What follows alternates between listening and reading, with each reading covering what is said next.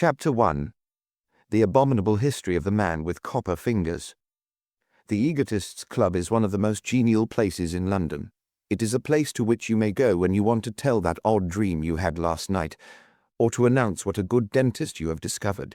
You can write letters there if you like, and have the temperament of a Jane Austen, for there is no silence room, and it would be a breach of club manners to appear busy or absorbed when another member addresses you. You must not mention golf or fish, however, and if the Honourable Freddie Arbuthnot's motion is carried at the next committee meeting, and opinion so far appears very favourable, you will not be allowed to mention wireless either. As Lord Peter Wimsey said when the matter was mooted the other day in the smoking room, those are things you can talk about anywhere, otherwise the club is not specially exclusive. Nobody is ineligible per se, except strong, silent men. Nominees are, however, required to pass certain tests, whose nature is sufficiently indicated by the fact that a certain distinguished explorer came to grief through accepting and smoking a powerful Trichinopoly cigar as an accompaniment to a 63 port.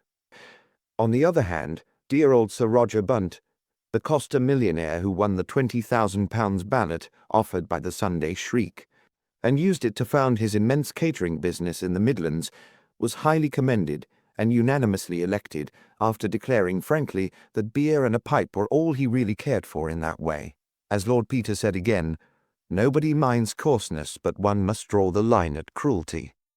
On this particular evening, Masterman the Cubist poet had brought a guest with him, a man named Varden.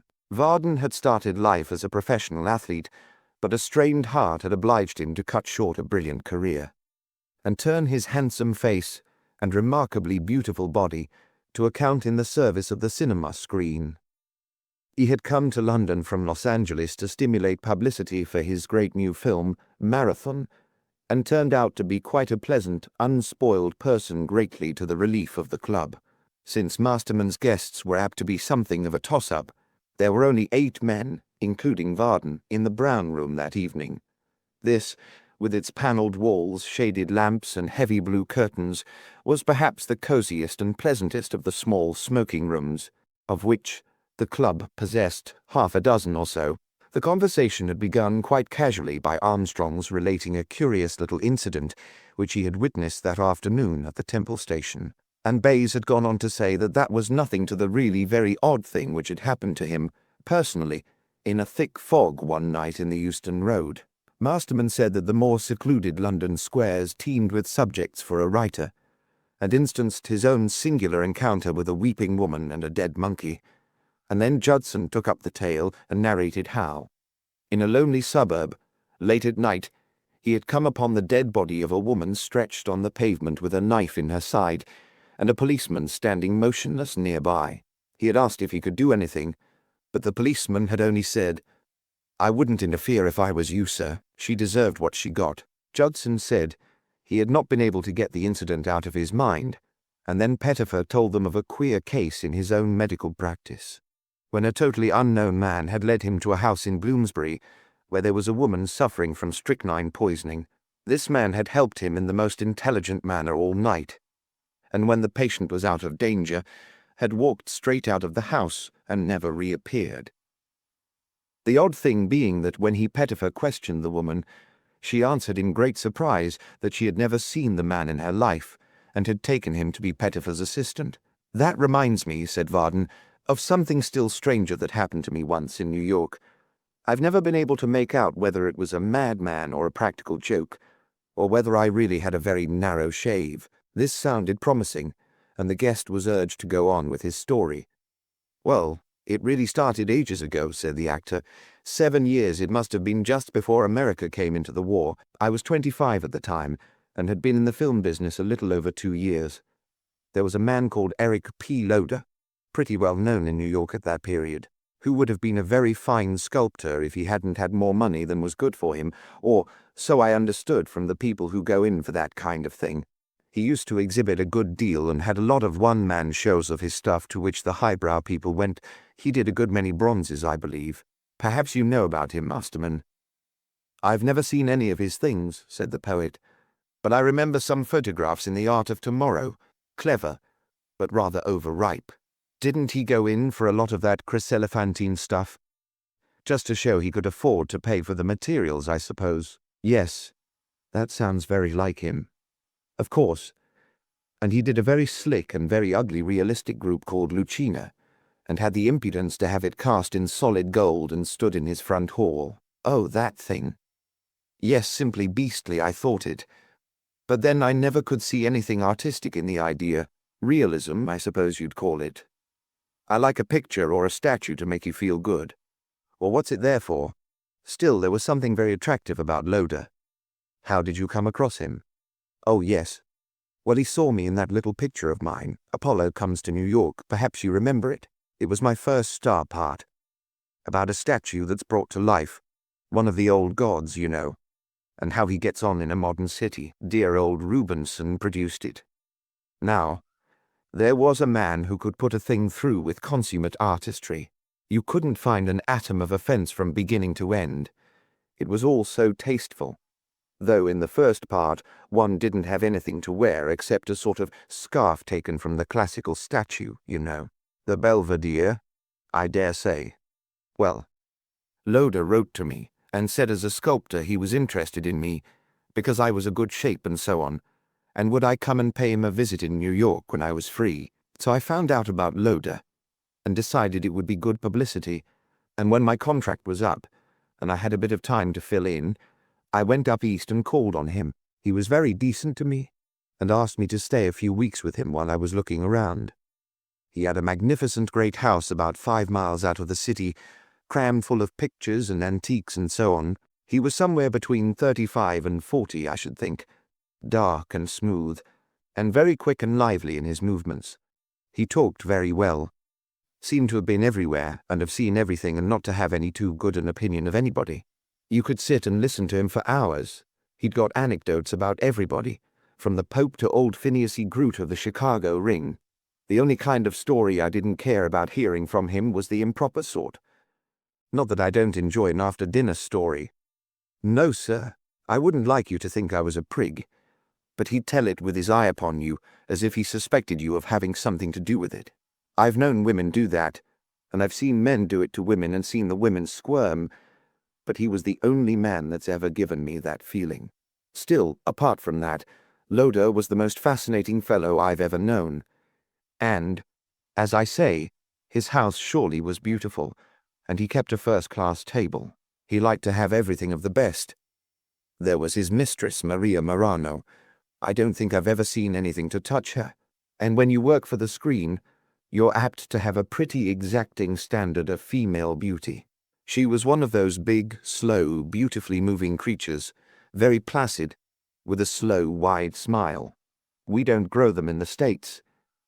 She'd come from the South, had been a cabaret dancer, he said, and she didn't contradict him. He was very proud of her, and she seemed to be devoted to him in her own fashion. He'd show her off in the studio with nothing on but a fig leaf, or so stand her up beside one of the figures he was always doing of her, and compare them point by point. There was literally only 1/2 inch of her, it seemed, that wasn't absolutely perfect from the sculptor's point of view. The second toe of her left foot was shorter than the big toe. He used to correct it, of course, in the statues. She'd listen to it all with a good-natured smile, sort of vaguely flattered, you know, though I think the poor girl sometimes got tired of being gloated over that way. She'd sometimes hunt me out and confide to me that what she had always hoped for was to run a restaurant of her own, with a cabaret show, and a great many cooks with white aprons, and lots of polished electric cookers. And then I would marry, she'd say, and have 4 sons and 1 daughter. And she told me all the names she had chosen for the family. I thought it was rather pathetic.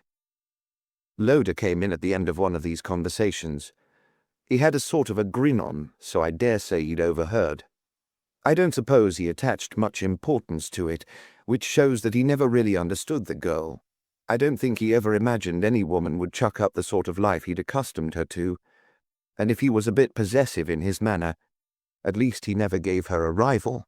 For all his talk and his ugly statues, she'd got him, and she knew it. I stayed there getting on for a month altogether, having a thundering good time. On 2 occasions Loder had an art spasm, and shut himself up in his studio to work, and wouldn't let anybody in for several days on end.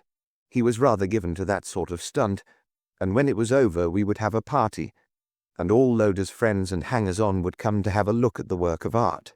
He was doing the figure of some nymph or goddess, I fancy, to be cast in silver, and Marie used to go along and sit for him. Apart from those times, he went about everywhere, and we saw all there was to be seen. I was fairly annoyed, I admit, when it came to an end. War was declared, and I'd made up my mind to join up when that happened.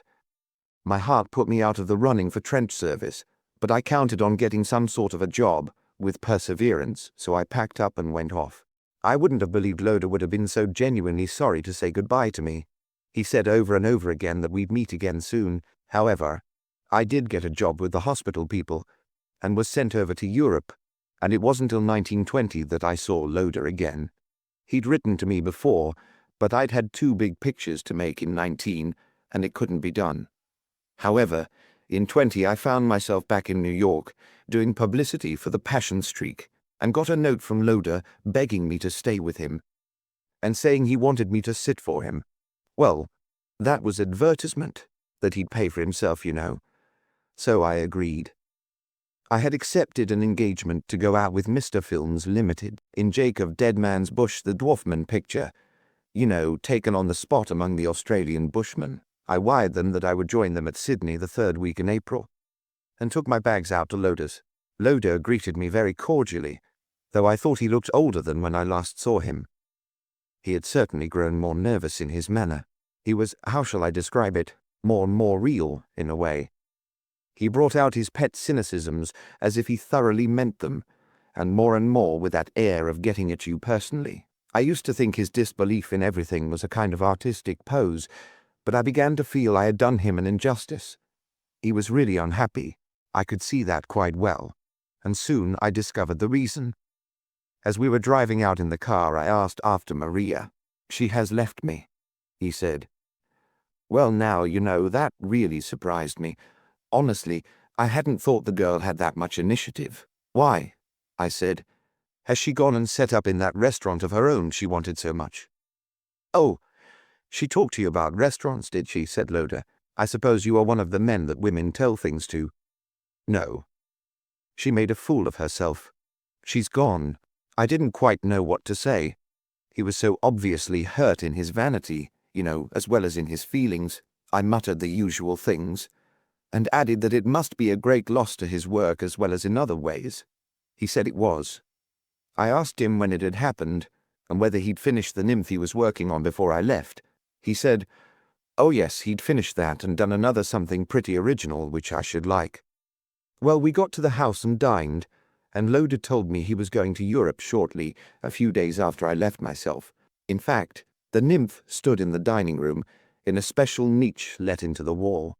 It really was a beautiful thing, not so showy as most of Loder's work, and a wonderful likeness of Maria. Loder put me opposite it, so that I could see it during dinner, and really, I could hardly take my eyes off it.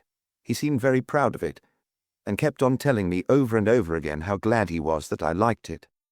It struck me that he was falling into a trick of repeating himself. We went into the smoking room after dinner. He'd had it rearranged, and the first thing that caught one's eye was a big settee drawn before the fire. It stood about a couple of feet from the ground, and consisted of a base made like a Roman couch, with cushions and a highish back, all made of oak with a silver inlay, and on top of this, forming the actual seat one sat on, if you follow me, there was a great silver figure of a nude woman, fully life-size, lying with her head back and her arms extended along the sides of the couch. A few big loose cushions made it possible to use the thing as an actual settee, though I must say it never was really comfortable to sit on respectably, as a stage prop. For registering dissipation it would have been excellent, but to see Loder sprawling over it by his own fireside gave me a kind of shock. He seemed very much attached to it, though. I told you, he said, that it was something original. Then I looked more closely at it, and saw that the figure actually was Maria's, though the face was rather sketchily done, if you understand what I mean. I suppose he thought a bolder treatment more suited to a piece of furniture. But I did begin to think Loder a trifle degenerate when I saw that couch, and in the fortnight that followed, I grew more and more uncomfortable with him. That personal manner of his grew more marked every day, and sometimes, while I was giving him sittings, he would sit there and tell one of the most beastly things, with his eyes fixed on one in the nastiest way, just to see how one would take it. Upon my word, though he certainly did me uncommonly well, I began to feel I'd be more at ease among the bushmen. Well, now I come to the odd thing. Everybody sat up and listened a little more eagerly. It was the evening before I had to leave New York, went on Varden. I was sitting. Here somebody opened the door of the brown room to be greeted by a warning sign from Bayes. The intruder sank obscurely into a large chair and mixed himself a whiskey with extreme care not to disturb the speaker. I was sitting in the smoking room, continued Varden, waiting for Loder to come in. I had the house to myself, for Loder had given the servants leave to go to some show or lecture or other, and he himself was getting his things together for his European trip, and had to keep an appointment with his man of business. I must have been very nearly asleep, because it was dusk when I came to with a start, and saw a young man quite close to me. He wasn't at all like a housebreaker, and still less like a ghost. He was, I might almost say, exceptionally ordinary looking.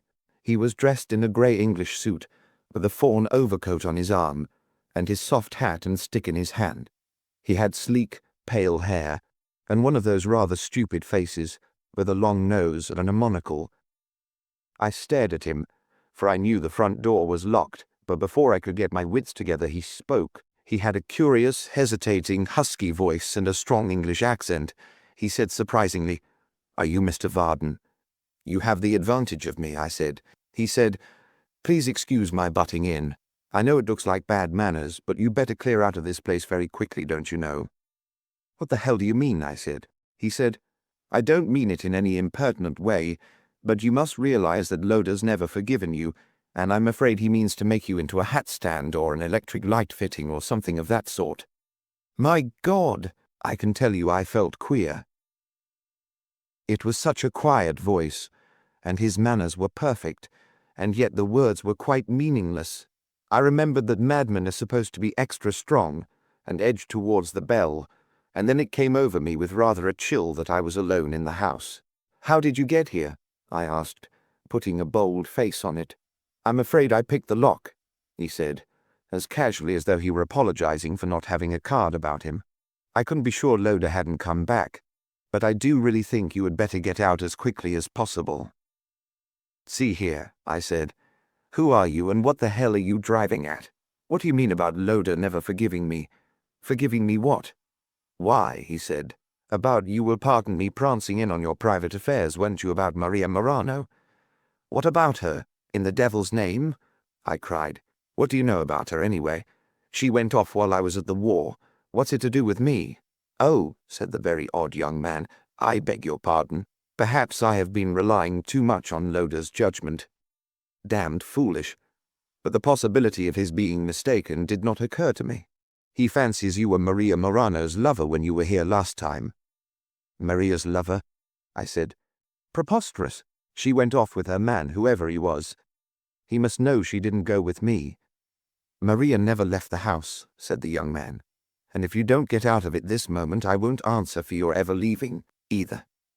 "In God's name," I cried, exasperated, "what do you mean?" The man turned and threw the blue cushions off the foot of the silver couch. "Have you ever examined the toes of this?" he asked. "Not particularly," I said, more and more astonished. "Why should I?" "Did you ever know Loder make any figure of her but this with that short toe on the left foot?" he went on. "Well, I did take a look at it then, and saw it was as he said. The left foot had a short second toe." "So it is," I said. "But after all, why not?" "Why not indeed?" said the young man. "Wouldn't you like to see why, of all the figures Loder made of Maria Morano, this is the only one that has the feet of the living woman?" He picked up the poker. "Look," he said. With a lot more strength than I should have expected from him, he brought the head of the poker down with a heavy crack on the silver couch. It struck one of the arms of the figure neatly at the elbow joint, smashing a jagged hole in the silver. He wrenched at the arm and brought it away. It was hollow, and as I am alive, I tell you there was a long, dry arm bone inside it. Varden paused. and put away a good mouthful of whiskey. "Well?" cried several breathless voices. "Well," said Varden, "I'm not ashamed to say I went out of that house like an old buck rabbit that hears the man with the gun. There was a car standing just outside, and the driver opened the door. I tumbled in, and then it came over me that the whole thing might be a trap, and I tumbled out again and ran till I reached the trolley cars. But I found my bags at the station next day, duly registered for Vancouver. When I pulled myself together, I did rather wonder what Loder was thinking about my disappearance, but I could no more have gone back into that horrible house than I could have taken poison. I left for Vancouver next morning, and from that day to this, I never saw either of those men again. I've still not the faintest idea who the fair man was, or what became of him, but I heard in a roundabout way that Loder was dead in some kind of an accident, I fancy." There was a pause. "Then it's a damned good story, Mr. Varden," said Armstrong. "He was a dabbler in various kinds of handiwork, and was indeed chiefly responsible for Mr. Arbuthnot's motion to ban wireless. But are you suggesting there was a complete skeleton inside that silver casting? Do you mean Loder put it into the core of the mould when the casting was done? It would be awfully difficult and dangerous. The slightest accident would have put him at the mercy of his workmen, and that statue must have been considerably over life-size, to allow of the skeleton being well covered." "Mr. Varden has unintentionally misled you, Armstrong," said a quiet, husky voice suddenly from the shadow behind Varden's chair. The figure was not silver, but electro-plated on a copper base deposited direct on the body. The lady was Sheffield-plated, in fact. I fancy the soft parts of her must have been digested away with pepsin, or some preparation of the kind, after the process was complete, but I can't be positive about that." "Hullo, Whimsy," said Armstrong. "Was that you came in just now? And why this confident pronouncement?" The effect of Whimsy's voice on Varden had been extraordinary. He had leapt to his feet, and turned the lamp so as to light up Whimsy's face. "Good evening, Mr. Varden," said Lord Peter. "I'm delighted to meet you again and to apologize for my unceremonious behavior on the occasion of our last encounter." Varden took the proffered hand and was speechless. "Do you mean to say, you mad mystery-monger, that you were Varden's great unknown?" demanded Bayes. "Ah, well," he added rudely, "we might have guessed it from his vivid description." "Well, since you're here," said Smith Hartington, the morning Yell-man, "I think you ought to come across with the rest of the story." "Was it just a joke?" asked Judson. "Of course not," interrupted Pettifer, before Lord Peter had time to reply. "Why should it be? Whimsy's seen enough queer things not to have to waste his time inventing them." "That's true enough," said Bayes. "Comes of having deductive powers and all that sort of thing, and always sticking one's nose into things that are better not investigated." "That's all very well, Bayes," said his lordship. "But if I hadn't just mentioned the matter to Mr. Varden that evening, where would he be?" "Ah, where? That's exactly what we want to know," demanded Smith Hartington. "Come on, Whimsy. No shirking, we must have the tale." "And the whole tale," added Pettifer. "And nothing but the tale," said Armstrong, dexterously whisking away the whiskey bottle and the cigars from under Lord Peter's nose. "Get on with it, old son. Not a smoke do you smoke, and not a sup do you sip, till Bird Ellen is set free." "Brute," said his lordship plaintively. "As a matter of fact," he went on with a change of tone, "it's not really a story I want to get about. It might land me in a very unpleasant sort of position, manslaughter probably, and murder possibly." "Gosh," said Bayes. "That's all right," said Armstrong. "Nobody's going to talk. We can't afford to lose you from the club, you know. Smith Hartington will have to control his passion for copy, that's all."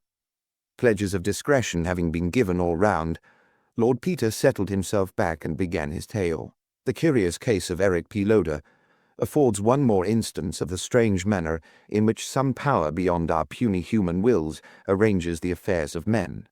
Call it providence, call it destiny. "We'll call it off," said Bayes. "You can leave out that part." Lord Peter groaned and began again. "Well, the first thing that made me feel a bit inquisitive about Loder was a casual remark by a man at the emigration office in New York, where I happened to go about that silly affair of Mrs. Biltz. He said, 'What on earth is Eric Loder going to do in Australia?' I should have thought Europe was more in his line." "Australia?" I said, You're wandering, dear old thing. He told me the other day he was off to Italy in 3 weeks' time. Italy nothing, he said. He was all over our place today, asking about how you got to Sydney and what were the necessary formalities and so on. Oh, I said, I suppose he's going by the Pacific route and calling it Sydney on his way. But I wondered why he hadn't said so when I'd met him the day before. He had distinctly talked about sailing for Europe and doing Paris before he went on to Rome. I felt so darned inquisitive that I went and called on Loder 2 nights later. He seemed quite pleased to see me and was full of his forthcoming trip. I asked him again about his route, and he told me quite distinctly he was going via Paris. Well, that was that, and it wasn't really any of my business, and we chatted about other things. He told me that Mr. Varden was coming to stay with him before he went, and that he hoped to get him to pose for a figure before he left. He said he'd never seen a man so perfectly formed. I meant to get him to do it before, he said, but war broke out, and he went and joined the army before I had time to start. He was lolling on that beastly couch of his at the time, and happening to look round at him, I caught such a nasty sort of glitter in his eye that he gave me quite a turn. He was stroking the figure over the neck and grinning at it. "None of your efforts in Sheffield Plate, I hope," said I. "Well," he said, "I thought of making a kind of companion to this. The sleeping athlete, you know, or something of that sort." "You'd much better cast it," I said. "Why did you put the stuff on so thick? It destroys the fine detail." That annoyed him.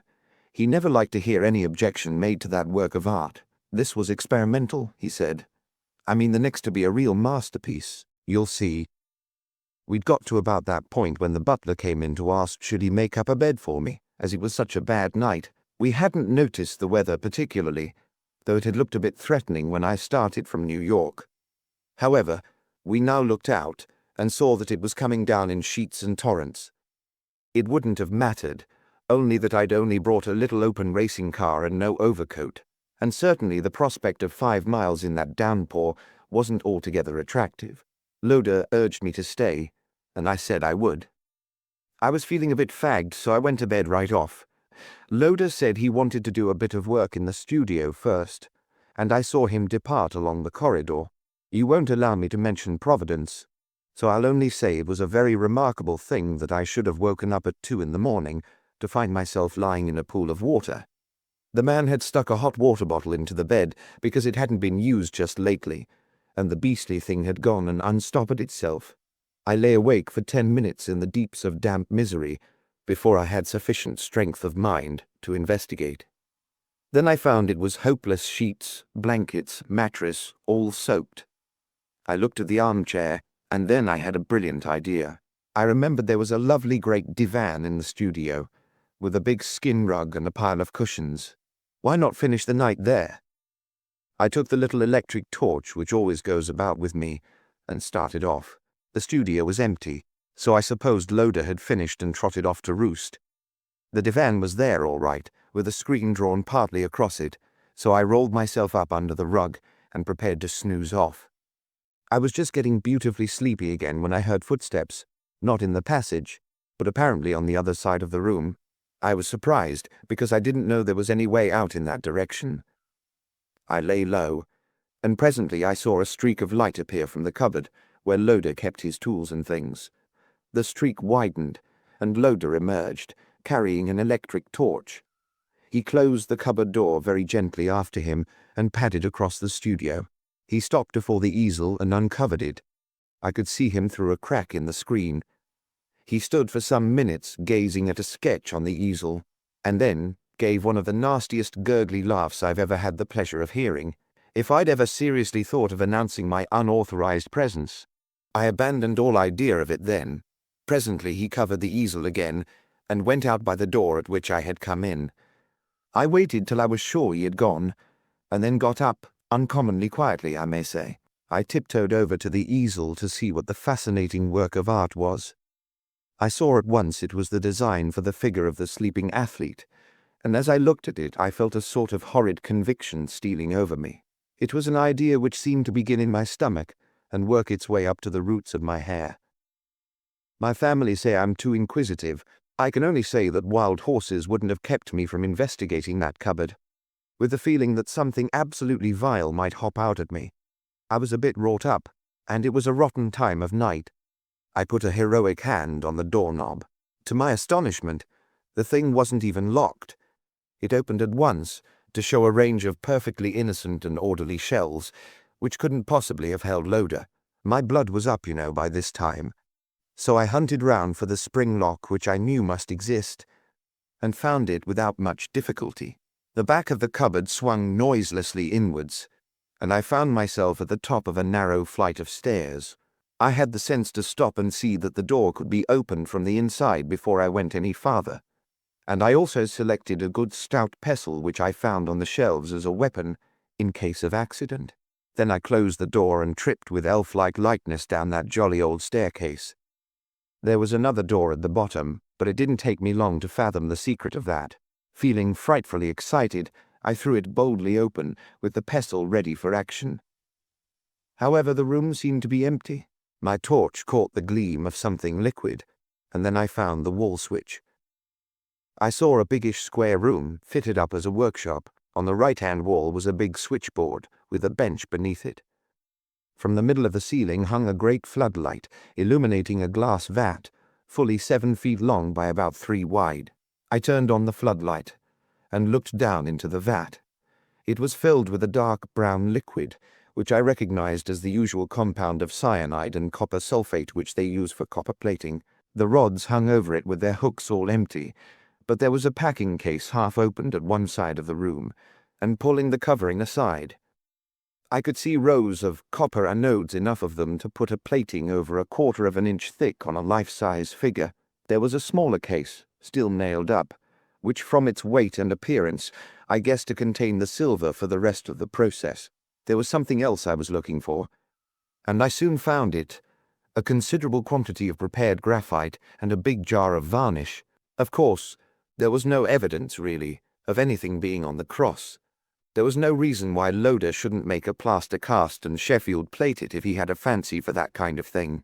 But then I found something that couldn't have come there legitimately. On the bench was an oval slab of copper about 1.5 inches long, Loda's night's work, I guessed. It was an electrotype of the American consular seal, the thing they stamp on your passport photograph to keep you from hiking it off, and substituting the picture of your friend, Mr. Jiggs, who would like to get out of the country because he is so popular with Scotland Yard. I sat down on Loda's stool and worked out that pretty little plot in all its details.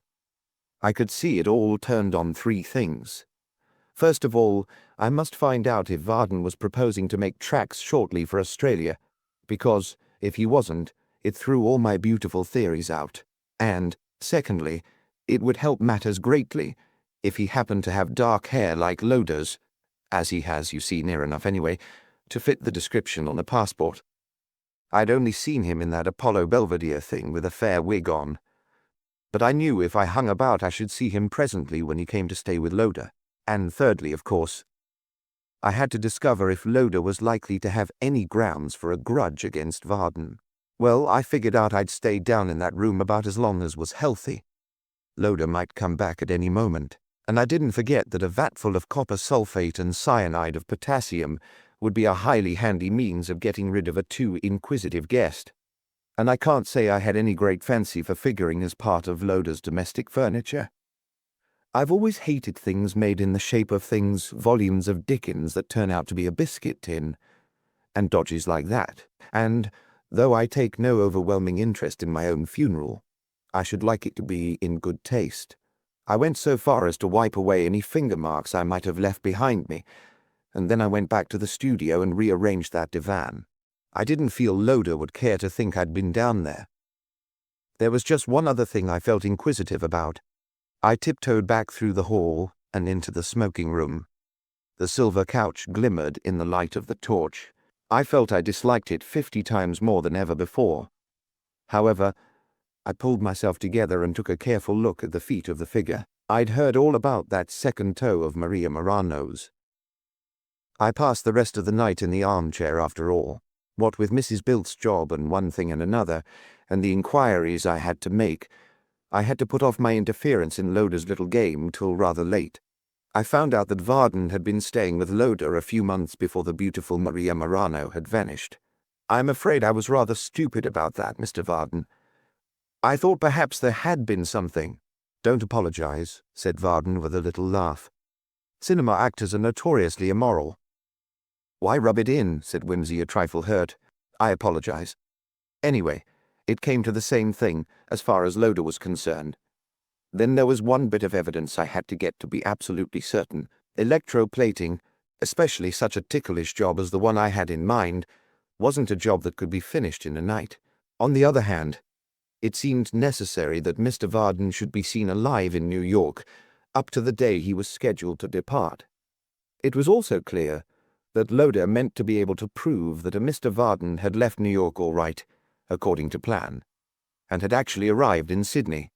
Accordingly, a false Mr. Varden was to depart with Varden's papers and Varden's passport, furnished with a new photograph duly stamped with the consular stamp, and to disappear quietly at Sydney and be retransformed into Mr. Eric Loder, travelling with a perfectly regular passport of his own. Well, then, in that case, obviously a cablegram would have to be sent off to Mr. Films Limited, warning them to expect Varden by a later boat than he had arranged. I handed over this part of the job to my man, Bunter, who is uncommonly capable. The devoted fellow shadowed Loder faithfully for getting on for 3 weeks, and at length, the very day before Mr. Varden was due to depart. The cablegram was sent from an office in Broadway, where by a happy providence, once more, they supply extremely hard pencils. By Jove, cried Varden. I remember now being told something about a cablegram when I got out, but I never connected it with Loder. I thought it was just some stupidity of the Western Electric people. Quite so. Well, as soon as I'd got that, I popped along to Loder's with a picklock in one pocket and an automatic in the other. The good Bunter went with me, and if I didn't return by a certain time, had orders to telephone for the police. So you see, everything was pretty well covered. Bunter was the chauffeur who was waiting for you, Mr. Varden, but you turned suspicious. I don't blame you altogether. So all we could do was to forward your luggage along to the train. On the way out, we met the Loder servants en route for New York in a car, which showed us that we were on the right track, and also that I was going to have a fairly simple job of it. You've heard all about my interview with Mr. Varden. I really don't think I could improve upon his account. When I'd seen him and his traps safely off the premises, I made for the studio. It was empty, so I opened the secret door, and, as I expected, saw a line of light under the workshop door at the far end of the passage. So Loder was there all the time. Of course he was. I took my little pop gun tight in my fist and opened the door very gently. Loder was standing between the tank and the switchboard, very busy indeed, so busy he didn't hear me come in. His hands were black with graphite, a big heap of which was spread on a sheet on the floor, and he was engaged with a long, springy coil of copper wire running to the output of the transformer. The big packing case had been opened, and all the hooks were occupied.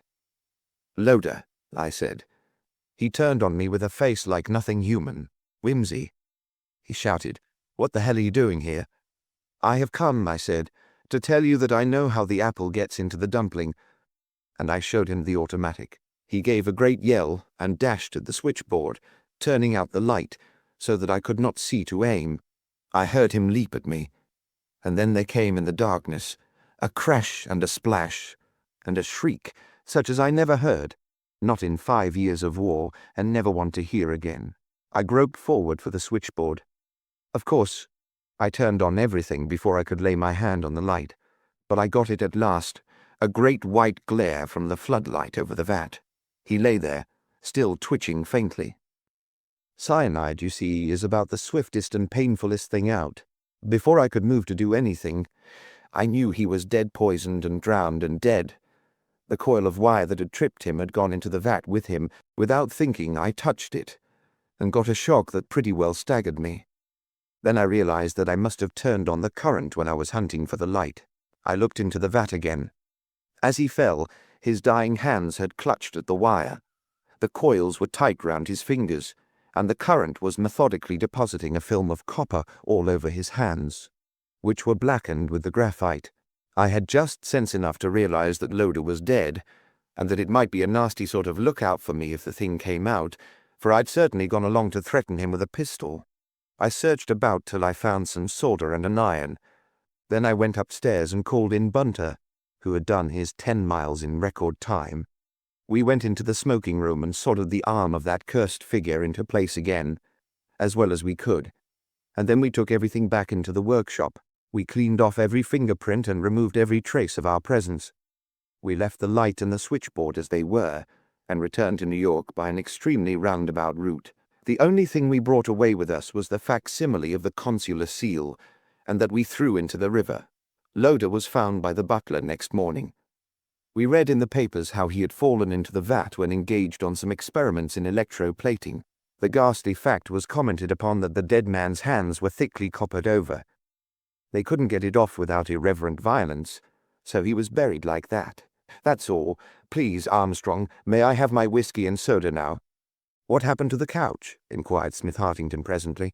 I bought it in at the sale of Loder's things, said Whimsy, and got hold of a dear old Catholic priest I knew, to whom I told the whole story under strict vow of secrecy. He was a very sensible and feeling old bird, so one moonlight night Bunter and I carried the thing out in the car to his own little church, some miles out of the city, and gave it Christian burial in a corner of the graveyard. It seemed the best thing to do. Chapter 2. The entertaining episode of the article in question. The unprofessional detective career of Lord Peter Wimsey was regulated, though the word has no particular propriety in this connection, by a persistent and undignified inquisitiveness. The habit of asking silly questions, natural, though irritating, in the immature male remained with him long after his immaculate man, Bunter, had become attached to his service to shave the bristles from his chin and see to the due purchase and housing of Napoleon brandies and Villar cigars. At the age of 32, his sister Mary christened him Elephant's Child. It was his idiotic inquiries, before his brother, the Duke of Denver, who grew scarlet with mortification as to what the woolsack was really stuffed with, that led the then Lord Chancellor idly to investigate the article in question, and to discover, tucked deep within its recesses, that famous diamond necklace of the Marchioness of Rittle, which had disappeared on the day Parliament was opened and been safely secreted by one of the cleaners. It was by a continual and personal badgering of the chief engineer at Toulouse on the question of why is oscillation and how is it done, that his lordship incidentally unmasked the great Plofsky gang of anarchist conspirators, who were accustomed to converse in code by a methodical system of howls, superimposed to the great annoyance of listeners in British and European stations upon the London wavelength, and duly relayed by 5 tick hex over a radius of some 500 or 600 miles. He annoyed persons of more leisure than decorum by suddenly taking into his head to descend to the underground by way of the stairs, though the only exciting things he ever actually found there were the blood-stained boots of the Sloane Square murderer. On the other hand, when the drains were taken up at Glegg's Folly, it was by hanging about and hindering the plumbers at their job that he accidentally made the discovery which hanged that detestable poisoner, William Girdlestone Chitty. Accordingly, it was with no surprise at all that the reliable Bunter, one April morning, received the announcement of an abrupt change of plan. They had arrived at the Gare Saint-Lazare in good time to register the luggage. Their 3 months' trip to Italy had been purely for enjoyment, and had been followed by a pleasant fortnight in Paris. They were now intending to pay a short visit to the Duc de Sainte-Croix in Rouen, on their way back to England.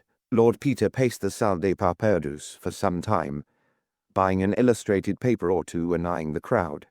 He bent an appreciative eye on a slim, shingled creature with the face of a Paris gamin, but was forced to admit to himself that her ankles were a trifle on the thick side. He assisted an elderly lady who was explaining to the bookstall clerk that she wanted a map of Paris and not a carte postale, consumed a quick cognac at one of the little green tables at the far end, and then decided he had better go down and see how Bunter was getting on. In half an hour Bunter and his porter had worked themselves up to the second place in the enormous queue, for, as usual, one of the weighing machines was out of order. In front of them stood an agitated little group. The young woman Lord Peter had noticed in the Salle des Pas Perdus, a sallow-faced man of about 30, their porter, and the registration official, who was peering eagerly through his little guichet. "Mais je te répète que je ne lisais pas," said the sallow man heatedly. Voyons, voyons. C'est bien toi qui les as pris, n'est-ce pas? Eh bien alors, comment veux-tu que je les ai? Moi, mais non. Mais non, je te les ai bien donnés là-haut. Avant d'aller chercher les journaux, je t'assure que non. Enfin, c'est évident, j'aille chercher partout. Que diable, tu ne m'as rien donné. Du tout, du tout. Mais puisque je t'ai dit d'aller faire enregistrer les bagages, ne faut-il pas que je t'ai bien remis les billets? Que penses-tu pour un imbécile, va? On n'est pas dépourvu de sens, mais regarde l'heure, le train part à 11h. 20 minutes. Cherche un peu, au moins, mais puisque j'aille chercher partout le gilet, rien ne jaquet, rien ne part de ceci, rien. C'est toi. Here the porter, urged by the frantic cries and stamping of the queue, and the repeated insults of Lord Peter's porter, flung himself into the discussion. D'être comme sur a bouté les billets dans son pantalon, he suggested. Triple idiot, snapped the traveller. Je vous demande est-ce qu'on n'a jamais entendu parler de mettre des billets dans son pantalon? Jamais. The French porter is a Republican, and, moreover, extremely ill-paid. The large tolerance of his English colleague is not for him. Ah, said he, dropping 2 heavy bags and looking round for moral support. Vous dites?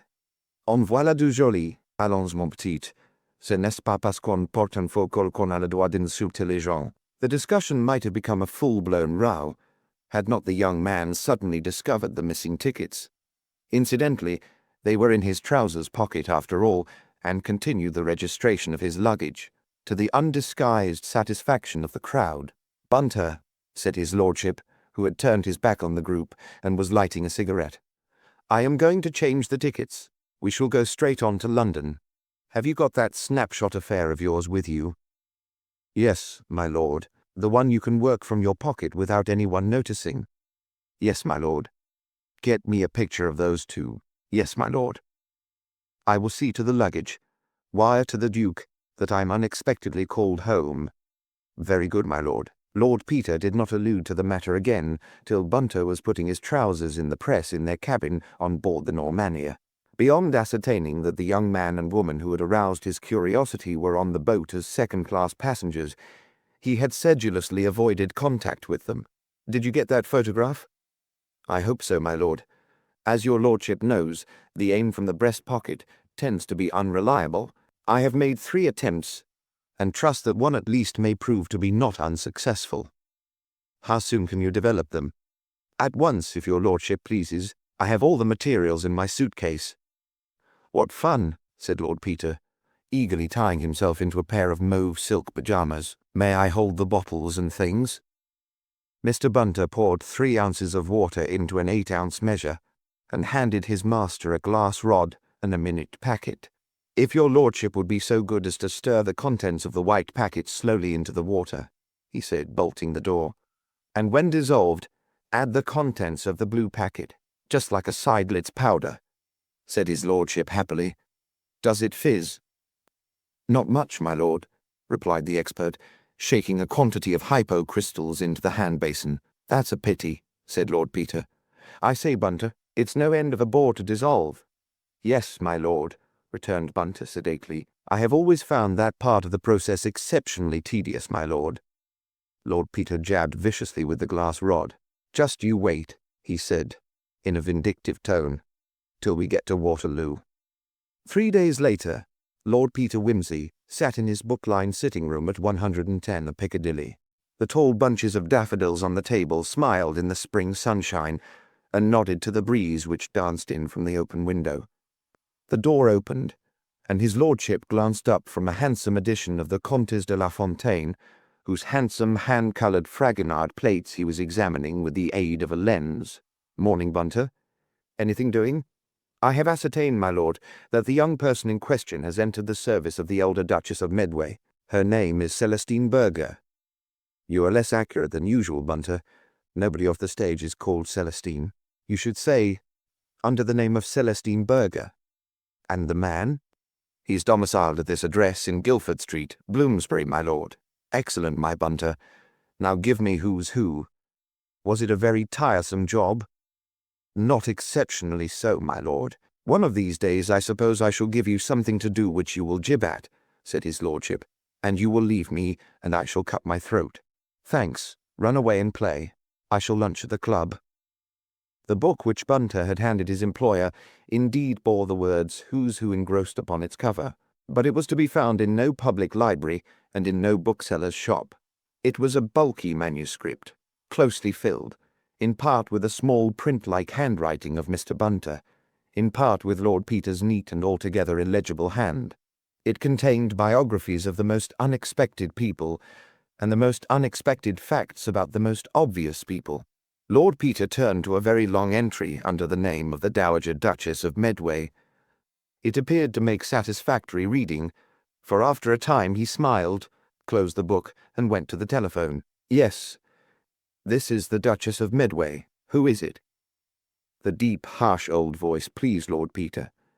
He could see the imperious face and upright figure of what had been the most famous beauty in the London of the 60s. It's Peter Wimsey, Duchess. Indeed, and how do you do, young man? Back from your continental jaunting? Just home and longing to lay my devotion at the feet of the most fascinating lady in England. God bless my soul, child. What do you want? Demanded the Duchess. Boys like you don't flatter an old woman for nothing. I want to tell you my sins, Duchess. You should have lived in the great days, said the voice appreciatively. Your talents are wasted on the young fry. That is why I want to talk to you, Duchess. Well, my dear, if you've committed any sins worth hearing, I shall enjoy your visit. You are as exquisite in kindness as in charm. I am coming this afternoon. I will be at home to you and to no one else. There. Dear lady, I kiss your hands, said Lord Peter, and he heard a deep chuckle as the Duchess rang off. You may say what you like, Duchess, said Lord Peter from his reverential position on the fender stool, but you are the youngest grandmother in London, not excepting my own mother. Dear Honoria is the merest child, said the Duchess. I have 20 years more experience of life, and have arrived at the age when we boast of them. I have every intention of being a great-grandmother before I die. Sylvia is being married in a fortnight's time to that stupid son of Attenbury's. Abcock? Yes. He keeps the worst hunters I ever saw, and doesn't know still champagne from Sauterne. But Sylvia is stupid too, poor child, so I dare say they will get on charmingly. In my day one had to have either brains or beauty to get on, preferably both. Nowadays nothing seems to be required but a total lack of figure. But all the sense went out of society with the House of Lords veto. I accept you, Peter. You have talents. It is a pity you do not employ them in politics. Dear lady, God forbid. Perhaps you are right, as things are. There were giants in my day. Dear Dizzy, I remember so well when his wife died. How hard we all tried to get him. Medway had died the year before, but he was wrapped up in that stupid Bradford woman who had never even read a line of one of his books and couldn't have understood him if she had. And now we have Abcock standing for Midhurst and married to Sylvia. You haven't invited me to the wedding, Duchess dear. I'm so hurt, sighed his lordship. Bless you, child. I didn't send out the invitations, but I suppose your brother and that tiresome wife of his will be there. You must come, of course, if you want to. I had no idea you had a passion for weddings. Hadn't you? Said Peter. I have a passion for this one.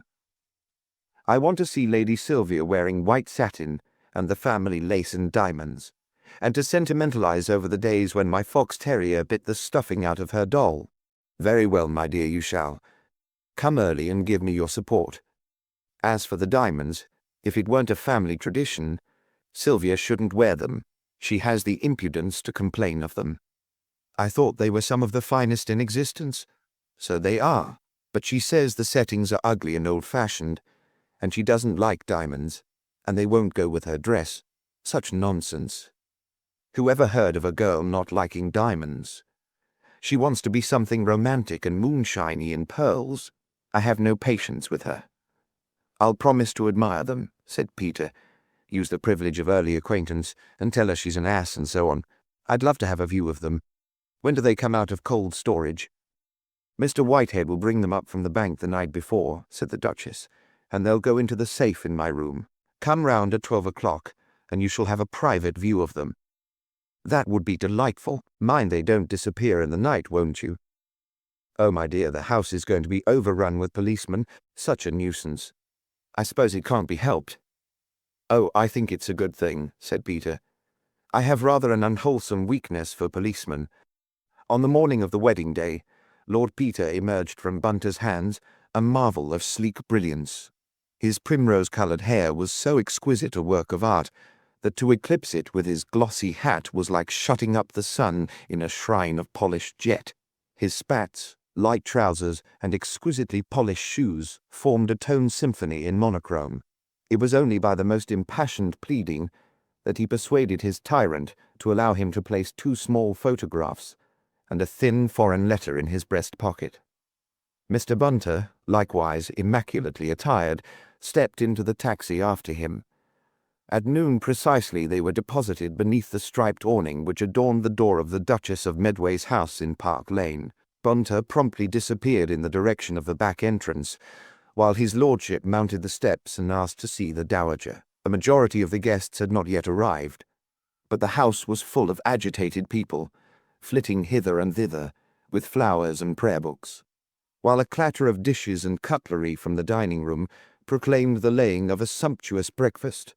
Lord Peter was shown into the morning room while the footman went to announce him, and here he found a very close friend and devoted colleague, Detective Inspector Parker, mounting guard in plain clothes over a costly collection of white elephants.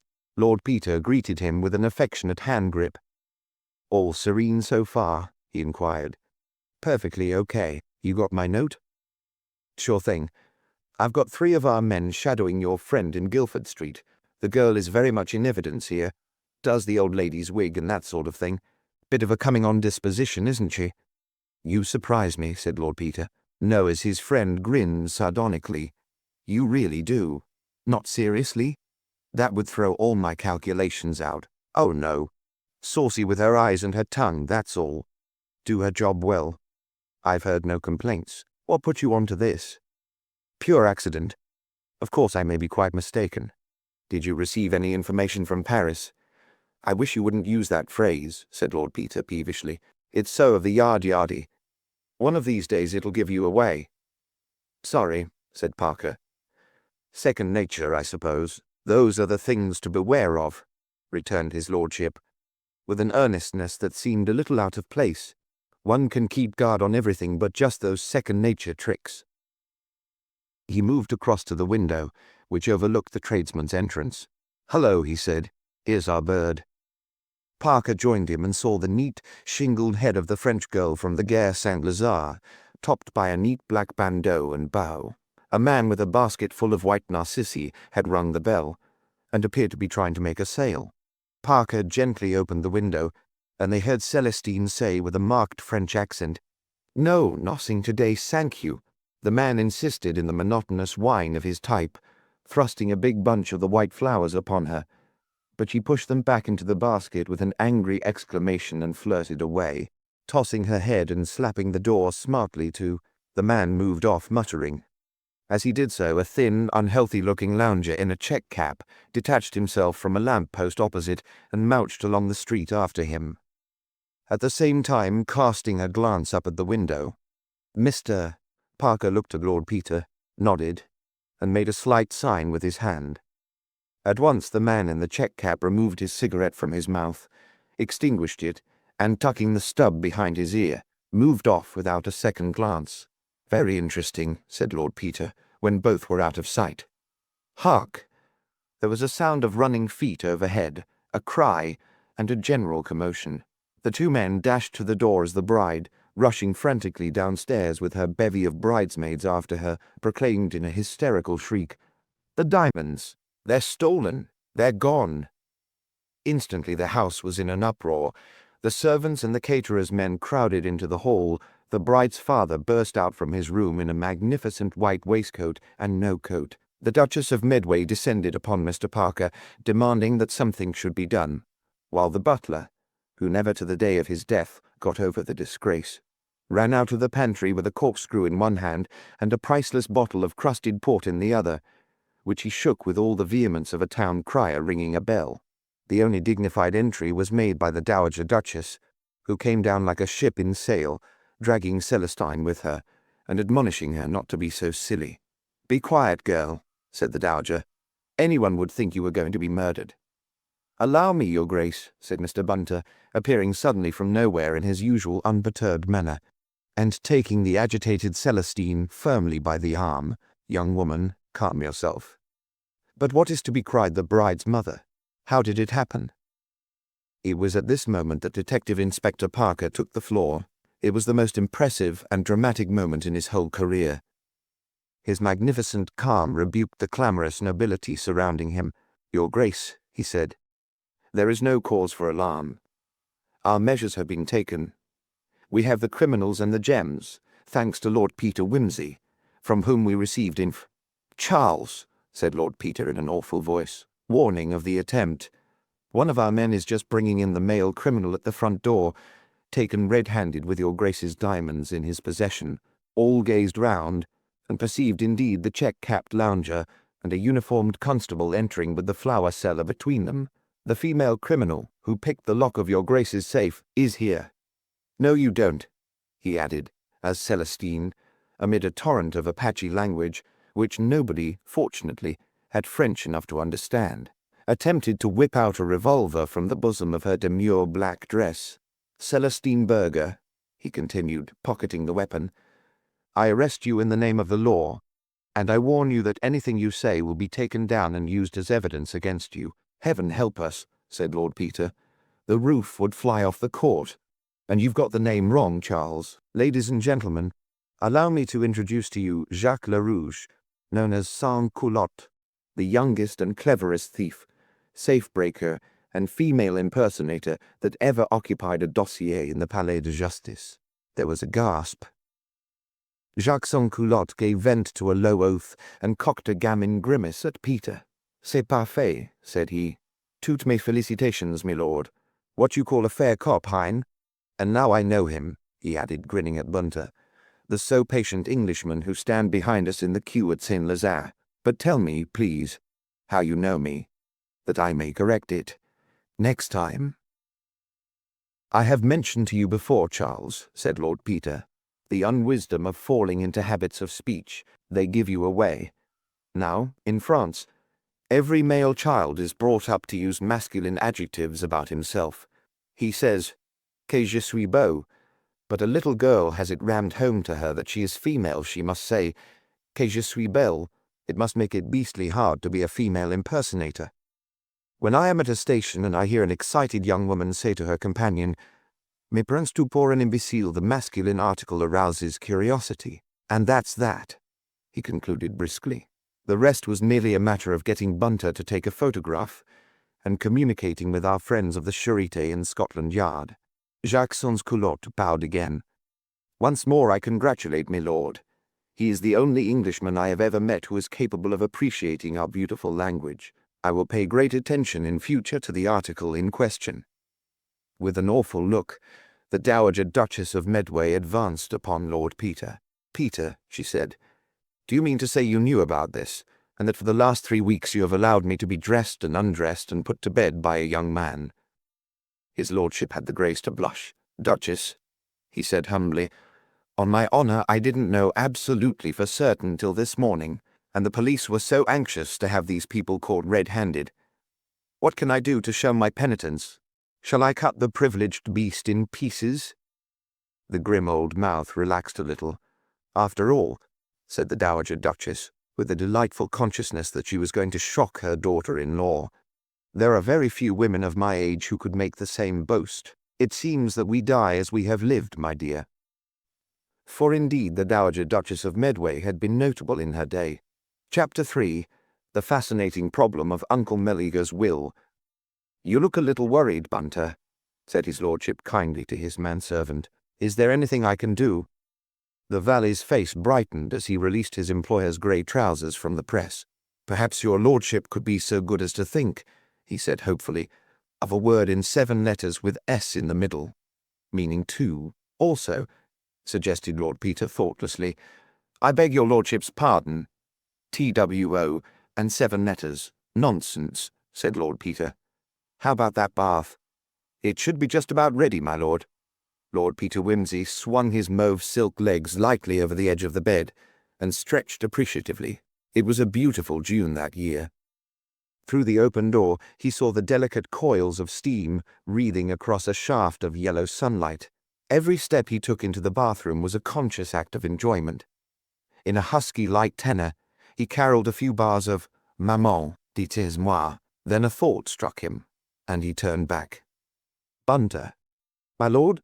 No bacon this morning. Quite the wrong smell. I was thinking of buttered eggs, my lord. Excellent. Like primroses. The Beaconsfield touch, said his lordship approvingly. His song died into a rapturous crooning as he settled into the verbena-scented water.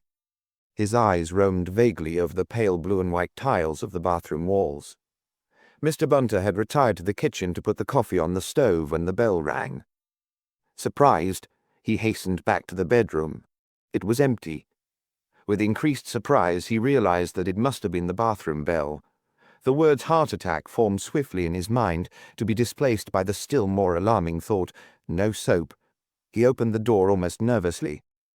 "Did you ring, my lord?" he demanded of Lord Peter's head, alone visible. "Yes," said his lordship abruptly. "Am such. I beg your lordship's pardon. Am sushi. Word of 7 letters, meaning 2, with S in the middle. 2 aces. Am such." Bunter's expression became beatified. "Undoubtedly correct," he said, pulling a small sheet of paper from his pocket and entering the word upon it in pencil. "I am extremely obliged to your lordship. In that case, the indifferent cook in 6 letters ending with red must be Alfred." Lord Peter waved a dismissive hand. On re-entering his bedroom, Lord Peter was astonished to see his sister Mary seated in his own particular chair and consuming his buttered eggs.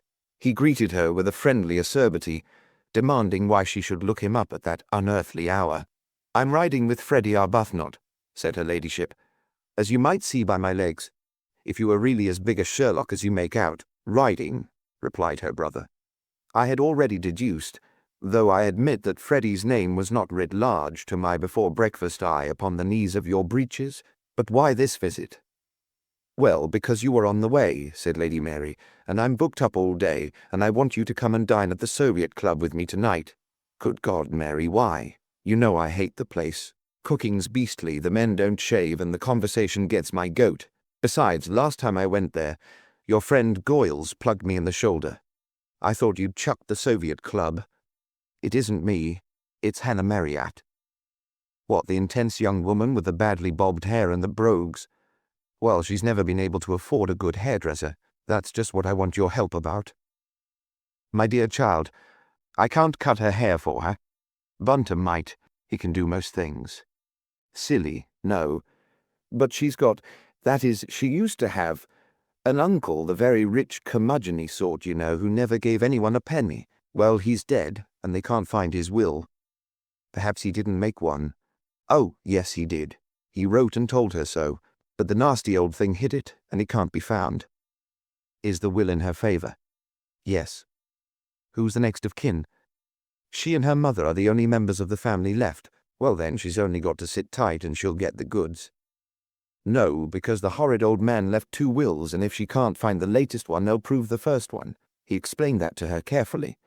"Oh, I see. By the way, I thought the young woman was a socialist." "Oh, she is.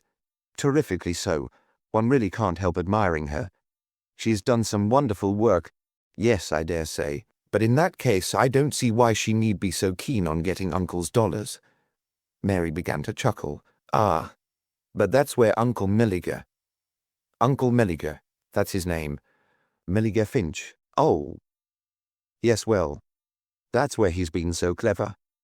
Unless she finds the new will, the old will comes into force and hands over every penny of the money to the funds of the Primrose League." Lord Peter gave a little yelp of joy. "Good for Uncle Milliger. But look here, Polly, I'm a Tory if anything. I'm certainly not a Red. Why should I help to snatch the good gold from the Primrose Leaguers and hand it over to the Third International? Uncle Milliger's a sport. I take to Uncle Milliger." "Oh, but Peter, I really don't think she'll do that with it. Not at present, anyway. They're awfully poor, and her mother ought to have some frightfully difficult operation or something, and go and live abroad, so it really is ever so important they should get the money. And perhaps Hannah wouldn't be quite so red if she'd ever had a bean of her own. Besides, You could make it a condition of helping her that she should go and get properly shingled at Bresl's. You are a very cynically minded person, said his lordship. However, it would be fun to have a go at Uncle M. Was he obliging enough to give any clues for finding the will? He wrote a funny sort of letter, which we can't make head or tail of. Come to the club tonight and she'll show it to you. Right-ho. 7 o'clock do, and we could go on and see a show afterwards. Do you mind clearing out now? I'm going to get dressed.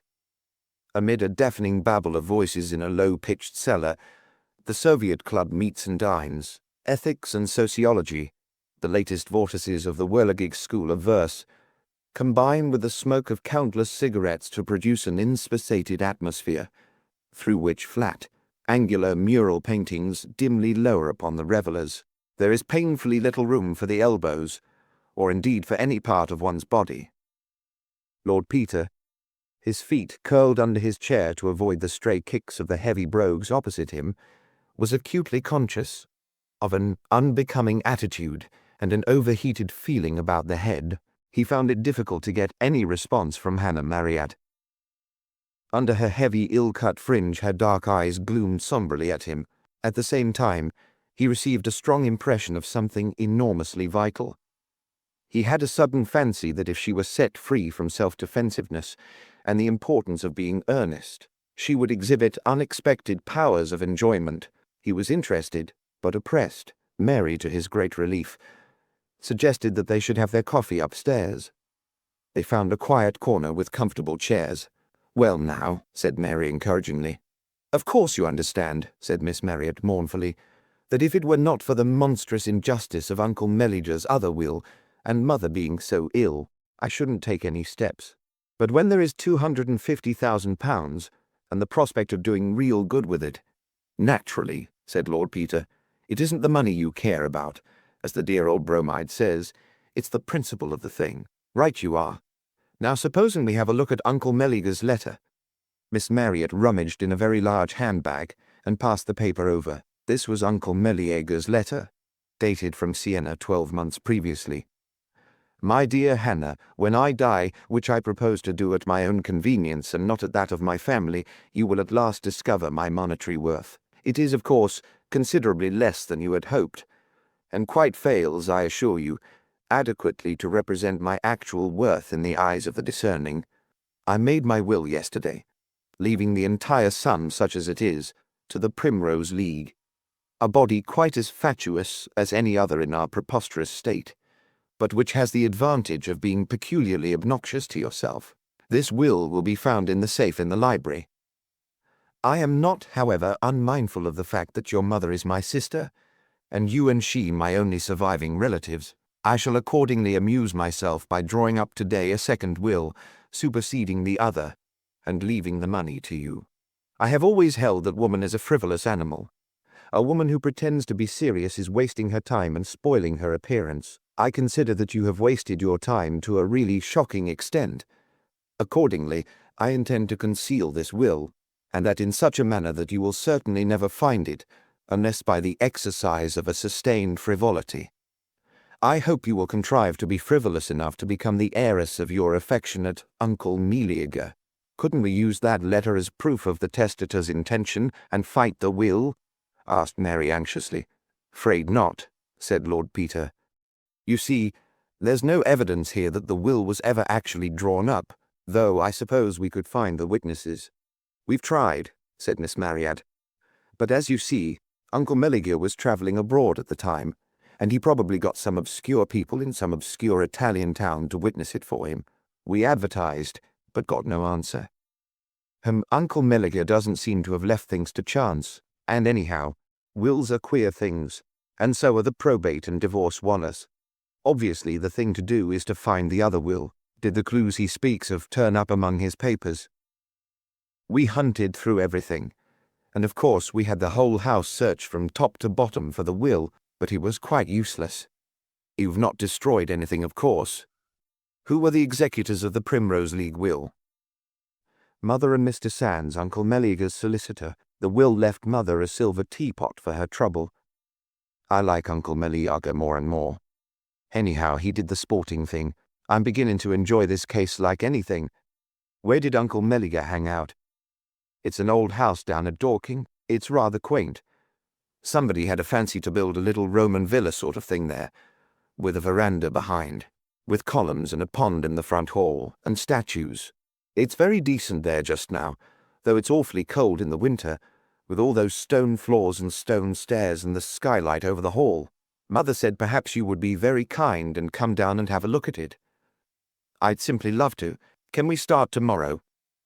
I promise you we'll be frivolous enough to please even Uncle Milliager, if you'll do your bit, Miss Marryat. Won't we, Mary? Rather. And I say, hadn't we better be moving if we're going to the Palumbra? I never go to music halls, said Miss Marryat ungraciously. Oh, but you must come tonight, said his lordship persuasively. It's so frivolous. Just think how it would please Uncle Milliger. Accordingly, the next day found the party, including the indispensable Mr. Bunter, assembled at Uncle Milliger's house. Pending the settlement of the will question, there had seemed every reason why Mr. Finch's executrix and next of kin should live in the house, thus providing every facility for what Lord Peter called the treasure hunt. After being introduced to Mrs. Marryat, who was an invalid and remained in her room, Lady Mary and her brother were shown over the house by Miss Marryat, who explained to them how carefully the search had been conducted. Every paper had been examined, every book in the library scrutinized page by page, the walls and chimneys tapped for hiding places, the boards taken up, and so forth, but with no result. You know, said his lordship, I'm sure you've been going the wrong way to work. My idea is old Uncle Meliger was a man of his word. If he said frivolous, he meant really frivolous. Something beastly silly. I wonder what it was. He was still wondering when he went up to dress. Bunter was putting studs in his shirt. Lord Peter gazed thoughtfully at him and then inquired, Are any of Mr. Finch's old staff still here? Yes, my lord, the cook and the housekeeper. Wonderful old gentleman they say he was too. 83, but as up-to-date as you please, had his wireless in his bedroom, and enjoyed the Savoy bands every night of his life. Followed his politics, and was always ready with the details of the latest big law cases. If a young lady came to see him, he'd like to see she had her hair shingled, and the latest style in fashions. They say he took up crosswords as soon as they came in, and was remarkably quick at solving them, my lord, and inventing them. Took a £10 prize in the Daily Yell for one, and was wonderfully pleased to get it, they say. My lord, rich as he was, indeed. Yes, my lord. He was a great man for acrostics before that, I understood them to say, but when crosswords came in, he threw away his acrostics and said he liked the new game better. Wonderfully adaptable, if I may say so. He seems to have been for an old gentleman. Was he, by Jove? Said his lordship absently, and then with sudden energy. Bunter, I'd like to double your salary, but I suppose you'd take it as an insult. The conversation bore fruit at dinner. What? Inquired his lordship. Happened to Uncle Meliger's crosswords? Crosswords, said Hannah Marryat, knitting her heavy brows. Oh, those puzzle things. Poor old man, he went mad over them. He had every newspaper sent him, and in his last illness he'd be trying to fill the wretched things in. It was worse than his acrostics and his jigsaw puzzles. Poor old creature. He must have been senile, I'm afraid. Of course we looked through them, but there wasn't anything there. We put them all in the attic. The attic for me, said Lord Peter. And for me, said Mary. I don't believe there was anything senile about Uncle Meliger. The evening was warm, and they had dined in the little viridarium at the back of the house, with its tall vases and hanging baskets of flowers and little marble statues. Is there an attic here? Said Peter. It seems such an un-attic thing to have in a house like this. It's just a horrid, poky little hole over the porch, said Miss Marryat, rising and leading the way. Don't tumble into the pond, will you? It's a great nuisance having it there, especially at night. I always tell them to leave a light on. Lord Peter glanced into the miniature impluvium, with its tiling of red, white, and black marble. That's not a very classic design, he observed. No. Uncle Meliger used to complain about it and say he must have it altered. There was a proper one once, I believe, but it got damaged, and the man before Uncle Meliger had it replaced by some local idiot. He built 3 bay windows out of the dining room at the same time, which made it very much lighter and pleasanter, of course. But it looks awful. Now this tiling is all right. Uncle put that in himself. She pointed to a mosaic dog at the threshold with the motto, Cave Canum, and Lord Peter recognized it as a copy of a Pompeian original. A narrow stair brought them to the attic, where the Whimsies flung themselves with enthusiasm upon a huge heap of dusty old newspapers and manuscripts. The latter seemed the likelier field, so they started with them. They consisted of a quantity of crosswords in manuscript, presumably the children of Uncle Milliga's own brain. The square, the list of definitions, and the solution were in every case neatly pinned together. Some early efforts, no doubt, were childishly simple, but others were difficult, with elusive or punning clues, some of the ordinary newspaper type, others in the form of rhymed distichs. They scrutinized the solutions closely, and searched the definitions for acrostics or hidden words, unsuccessfully for a long time. "This one's a funny one," said Mary. "Nothing seems to fit. Oh, it's too pinned together. No, it isn't. Yes, it is. It's only been pinned up wrong. Peter, have you seen the puzzle belonging to these clues anywhere?" "What one's that?" "Well, it's numbered rather funnily with Roman and Arabic numerals, and it starts off with a thing that hasn't got any numbers at all. Truth, poor girl, was nobody's daughter.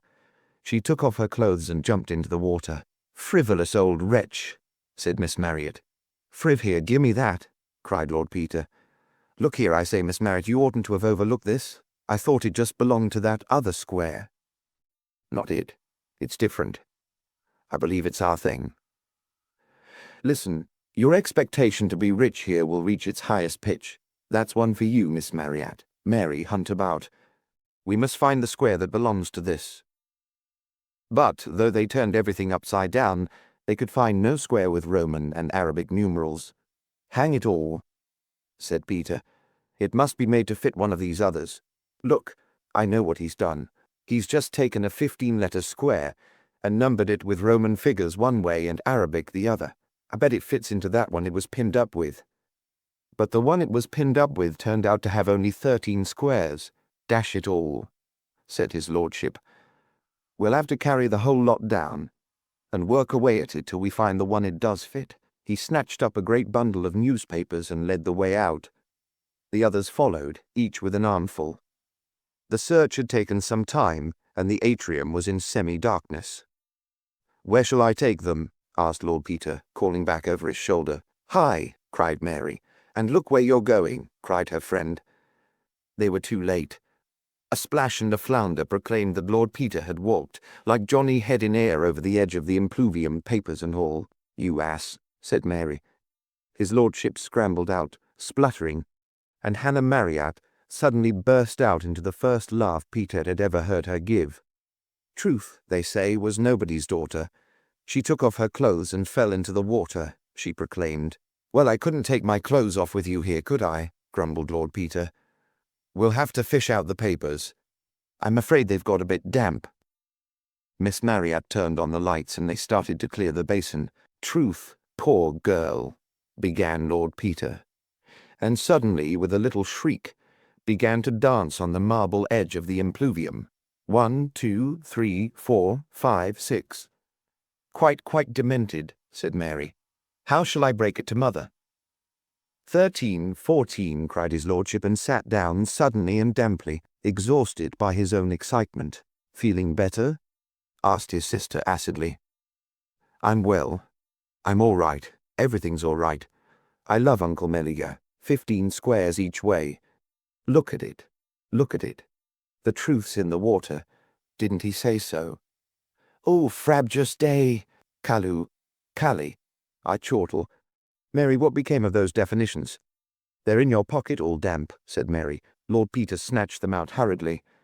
"It's all right. They haven't run," he said. "Oh, darling Uncle Meliga, can you drain the impluvium, Miss Marriott, and find a bit of charcoal? Then I'll get some dry clothes on, and we'll get down to it. Don't you see? There's your missing crossword square on the floor of the impluvium." It took, however, some time to get the basin emptied, and it was not till next morning that the party, armed with sticks of charcoal, squatted down in the empty impluvium to fill in Uncle Mealyga's crossword on the marble tiles. Their first difficulty was to decide whether the red squares counted as stops or had to be filled in, but after a few definitions had been solved, the construction of the puzzle grew apace. The investigators grew steadily hotter and more thickly covered with charcoal, while the attentive Mr. Bunter hurried to and fro between the atrium and the library, and the dictionaries piled upon the edge of the impluvium. Here was Uncle Mealyga's crossword square. Truth, poor girl, was nobody's daughter. She took off her clothes and jumped into the water. A cross. Foolish or wise, yet one remains alone, twixt strength and justice on a heavenly throne. Oh, to what ears the clink of gold was sweet! The greed for treasure brought him but defeat. That's a hint to us, said Lord Peter. 1 drop of vinegar to 2 of oil dresses this curly head sprung from the soil. Nothing itself. It needs but little more to be that nothingness the preacher saw. Dusty though my fellows be, we are a kingly company. Have your own will, though here, I hold, the new is not a patch upon the old. Any loud cry would do as well, or so the poet's verses tell. This is the most unkindest cut of all, except your skill be mathematical, little and hid from mortal sight, I darkly work to make all light. The need for this, like that it's cut off short, the building of a tower to humans taught. More than a mind discloses, and more than men believe, a definition by a man whom pussyfoot doth grieve. Backward observe her turn her way. The way of wisdom, wise men say, grew long ago by river's edge where grows today the common sedge. One of 3 by which, they say, you'll know the Cornishman alway. Blow upon blow, 5 more the vanquished Roman shows, and if the foot slip one, on crippled feet one goes. First state, by this Jew's work the whole we find, in a glass clearly, darkly in the mind. Ix, little by little see it grow till cut off short by hammer blow. Vi. 9. Watch him go, heel and toe, across the wide carroo. Do. 10. In expectation to be rich here you reach the highest pitch. 7th den. Of this concerning nothing much, too often do we hear of such. Call 10. O'er land and sea, passing on deadly wings, pain to the strong, to weaklings death it brings. I. 11. Requests like these, however long they be, stop just too soon for common courtesy. G. 11. Caesar, the living dead salute thee here, facing for thy delight tooth, claw, and spear. I. 12. One word had served, but he in ranting vein, lend me your ears, must mouth o'er Caesar slain. 10. 12. Helical circumvolution adumbrates correct solution. I. 13. One that works for Irishmen both by word and deed and pen. That's an easy one, said Miss Marryat. 4. 13. 7 out of 12 this number makes complete as the sun journeys on from seat to seat. Suv. 13. My brothers play with planets, Cicero, master of words, my master is below. I. 14. Free of her jesses let the falcon fly, with sight undimmed into the azure sky. 10th. 14. And so you dine with Borgia? Let me lend you this as a precaution, my poor friend. I. 15. Friendship carried to excess got him in a horrid mess. 11th. 15. Smooth and elastic and, I guess, the dearest treasure you possess. Down. 1 eye. If step by step the steps you wander through many of those in this, of these in those you'll view, Bunter, said Lord Peter, bring me a whiskey and soda. If me without my head you do, then generously my head renew, or put it to my hinder end. Your cheer it shall nor mar nor mend. 1. 2nd. Quietly, quietly, twixt edge and edge, do this unto the thin end of the wedge. 10. 2nd. Something that hath a reference to my state. Just as you like, it shall be written straight. 1/3. When all is read, then give the world its due, and never need the world read this of you. That's a comfort, said Lady Mary. It shows we're on the right lines. 4. 3rd. Sing Nunc Dimittis and Magnificat, but look a little farther back than that. 14. 3rd. Here in brief epitome attribute of royalty. 1. Fourth low. At a glance the Spanish gypsy and her dance. 10 fourth. Bring me skin, and a needle or a stick. A needle does it slowly, a stick does it quick. 1 fifth. It was a brazen business, when King Phalaris made these for men. This king, of whom not much is known, by heaven's mercy was o'erthrown. 2 v. Bid Greek on Chimeon farewell. Nay, in this the sterner Roman stands by that which is vi. This the termination is of many minds' activities. 12 Votavis. I mingle on Norwegian shore, with ebbing waters backward roar. 6 7. I stand, a ladder to renown, set twixt the stars and Milan town. 1/8 highest and lowliest both to me lay claim, the little hyssop and the king of fame. That makes that point about the squares clear, said Mary. I think it's even more significant, said her brother. 9 teeth. This sensible old man refused to tread the path to Hades in a youngster's stead. 6 tontyke. Long since, at nature's call, they let it drop, thoughtlessly thoughtful for our next year's crop. 2. 10th to smallest words great speakers greatness give. Here Rome propounded her alternative. 7 10th we heap up many with toil and trouble, and find that the whole of our gain is a bubble. 12 ad x. Add it among the hidden things, a fishy tale to light it brings. Lions, said a Gallic critic, are not these. Benevolent souls, they'd make your heart's blood freeze. 11.xi. An epithet for husky fellows that stand all robed in greens and yellows. 1 twy. Hole without holes. Behold me here, my meaning should be wholly clear. Running all around, never setting foot to floor. If there isn't one in this room, there may be one next door. 1 13th ye gods. Think also of that goddess's name, whose might 2 hours on end the mob proclaim. Quond. The priest uplifts his voice on high, the choristers make their reply. When you've guessed it with one voice, you'll say it was a golden choice. 1 white. Shall learning die amid a war's alarms? I, at my birth, was clasped in iron arms. 10 white. At sunset see the labourer now loose all his oxen from the plough. 1.xe. Without a miracle it cannot be. At this point, Salva, bid him pray for thee. To Romans saw these distant nights. A Roman saw these distant, how hard the way. The most remarkable part of the search, or so Lord Peter thought, was its effect on Miss Marryat. At first she hovered disconsolately on the margin, aching with wounded dignity, yet ashamed to dissociate herself from people who were toiling so hard and so cheerfully in her cause. I think that's so-and-so, Mary would say hopefully. And her brother would reply enthusiastically, Hold it in one, old lady. Good for you. We've got it this time, Miss Marryat, and explain it. And Hannah Marryat would say with a snort, That's just the childish kind of joke Uncle Millidger would make.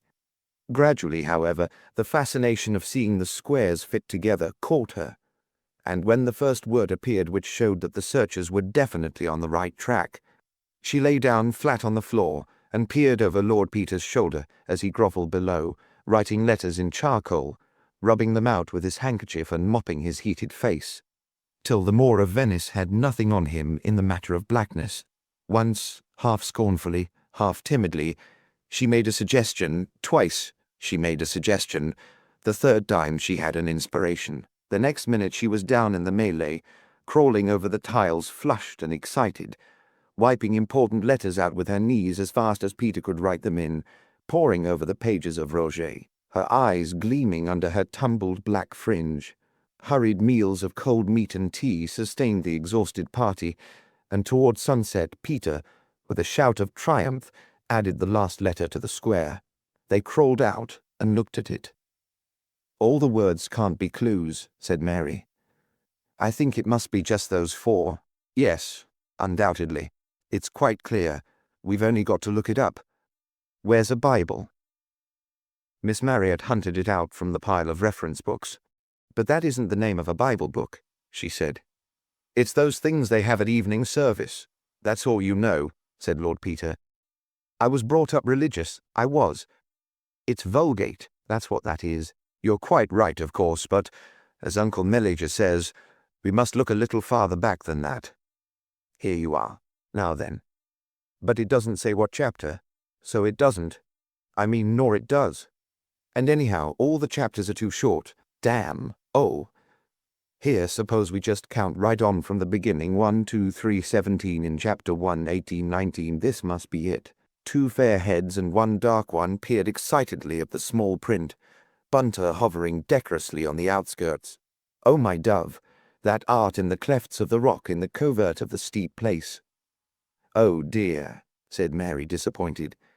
That does sound rather hopeless. Are you sure you've counted right? It might mean Lord Peter scratched his head. This is a bit of a blow, he said. I don't like Uncle Milliger half as much as I did. Old beast. After all our work, moaned Mary. It must be right, cried Miss Marriott. Perhaps there's some kind of an anagram in it. We can't give up now.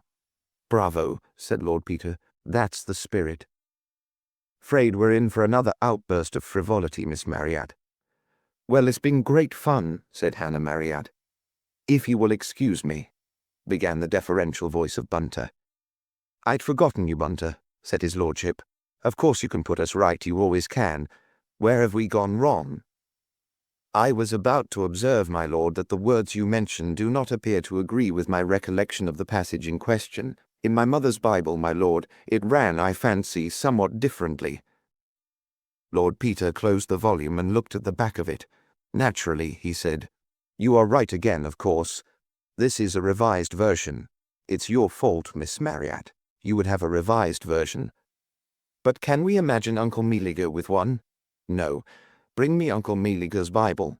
Come and look in the library, cried Miss Marriott, snatching him by the hand and running. Don't be so dreadfully calm. On the centre of the library table lay a huge and venerable Bible, reverend in age and tooled leather binding.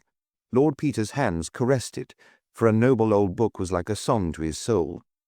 Sobered by its beauty, they turned the yellow pages over, in the clefts of the rocks, in the secret places of the stairs. Miss Marriott, said his lordship, if your uncle's will is not concealed in the staircase, then, well, all I can say is, he's played a rotten trick on us, he concluded lamely. Shall we try the main staircase or the little one up to the porch? Oh, the main one, I think. I hope it won't mean pulling it down. No. Somebody would have noticed if Uncle Melliger had done anything drastic in that way. It's probably quite a simple hiding place. Wait a minute. Let's ask the housekeeper.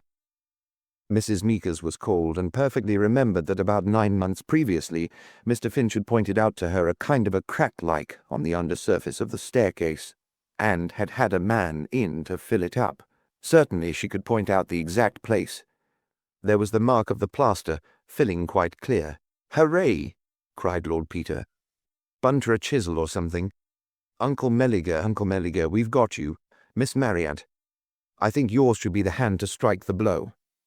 It's your staircase, you know, at least, if we find the will, so if any destruction has to be done, it's up to you. Breathless, they stood round, while with a few blows the new plaster flaked off, disclosing a wide crack in the stonework.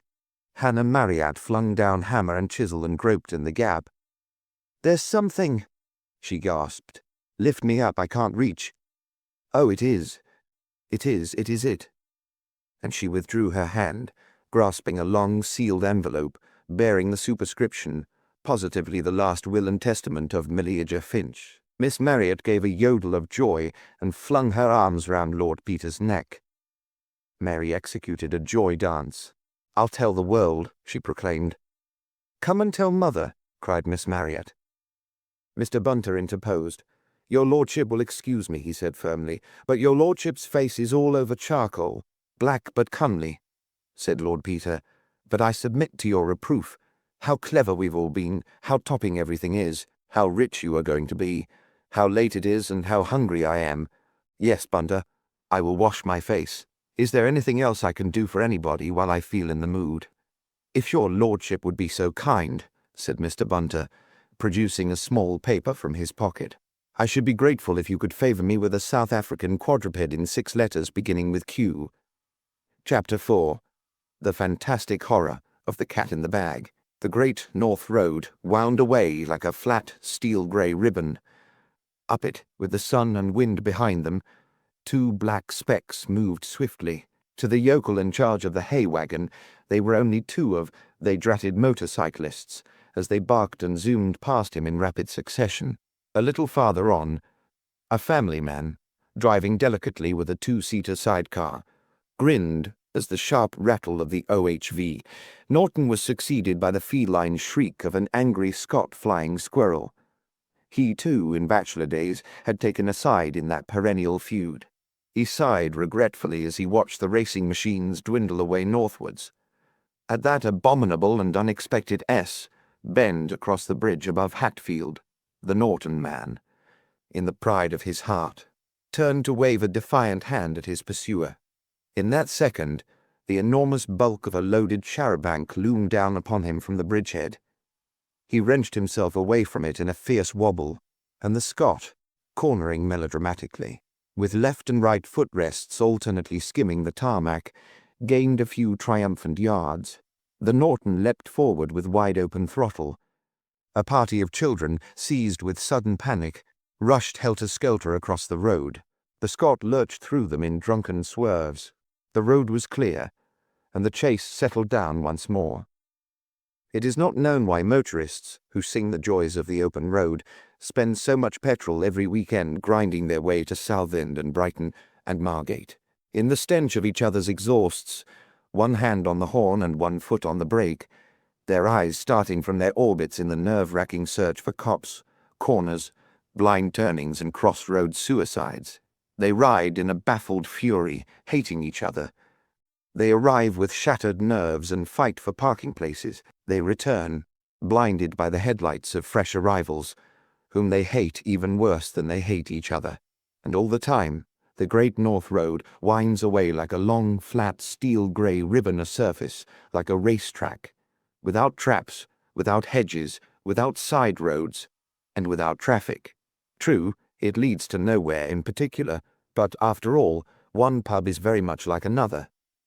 The tarmac reeled away, mile after mile. The sharp turn to the right at Baldock, the involute intricacies of Biggleswade, with its multiplication of signposts, gave temporary check, but brought the pursuer no nearer. Through Tempsford at full speed, with bellowing horn and exhaust, then screaming like a hurricane past the RAC post where the road forks in from Bedford. The Norton rider again glanced back. The Scot rider again sounded his horn ferociously.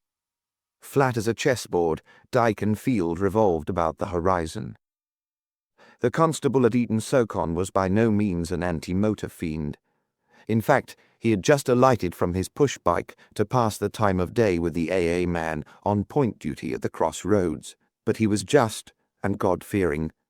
The sight of two maniacs careering at 70 miles an hour into his protectorate was more than he could be expected to countenance, the more that the local magistrate happened to be passing at that very moment in a pony trap.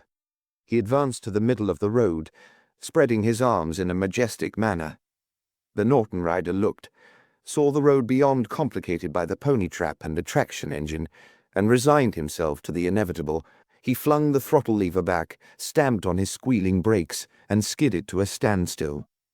The Scot, having had notice, came up mincingly, with a voice like a pleased kitten. "Now then," said the constable in a tone of reproof, "ain't you got no more sense than to come driving into the town at 100 mile an hour? This ain't Brooklands, you know. I never see anything like it.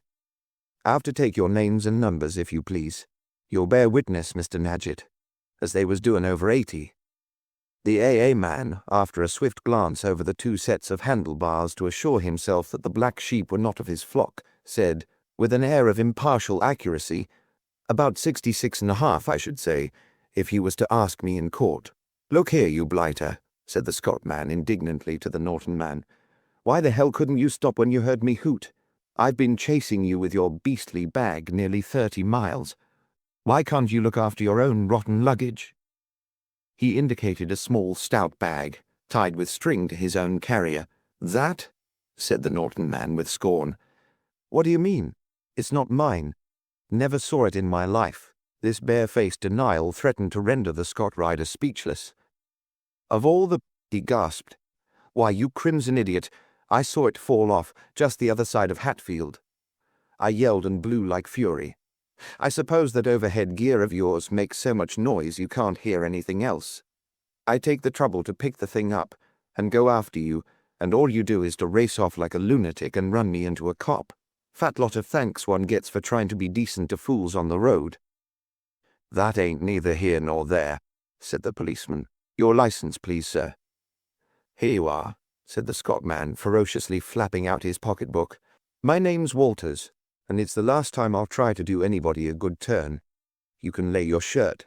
"Walters," said the constable, entering the particulars laboriously in his notebook. "And Simpkins, you'll have your summonses in due course. It'll be for about a week. Hence, on Monday or thereabouts, I shouldn't wonder." "Another 40 bob gone west," growled Mr. Simpkins, toying with his throttle. "Oh, well, can't be helped, I suppose. 40 bob," snorted the constable. "What do you think? Furious driving to the common danger, that's what it is. You'll be lucky to get off with 5 quid apiece." "Oh, blast," said the other, stamping furiously on the kick-starter. The engine roared into life, but Mr. Walters dexterously swung his machine across the Norton's path. "Oh, no, you don't," he said viciously. "You jolly well take your bleeding bag and no nonsense. I tell you, I saw it fall off. Now, no language," began the constable, when he suddenly became aware that the AA man was staring in a very odd manner at the bag and making signs to him. "Hullo," he demanded. "What's the matter with the bleeding bag, did you say? Here, I'd like to have a look at that air bag, sir, if you don't mind." "It's nothing to do with me," said Mr. Walters, handing it over. "I saw it fall off and—" His voice died away in his throat, and his eyes became fixed upon one corner of the bag, where something damp and horrible was seeping darkly through. "Did you notice this ear corner when you picked it up?" asked the constable. He prodded it gingerly and looked at his fingers. "I don't know. No, not particularly," stammered Walters. "I didn't notice anything. I expect it burst when it hit the road." The constable probed the split seam in silence, and then turned hurriedly round to wave away a couple of young women who had stopped to stare. The AA man peered curiously, and then started back with a sensation of sickness. "Ow, Gord!" he gasped. "It's Curly. It's a woman's." "It's not me," screamed Simpkins. "I swear to heaven it's not mine. This man's trying to put it across me." "Me?" gasped Walters. "Me? Why, you filthy murdering brute. I tell you I saw it fall off your carrier. No wonder you blinded off when you saw me coming. Arrest him, constable. Take him away to prison." "Hello, officer," said a voice behind them. "What's all the excitement? You haven't seen a motorcyclist go by with a little bag on his carrier, I suppose?" A big open car with an unnaturally long bonnet had slipped up to them, silent as an owl. The whole agitated party with one accord turned upon the driver. "Would this be it, sir?" The motorist pushed off his goggles, disclosing a long, narrow nose and a pair of rather cynical-looking grey eyes. "It looks rather—" he began, and then, catching sight of the horrid relic protruding from one corner. "In God's name," he inquired, "what's that?" "That's what we'd like to know, sir," said the constable grimly. Said the motorist. "I seem to have chosen an uncommonly suitable moment for inquiring after my bag. Tactless.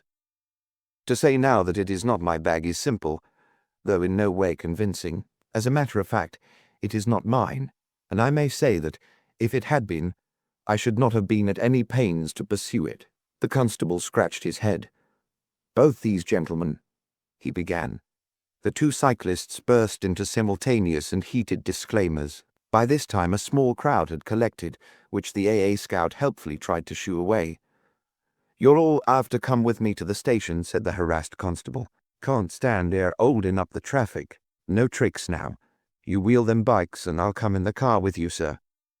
"But supposing I was to let her rip and kidnap you," said the motorist with a grin, "where'd you be?" "Here," he added, turning to the AA man. "Can you handle this outfit?" "You bet," said the scout, his eye running lovingly over the long sweep of the exhaust and the rakish lines of the car. "Right. Hop in.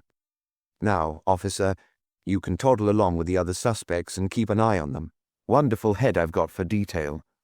By the way, that foot brake's on the fierce side. Don't bully it, or you'll surprise yourself. The lock of the bag was forced at the police station, in the midst of an excitement unparalleled in the calm annals of Eden-Socon, and the dreadful contents laid reverently upon a table. Beyond a quantity of cheesecloth in which they had been wrapped, there was nothing to supply any clue to the mystery. "Now," said the superintendent, "what do you gentlemen know about this?" "Nothing whatever," said Mr. Simpkins with a ghastly countenance, "except that this man tried to palm it off on me. I saw it fall off this man's carrier just the other side of Hatfield," repeated Mr. Walters firmly, "and I rode after him for 30 miles trying to stop him. That's all I know about it, and I wish to God I'd never touched the beastly thing." "Nor do I know anything about it personally," said the car owner, "but I fancy I know what it is." "What's that?" asked the superintendent sharply. "I rather imagine it's the head of the Finsbury Park murder, though, mind you, that's only a guess." "That's just what I've been thinking myself," agreed the superintendent, glancing at a daily paper which lay on his desk, its headlines lurid with the details of that very horrid crime. "And if so, you are to be congratulated, Constable, on a very important capture." "Thank you, sir," said the gratified officer, saluting. "Now I'd better take all your statements," said the superintendent. No, I'll hear the constable first." "Yes, Briggs." The constable, the AA man, and the two motorcyclists having given their versions of the story, the superintendent turned to the motorist. "And what have you got to say about it?" he inquired. "First of all, your name and address."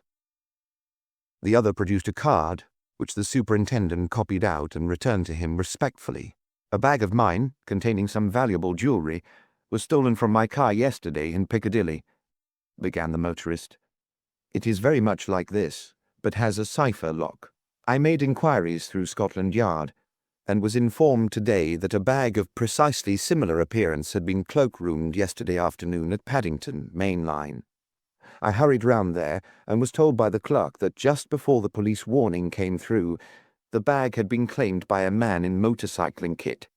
A porter said he saw the man leave the station, and a loiterer observed him riding off on a motor bicycle. That was about an hour before.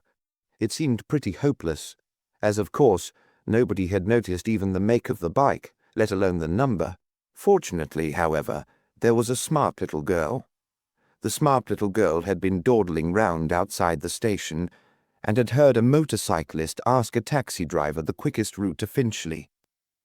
I left the police hunting for the taxi driver, and started off, and in Finchley I found an intelligent Boy Scout. He had seen a motorcyclist with a bag on the carrier, and had waved and shouted to him that the strap was loose. The cyclist had got off and tightened the strap, and gone straight on up the road towards Chipping Barnet. The boy hadn't been near enough to identify the machine. The only thing he knew for certain was that it wasn't a Douglas, his brother having one of that sort.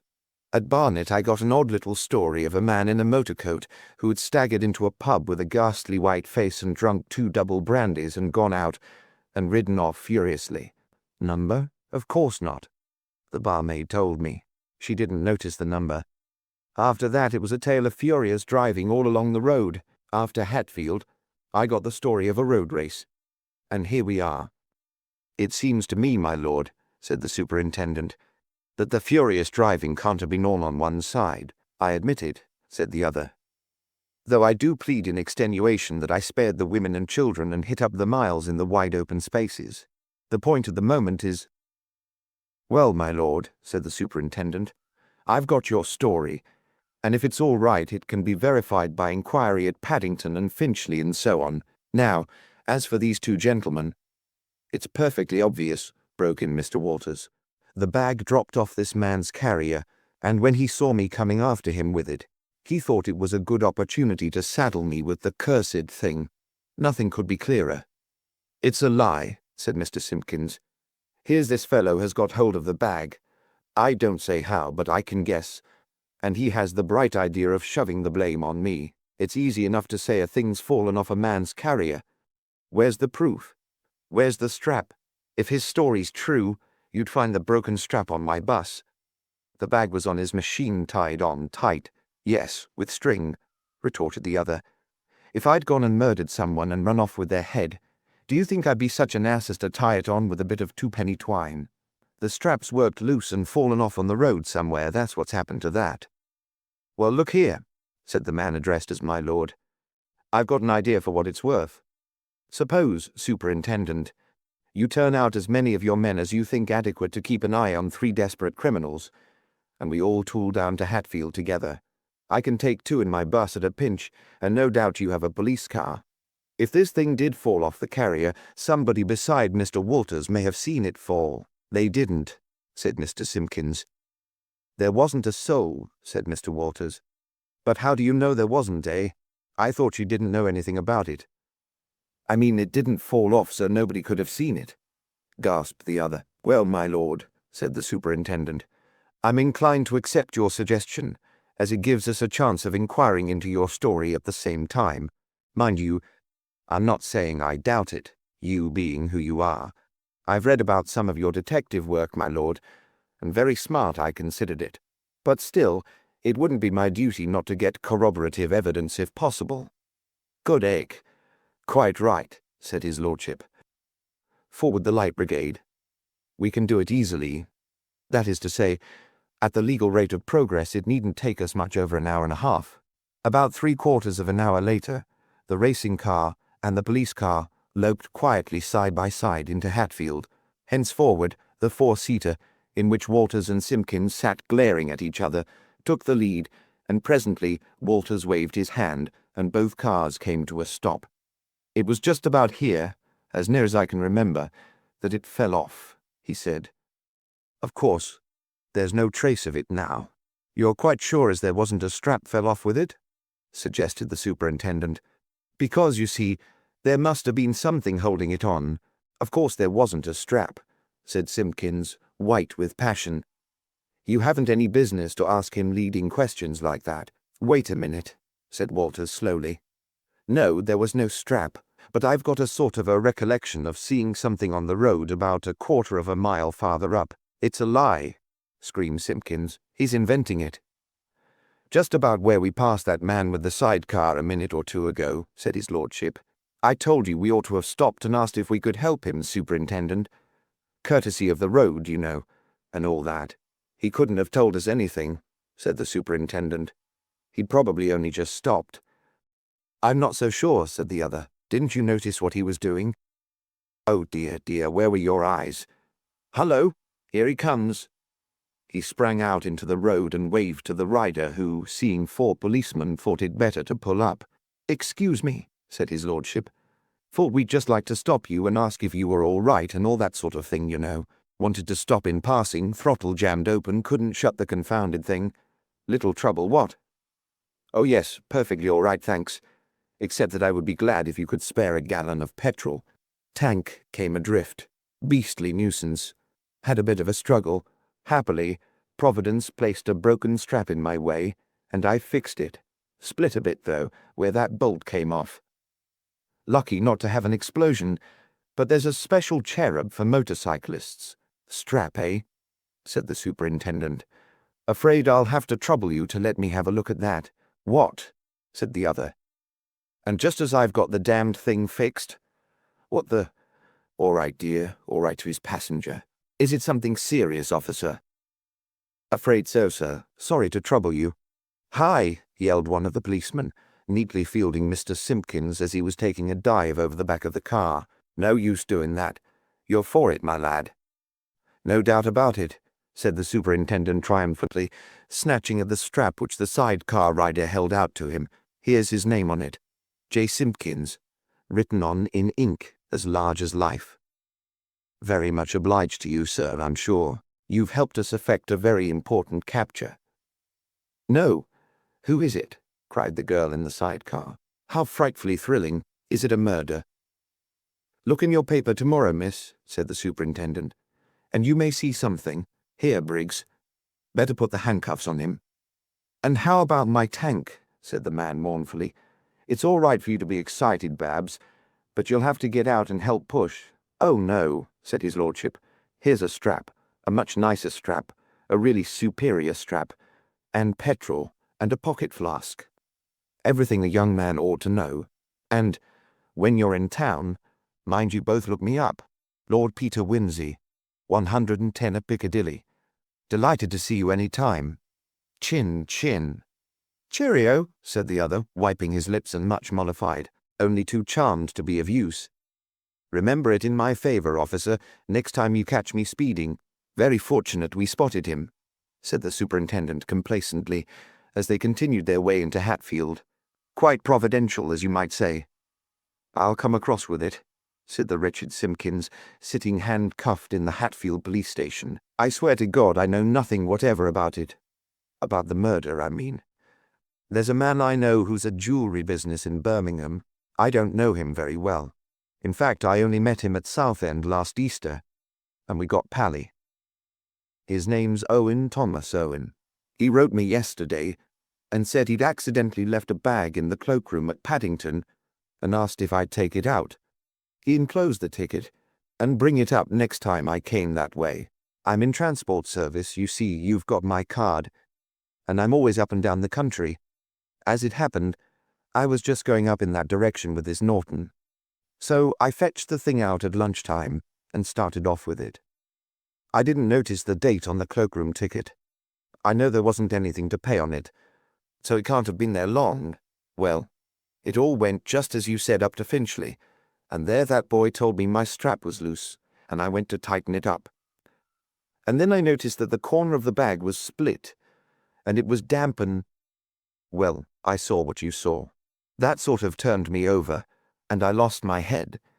The only thing I could think of was to get rid of it, quick. I remembered there were a lot of lonely stretches on the Great North Road, so I cut the strap nearly through. That was when I stopped for that drink at Barnet.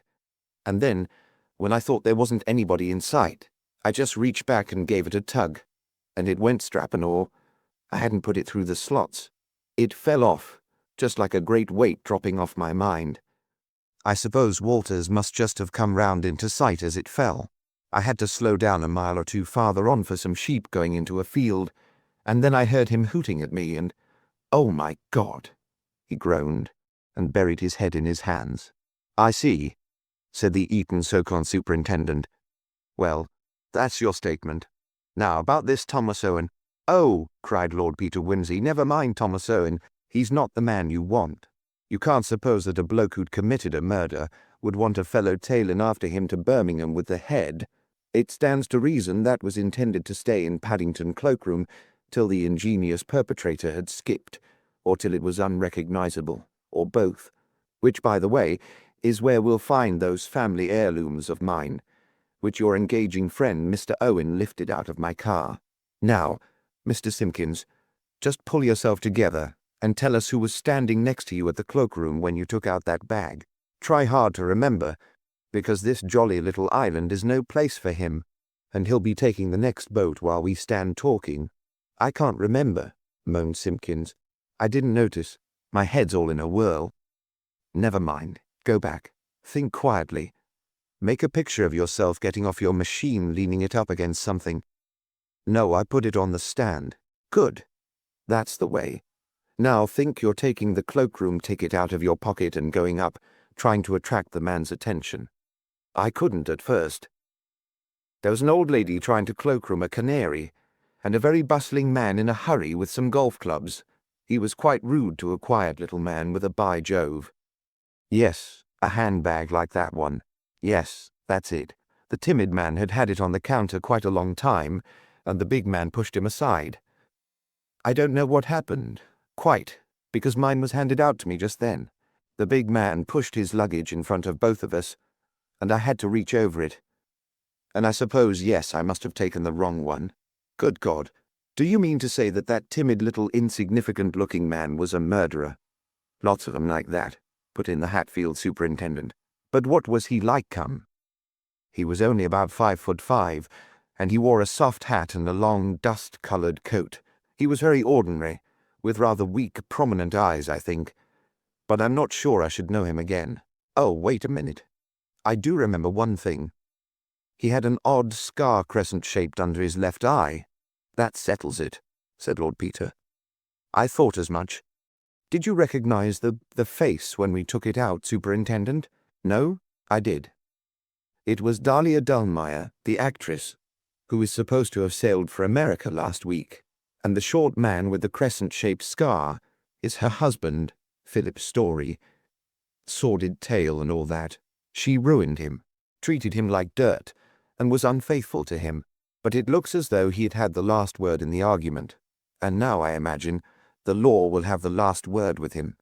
Get busy on the wires, Superintendent, and you might ring up the Paddington people and tell them to let me have my bag, before Mr. Thomas Owen tumbles to it that there's been a slight mistake.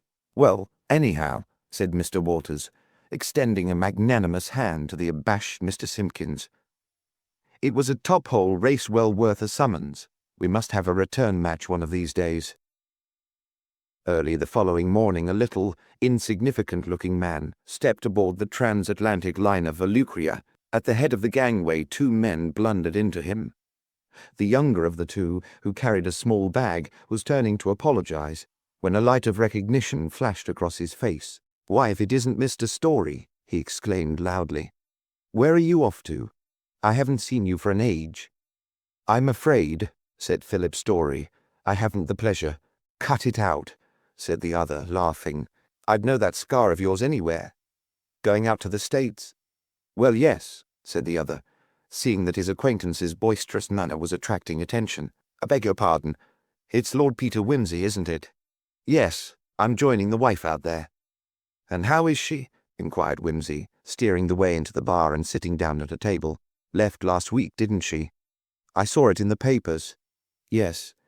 She's just cabled me to join her. We're taking a holiday in the lakes. Very pleasant there in summer." "Cabled you, did she? And so here we are on the same boat. Odd how things turn out, what? I only got my sailing orders at the last minute. Chasing criminal's my hobby, you know." "Oh, really?"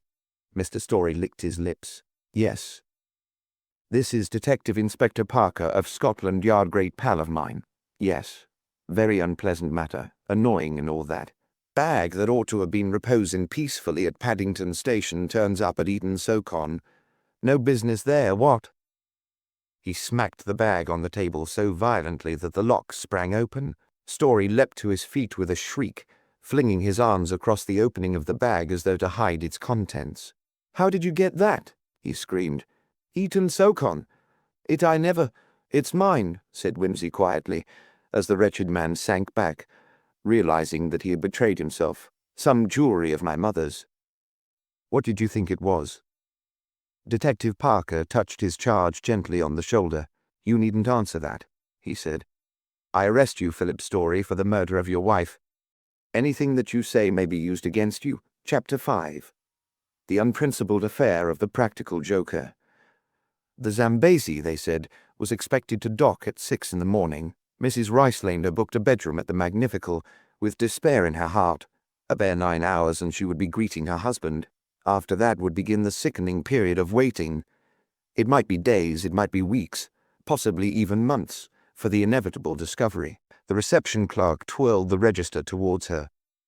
Mechanically, as she signed it, she glanced at the preceding entry. Lord Peter Wimsey and Valet London Suite 24. Mrs. Ricelander's heart seemed to stop for a second. Was it possible that even now God had left a loophole? She expected little from him. All her life he had shown himself a sufficiently stern creditor. It was fantastic to base the frailest hope on this signature of a man she had never even seen, yet the name remained in her mind while she dined in her own room. She dismissed her maid presently and sat for a long time looking at her own haggard reflection in the mirror. Twice she rose and went to the door, then turned back, calling herself a fool. The third time she turned the handle quickly and hurried down the corridor, without giving herself time to think. A large golden arrow at the corner directed her to Suite 24. It was 11 o'clock, and nobody was within view. Mrs. Ricelander gave a sharp knock on Lord Peter Wimsey's door, and stood back, waiting, with the sort of desperate relief one experiences after hearing a dangerous letter thump the bottom of the pillar box. Whatever the adventure, she was committed to it. The manservant was of the imperturbable sort. He neither invited nor rejected, but stood respectfully upon the threshold. Lord Peter Wimsey, murmured Mrs. Ricelander. "Yes, madam." "Could I speak to him for a moment?" "His lordship has just retired, madam. If you will step in, I will inquire." Mrs. Ricelander followed him into one of those palatial sitting rooms which the Magnifical provides for the wealthy pilgrim. "Will you take a seat, madam?" The man stepped noiselessly to the bedroom door and passed in, shutting it behind him. The lock, however, failed to catch, and Mrs. Ricelander caught the conversation. "Pardon me, my lord. A lady has called. She mentioned no appointment, so I considered it better to acquaint your lordship." "Excellent discretion," said a voice. It had a slow, sarcastic intonation, which brought a painful flush to Mrs. Ricelander's cheek. "I never make appointments. Do I know the lady?" "No, my lord. But I know her by sight, my lord. It is Mrs. Ricelander." "Oh, the diamond merchant's wife. Well, find out tactfully what it's all about, and unless it's urgent, ask her to call tomorrow." The valet's next remark was inaudible, but the reply was, "Don't be coarse, Bunter." The valet returned. "His lordship desires me to ask you, madam, in what way he can be of service to you." "Will you say to him that I have heard of him in connection with the Attenbury diamond case, and am anxious to ask his advice?" "Certainly, madam." "May I suggest that, as his lordship is greatly fatigued, he would be better able to assist you after he has slept. If tomorrow would have done, I would not have thought of disturbing him tonight. Tell him I am aware of the trouble I am giving." "Excuse me one moment, madam." This time the door shut properly. After a short interval, Bunter returned to say, "His lordship will be with you immediately, madam," and to place a decanter of wine and a box of Sobranies beside her. Mrs. Ricelander lit a cigarette, but had barely sampled its flavour when she was aware of a soft step beside her. Looking round, she perceived a young man, attired in a mauve dressing gown of great splendour, from beneath the hem of which peeped coyly a pair of primrose silk pyjamas. "You must think it very strange of me, thrusting myself on you at this hour," she said, with a nervous laugh. Lord Peter put his head on one side. "Don't know the answer to that," he said. "If I say not at all, it sounds abandoned. If I say yes, very, it's rude. Supposing we give it a miss, what? And you tell me what I can do for you." Mrs. Ricelander hesitated. Lord Peter was not what she had expected. She noted the sleek, straw-coloured hair, brushed flat back from a rather sloping forehead, the ugly, lean, arched nose, and the faintly foolish smile. And her heart sank within her. I'm afraid it's ridiculous of me to suppose you can help me," she began. "Always my unfortunate appearance," moaned Lord Peter, with such alarming acumen as to double her discomfort. "Would it invite confidence more, do you suppose, if I dyed my hair black and grew a Newgate fringe? It's very trying, you can't think, always to look as if one's name was Algy." "I only meant," said Mrs. Ricelander, "that I don't think anybody could possibly help. But I saw your name in the hotel book, and it seemed just a chance." Lord Peter filled the glasses and sat down. "Carry on," he said cheerfully. "It sounds interesting." Mrs. Ricelander took the plunge. "My husband," she explained, "is Henry Ricelander, the diamond merchant. We came over from Kimberley 10 years ago and settled in England. He spends several months in Africa every year on business, and I am expecting him back on the Zambezi tomorrow morning. Now, this is the trouble. Last year he gave me a magnificent diamond necklace of 115 stones. "The light of Africa, I know," said Whimsy. She looked a little surprised, but assented. "The necklace has been stolen from me, and I can't hope to conceal the loss from him. No duplicate would deceive him for an instant." She paused, and Lord Peter prompted gently, "You have come to me, I presume, because it is not to be a police matter. Will you tell me quite frankly why?" "The police would be useless. I know who took it." "Yes?" "There is a man we both know slightly, a man called Paul Melville." Lord Peter's eyes narrowed. "Yes, I fancy I've seen him about the clubs. New army, but transferred himself into the regulars. Dark, showy. Bit of an ampelopsis, what?" "Ampelopsis?" "Suburban plant that climbs by suction. You know, first year, tender little shoots, second year, fine show next year, all over the shop. Now tell me I am rude." Mrs. Ricelander giggled. "Now you mention it, he's exactly like an ampelopsis. What a relief to be able to think of him as that." Well, he is some sort of distant relation of my husband's. He called one evening when I was alone.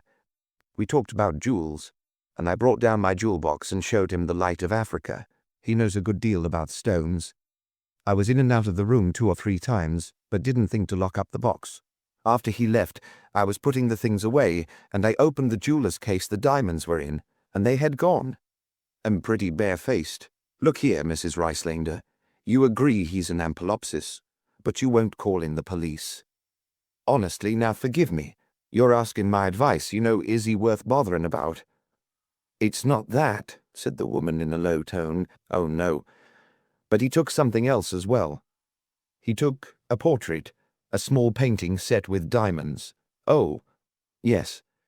It was in a secret drawer in the jewel box. I can't imagine how he knew it was there, but the box was an old casket belonging to my husband's family, and I fancy he must have known about the drawer and, well, thought that investigation might prove profitable. Anyway, the evening the diamonds went, the portrait went too, and he knows I daren't try to get the necklace back because they'd both be found together. Was there something more than just the portrait, then? A portrait in itself isn't necessarily hopeless of explanation. It was given you to take care of, say. The names were on it, and an inscription which nothing could ever explain away, a passage from Petronius. Oh dear, said Lord Peter. Dear me, yes. Rather a lively author. I was married very young, said Mrs. Ricelander, and my husband and I have never got on well.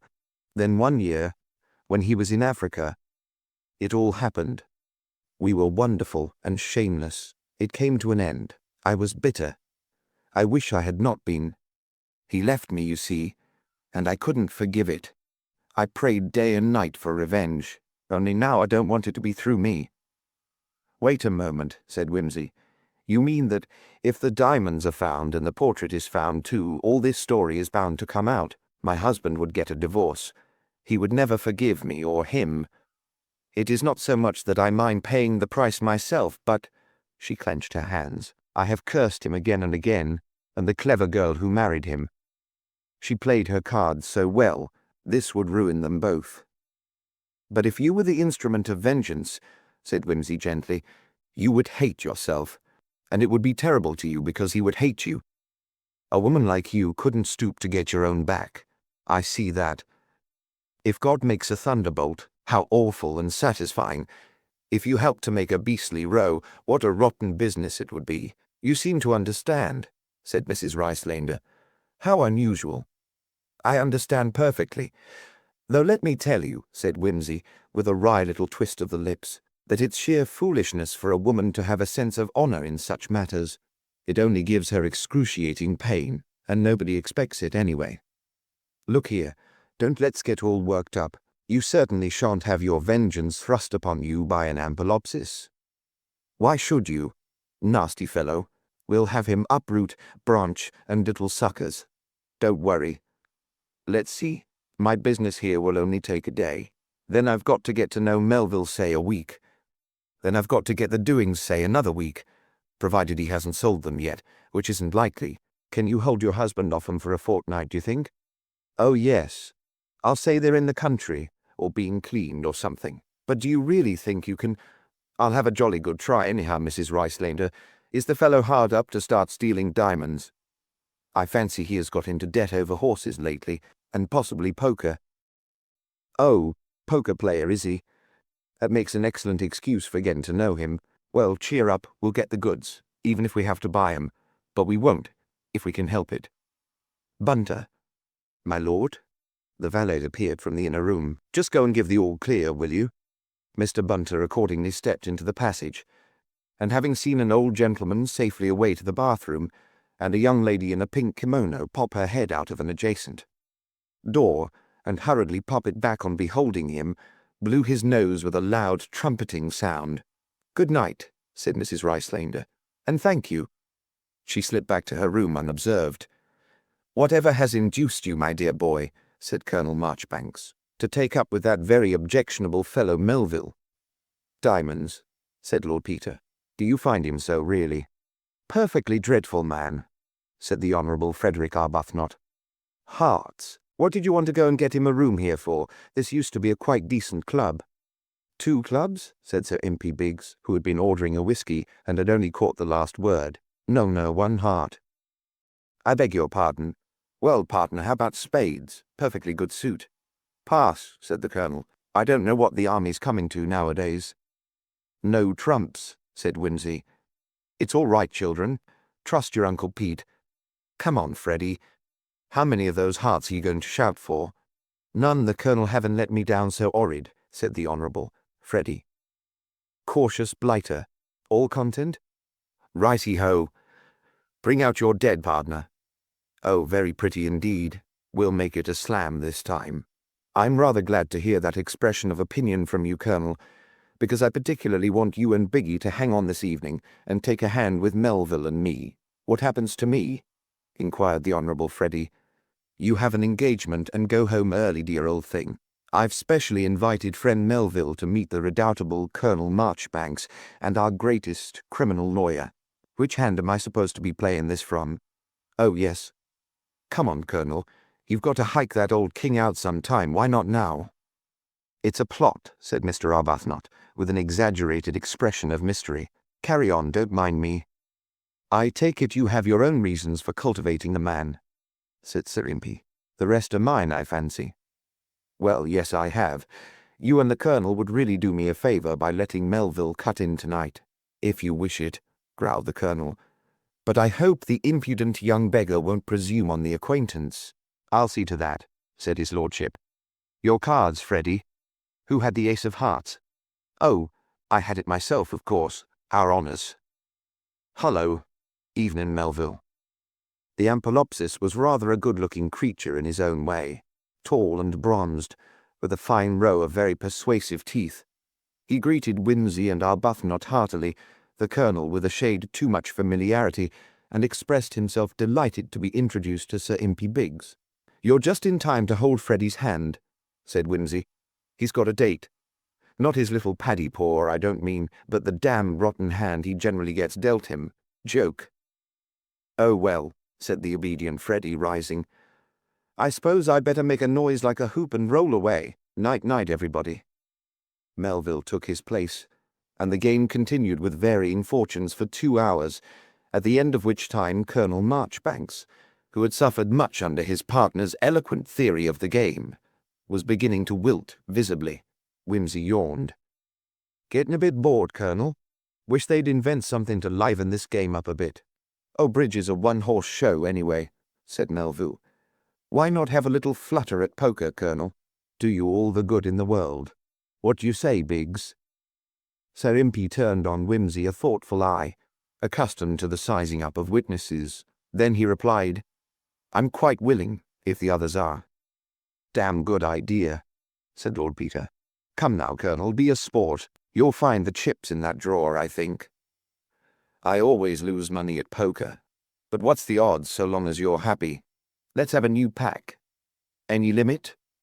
What do you say, Colonel?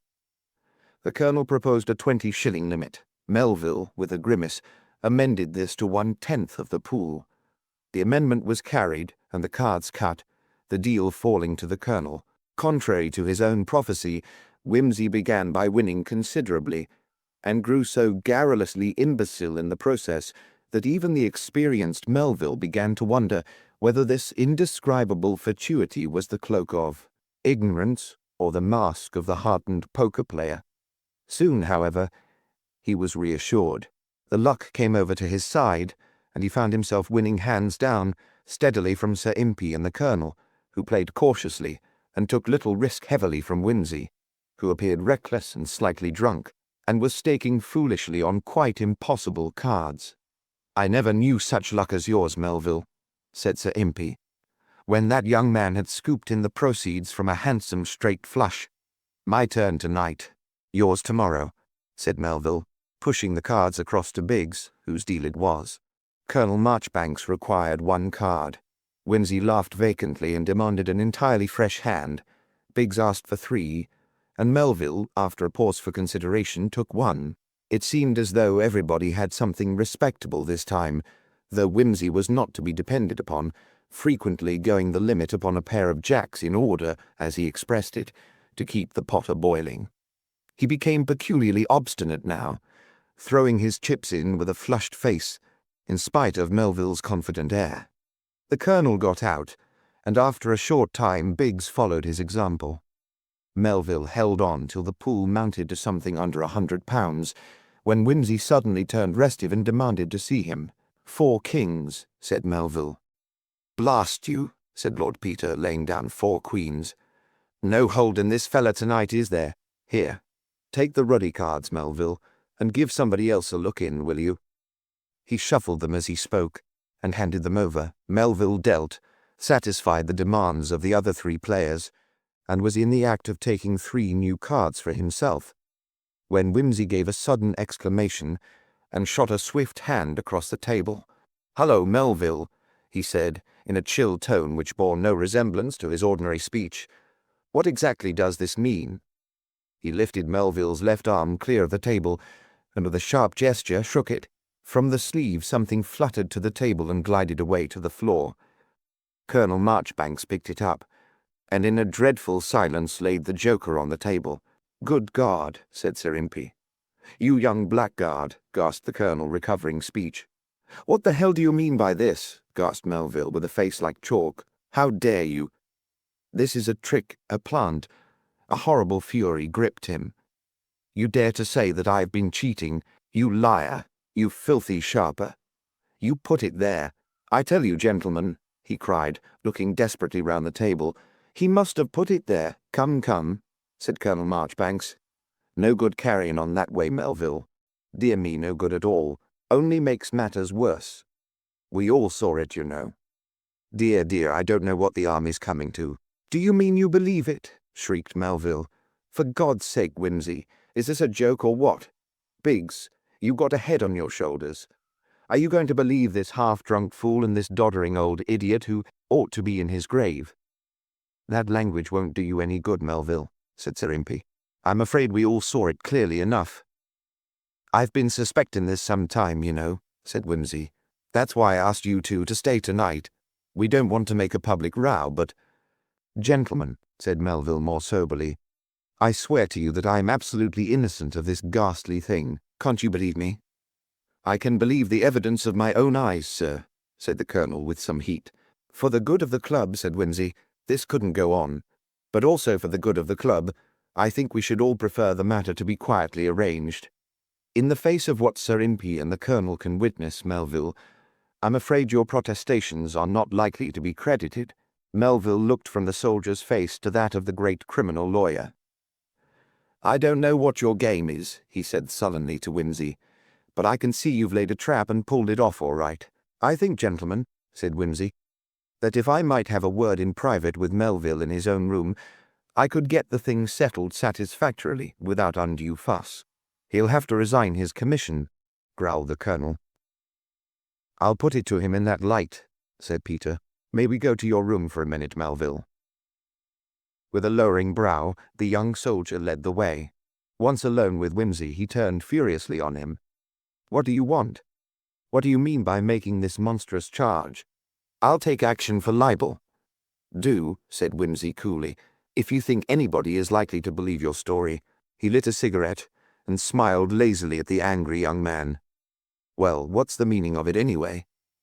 "The meaning," said Whimsy, "is simply that you, an officer and a member of this club, have been caught red-handed cheating at cards while playing for money, the witnesses being Sir Impey Biggs, Colonel Marchbanks, and myself.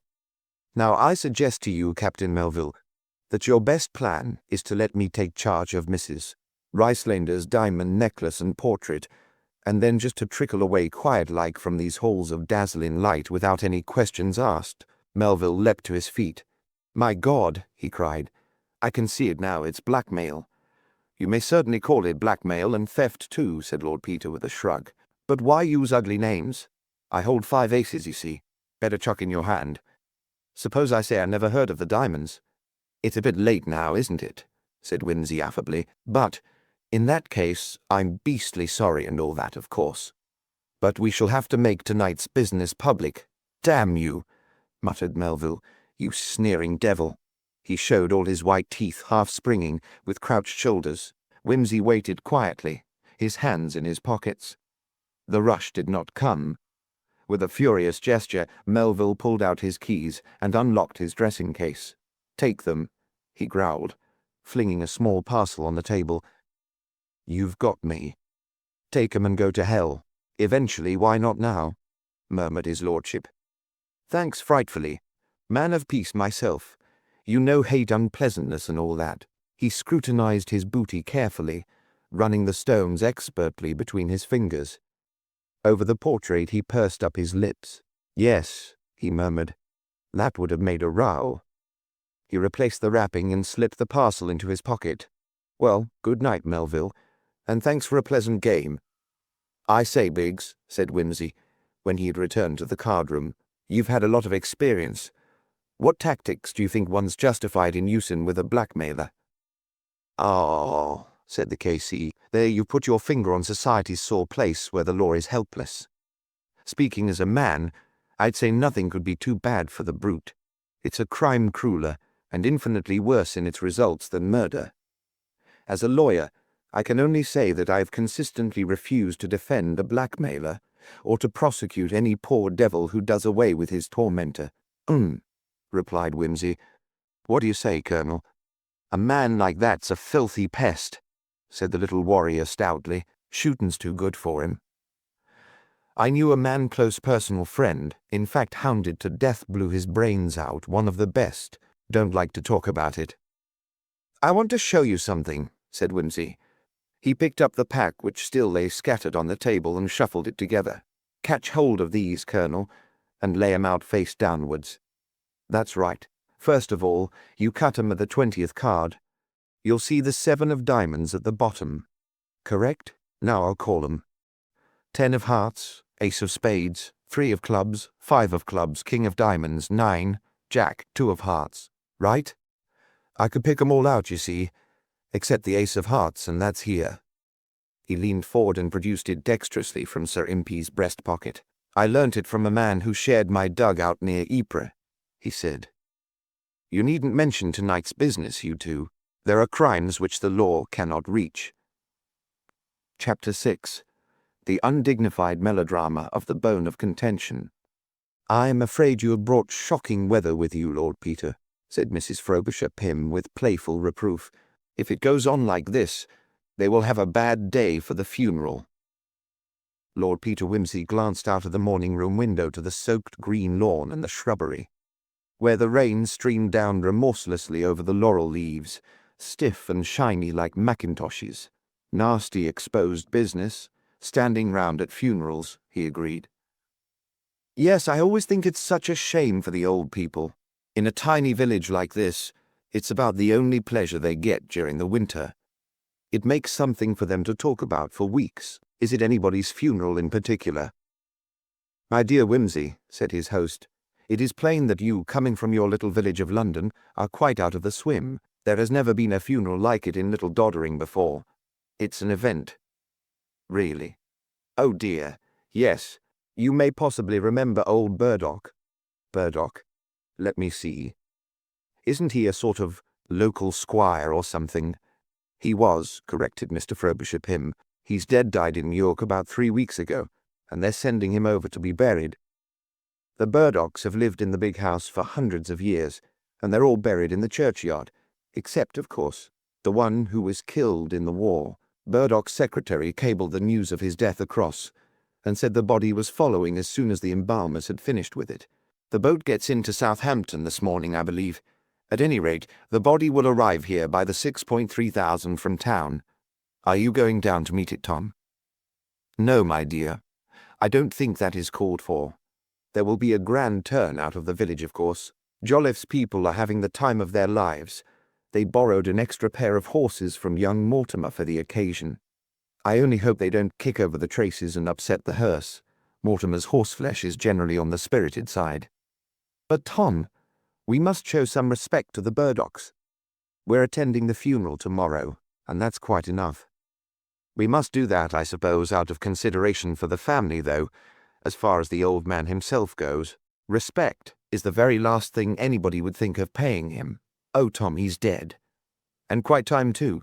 No, Agatha, it's no use pretending that old Burdock was anything but a spiteful, bad-tempered, dirty-living old blackguard that the world's well rid of. The last scandal he stirred up made the place too hot to hold him.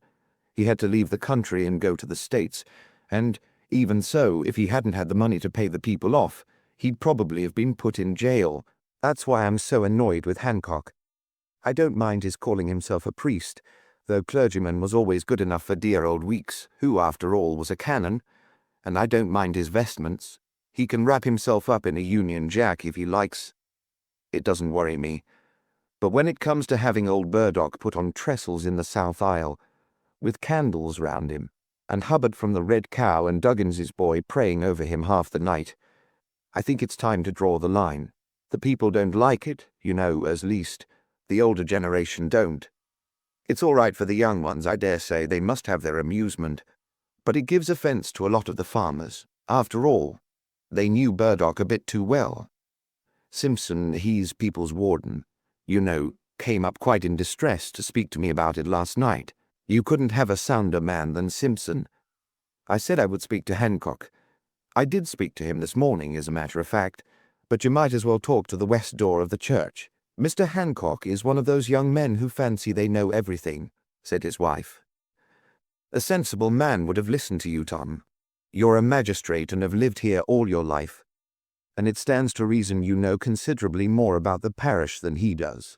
He took up the ridiculous position, said Mr. Frobisher Pym, that the more sinful the old man had been, the more he needed praying for. I said, I think it would need more praying than you or I could do to help old Burdock out of the place he's in now. Ha ha, so he said. I agree with you, Mr. Frobisher Pym. That is why I am having 8 watches to pray all through the night for him. I admit he had me there. 8 people, exclaimed Mrs. Frobisher Pym. Not all at once, I understand, in relays, 2 at a time. Well, I said, I think you ought to consider that you will be giving a handle to the nonconformists. Of course, he couldn't deny that. Whimsy helped himself to marmalade. Nonconformists, it seemed, were always searching for handles, though what kind, whether door handles, teapot handles, pump handles, or starting handles, was never explained, nor what the handles were to be used for when found. However, having been brought up in the odour of the establishment, he was familiar with this odd dissenting peculiarity, and merely said, Pity to be extreme in a small parish like this. Disturbs the ideas of the simple fathers of the hamlet and the village blacksmith, with his daughter singing in the choir and the old hundredth and all the rest of it. Don't Burdock's family have anything to say to it? There are some sons, aren't there? Only the 2 now. Aldine was the one that was killed, of course, and Martin is somewhere abroad. He went off after that row with his father, and I don't think he has been back in England since. What was the row about? Oh, that was a disgraceful business. Martin got a girl into trouble, a film actress or a typist or somebody of that sort, and insisted on marrying her. Oh? Yes, so dreadful of him, said the lady, taking up the tale. When he was practically engaged to the Delaprime girl, the one with glasses, you know, it made a terrible scandal.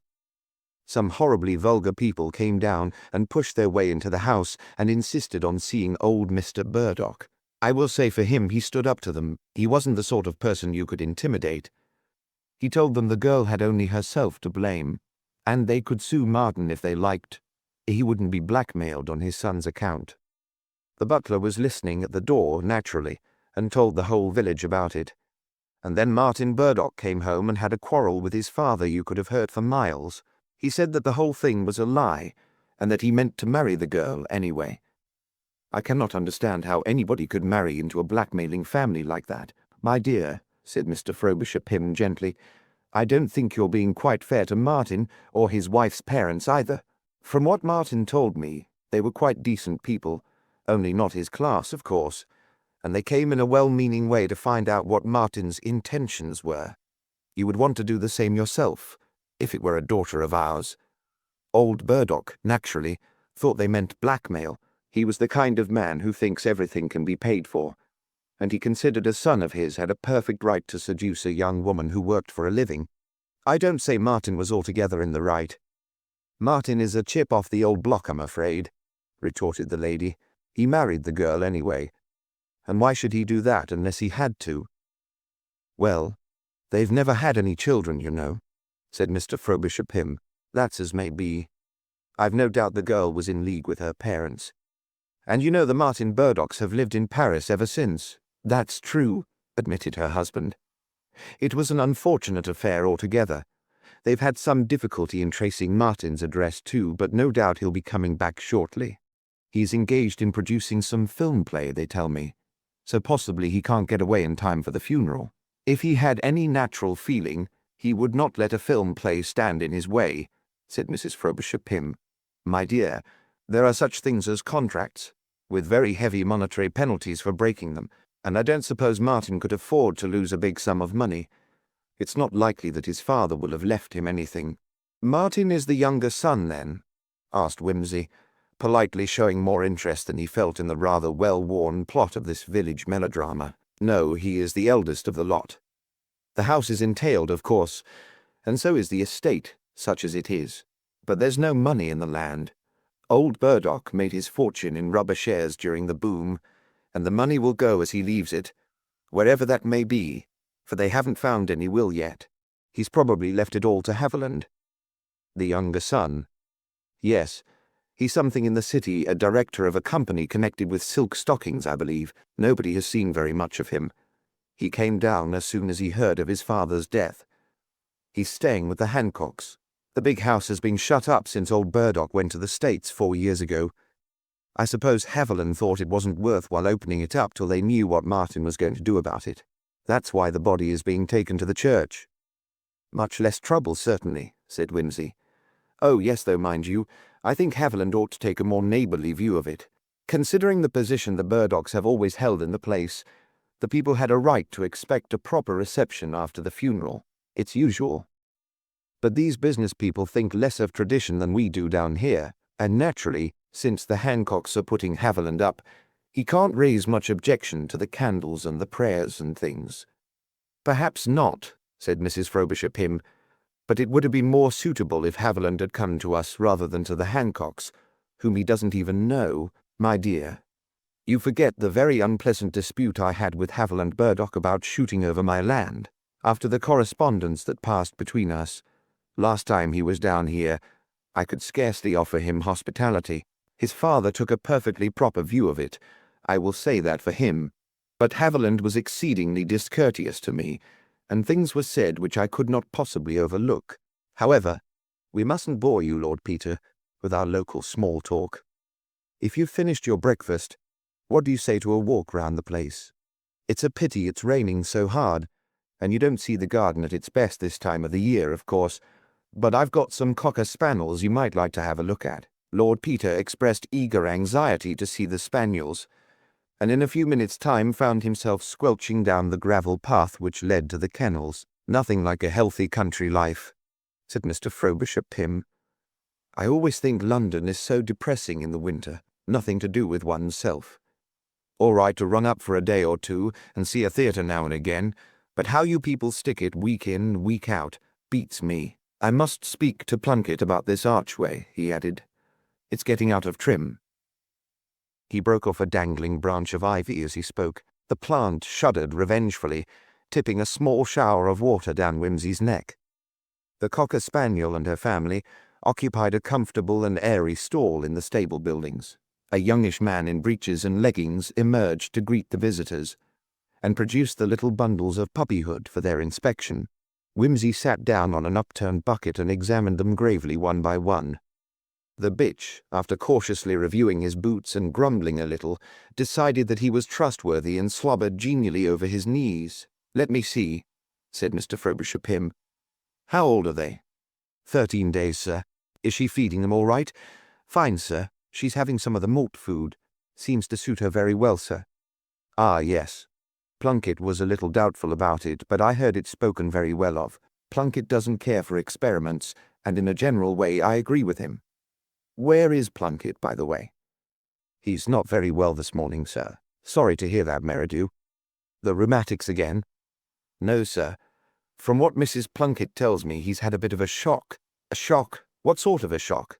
Nothing wrong with Alf or Elsie, I hope? No, sir. The fact is, I understand he's seen something, sir. What do you mean, seen something? Well, sir, something in the nature of a warning from what he says. A warning? Good heavens, Meridew, he mustn't get those sort of ideas in his head. I'm surprised at Plunkett. I always thought he was a very level-headed man. What sort of warning did he say it was? I couldn't say, sir. Surely he mentioned what he thought he'd seen. Meridew's face took on a slightly obstinate look. I can't say, I'm sure, sir. This will never do. I must go and see Plunkett. Is he at the cottage? Yes, sir. We'll go down there at once. You don't mind, do you, Whimsy? I can't allow Plunkett to make himself ill. If he's had a shock, he better see a doctor. Well, carry on, Meridew, and be sure you keep her warm and comfortable. The damp is apt to come up through these brick floors. I'm thinking of having the whole place reset with concrete, but it takes money, of course. I can't imagine, he went on, as he led the way past the greenhouse towards a trim cottage set in its own square of kitchen garden. What can have happened to have upset Plunkett? I hope it's nothing serious. He's getting elderly, of course, but he ought to be above believing in warnings. You wouldn't believe the extraordinary ideas these people get hold of. Fact is, I expect he's been round at the Weary Traveller, and caught sight of somebody's washing hung out on the way home. Not washing, corrected Whimsy mechanically. He had a deductive turn of mind which exposed the folly of the suggestion, even while irritably admitting that the matter was of no importance. It poured with rain last night, and besides, it's Thursday. But Tuesday and Wednesday were fine, so the drying would have all been done then. No washing. Well, something else then. A post, or old Mrs. Giddens's white donkey. Plunkett does occasionally take a drop too much, I'm sorry to say, but he's a very good kennel man, so one overlooks it. They're superstitious round about these parts, and they can tell some queer tales if once you get into their confidence. You'd be surprised how far off the main track we are as regards civilization. Why, not here, but at Abbott's Bolton, 15 miles off. It's as much as one's life's worth to shoot a hare. Witches, you know, and that sort of thing. I shouldn't be a bit surprised. They'll still tell you about werewolves in some parts of Germany. Yes, I dare say. Well, here we are. Mr. Frobisher Pym rapped loudly with his walking stick on the door of the cottage, and turned the handle without waiting for permission. You there, Mrs. Plunkett? May we come in? Ah, good morning. Hope we're not disturbing you, but Meridew told me Plunkett was not so well. This is Lord Peter Whimsy, a very old friend of mine, that is to say. I'm a very old friend of his, ha. Good morning, sir. Good morning, your lordship. I'm sure Plunkett will be very pleased to see you. Please step in. Plunkett, here's Mr. Pym to see you. The elderly man, who sat crouching over the fire, turned a mournful face towards them, and half rose, touching his forehead. Well now, Plunkett, what's the trouble? Inquired Mr. Frobisher Pym, with the hearty bedside manner adopted by country gentlefolk visiting their dependents. Sorry not to see you out and about. Touch of the old complaint, eh? No, sir, thank you, sir. I'm well enough in myself. But I've had a warning, and I'm not long for this world. Not long for this world? Oh, nonsense, Plunkett. You mustn't talk like that. A touch of indigestion, that's what you've got, I expect. Gives one the blues, I know. I'm sure I often feel like nothing on earth when I've got one of my bilious attacks. Try a dose of castor oil, or a good old-fashioned blue pill and black draught. Nothing like it. Then you won't talk about warnings and dying. No medicine won't do no good to my complaint, sir. Nobody has see what I've seed ever got the better of it. But as you and the gentleman are here, sir, I'm wondering if you'll do me a favour. Of course, Plunkett, anything you like. What is it? Why, just to draw up my will, sir. Old parson, he used to do it, but I don't fancy this new young man with his candles and bits of things. It don't seem as if he'd make it good and legal, sir, and I wouldn't like it if there was any dispute after I was gone.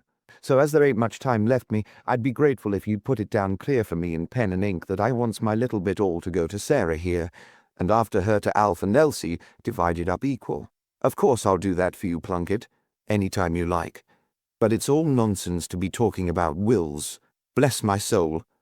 I shouldn't be surprised if you were to see us all underground. No, sir. I've been a hale and hearty man, I'm not denying, but I've been called, sir, and I've got to go. It must come to all of us, I know that. But it's a fearful thing to see the death coach come for one, and know that the dead are in it, that cannot rest in the grave. Come now, Plunkett. You don't mean to tell me you believe in that old foolishness about the death coach? I thought you were an educated man. What would Alf say if he heard you talking such nonsense? Ah, sir, young people don't know everything, and there's many more things in God's creation than what you'll find in the printed books. Oh, well, said Mr. Frobisher Pym, finding this opening irresistible. We know there are more things in heaven and earth, Horatio, than are dreamt of in your philosophy. Quite so. But that doesn't apply nowadays, he added contradictorily. There are no ghosts in the 20th century. Just you think the matter out quietly, and you'll find you've made a mistake. There's probably some quite simple explanation, dear me. I remember Mrs. Frobisher Pym waking up one night and having a terrible fright, because she thought somebody'd been and hanged himself on our bedroom door.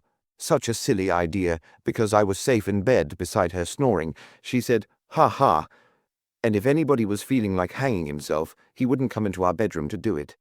Well, she clutched my arm in a great state of mind, and when I went to see what had alarmed her, what do you think it was? My trousers, which I'd hung up by the braces, were the socks still in the legs. My word! And didn't I get a wigging for not having put my things away tidy? Mr. Frobisher Pym laughed, and Mrs. Plunkett said dutifully, "There now." Her husband shook his head. "That may be, sir, but I see the death coach last night with my own eyes. Just striking midnight it was, by the church clock, and I see it come up the lane by the old priory wall. And what were you doing out of bed at midnight, eh?" "Well, sir, I've been round to my sister's, that's got her boy home on leave off of his ship. And you'd been drinking his health, I dare say, Plunkett." Mr. Frobisher Pym wagged an admonitory forefinger. "No, sir, I don't deny I'd had a glass or two of ale, but not to fuddle me. My wife can tell you I was sober enough when I got home. That's right, sir. Plunkett hadn't taken too much last night, that I'll swear to." "Well, what was it you saw, Plunkett?" "I see the death coach, same as I'm telling you, sir. It come up the lane, all ghostly white, sir, and never making no more sound than the dead which it were, sir. A wagon or something going through to Limtree or Herioting. No, sir, 'tweren't a wagon. I counted the horses, 4 white horses, and they went by with never a sound of hoof or bridle. And that weren't 4 horses. Come, Plunkett, you must have been seeing double. There's nobody about here would be driving 4 horses, unless it was Mr. Mortimer from Abbott's Bolton, and he wouldn't be taking his horseflesh out at midnight. 4 horses they was, sir. I see them plain. And it weren't Mr. Mortimer neither, for he drives a drag, and this were a big heavy coach, with no lights on it, but shining all of itself, with a colour like moonshine." "Oh, nonsense, man. You couldn't see the moon last night. It was pitch dark." "No, sir, but the coach shone all moony-like all the same. And no lights? I wonder what the police would say to that." "No mortal police could stop that coach," said Plunkett contemptuously, "nor no mortal man could abide the sight on it. I tell you, sir, that ain't the worst of it. The horses. Was it going slowly?" "No, sir, it were going at a gallop, only the hoofs didn't touch the ground. There weren't no sound, and I see the black road and the white hoofs half a foot off of it." "And the horses had no heads?" "No heads?" "No, sir." Mr. Frobisher Pym laughed. Come, Plunkett, you don't expect us to swallow that. No heads? How could even a ghost drive horses with no heads? How about the reins, eh?" "You may laugh, sir, but we know that with God all things are possible. 4 white horses they was. I see them clearly, but there was neither head nor neck beyond the collar, sir. I see the reins shining like silver, and they ran up to the rings of the hames, and they didn't go no further. If I was to drop down dead this minute, sir, that's what I see." "Was there a driver to this wonderful turnout?" "Yes, sir, there was a driver. Headless too, I suppose." "Yes, sir, headless too. At least I couldn't see nothing of him beyond his coat, which had them old-fashioned capes at the shoulders. Well, I must say, Plunkett, you're very circumstantial. How far off was this apparition when you saw it?" "I was passing by the War Memorial, sir, when I see it come up the lane. It wouldn't be above 20 or 30 yards from where I stood. It went by at a gallop, and turned off to the left round the churchyard wall. Well, it sounds odd, certainly, But it was a dark night, and at that distance your eyes may have deceived you. Now, if you'll take my advice, you'll think no more about it. Ah, sir, it's all very well saying that, but everybody knows the man who sees the death coach of the Burdocks is doomed to die within the week. There's no use rebelling against it, sir. It is so. And if you'll be so good as to oblige me over that matter of a will, I'd die happier for knowing as Sarah and the children were sure of their bit of money. Mr. Frobisher Pym obliged over the will, though much against the grain, exhorting and scolding as he wrote. Wimsey added his own signature as one of the witnesses, and contributed his own bit of comfort. "I shouldn't worry too much about the coach if I were you," he said. "Depend upon it, if it's the Burdock coach it'll just have come for the soul of the old squire. It couldn't be expected to go to New York for him, don't you see? It's just getting ready for the funeral tomorrow." "That's likely enough," agreed Plunkett. "Often and often it's been seen in these parts when one of the Burdocks was taken, but it's terrible unlucky to see it." The thought of the funeral seemed, however, to cheer him a little. The visitors again begged him not to think about it, and took their departure. "Isn't it wonderful," said Mr. Frobisher Pym, "what imagination will do with these people? And they're obstinate.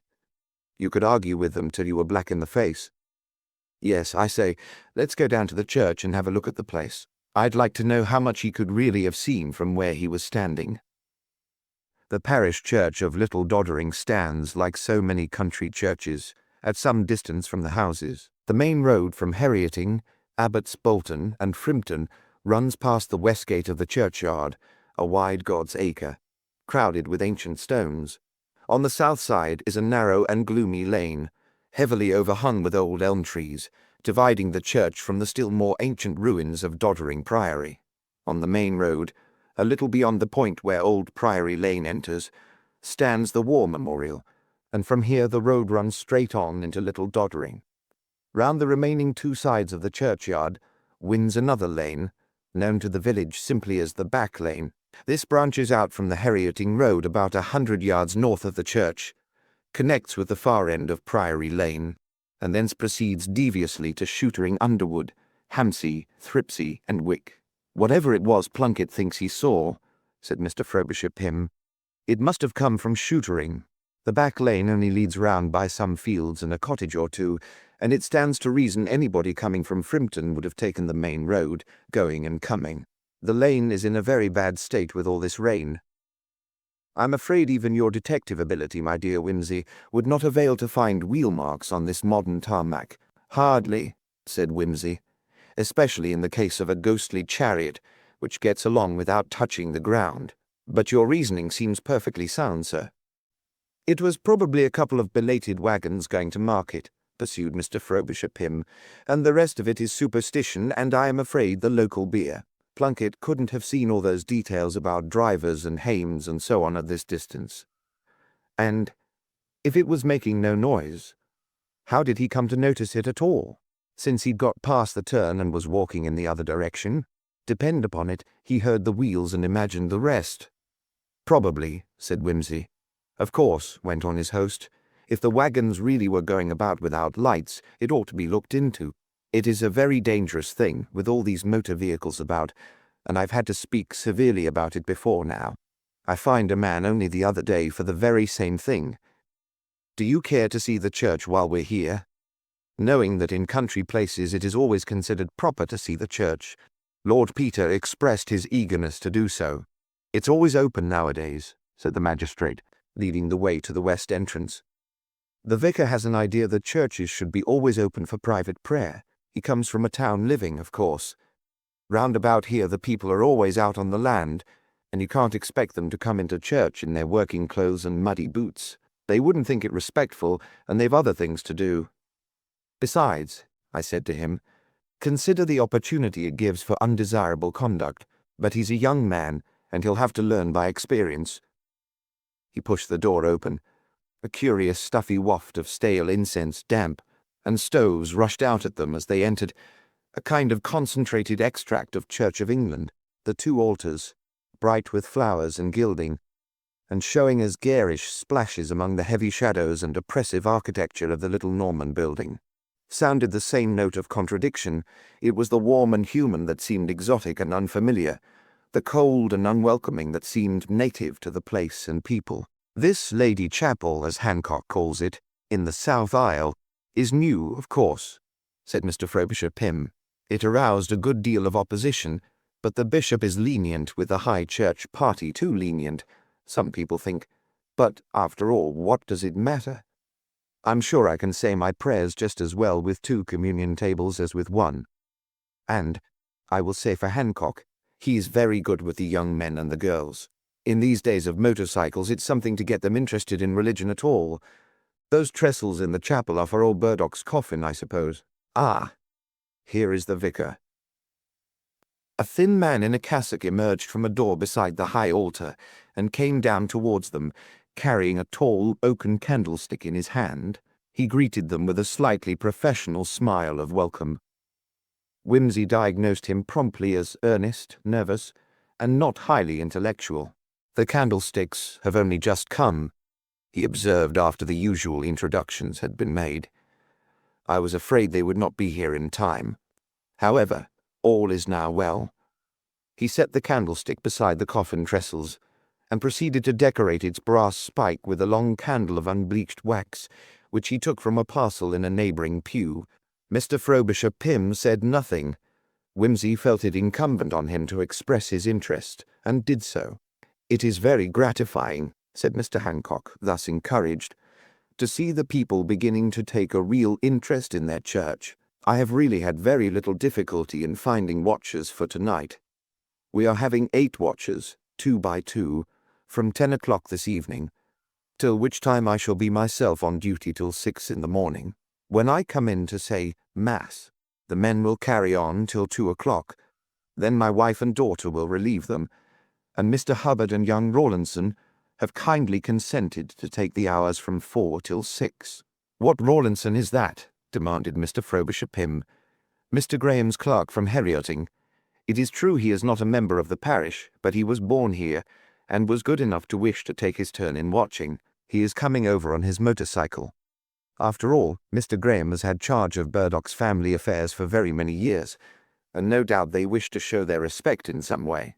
Well, I only hope he'll be awake enough to do his work in the morning, after gadding about all night," said Mr. Frobisher Pym gruffly. "As for Hubbard, that's his own lookout, though I must say it seems an odd occupation for a publican. Still, if he's pleased, and you're pleased, there's no more to be said about it." "You've got a very beautiful old church here, Mr. Hancock," said Whimsy, seeing that controversy seemed imminent. "Very beautiful indeed," said the vicar. "Have you noticed that apse? It is rare for a village church to possess such a perfect Norman apse. Perhaps you would like to come and look at it." He genuflected as they passed a hanging lamp which burned before a niche. "You see, we are permitted reservation. The bishop—" he prattled cheerfully as they wandered up the chancel, digressing from time to time to draw attention to the handsome miserere seats. Of course, this was the original priory church, and a beautifully carved piscina and aumbry. It is rare to find them so well preserved. Whimsy assisted him to carry down the remaining candlesticks from the vestry, and when these had been put in position, joined Mr. Frobisher Pym at the door. "I think you said you were dining with the Lumsdens tonight," said the magistrate, as they sat smoking after lunch. "How are you going? Will you have the car?" "I'd rather you'd lend me one of the saddle horses," said Whimsy. "I get few opportunities of riding in town." "Certainly, my dear boy, certainly.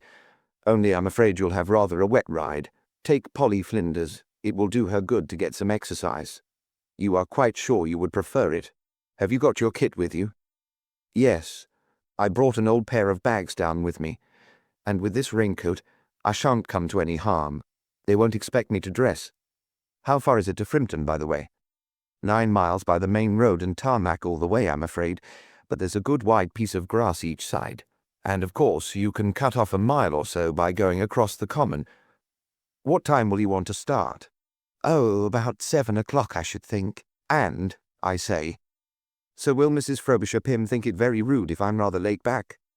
Old Lumsden and I went through the war together, and if we get yarning over old times we may go on into the small hours. I don't want to feel I'm treating your house like a hotel, but—" "Of course not, of course not. That's absolutely all right. My wife won't mind in the very least. We want you to enjoy your visit and do exactly what you like. I'll give you the key, and I'll remember not to put the chain up. Perhaps you wouldn't mind doing that yourself when you come in. Rather not. And how about the mayor? I'll tell Merridew to look out for you. He sleeps over the stables. I only wish it were going to be a better night for you. I'm afraid the glass is going back. Yes. Dear, dear. It's a bad lookout for tomorrow. By the way, you'll probably pass the funeral procession at the church. It should be along by about then, if the train is punctual. The train presumably was punctual, for as Lord Peter cantered up to the west gate of the church, he saw a hearse of great funereal pomp drawn up before it, surrounded by a little crowd of people. 2 mourning coaches were in attendance. The driver of the second seemed to be having some difficulty with the horses, and Whimsy rightly inferred that this was the pair which had been borrowed from Mr. Mortimer. Restraining Polly Flinders as best he might, he sidled into a respectful position on the edge of the crowd, and watched the coffin taken from the hearse and carried through the gate, where it was met by Mr. Hancock, in full pontificals, attended by a thurifer and 2 torch-bearers. The effect was a little marred by the rain, which had extinguished the candles, but the village seemed to look upon it as an excellent show nevertheless. A massive man, dressed with great correctness in a black frock coat and tall hat, and accompanied by a woman in handsome mourning and furs, was sympathetically commented on. This was Haviland Burdock of silk stocking fame, the younger son of the deceased. A vast number of white wreaths were then handed out, and greeted with murmurs of admiration and approval. The choir struck up a hymn rather raggedly, and the procession filed away into the church. Polly Flinders shook her head vigorously, and Whimsy, taking this as a signal to be gone, replaced his hat, and ambled gently away towards Frimpton. He followed the main road for about 4 miles, winding up through finely wooded country to the edge of Frimpton Common. Here the road made a wide sweep, skirting the common and curving gently down into Frimpton village. Whimsy hesitated for a moment, considering that it was growing dark, and that both the way and the animal he rode were strange to him. There seemed, however, to be a well-defined bridle path across the common, and eventually he decided to take it. Polly Flinders seemed to know it well enough, and cantered along without hesitation. A ride of about 1.5 miles brought them without adventure into the main road again. Here a fork in the road presented itself confusingly. An electric torch, however, and a signpost solved the problem, after which 10 minutes' ride brought the traveller to his goal. Major Lumsden was a large, cheerful man, none the less cheerful for having lost a leg in the war. He had a large, cheerful wife, a large, cheerful house, and a large, cheerful family. Whimsy soon found himself seated before a fire as large and cheerful as the rest of the establishment, exchanging gossip with his hosts over a whisky and soda. He described the Burdock funeral with irreverent gusto, and went on to tell the story of the phantom coach. Major Lumsden laughed. "It's a quaint part of the country," he said. "The policeman is just as bad as the rest of them. Do you remember, dear, the time I had to go out and lay a ghost down at Pogson's farm?" "I do indeed," said his wife emphatically. The maids had a wonderful time. Trivet, that's our local constable, came rushing in here and fainted in the kitchen, and they all sat round howling and sustaining him with our best brandy, while Dan went down and investigated. "Did you find the ghost?" "Well, not the ghost exactly, but we found a pair of boots and half a pork pie in the empty house, so we put it all down to a tramp. Still, I must say odd things do happen about here. There were those fires on the common last year. They were never explained. Gypsies, Dan." "Maybe, but nobody ever saw them, and the fires would start in the most unexpected way, sometimes in the pouring rain. And before you could get near one, it would be out, and only a sodden, wet black mark left behind it. And there's another bit of the common that animals don't like, near what they call the dead man's post. My dogs won't go near it. Funny brutes. I've never seen anything there, but even in broad daylight they don't seem to fancy it. The common's not got a good reputation. It used to be a great place for highwaymen." "Is the Burdock coach anything to do with highwaymen?" "No, I fancy it was some rake-helly dead-and-gone Burdock. Belonged to the Hellfire Club or something. The usual sort of story. All the people round here believe in it, of course. It's rather a good thing. Keeps the servants indoors at night. Well, let's go and have some grub, shall we? Do you remember, said Major Lumsden, that damned old mill and the 3 elms by the pigsty? Good Lord, yes. You very obligingly blew them out of the landscape for us, I remember. They made us a damned sight too conspicuous.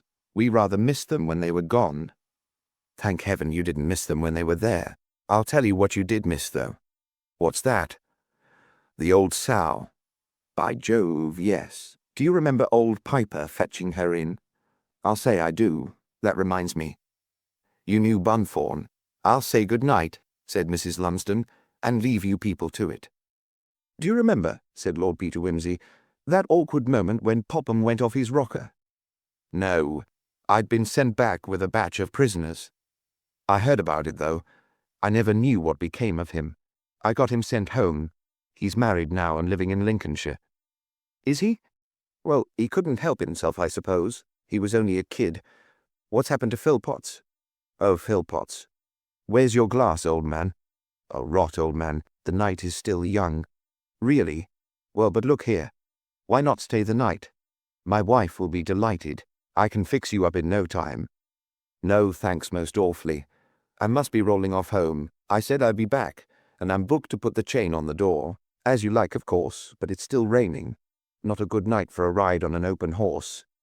I'll bring a saloon next time. We shan't hurt. Rain's good for the complexion, makes the roses grow. Don't wake your man up. I can saddle her myself. My dear man, it's no trouble. No, really, old man. Well, I'll come along and lend you a hand. A gust of rain and wind blew in through the hall door as they struggled out into the night. It was past 1 in the morning and pitch dark. Major Lumsden again pressed Wimsey to stay. No thanks, really. The old lady's feelings might be hurt. It's not so bad, really wet, but not cold. Come up, Polly, stand over, old lady. He put the saddle on and girthed it, while Lumsden held the lantern. The mare, fed and rested, came delicately dancing out of the warm, loose box, head well stretched forward, and nostrils snuffing at the rain. Well, so long, old lad. Come and look us up again. It's been great. Rather. By Jove, yes. Best respects to madam. Is the gate open? Yes. Well, cheerio. Cheerio. Polly Flinders, with her nose turned homewards, settled down to make short work of the 9 miles of high road. Once outside the gates, the night seemed lighter, though the rain poured heavily. Somewhere buried behind the thronging clouds there was a moon, which now and again showed as a pale stain on the sky, a paler reflection on the black road. Wimsey, with a mind full of memories and a skin full of whiskey, hummed to himself as he rode. As he passed the fork, he hesitated for a moment. Should he take the path over the common or stick to the road? On consideration, he decided to give the common a miss, not because of its sinister reputation, but because of ruts and rabbit holes. He shook the reins, bestowed a word of encouragement on his mount, and continued by the road, having the common on his right hand, and, on the left, fields bounded by high hedges, which gave some shelter from the driving rain. He had topped the rise, and passed the spot where the bridle path again joined the high road, when a slight start and stumble drew his attention unpleasantly to Polly Flinders. "Hold up, mare," he said disapprovingly. Polly shook her head, moved forward, tried to pick up her easy pace again. "Hullo," said Wimsey, alarmed. He pulled her to a standstill. "Lame in the near fore," he said, dismounting. "If you've been and gone and strained anything, my girl, 4 miles from home, father will be pleased." It occurred to him for the first time how curiously lonely the road was. He had not seen a single car. They might have been in the wilds of Africa. He ran an exploratory hand down the near foreleg. The mare stood quietly enough, without shrinking or wincing. Wimsey was puzzled. "If these had been the good old days," he said, "I'd have thought she'd picked up a stone. But what?" He lifted the mare's foot and explored it carefully with fingers and pocket torch. His diagnosis had been right after all. A steel nut, evidently dropped from a passing car, had wedged itself firmly between the shoe and the frog. He grunted and felt for his knife. Happily, it was one of that excellent old-fashioned kind which includes, besides blades and corkscrews, an ingenious apparatus for removing foreign bodies from horses' feet. The mare nuzzled him gently as he stooped over his task. It was a little awkward getting to work. He had to wedge the torch under his arm so as to leave one hand free for the tool and the other to hold the hoof. He was swearing gently at these difficulties when, happening to glance down the road ahead, he fancied he caught the gleam of something moving. It was not easy to see, for at this point the tall trees stood up on both sides of the road, which dipped abruptly from the edge of the common. It was not a car. The light was too faint. A wagon, probably, with a dim lantern. Yet it seemed to move fast. He puzzled for a moment, then bent to work again. The nut resisted his efforts, and the mare, touched in a tender spot, pulled away, trying to get her foot down. He soothed her with his voice and patted her neck. The torch slipped from his arm. He cursed it impatiently, set down the hoof, and picked up the torch from the edge of the grass into which it had rolled. As he straightened himself again, he looked along the road and saw. Up from under the dripping dark of the trees it came, shining with a thin, moony radiance. There was no clatter of hoofs, no rumble of wheels, no ringing of bit or bridle. He saw the white, sleek, shining shoulders with the collar that lay on each, like a faint fiery ring enclosing nothing. He saw the gleaming reins, their cut ends slipping back and forward, unsupported through the ring of the hames. The feet, that never touched earth, ran swiftly 4 times 4 noiseless hoofs, bearing the pale bodies by like smoke. The driver leaned forward, brandishing his whip. He was faceless and headless, but his whole attitude bespoke desperate haste.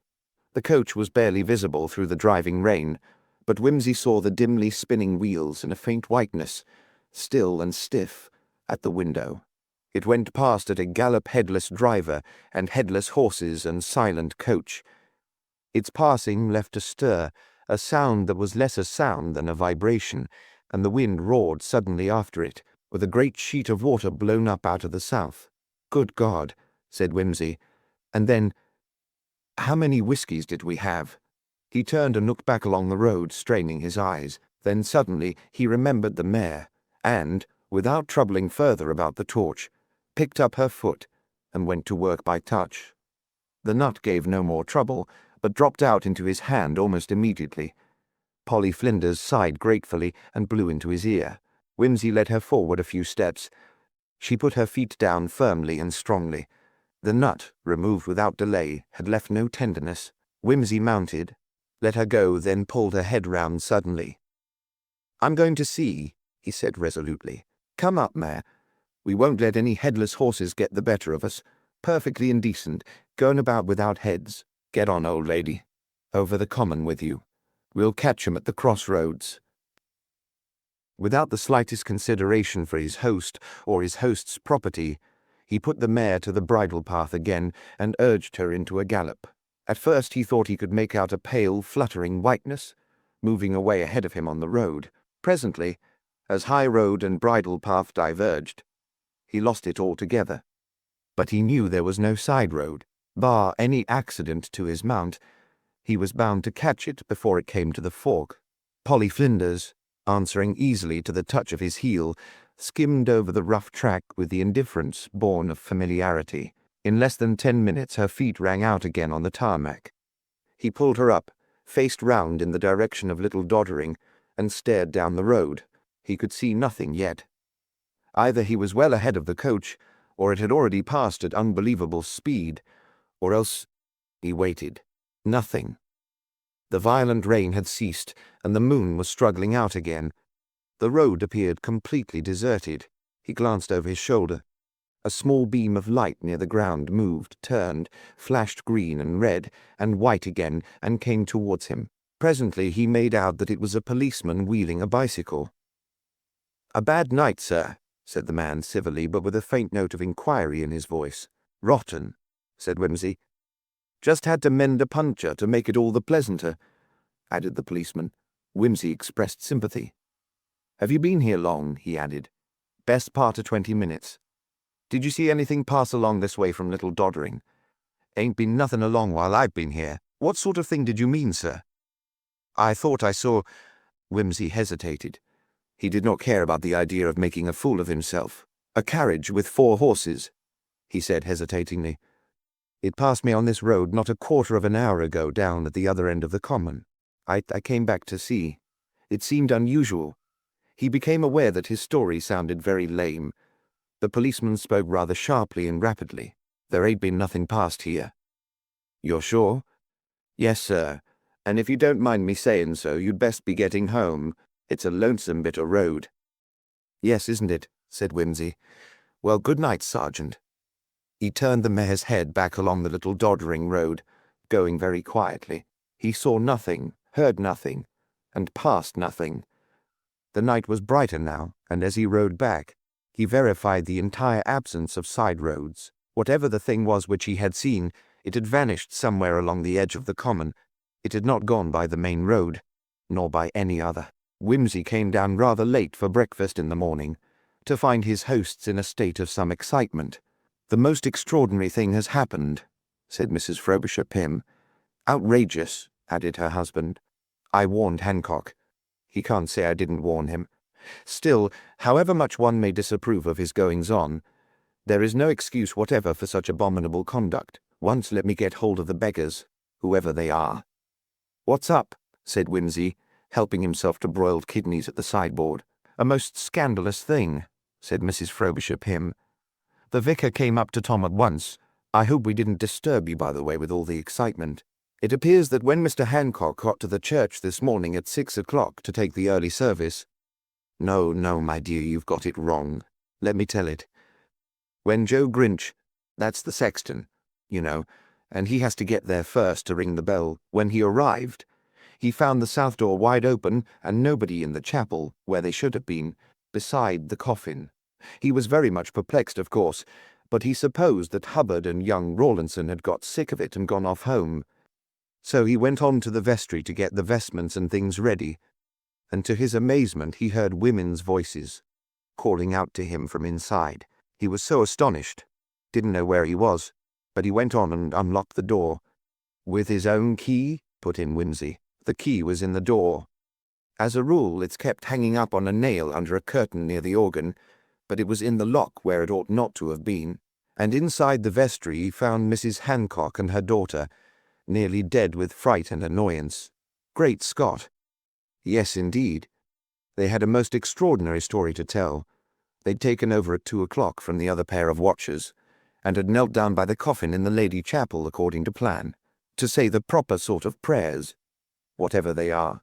They'd been there, to the best of their calculation, about 10 minutes, when they heard a noise up by the high altar, as though somebody was creeping stealthily about.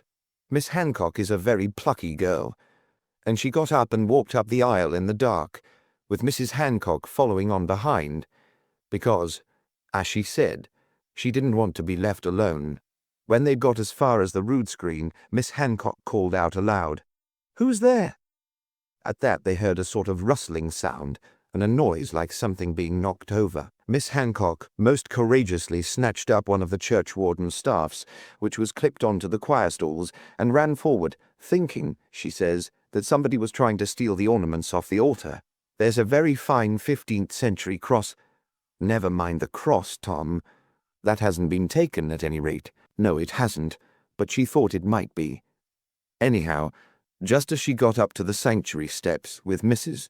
Hancock coming close after her, and begging her to be careful, somebody seemed to rush out of the choir stalls, and caught her by the arms and frogs marched her, that's her expression, into the vestry, and before she could get breath even to shriek, Mrs. Hancock was pushed in beside her, and the door locked on them. By Jove, you do have exciting times in your village. Well, said Mr. Frobisher Pym, of course they were dreadfully frightened, because they didn't know but what these wretches would come back and murder them, and, in any case, they thought the church was being robbed. But the vestry windows are very narrow and barred, and they couldn't do anything except wait. They tried to listen, but they couldn't hear much. Their only hope was that the 4 o'clock watchers might come early and catch the thieves at work. But they waited, and they heard 4 strike, and 5, and nobody came. What had happened to What's-his-name and Rawlinson then? They couldn't make out, and nor could Grinch. However, they had a good look round the church, and nothing seemed to be taken or disturbed in any way. Just then the vicar came along, and they told him all about it.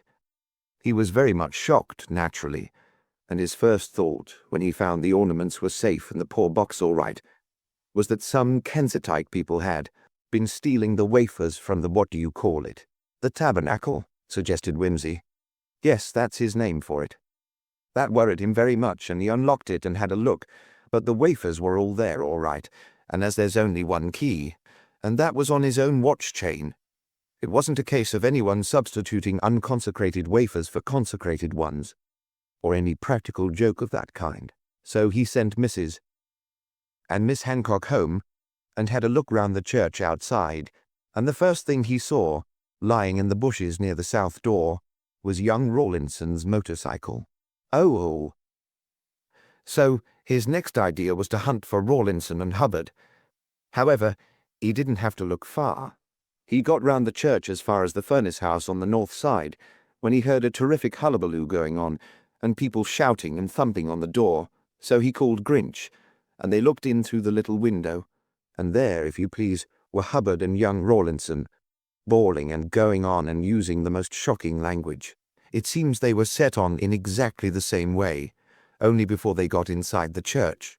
Rawlinson had been passing the evening with Hubbard, I understand, and they had a bit of a sleep downstairs in the back bar, to avoid disturbing the house early, or so they say.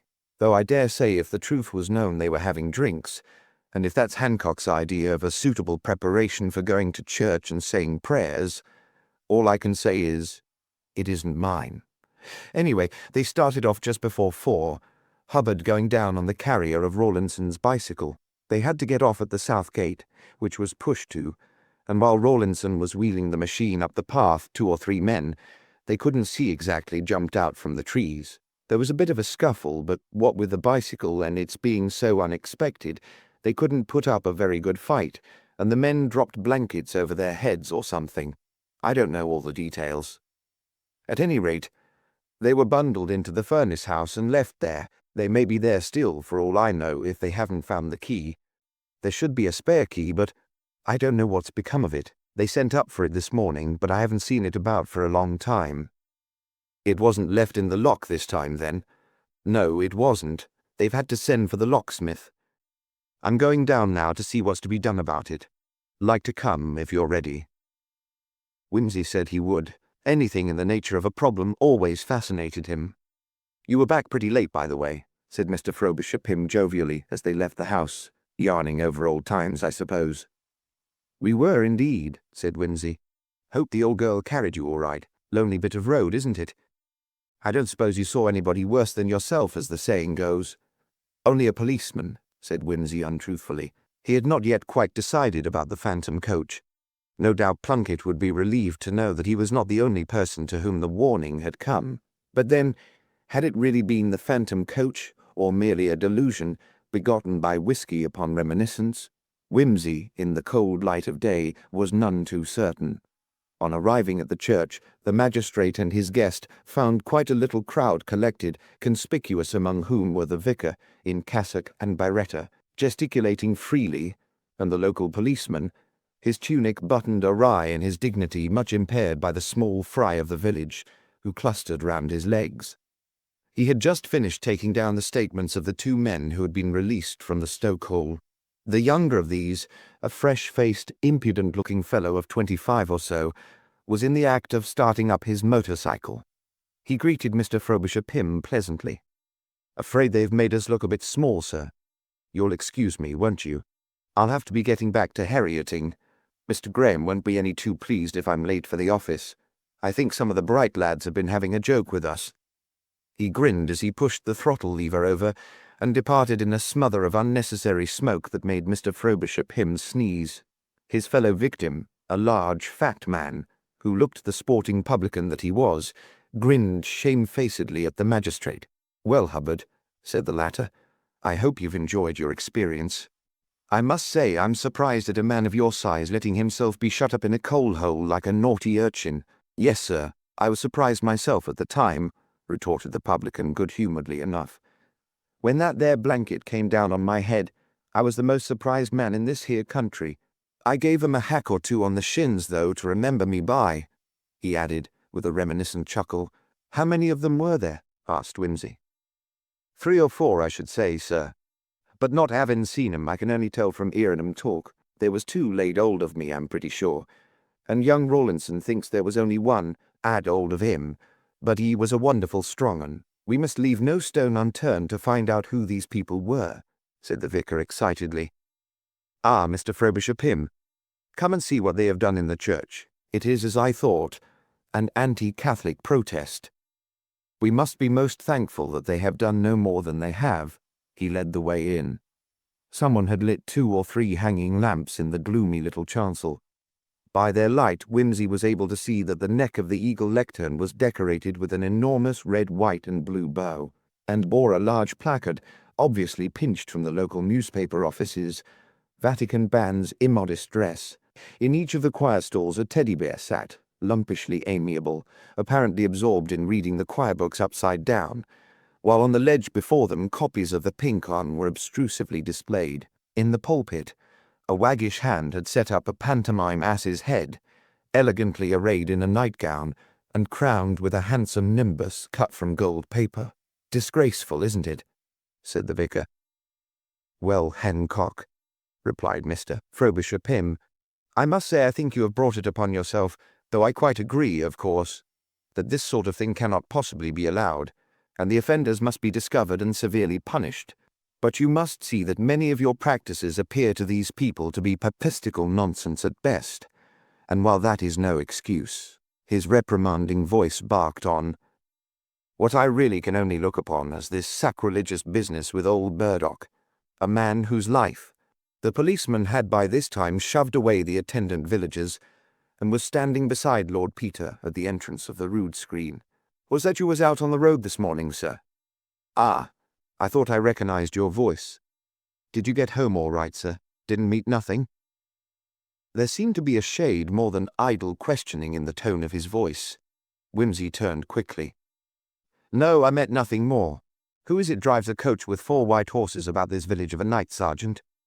"Not sergeant, sir. I ain't due for promotion yet a while." "Well, sir, as to white horses, I don't altogether like to say. Mr. Mortimer over at Abbott's Bolton has some nice greys, and he's the biggest horse breeder about these parts. But, well, there, sir. He wouldn't be driving out in all that rain, sir, would he? It doesn't seem a sensible thing to do, certainly. No, sir." And the constable leaned close to Whimsy and spoke into his ear. "And Mr. Mortimer is a man that's got a head on his shoulders, and what's more, so have his horses." "Why," said Whimsy, a little startled by the aptness of this remark, "did you ever know a horse that hadn't?" "No, sir," said the policeman with emphasis. "I never knew no living horse that hadn't, but that's neither here nor there, as the saying goes. But as to this church business, that's just a bit of a lark got up among the boys. That's what that is. They don't mean no harm, you know, sir. They likes to be up to their tricks. It's all very well for the vicar to talk, sir, but this ain't no Kensitites nor anything of that, as you can see with half an eye. Just a bit of fun, that's all it is." "I'd come to the same conclusion myself," said Whimsy, interested, "but I'd rather like to know what makes you think so. Lord bless you, sir, ain't it plain as the nose on your face? If it had been these Kensitites, wouldn't they have gone for the crosses and the images and the lights and that there?" He extended a horny finger in the direction of the tabernacle. "No, sir, these lads what did this ain't laid a finger on the things what you might call sacred images, and they ain't done no harm neither to the communion table. So I says as it ain't a case of controversy, but more a bit of fun like. And they've treated Mr. Burdock's corpse respectful, sir, you see, too. That shows they wasn't meaning anything wrong at heart, don't you see?" "I agree absolutely," said Whimsy. "In fact, they've taken particular care not to touch anything that a churchman holds really sacred. How long have you been on this job, officer?" 3 years, sir, come February." "Ever had any idea of going to town or taking up the detective side of the business?" "Well, sir, I have, but it isn't just ask and have, as you might say." Whimsy took a card from his note-case. "If you ever think seriously about it," he said, "give this card to Chief Inspector Parker and have a chat with him. Tell him I think you haven't got opportunities enough down here. He's a great friend of mine, and he'll give you a good chance, I know." "I've heard of you, my lord," said the constable, gratified. "And I'm sure it's very kind of your lordship. Well, I suppose I'd best be getting along now." "You leave it to me, Mr. Frobisher Pym, sir. We'll soon get to the bottom of this here." "I hope you do," said the magistrate. "Meanwhile, Mr. Hancock, I trust you will realize the inadvisability of leaving the church doors open at night. Well, come along, Whimsy. We'll leave them to get the church straight for the funeral. What have you found there?" "Nothing," said Whimsy, who had been peering at the floor of the Lady Chapel. "I was afraid you'd got the worm in here, but I see it's only sawdust." He dusted his fingers as he spoke, and followed Mr. Frobisher Pym out of the building. When you are staying in a village, you are expected to take part in the interests and amusements of the community. Accordingly, Lord Peter duly attended the funeral of Squire Burdock, and beheld the coffin safely committed to the ground, in a drizzle certainly, but not without the attendance of a large and reverent congregation. After this ceremony, he was formally introduced to Mr.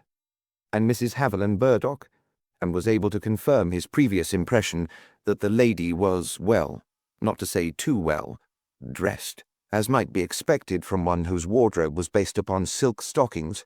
She was a handsome woman, in a large, bold style, and the hand that clasped Whimsy's was quite painfully encrusted with diamonds. Haviland was disposed to be friendly, and indeed, silk manufacturers have no reason to be otherwise to rich men of noble birth. He seemed to be aware of Whimsy's reputation as an antiquarian and book collector, and extended a hearty invitation to him to come and see the old house. "My brother Martin is still abroad," he said, "but I'm sure he would be delighted to have you come and look at the place. I'm told there are some very fine old books in the library. We shall be staying here till Monday, if Mrs. Hancock will be good enough to have us. Suppose you come along tomorrow afternoon." Whimsy said he would be delighted. Mrs. Hancock interposed and said, "Wouldn't Lord Peter come to tea at the vicarage first?" Whimsy said it was very good of her. "Then that's settled," said Mrs. Burdock. "You and Mr. Pym come to tea, and then we'll all go over the house together. I've hardly seen it myself yet." "It's very well worth seeing," said Mr. Frobisher Pym. "Fine old place, but takes some money to keep up. Has nothing been seen of the will yet, Mr. Burdock?" "Nothing whatever," said Haviland.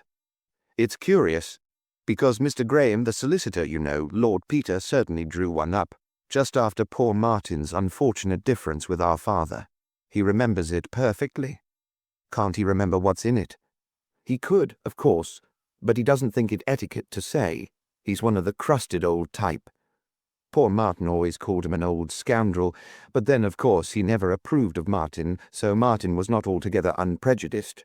Besides, as Mr. Graham says, all that was some years ago, and it's quite possible that the governor destroyed the will later, or made a new one in America.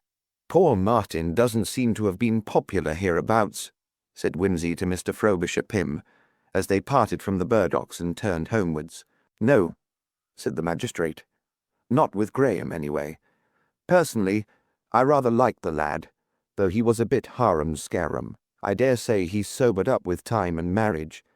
It's odd that they can't find the will.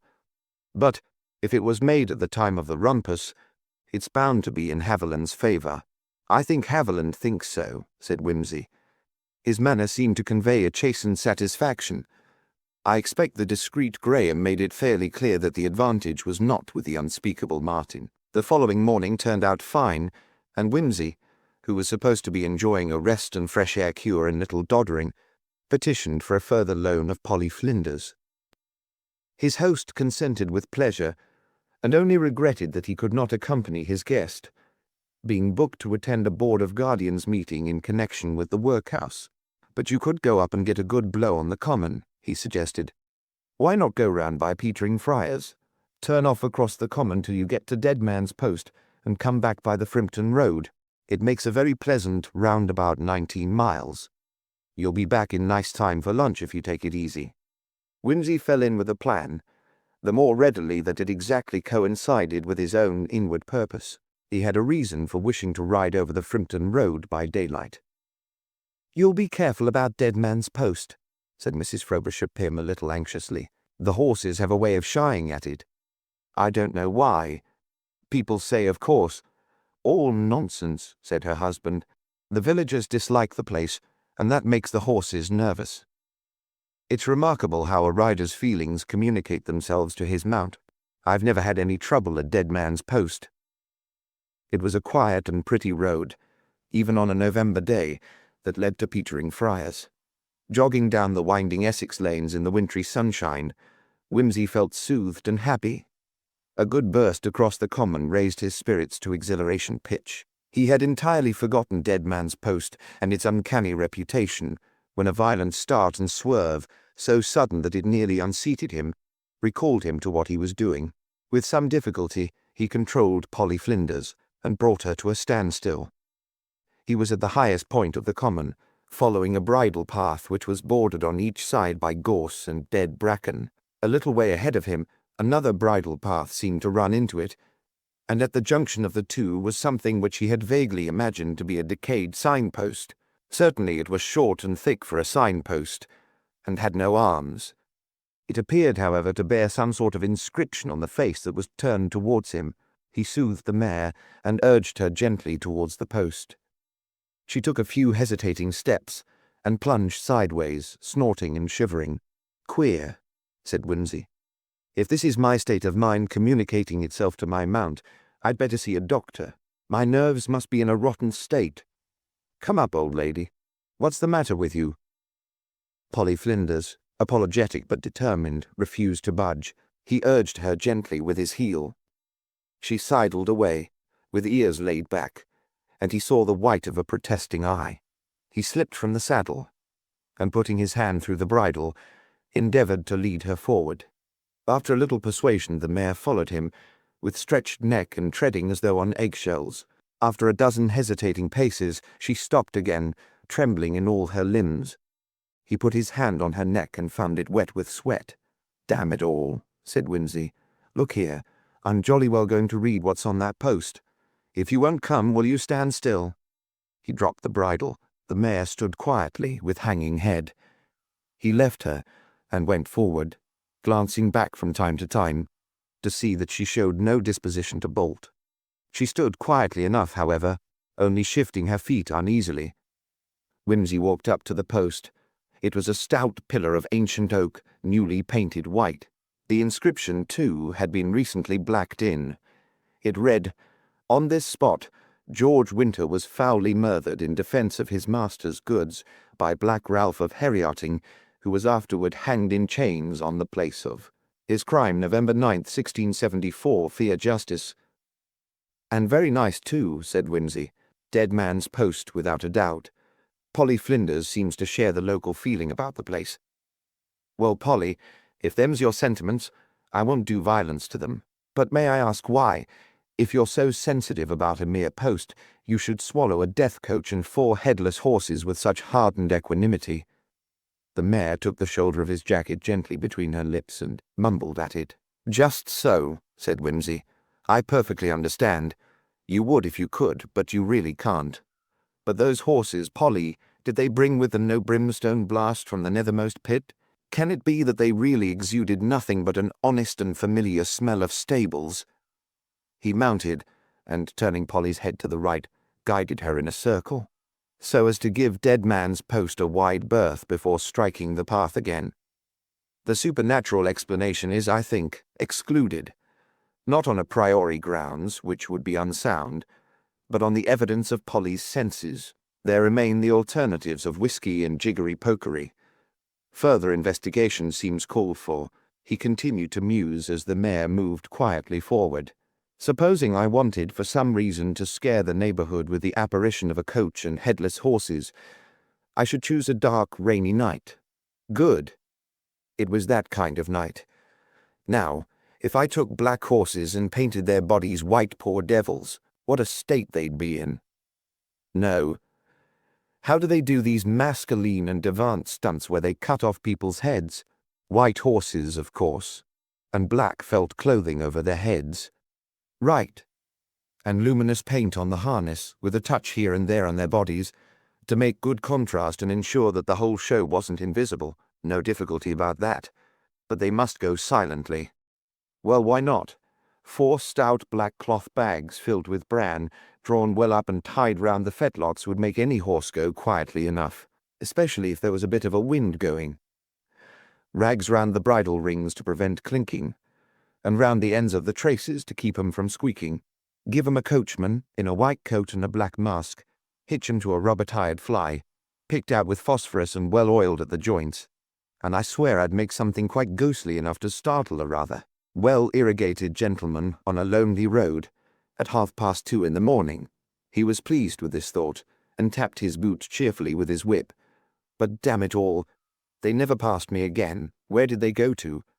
A coach and horses can't vanish into thin air, you know. There must be a side road after all, or else, Polly Flinders, you've been pulling my leg all the time. The bridle path eventually debouched upon the highway at the now familiar fork where Whimsy had met the policeman. As he slowly ambled homewards, his lordship scanned the left-hand hedgerow, looking for the lane which surely must exist. But nothing rewarded his search. Enclosed fields with padlocked gates presented the only breaks in the hedge, till he again found himself looking down the avenue of trees up which the death coach had come galloping 2 nights before. "Damn," said Whimsy. It occurred to him for the first time that the coach might perhaps have turned round and gone back through Little Doddering. Certainly it had been seen by Little Doddering Church on Wednesday. But on that occasion also it had galloped off in the direction of Frimpton. In fact, thinking it over, Whimsy concluded that it had approached from Frimpton, gone round the church widdershins, naturally by the back lane, and returned by the high road whence it came. But in that case— "Turn again, Whittington," said Whimsy, and Polly Flinders rotated obediently in the road. "Through one of those fields it went, or I'm a Dutchman." He pulled Polly into a slow walk, and passed along the strip of grass at the right-hand side, staring at the ground as though he were an Aberdonian who had lost a sixpence. The first gate led into a ploughed field, harrowed smooth and sown with autumn wheat. It was clear that no wheeled thing had been across it for many weeks. The second gate looked more promising. It gave upon fallow ground, and the entrance was seamed with innumerable wheel ruts. On further examination, however, it was clear that this was the one and only gate. It seemed unlikely that the mysterious coach should have been taken into a field from which there was no way out. Whimsy decided to seek farther. The third gate was in bad repair. It sagged heavily from its hinges, the hasp was gone, and gate and post had been secured with elaborate twists of wire. Whimsy dismounted and examined these, convincing himself that their rusty surface had not been recently disturbed. There remained only 2 more gates before he came to the cross-roads. One led into Plough again, where the dark ridge and furrow showed no sign of disturbance, but at sight of the last gate, Whimsy's heart gave a leap. There was ploughland here also, but round the edge of the field ran a wide beaten path, rutted and waterlogged. The gate was not locked, but opened simply with a spring catch. Whimsy examined the approach. Among the wide ruts made by farm wagons was the track of 4 narrow wheels, the unmistakable prints of rubber tires. He pushed the gate open and passed through. The path skirted 2 sides of the plough. Then came another gate and another field, containing a long barrow of mangold wurzels and a couple of barns. At the sound of Polly's hoofs, a man emerged from the nearest barn, with a paintbrush in his hand, and stood watching Whimsy's approach. "Morning," said the latter genially. "Morning, sir. Fine day after the rain." "Yes, it is, sir. I hope I'm not trespassing." "Where was you wanting to go, sir?" "I thought, as a matter of fact, hullo." "Anything wrong, sir?" Whimsy shifted in the saddle. "I fancy this girth slipped a bit. It's a new one." This was a fact. "Better have a look." The man advanced to investigate, but Whimsy had dismounted and was tugging at the strap, with his head under the mare's belly. "Yes, it wants taking up a trifle." "Oh, thanks most awfully. Is this a short cut to Abbott's Bolton, by the way?" "Not to the village, sir, though you can get through this way. It comes out by Mr. Mortimer's stables." "Ah, yes. This his land?" "No, sir, it's Mr. Topham's land, but Mr. Mortimer rents this field and the next for fodder." "Oh, yes." Whimsy peered across the hedge. "Lucerne, I suppose? Or clover?" "Clover, sir, and the mangolds is for the cattle." "Oh, Mr. Mortimer keeps cattle as well as horses?" "Yes, sir." "Very jolly. Have a gasper?" Whimsy had sidled across to the barn in his interest, and was gazing absently into its dark interior. It contained a number of farm implements, and a black fly of antique construction, which seemed to be undergoing renovation with black varnish. Whimsy pulled some vestas from his pocket. The box was apparently damp, for, after one or two vain attempts, he abandoned it, and struck a match on the wall of the barn. The flame, lighting up the ancient fly, showed it to be incongruously fitted with rubber tires. "Very fine stud, Mr. Mortimer's, I understand," said Whimsy carelessly. "Yes, sir, very fine indeed. I suppose he hasn't any greys by any chance. My mother, queenly woman, Victorian ideas, and all that, is rather keen on greys. Sports a carriage and pay art, don't you know?" "Yes, sir." "Well, Mr. Mortimer would be able to suit the lady, I think, sir. He has several greys." "No, has he, though? I must really go over and see him. Is it far?" "Matter of 5 or 6 mile by the fields, sir." Whimsy looked at his watch. "Oh, dear. I'm really afraid it's too far for this morning. I absolutely promised to get back to lunch. I must come over another day. Thanks so much. Is that Girth right now? Oh, really, I'm immensely obliged. Get yourself a drink, won't you? And tell Mr. Mortimer not to sell his greys till I've seen them. Well, good morning, and many thanks." He set Polly Flinders on the homeward path, and trotted gently away. Not till he was out of sight of the barn did he pull up, and stooping from the saddle, thoughtfully examine his boots. They were liberally plastered with bran. "I must have picked it up in the barn," said Whimsy. "Curious if true. Why should Mr. Mortimer be lashing the stuffing out of his greys in an old fly at dead of night, and with muffled hoofs and no heads to boot? It's not a kind thing to do. It frightened Plunkett very much. It made me think I was drunk, a thought I hate to think. Ought I to tell the police? Are Mr. Mortimer's jokes any business of mine? What do you think, Polly?" The mare, hearing her name, energetically shook her head. "You think not? Perhaps you are right. Let us say that Mr. Mortimer did it for a wager. Who am I to interfere with his amusements? All the same," added his lordship, "I'm glad to know it wasn't Lumsden's whisky." "This is the library," said Haviland, ushering in his guests. "A fine room, and a fine collection of books, I'm told, though literature isn't much in my line. It wasn't much in the governor's line either, I'm afraid. The place wants doing up, as you see. I don't know whether Martin will take it in hand. It's a job that'll cost money, of course." Whimsy shivered a little as he gazed round more from sympathy than from cold, though a white November fog lay curled against the tall windows and filtered damply through the frames. A long, mouldering room, in the frigid neoclassical style. The library was melancholy enough in the sunless grey afternoon, even without the signs of neglect which wrung the book collector's heart. The walls, panelled to half their height with bookcases, ran up in plaster to the moulded ceiling. Damp had blotched them into grotesque shapes, and here and there were ugly cracks and squamous patches, from which the plaster had fallen in yellowish flakes. A wet chill seemed to ooze from the books, from the calf bindings peeling and perishing, from the stains of greenish mildew which spread horridly from volume to volume. The curious musty odour of decayed leather and damp paper added to the general cheerlessness of the atmosphere. "Oh, dear, dear," said Whimsy, peering dismally into this sepulchre of forgotten learning. With his shoulders hunched like the neck feathers of a chilly bird, with his long nose and half-shut eyes, he resembled a dilapidated heron, brooding over the stagnation of a wintry pool. "What a freezing cold place!"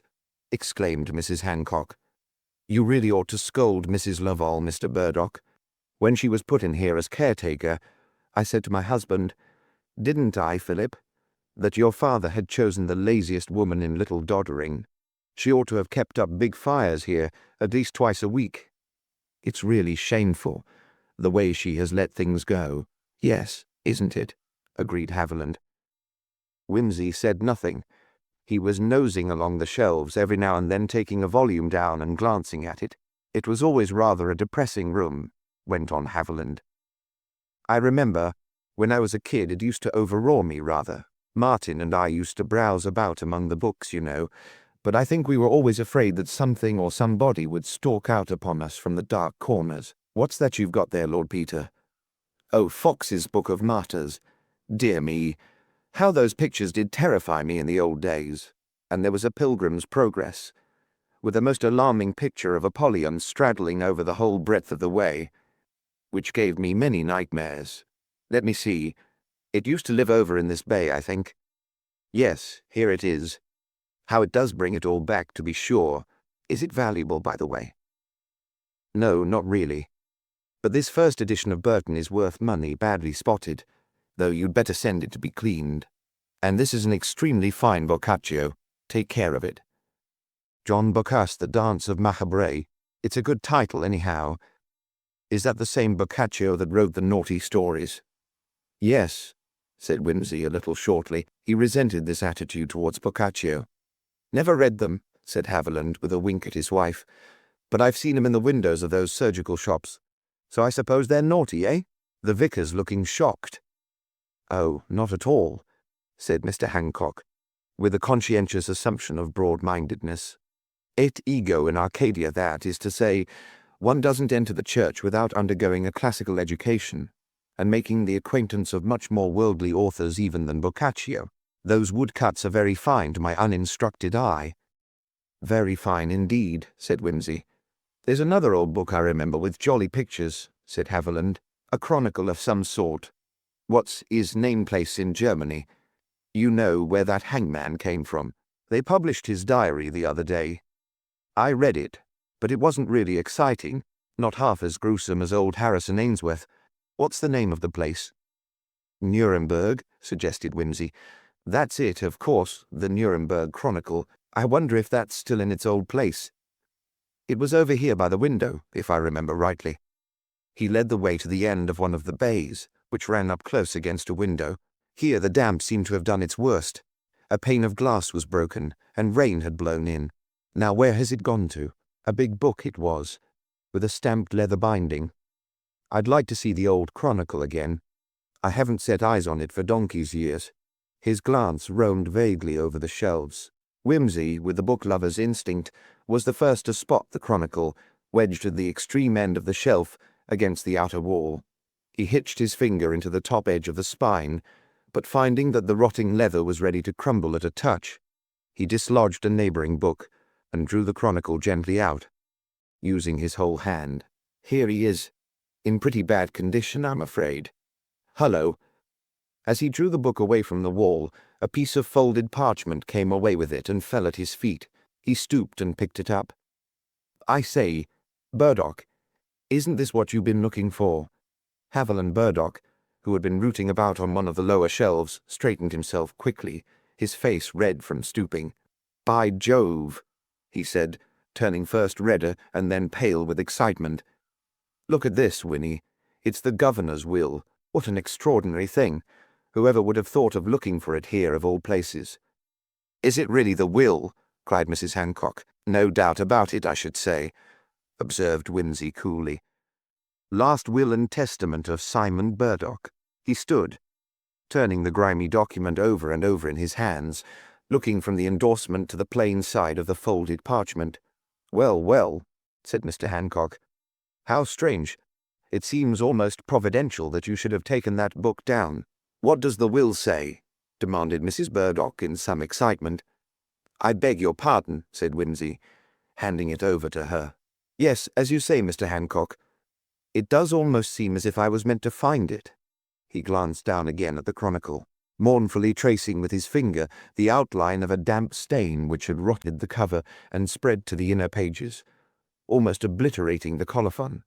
Haviland Burdock, meanwhile, had spread the will out on the nearest table. His wife leaned over his shoulder. The Hancocks, barely controlling their curiosity, stood near, awaiting the result. Whimsy, with an elaborate pretense of non-interference in this family matter, examined the wall against which the Chronicle had stood. Feeling its moist surface and examining the damp stains, they had assumed the appearance of a grinning face. He compared them with the corresponding mark on the book, and shook his head desolately over the damage. Mr. Frobisher Pym, who had wandered away some time before and was absorbed in an ancient book of farriery, now approached and inquired what the excitement was about. Listen to this, cried Haviland. His voice was quiet, but a suppressed triumph throbbed in it and glittered from his eyes. I bequeath everything of which I die possessed. There's a lot of enumeration of properties here, which doesn't matter to my eldest son. Martin, Mr. Frobisher Pym whistled. Listen. To my eldest son Martin, for so long as my body shall remain above ground, but so soon as I am buried, I direct that the whole of this property shall revert to my younger son Haviland absolutely. Good God, said Mr. Frobisher Pym.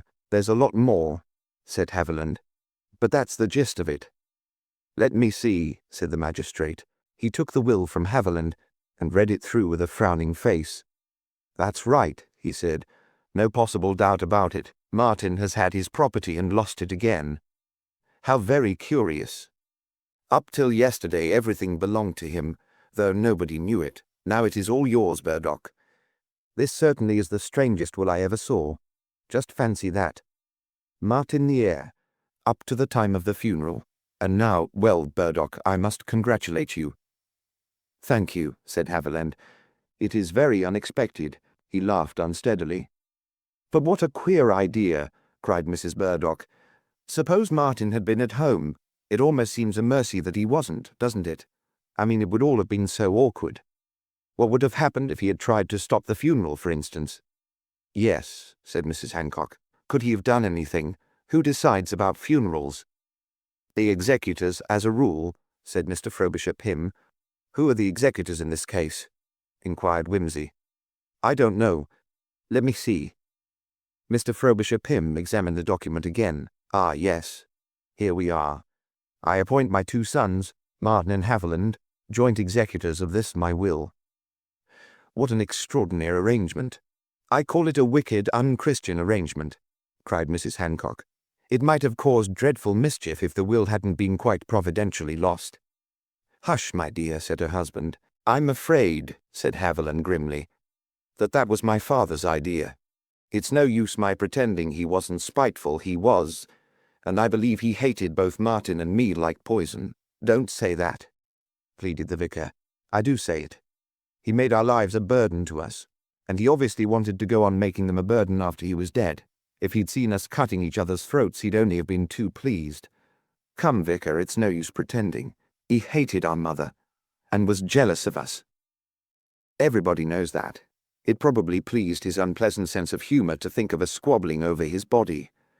Fortunately, he overreached himself when he hid the will here. He's buried now, and the problem settles itself. Are you quite sure of that? Said Whimsy. Why, of course, said the magistrate. The property goes to Mr. Haviland Burdock as soon as his father's body's underground. Well, his father was buried yesterday. But are you sure of repeated Whimsy? He looked from one to the other quizzically, his long lips curling into something like a grin. Sure of that? Exclaimed the vicar. My dear Lord Peter, you were present at the funeral. You saw him buried yourself. I saw his coffin buried, said Whimsy mildly. That the body was in it is merely an unverified inference. I think, said Mr. Frobisher Pym, this is rather an unseemly kind of jest. There is no reason to imagine that the body was not in the coffin. I saw it in the coffin, said Haviland, and so did my wife. And so did I, said the vicar. I was present when it was transferred from the temporary shell in which it crossed over from the States to a permanent, lead and oak coffin provided by Jolliffe. And if further witnesses are necessary, you can easily get Jolliffe himself and his men, who put the body in and screwed it down. Just so, said Whimsy. I'm not denying that the body was in the coffin when the coffin was placed in the chapel. I only doubt whether it was there when it was put in the ground. That is a most unheard-of suggestion to make, Lord Peter, said Mr. Frobisher Pym with severity. May I ask if you have anything to go upon? And if the body is not in the grave, perhaps you wouldn't mind telling us where you imagine it to be? Not at all, said Whimsy. He perched himself on the edge of the table and sat, swinging his legs and looking down at his own hands, as he ticked his points off on his fingers. I think, he said, that this story begins with young Rawlinson. He is a clerk in the office of Mr. Graham, who drew up this will, and I fancy he knows something about its conditions. So, of course, does Mr. Graham, but I don't somehow suspect him of being mixed up in this. From what I can hear, he is not a man to take sides, or not Mr. Martin's side, at any rate. When the news of Mr. Burdock's death was cabled over from the States, I think young Rawlinson remembered the terms of the will and considered that Mr. Martin being abroad and all that would be rather at a disadvantage. Rawlinson must be rather attached to your brother, by the way. Martin always had a way of picking up good-for-nothing youths and wasting his time with them, agreed Haviland sulkily. The vicar seemed to feel that this statement needed some amendment, and murmured that he had always heard how good Martin was with the village lads. Quite so, said Whimsy. Well, I think young Rawlinson wanted to give Martin an equal chance of securing the legacy, don't you see? He didn't like to say anything about the will, which might or might not turn up, and possibly he thought that even if it did turn up there might be difficulties. Well, anyway, he decided that the best thing to do was to steal the body and keep it above ground till Martin came home to see to things himself. This is an extraordinary accusation, began Mr. Frobisher Pym. I dare say I'm mistaken, said Whimsy, but it's just my idea. It makes a damn good story anyhow, you see. Well then, young Rawlinson saw that this was too big a job to carry out alone, so he looked round for somebody to help him, and he pitched on Mr. Mortimer. Mortimer? I don't know Mr. Mortimer personally, but he seems to be a sportin' sort of customer from what I can hear, with certain facilities which everybody hasn't got. Young Rawlinson and Mortimer put their heads together and worked out a plan of action. Of course, Mr. Hancock, you helped them enormously with this lying-in-state idea of yours. Without that, I don't know if they could have worked it.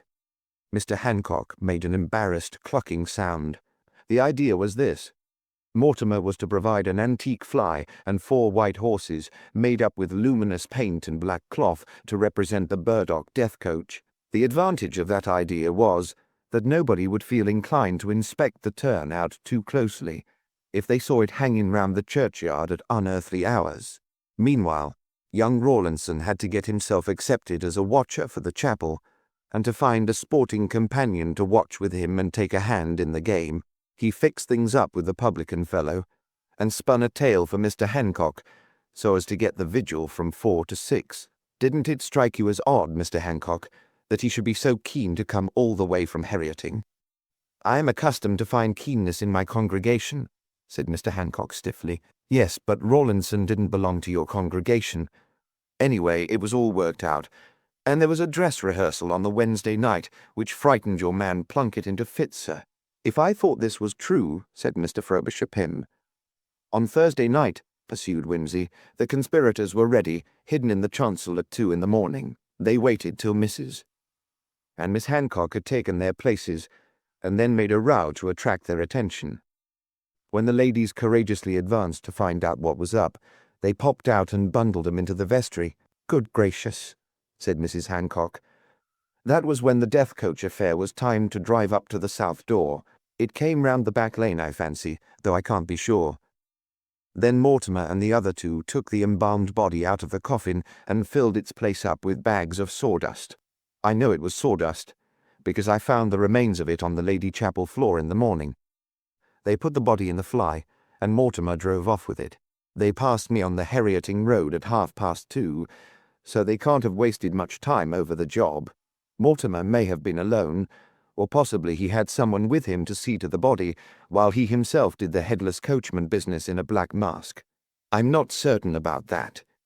They drove through the last gate before you come to the fork at Frimpton, and went across the fields to Mortimer's barn. They left the fly there. I know that because I saw it, and I saw the bran they used to muffle the horses' hoofs too. I expect they took it on from there in a car, and fetched the horses up next day, but that's a detail. I don't know, either, where they took the body to, but I expect, if you went and asked Mortimer about it, he would be able to assure you that it was still above ground. Whimsy paused. Mr. Frobisher Pym and the Hancocks were looking only puzzled and angry, but Haviland's face was green. Mrs. Haviland showed a red, painted spot on each cheek, and her mouth was haggard. Whimsy picked up the Nuremberg Chronicle and caressed its covers thoughtfully as he went on. Meanwhile, of course, young Rawlinson and his companion were doing the camouflage in the church, to give the idea of a Protestant outrage. Having fixed everything up neat and pretty, all they had to do was to lock themselves up in the furnace house and chuck the key through the window. You'll probably find it there, Mr. Hancock, if you care to look. Didn't you think that story of an assault by 2 or 3 men was a bit thin? Hubbard is a hefty great fellow, and Rawlinson's a sturdy lad, and yet, on their own showing, they were bundled into a coal-hole like helpless infants, without a scratch on either of 'em. Look for the men in Buckram, my dear sir. Look for the men in Buckram. Look here, Whimsy. Are you sure you're not romancing? Said Mr. Frobisher Pym. One would need some very clear proof before— Certainly, said Whimsy. Get a Home Office order. Open the grave. You'll soon see whether it's true or whether it's just my diseased imagination. I think this whole conversation is disgusting, cried Mrs. Burdock. Don't listen to it, Haviland. Anything more heartless on the day after Father's funeral than sitting here and inventing such a revolting story I simply can't imagine. It is not worth paying a moment's attention to. You will certainly not permit your father's body to be disturbed. It's horrible. It's a desecration. It is very unpleasant indeed, said Mr. Frobisher Pym gravely. But if Lord Peter is seriously putting forward this astonishing theory, which I can scarcely credit— Whimsy shrugged his shoulders. Then I feel bound to remind you, Mr. Burdock, that your brother, when he returns, may insist on having the matter investigated. But he can't, can he? Said Mrs. Burdock. Of course he can, Winnie, snapped her husband savagely. He's an executor. He has as much right to have the governor dug up as I have to forbid it. Don't be a fool. If Martin had any decency, he would forbid it too, said Mrs. Burdock. Oh well, said Mrs. Hancock.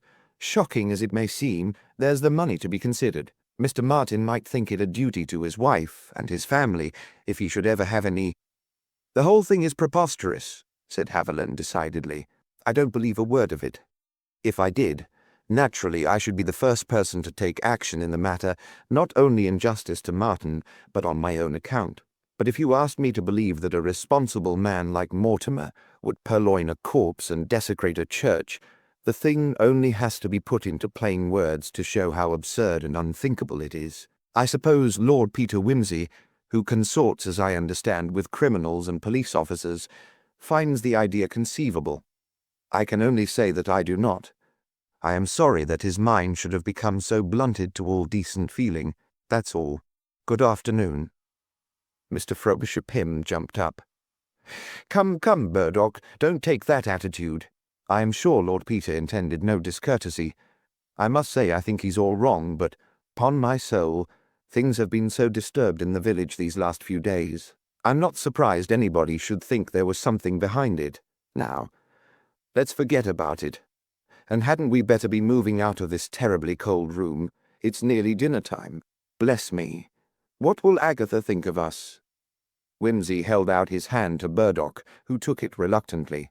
I'm sorry, said Whimsy. I suffer from hypertrophy of the imagination, you know.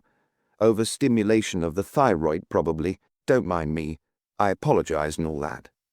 I don't think, Lord Peter, said Mrs. Burdock acidly, you ought to exercise your imagination at the expense of good taste. Whimsy followed her from the room in some confusion. Indeed, he was so disturbed that he carried away the Nuremberg Chronicle beneath his arm, which was an odd thing for him to do under the circumstances. I am gravely distressed, said Mr. Hancock. He had come over, after Sunday evening service, to call upon the Frobisher Pyms. He sat upright on his chair, his thin face flushed with anxiety. I could never have believed such a thing of Hubbard. It has been a grievous shock to me. It is not only the great wickedness of stealing a dead body from the very precincts of the church, though that is grave enough. It is the sad hypocrisy of his behaviour, the mockery of sacred things, the making use of the holy services of his religion to further worldly ends. He actually attended the funeral, Mr. Frobisher Pym, and exhibited every sign of grief and respect. Even now he hardly seems to realize the sinfulness of his conduct. I feel it very much, as a priest and as a pastor, very much indeed. Oh, well, Hancock, said Mr. Frobisher Pym, you must make allowances, you know. Hubbard's not a bad fellow, but you can't expect refinement of feeling from a man of his class. The point is, what are we to do about it? Mr. Burdock must be told, of course. It's a most awkward situation. Dear me. Hubbard confessed the whole conspiracy, you say? How did he come to do that? I taxed him with it, said the parson. When I came to think over Lord Peter Wimsey's remarks, I was troubled in my mind. It seemed to me, I cannot say why, that there might be some truth in the story, wild as it appeared. I was so worried about it that I swept the floor of the Lady Chapel myself last night, and I found quite a quantity of sawdust among the sweepings. That led me to search for the key of the furnace house, and I discovered it in some bushes at a little distance. In fact, within a stone's throw of the furnace house window. I sought guidance in prayer, and from my wife, whose judgment I greatly respect, and I made up my mind to speak to Hubbard after Mass. It was a great relief to me that he did not present himself at early celebration. Feeling as I did, I should have had scruples. Just so, said the magistrate, a little impatiently. Well, you taxed him with it, and he confessed. He did. I am sorry to say he showed no remorse at all. He even laughed. It was a most painful interview. I am sure it must have been, said Mrs. Frobisher Pym sympathetically. We must go and see Mr. Burdock, said the magistrate, rising. Whatever old Burdock may or may not have intended by that iniquitous will of his, it's quite evident that Hubbard and Mortimer and Rawlinson were entirely in the wrong. Upon my word, I've no idea whether it's an indictable offence to steal a body. I must look it up. But I should say it was. If there is any property in a corpse, it must belong to the family or the executors. And in any case, it's sacrilege, to say nothing of the scandal in the parish. I must say, Hancock, it won't do us any good in the eyes of the nonconformists. However, no doubt you realize that. Well, it's an unpleasant job, and the sooner we tackle it, the better. I'll run over to the vicarage with you and help you to break it to the Burdocks. How about you, Wimsey? You were right, after all, and I think Burdock owes you an apology. Oh, I'll keep out of it, said Wimsey. I shan't be exactly persona grata, don't you know. It's going to mean a deuce of a big financial loss to the Haviland Burdocks. So it is. Most unpleasant. Well, perhaps you're right. Come along, Vicar. Wimsey and his hostess sat discussing the matter by the fire for half an hour or so, when Mr. Frobisher Pym suddenly put his head in and said, I say, Wimsey, we're all going over to Mortimer's. I wish you'd come and drive the car. Merridew always has the day off on Sunday, and I don't care about driving at night, particularly in this fog. Right you are, said Wimsey. He ran upstairs, and came down in a few moments wearing a heavy leather flying coat, and with a parcel under his arm.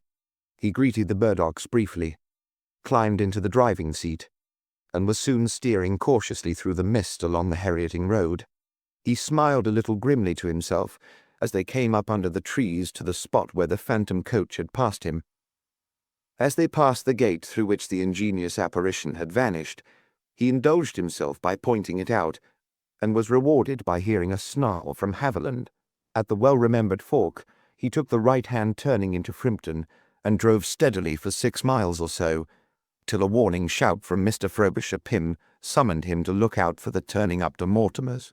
Mr. Mortimer's house, with its extensive stabling and farm buildings, stood about 2 miles back from the main road. In the darkness, Wimsey could see little of it, but he noticed that the ground-floor windows were all lit up, and when the door opened to the magistrate's imperative ring, a loud burst of laughter from the interior gave evidence that Mr. Mortimer was not taking his misdoings too seriously. "Is Mr. Mortimer at home?" demanded Mr. Frobisher Pym, in the tone of a man not to be trifled with. "Yes, sir." "Will you come in, please?" They stepped into a large old-fashioned hall, brilliantly lit, and made cosy with a heavy oak screen across the door. As Wimsey advanced, blinking from the darkness, he saw a large, thick-set man, with a ruddy face, advancing with hand outstretched in welcome. "Frobisher Pym, by Jove, how decent of you to come over. We've got some old friends of yours here." "Oh," in a slightly altered tone. "Burdock? Well, well."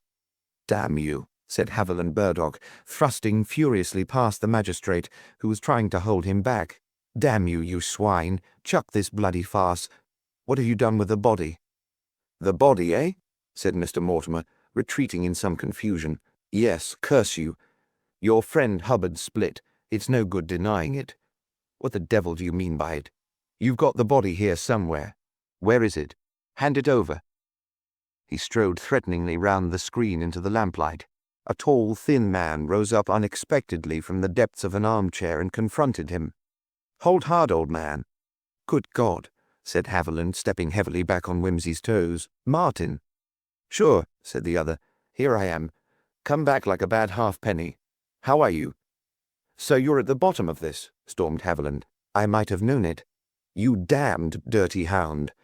I suppose you think it's decent to drag your father out of his coffin and tote him about the country like a circus. It's degrading. It's disgusting. It's abominable. You must be perfectly dead to all decent feeling. You don't deny it, I suppose?" "I say, Burdock," expostulated Mortimer. "Shut up, curse you," said Haviland. "I'll deal with you in a minute. Now, look here, Martin. I'm not going to stand any more of this disgraceful behavior. You'll give up that body and—" just a moment," said Martin. He stood, smiling a little, his hands thrust into the pockets of his dinner jacket. "This éclaircissement seems to be rather public. Who are all these people?" "Oh, it's the vicar, I see. I'm afraid we owe you a little explanation, Vicar, and—" "This is Lord Peter Wimsey," put in Mr. Frobisher Pym, "who discovered I'm afraid, Burdock, I must agree with your brother in calling it your disgraceful plot." "Oh, Lord," said Martin. "I say, Mortimer, you didn't know you were up against Lord Peter Wimsey, did you? No wonder the cat got out of the bag. The man's known to be a perfect Sherlock. However, I seem to have got home at the crucial moment, so there's no harm done. Diana, this is Lord Peter Wimsey, my wife." A young and pretty woman in a black evening dress greeted Wimsey with a shy smile and turned deprecatingly to her brother-in-law. "Haviland, we want to explain—" He paid no attention to her. "Now then, Martin, the game's up. I think it is Haviland. But why make all this racket?" "Racket? I like that. You take your own father's body out of its coffin. No, Haviland, I knew nothing about it. I swear that. I only got the news of his death a few days ago. We were right out in the wilds, filming a show in the Pyrenees, and I came straight back as soon as I could get away. Mortimer here, with Rawlinson and Hubbard, staged the whole show by themselves. I never heard a word about it till yesterday morning in Paris, when I found his letter waiting at my old digs. Honestly, Haviland, I had nothing to do with it. Why should I? I didn't need to." "What do you mean?" "Well, if I'd been here, I should only have had to speak to stop the funeral altogether. Why on earth should I have gone to the trouble of stealing the body? Quite apart from the irreverence and all that. As it is, when Mortimer told me about it, I must say I was a bit revolted at the idea, though I appreciated the kindness and the trouble they'd been to on my account. I think Mr. Hancock has most cause for wrath, really, but Mortimer has been as careful as possible." "So really he has. He has placed the old governor quite reverently and decently in what used to be the chapel, and put flowers round him and so on. You will be quite satisfied, I'm sure." Yes, said Mortimer. "No disrespect intended, don't you know. Come and see him."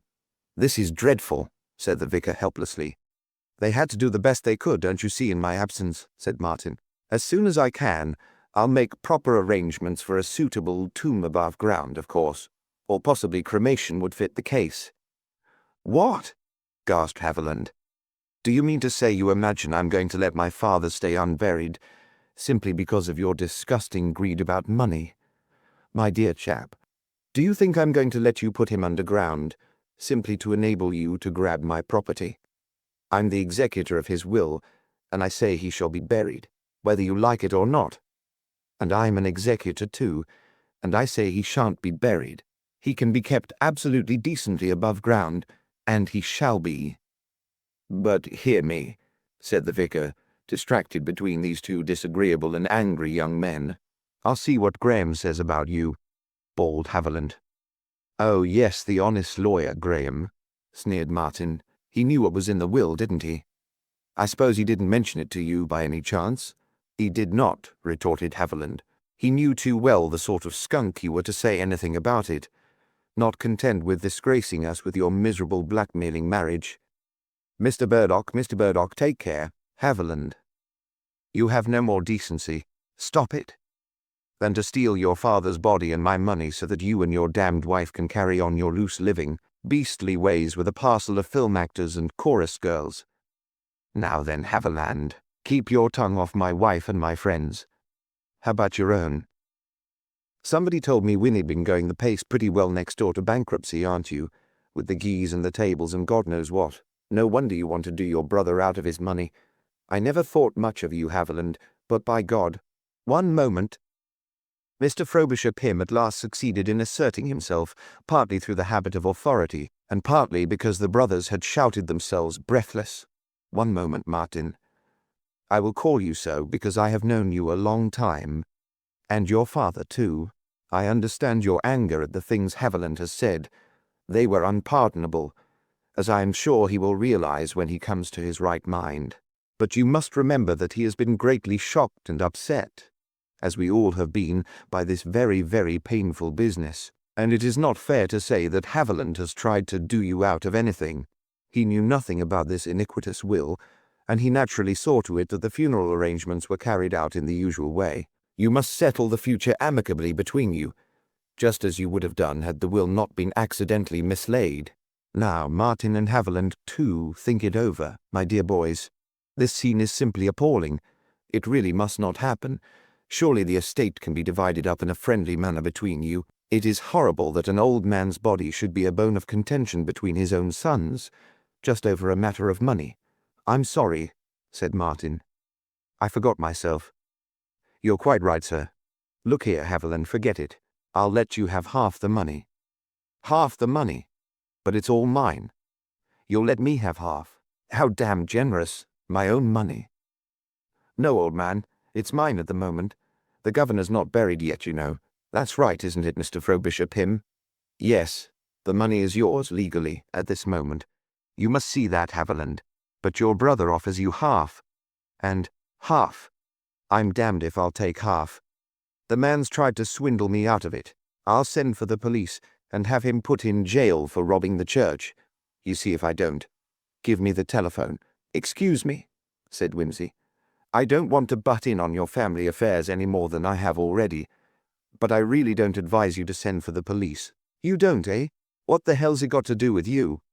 Well, said Whimsy deprecatingly, if this will business comes into court, I shall probably have to give evidence, because I was the bird who found the thing, don't you see?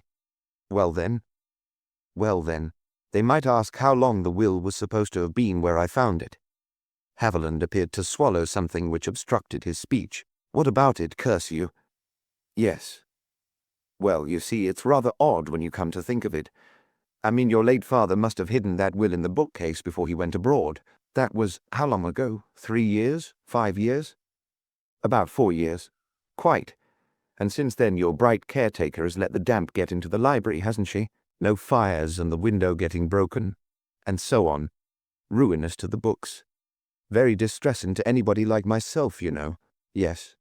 Well, supposin' they asked that question about the will, and you said it had been there in the damp for 4 years. Wouldn't they think it a bit funny if I told them that there was a big damp stain like a grinning face on the end of the bookshelf, and a big damp grinning face on the jolly old Nuremberg Chronicle to correspond with it, and no stain on the will which had been sittin' for 4 years between the two? Mrs. Haviland screamed suddenly. Haviland, you fool! You utter fool! Shut up! Haviland snapped round at his wife with a cry of rage, and she collapsed into a chair with her hand snatched to her mouth. Thank you, Winnie, said Martin. No, Haviland, don't trouble to explain. Winnie's given the show away, so you knew about the will, and you deliberately hid it away, and let the funeral go on. I'm immensely obliged to you, nearly as obliged as I am to the discreet Graham. Is it fraud or conspiracy or what? To conceal wills. Mr. Frobisher Pym will know.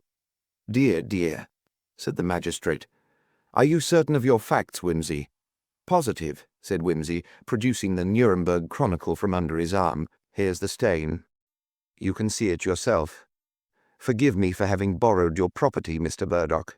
I was rather afraid Mr. Haviland might think this little discrepancy over in the still watches of the night, and decide to sell the Chronicle or give it away, or even think it looked better without its back pages and cover.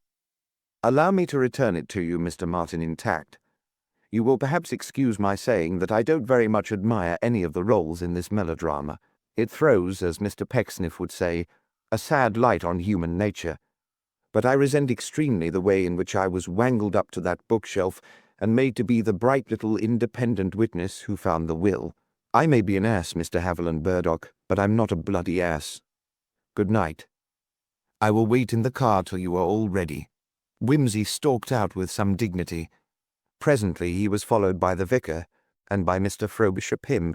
"Mortimer's taking Haviland and his wife to the station," said the magistrate. "They're going back to town at once. You can send their traps off in the morning, Hancock. We'd better make ourselves scarce." Whimsy pressed the self-starter. As he did so, a man ran hastily down the steps and came up to him. It was Martin. "I say," he muttered, "you've done me a good turn more than I deserve, I'm afraid. You must think I'm a damned swine. But I'll see the old man decently put away, and I'll share with Haviland. You mustn't judge him too hardly either.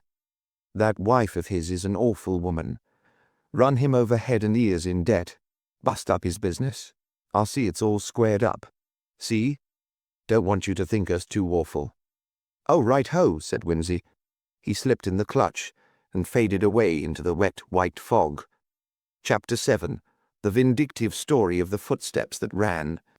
Mr. Bunter withdrew his head from beneath the focusing cloth. "I fancy that will be quite adequate, sir," he said deferentially. "Unless there are any further patients, if I may call them so, which you would wish put on record." "Not today," replied the doctor. He took the last stricken rat gently from the table and replaced it in its cage with an air of satisfaction. "Perhaps on Wednesday, if Lord Peter can kindly spare your services once again." "What's that?" murmured his lordship, withdrawing his long nose from the investigation of a number of unattractive-looking glass jars. "Nice old dog," he added vaguely. "Wags his tail when you mention his name. What? Are these monkey clans, Hartman, or a southwest elevation of Cleopatra's duodenum?" "You don't know anything, do you?" said the young physician, laughing. "No use playing your bally fool with an eyeglass tricks on me, Whimsy. I'm up to them. I was saying to Bunter that I'd be no end grateful if you'd let him turn up again 3 days hence to register the progress of the specimens, always supposing they do progress, that is." "Why ask, dear old thing?" said his lordship. "Always a pleasure to assist a fellow sleuth, don't you know? Tracking down murderers all in the same way of business and all that. All finished? Good egg. By the way, if you don't have that cage mended, you'll lose one of your patients, number 5. The last wire but one is working loose, assisted by the intelligent occupant. Jolly little beasts, ain't they? No need of dentists. Wish I was a rat wire, much better for the nerves than that fizzling drill." Dr. Hartman uttered a little exclamation. "How in the world did you notice that, Whimsy? I didn't think you'd even looked at the cage." "Built notice and improved by practice," said Lord Peter quietly. "Anything wrong leaves a kind of impression on the eye. Brain trots along afterwards with the warning. I saw that when we came in. Only just grasped it. Can't say my mind was glued on the matter. Shows the victim's improving anyhow. All serene, Bunter?"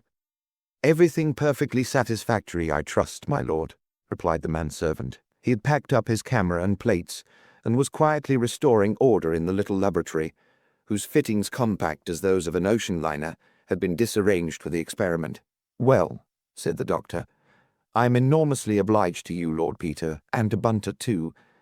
I'm hoping for a great result from these experiments, and you cannot imagine how valuable an assistance it will be to me to have a really good series of photographs. I can't afford this sort of thing yet," he added, his rather haggard young face wistful as he looked at the great camera. "And I can't do the work at the hospital. There's no time. I've got to be here. A struggling GP can't afford to let his practice go even in Bloomsbury.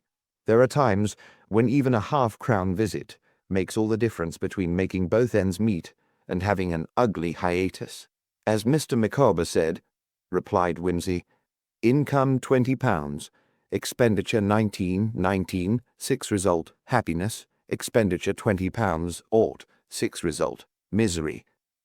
Don't prostrate yourself in gratitude, old bean. Nothing Bunter loves like messing round with pyro and hypersulfite. Keeps his hand in. All kinds of practice welcome.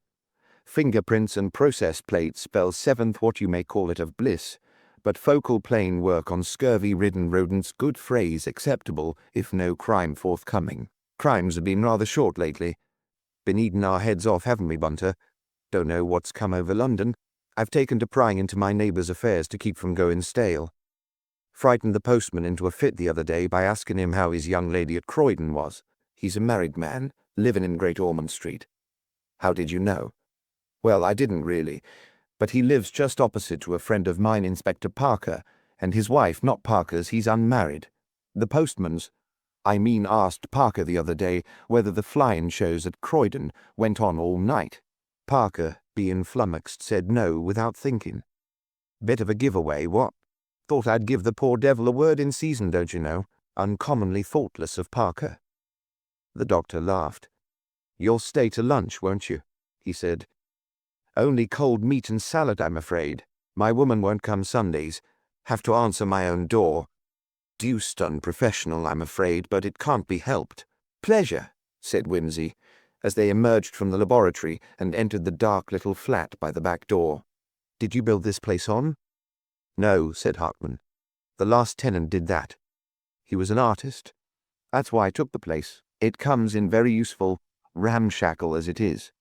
Though this glass roof is a bit sweltering on a hot day like this, still, I had to have something on the ground floor cheap, and it'll do till times get better. Till your vitamin experiments make you famous, eh? Said Peter cheerfully. You're going to be the common man, you know. Feel it in my bones. Uncommonly neat little kitchen you've got, anyhow. It does, said the doctor. The lab. Makes it a bit gloomy, but the woman's only here in the daytime.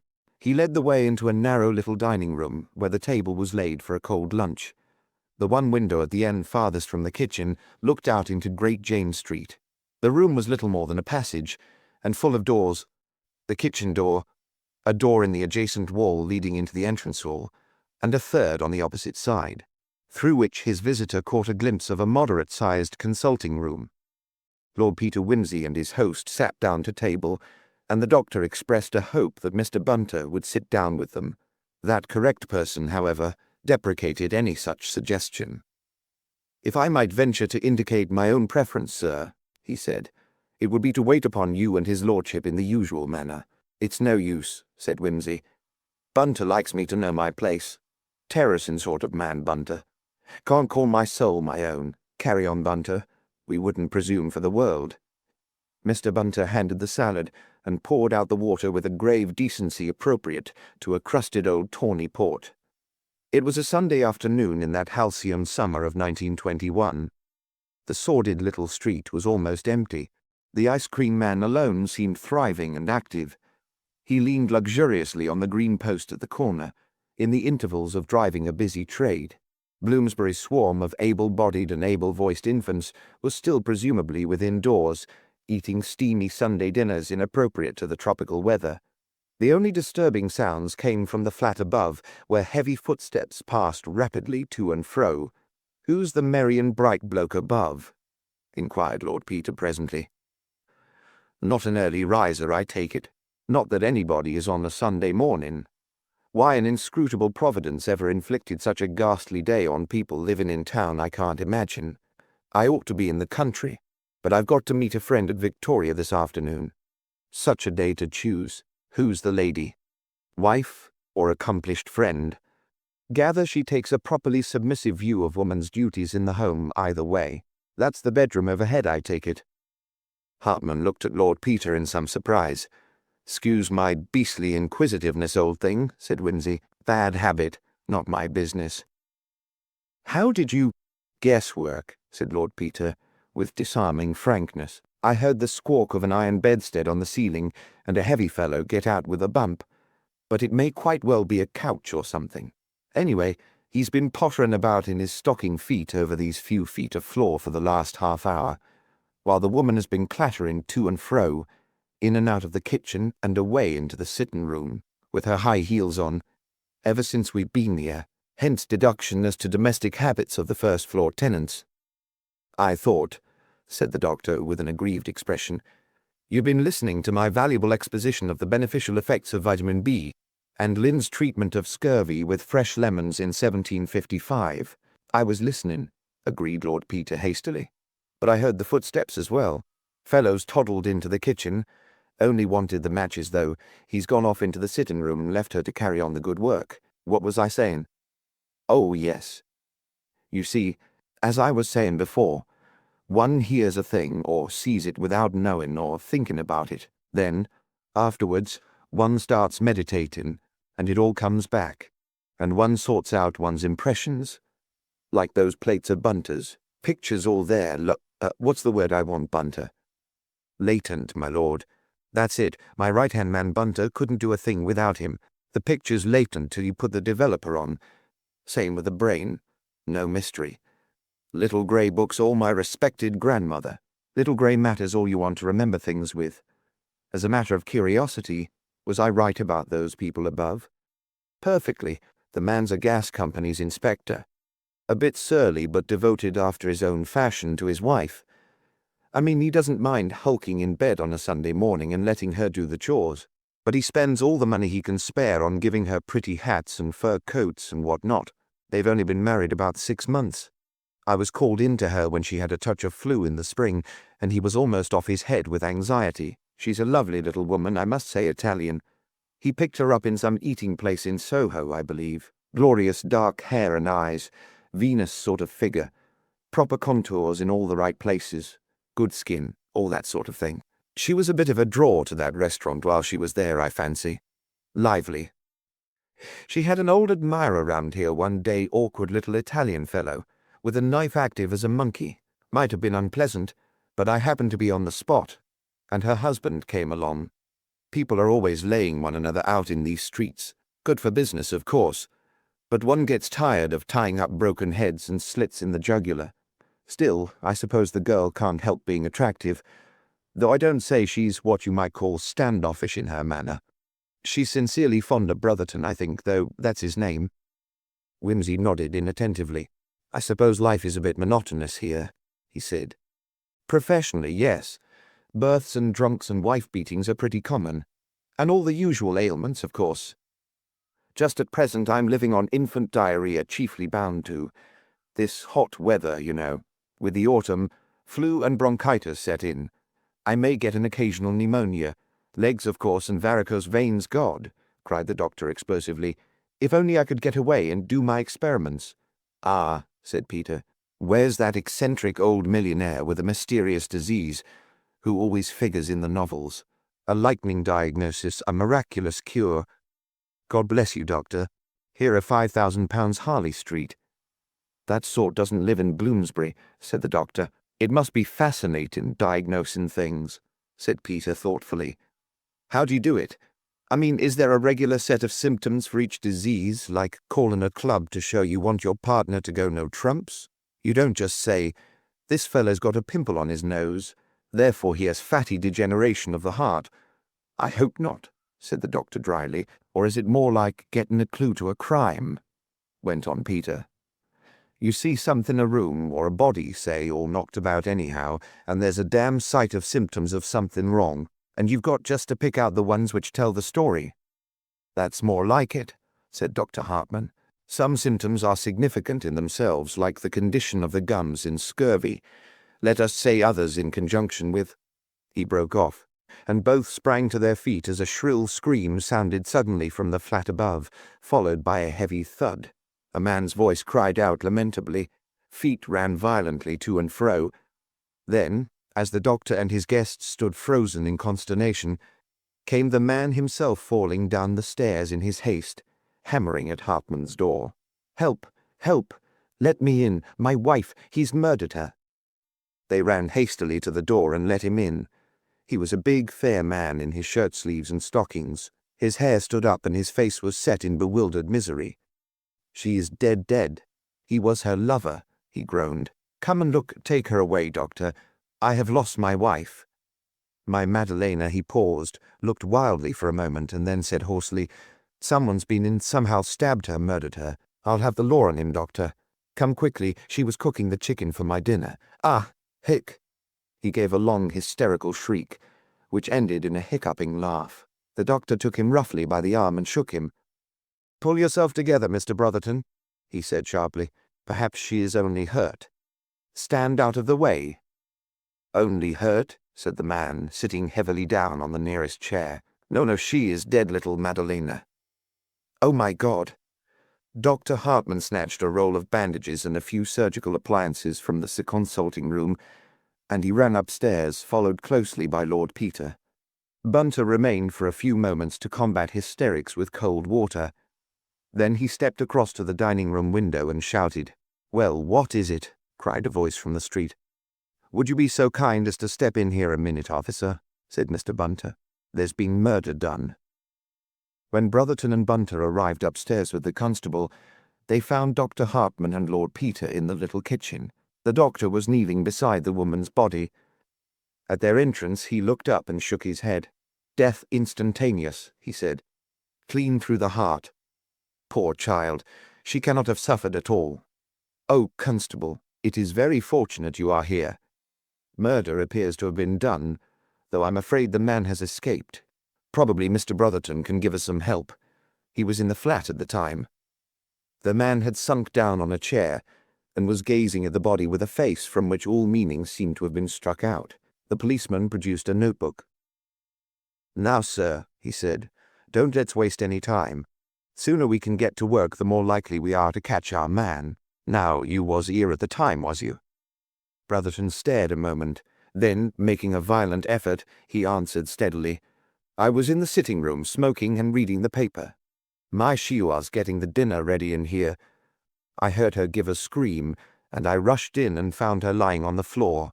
She didn't have time to say anything. When I found she was dead, I rushed to the window and saw the fellow scrambling away over the glass roof there. I yelled at him, but he disappeared. Then I ran down." "Arthur Moe," said the policeman. "Now, see here, sir, didn't you think to go after him at once?" "My first thought was for her," said the man. "I thought maybe she wasn't dead. I tried to bring her round." His speech ended in a groan. "You say he came in through the window," said the policeman. "I beg your pardon, officer," interrupted Lord Peter, who had been apparently making a mental inventory of the contents of the kitchen. "Mr. Brotherton suggested that the man went out through the window. It's better to be accurate." "It's the same thing," said the doctor. "It's the only way he could have come in. These flats are all alike. The staircase door leads into the sitting room, and Mr. Brotherton was there, so the man couldn't have come that way. And," said Peter, "he didn't get in through the bedroom window, or we should have seen him. We were in the room below, unless, indeed, he let himself down from the roof." "Was the door between the bedroom and the sitting room open?" he asked suddenly, turning to Brotherton. The man hesitated a moment. "Yes," he said finally. "Yes, I'm sure it was." "Could you have seen the man if he had come through the bedroom window?" "I couldn't have helped seeing him." Come, sir," said the policeman with some irritation. "Better let me ask the questions. Stands to reason the fellow wouldn't get in through the bedroom window in full view of the street." "How clever of you to think of that," said Whimsy. "Of course not. Never occurred to me. Then it must have been this window, as you say. And, what's more, here's his marks on the window-sill," said the constable triumphantly, pointing to some blurred traces among the London soot. "That's right. Down he goes by that drain pipe, over the glass roof down there. What's that the roof of?" "My laboratory," said the doctor. "Heavens! To think that while we were there at dinner this murdering villain—" "Quite so, sir," agreed the constable. "Well, he'd get away over the wall into the court behind." "Ella been seen there, no fear. You needn't anticipate much trouble in laying hands on him, sir. I'll go round there in half a tick. Now then, sir, turning to Brotherton, have you any idea what this party might have looked like?" Brotherton lifted a wild face, and the doctor interposed. "I think you ought to know, constable," he said, "that there was, well, not a murderous attack, but what might have been one, made on this woman before about 8 weeks ago by a man named Marinsetti, an Italian waiter with a knife." "Ah!" The policeman licked his pencil eagerly. "Do you know this party as has been mentioned?" he inquired of Brotherton. "That's the man," said Brotherton with concentrated fury. "Coming here after my wife, God curse him. I wish to God I had him dead here beside her." "Quite so," said the policeman. "Now, sir, to the doctor, have you got the weapon what the crime was committed with?" "No," said Hartman. "There was no weapon in the body when I arrived." "Did you take it out?" pursued the constable to Brotherton. "No," said Brotherton. "He took it with him. Took it with him." The constable entered the fact in his notes. "Phew! Wonderful 'ot it is in here, ain't it, sir?" he added, mopping his brow. "It's the gas oven, I think," said Peter mildly. "Uncommon hot thing. A gas oven. In the middle of July. Do you mind if I turn it out? There's the chicken inside, but I don't suppose you want—" Brotherton groaned, and the constable said, "Quite right, sir. A man wouldn't hardly fancy his dinner after a thing like this. Thank you, sir. Well now, doctor, what kind of weapon do you take this to have been?" "It was a long, narrow weapon, something like an Italian stiletto, I imagine," said the doctor, "about 6 inches long. It was thrust in with great force under the 5th rib, and I should say it had pierced the heart centrally. As you see, there has been practically no bleeding. Such a wound would cause instant death." "Was she lying just as she is now when you first saw her, Mr. Brotherton?" "On her back, just as she is," replied the husband. "Well, that seems clear enough," said the policeman. "This here Marinetti, or whatever his name is, has a grudge against the poor young lady. I believe he was an admirer," put in the doctor. "Quite so," agreed the constable. "Of course, these foreigners are like that, even the decentest of 'em. Stabbing and such like seems to come natural to them, as you might say. Well, this here Marinetti climbs in here, sees the poor young lady standing near by the table all alone, getting the dinner ready. He comes in behind, catches her round the waist, stabs her, easy job, you see, no corsets nor nothing, she shrieks out. He pulls his stiletty out of her hand, makes tracks. Well, now we've got to find him, and by your leave, sir, I'll be getting along. We'll have him by the heels before long, sir. Don't you worry. I'll have to put a man in charge here, sir, to keep folks out, but that needn't worry you. Good morning, gentlemen. May we move the poor girl now?" asked the doctor. "Certainly. Like me to help you, sir?" "No, don't lose any time. We can manage." Dr. Hartman turned to Peter as the constable clattered downstairs. "Will you help me, Lord Peter?" "Bunter's better at that sort of thing," said Whimsy, with a hard mouth. The doctor looked at him in some surprise, but said nothing, and he and Bunter carried the still form away. Brotherton did not follow them. He sat in a grief-stricken heap, with his head buried in his hands. Lord Peter walked about the little kitchen, turning over the various knives and kitchen utensils, peering into the sink bucket, and apparently taking an inventory of the bread, butter, condiments, vegetables, and so forth which lay about in preparation for the Sunday meal. There were potatoes in the sink, half peeled, a pathetic witness to the quiet domestic life which had been so horribly interrupted. The colander was filled with green peas.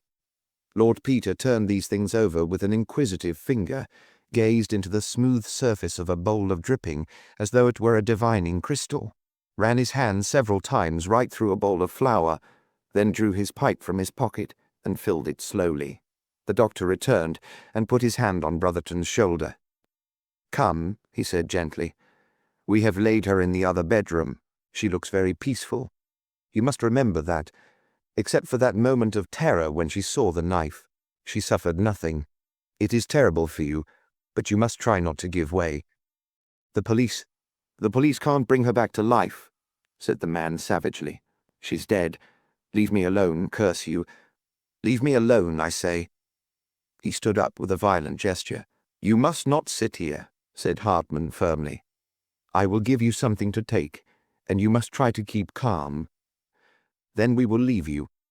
But if you don't control yourself—" After some further persuasion, Brotherton allowed himself to be led away. "Bunter," said Lord Peter, as the kitchen door closed behind them, "do you know why I am doubtful about the success of those rat experiments?" "Meaning Mr. Hartman's, my lord?" "Yes, Dr. Hartman has a theory. In any investigations, my Bunter, it is most damnably dangerous to have a theory. I have heard you say so, my lord." "Confound you, you know it as well as I do. What is wrong with the doctor's theories, Bunter?" "You wish me to reply, my lord, that he only sees the facts which fit in with the theory." "Fault reader!" exclaimed Lord Peter bitterly. "And that he supplies them to the police, my lord." "Hush!" said Peter, as the doctor returned. "I have got him to lie down," said Dr. Hartman, "and I think the best thing we can do is to leave him to himself."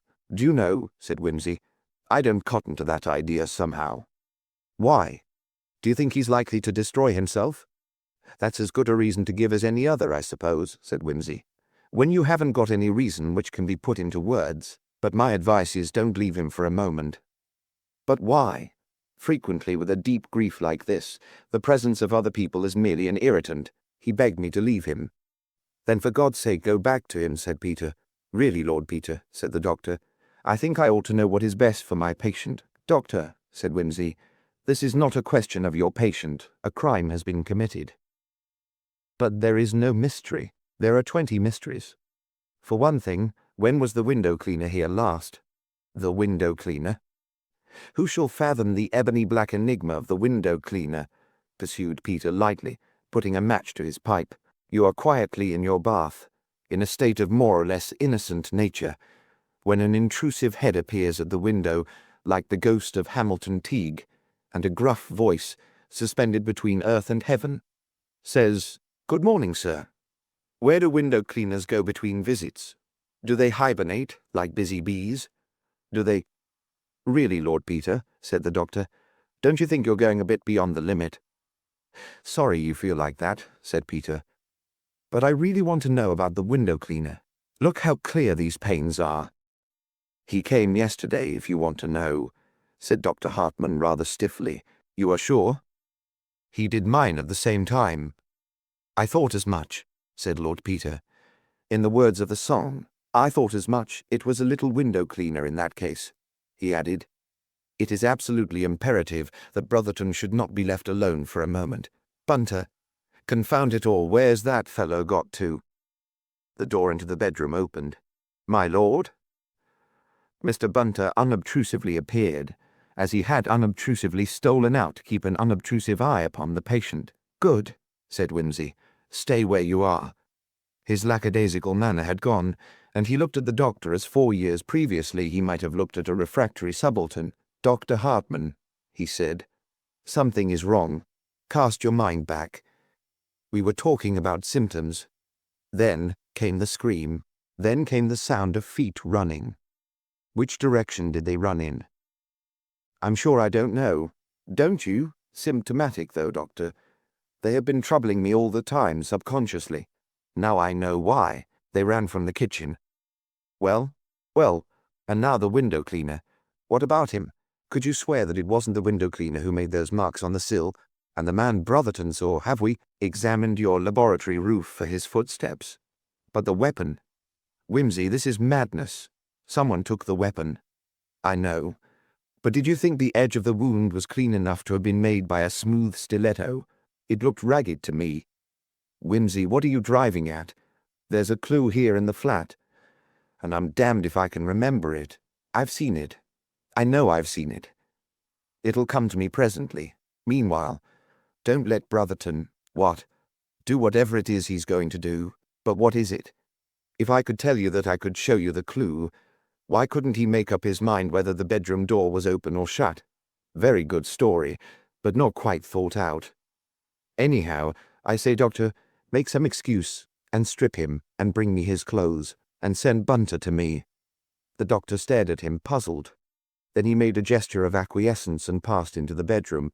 Lord Peter followed him, casting a ruminating glance at Brotherton as he went. Once in the sitting-room, Lord Peter sat down on a red velvet armchair, fixed his eyes on a gilt-framed oleograph, and became wrapped in contemplation. Presently Bunter came in, with his arms full of clothing. Whimsy took it and began to search it, methodically enough, but listlessly. Suddenly he dropped the garments and turned to the manservant. No, he said. This is a precaution, Bunter mine, but I'm on the wrong track. It wasn't here I saw whatever I did see. It was in the kitchen. Now what was it? I could not say, my lord, but I entertain a conviction that I was also, in a manner of speaking, conscious, not consciously conscious, my lord, if you understand me, but still conscious of an incongruity. Hooray, said Whimsy suddenly. Cheero, for the subconscious what's-his-name. Now let's remember the kitchen. I cleared out of it because I was getting obfuscated. Now then, begin at the door. Frying pans and saucepans on the wall. Gas stove, oven going chicken inside. Rack of wooden spoons on the wall. Gas lighter. Pan lifter. Stop me when I'm getting hot. Mantelpiece. Spice boxes and stuff. Anything wrong with them? No. Dresser. Plates. Knives and forks all clean, flour, dredger milk jug sieve on the wall, nutmeg grater. 3-tier steamer. Looked inside, no grisly secrets in the steamer. Did you look in all the dresser drawers, my lord? No. That could be done. But the point is, I did notice something. What did I notice? That's the point. Never mind. On with the dance. Let joy be unconfined. Knife board. Knife powder. Kitchen table. Did you speak? No, said Bunter, who had moved from his attitude of wooden deference. Table stirs a chord. Very good. On table. Chopping board. Remains of ham and herb stuffing. Packet of suet. Another sieve. Several plates. Butter in a glass dish. Bowl of dripping. Ah, dripping, yes, there was. Something unsatisfactory, my lord. About the dripping. Oh, my head. What's that they say in Dear Brutus, Bunter? Hold on to the workbox. That's right. Hold on to the dripping. Beastly slimy stuff to hold on to weight. There was a pause. When I was a kid, said Whimsy, I used to love to go down into the kitchen and talk to old Cookie. Good old soul she was, too. I can see her now, getting chicken ready, with me dangling my legs on the table. She used to pluck and draw 'em herself. I revelled in it. Little beast boys are, ain't they, Bunter? Pluck it, draw it, wash it, stuff it, tuck its little tail through its little what-you-may-call-it, truss it, grease the dish, Bunter. My lord, hold on to the dripping, the bowl, my lord. The bowl visualized what was wrong. It was full, my lord. Got it, got it, got it. The bowl was full, smooth surface. Golly, I knew there was something queer about it. Now why shouldn't it be full? Hold on to the bird was in the oven. Without dripping. Very careless cookery, my lord. The bird in the oven, no dripping, Bunter. Suppose it was never put in till after she was dead. Thrust in hurriedly by someone who had something to hide horrible. But with what object, my lord? Yes, why? That's the point. One more mental association with the bird. It's just coming. Wait a moment. Pluck, draw, wash, stuff, tuck up, truss, by God. My lord? Come on, Bunter. Thank heaven we turned off the gas. He dashed through the bedroom, disregarding the doctor and the patient, who sat up with a smothered shriek. He flung open the oven door and snatched out the baking tin. The skin of the bird had just begun to discolor. With a little gasp of triumph, Whimsy caught the iron ring that protruded from the wing and jerked out the 6-inch spiral skewer. The doctor was struggling with the excited Brotherton in the doorway. Whimsy caught the man as he broke away and shook him into the corner with a jiu-jitsu twist. Here is the weapon, he said. Prove it, blast you, said Brotherton savagely. I will, said Whimsy.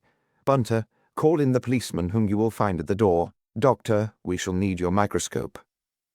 In the laboratory, the doctor bent over the microscope. A thin layer of blood from the skewer had been spread upon the slide. Well? Said Whimsy impatiently. It's all right, said Hartman. The roasting didn't get anywhere near the middle. My God, Whimsy. Yes, you're right round corpuscles. Diameter 1,3621st mammalian blood. Probably human. Her blood, said Whimsy.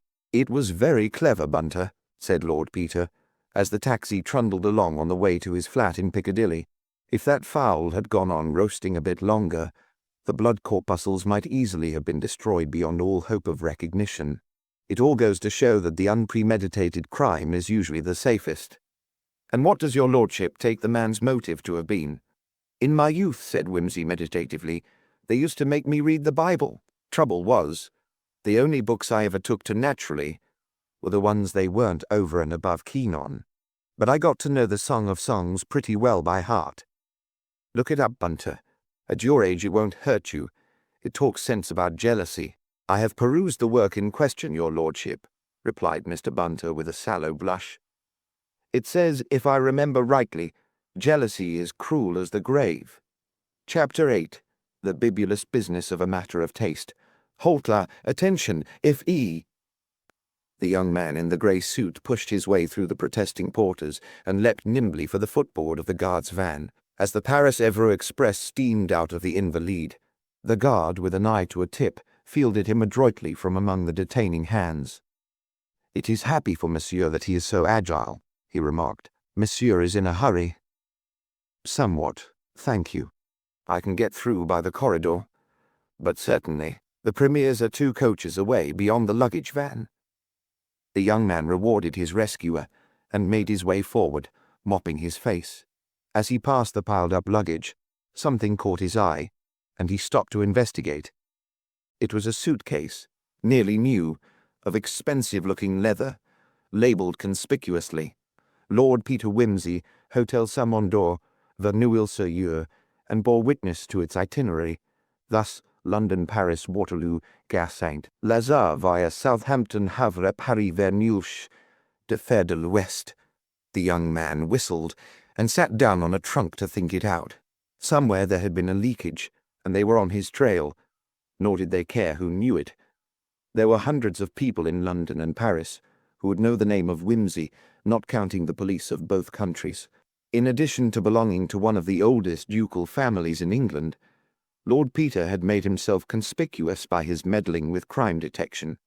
A label like this was a gratuitous advertisement. But the amazing thing was that the pursuers were not troubling to hide themselves from the pursued. That argued very great confidence. That he should have got into the guard's van was of course an accident, but even so, he might have seen it on the platform or anywhere. An accident? It occurred to him not for the first time, but definitely now, and without doubt that it was indeed an accident for them that he was here. The series of maddening delays that had held him up between London and the Invalides presented itself to him with an air of prearrangement. The preposterous accusation, for instance, of the woman who had accosted him in Piccadilly, and the slow process of extricating himself at Marlborough Street. It was easy to hold a man up on some trumped-up charge till an important plan had matured. Then there was the lavatory door at Waterloo, which had so ludicrously locked itself upon him. Being athletic, he had climbed over the partition to find the attendant mysteriously absent. And in Paris, was it by chance that he had had a deaf taxi driver who mistook the direction Quai d'Orléans for Gare de Lyon, and drove 1.5 miles in the wrong direction before the shouts of his fare attracted his attention? They were clever, the pursuers, and circumspect. They had accurate information, they would delay him, but without taking any overt step, they knew that if only they could keep time on their side, they needed no other ally. Did they know he was on the train? If not, he still kept the advantage, for they would travel in a false security, thinking him to be left, raging and helpless, in the Invalides. He decided to make a cautious reconnaissance.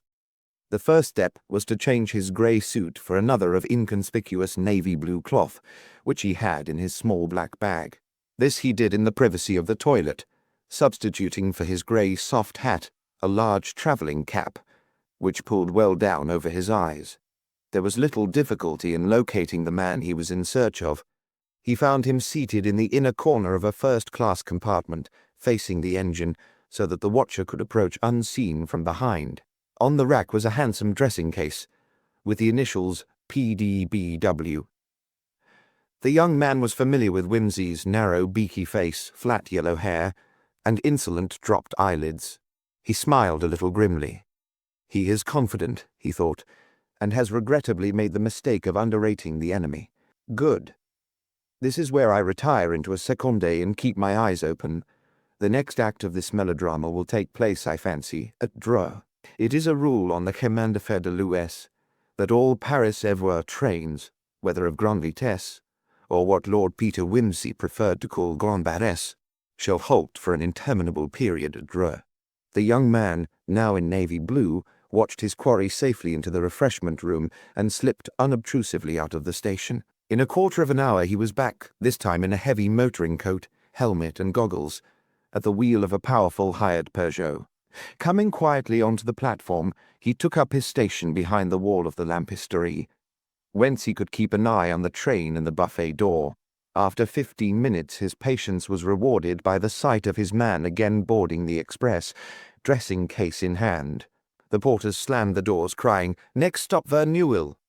The engine panted and groaned. The long train of grey-green carriages clanked slowly away. The motorist drew a breath of satisfaction, and hurrying past the barrier, started up the car.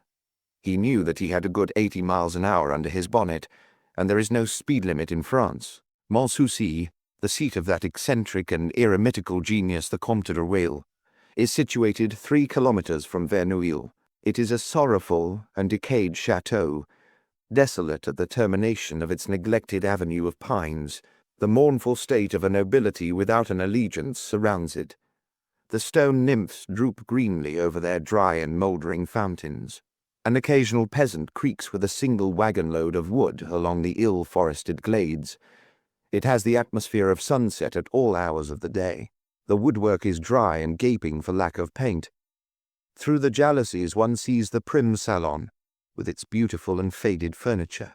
Even the last of its ill-dressed, ill-favored women has withered away from Montsouci, with her inbred, exaggerated features and her long white gloves. But at the rear of the chateau a chimney smokes incessantly. It is the furnace of the laboratory, the only living and modern thing among the old and dying, the only place tended and loved, petted and spoiled, heir to the long solicitude which counts of a more light-hearted day had given to stable and kennel, portrait gallery and ballroom. And below, in the cool cellar, lie row upon row the dusty bottles, each an enchanted glass coffin in which the sleeping beauty of the vine grows ever more ravishing in sleep. As the Peugeot came to a standstill in the courtyard, the driver observed with considerable surprise that he was not the Count's only visitor. An immense super Renault, like a merveilleuse of the Directoire, all bonnet and no body, had been drawn so ostentatiously across the entrance as to embarrass the approach of any newcomer. Its glittering panels were embellished with a coat of arms, and the Count's elderly servant was at that moment staggering beneath the weight of 2 large and elaborate suitcases, bearing in silver letters that could be read a mile away the legend, Lord Peter Wimsey. The Peugeot driver gazed with astonishment at this display, and grinned sardonically. Lord Peter seems rather ubiquitous in this country, he observed to himself. Then, taking pen and paper from his bag, he busied himself with a little letter-writing. By the time that the suitcases had been carried in, and the Renault had purred its smooth way to the outbuildings, the document was complete, and enclosed in an envelope addressed to the Comte de Rueil. "The hoist with his own petard touch," said the young man, and, stepping up to the door, presented the envelope to the manservant. "I am the bearer a letter of introduction to Monsieur le Comte," he said. "Will you have the obligingness to present it to him? My name is Bredon Death Bredon." The man bowed and begged him to enter. "If Monsieur will have the goodness to seat himself in the hall for a few moments, Monsieur le Comte is engaged with another gentleman, but I will lose no time in making Monsieur's arrival known." The young man sat down and waited. The windows of the hall looked out upon the entrance, and it was not long before the chateau's sleep was disturbed by the hooting of yet another motor horn. A station taxicab came noisily up the avenue. The man from the first-class carriage and the luggage labelled PDBW were deposited upon the doorstep. Lord Peter Wimsey dismissed the driver and rang the bell. "Now," said Mr. Bredon, "the fun is going to begin." He effaced himself as far as possible in the shadow of a tall armoire normande. "Good evening," said the newcomer to the manservant in admirable French. "I am Lord Peter Wimsey. I arrive upon the invitation of Monsieur le Comte de Rueil. Monsieur le Comte is at liberty." "Milord Peter Wimsey. Pardon, monsieur, but I do not understand." "Milord de Wimsey is already arrived, and is with Monsieur le Comte at this moment." "You surprise me," said the other, with complete imperturbability, "for certainly no one but myself has any right to that name. It seems as though some person more ingenious than honest has had the bright idea of impersonating me." The servant was clearly at a loss. "Perhaps," he suggested, "Monsieur can show his papier d'identité, although it is somewhat unusual to produce one's credentials on the doorstep when paying a private visit," replied his lordship with unaltered good humour. "I have not the slightest objection. Here is my passport. Here is a permis de séjour granted to me in Paris. Here my visiting card, and here a quantity of correspondence addressed to me at the Hôtel Maurice, Paris, at my flat in Piccadilly, London, at the Marlborough Club, London, and at my brother's house at King's Denver. Is that sufficiently in order?" The servant perused the documents carefully, appearing particularly impressed by the permis de séjour. "It appears there is some mistake," he murmured dubiously. "If monsieur will follow me, I will acquaint Monsieur le Comte." They disappeared through the folding doors at the back of the hall, and Braddon was left alone. "Quite a little boom in Richmond's today," he observed, "each of us more unscrupulous than the last. The occasion obviously calls for a refined subtlety of method."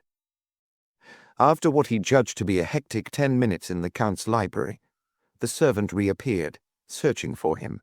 "Monsieur le Comte's compliments, and would monsieur step this way?" Braddon entered the room with a jaunty step.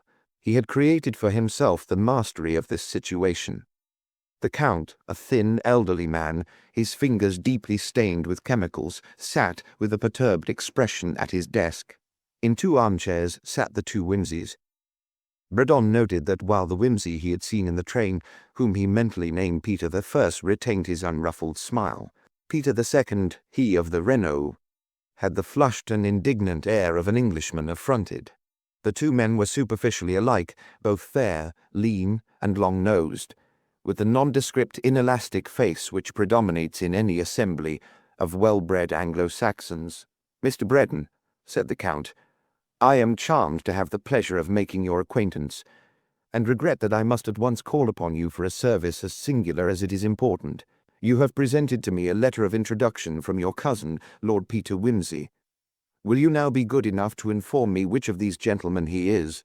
Braddon let his glance pass slowly from the one claimant to the other, meditating what answer would best serve his own ends. One, at any rate, of the men in this room was a formidable intellect, trained in the detection of imposture. "Well," said Peter II, "are you going to acknowledge me, Braddon?" "Peter, I extracted a cigarette from a silver case. Your confederate does not seem very well up in his part," he remarked, with a quiet smile at Peter II. "Monsieur le Comte," said Braddon, "I regret extremely that I cannot assist you in the matter. My acquaintance with my cousin, like your own, has been made and maintained entirely through correspondence on a subject of common interest. My profession," he added, "has made me unpopular with my family." There was a very slight sigh of relief somewhere. The false Whimsy, whichever he was, had gained a respite. Braddon smiled. "An excellent move, Mr. Braddon," said Peter I, "but it will hardly explain— allow me." He took the letter from the Count's hesitating hand. "It will hardly explain the fact that the ink of this letter of recommendation, dated 3 weeks ago, is even now scarcely dry, though I congratulate you on the very plausible imitation of my handwriting." "If you can forge my handwriting," said Peter II, "so can this, Mr. Braddon." He read the letter aloud over his double shoulder.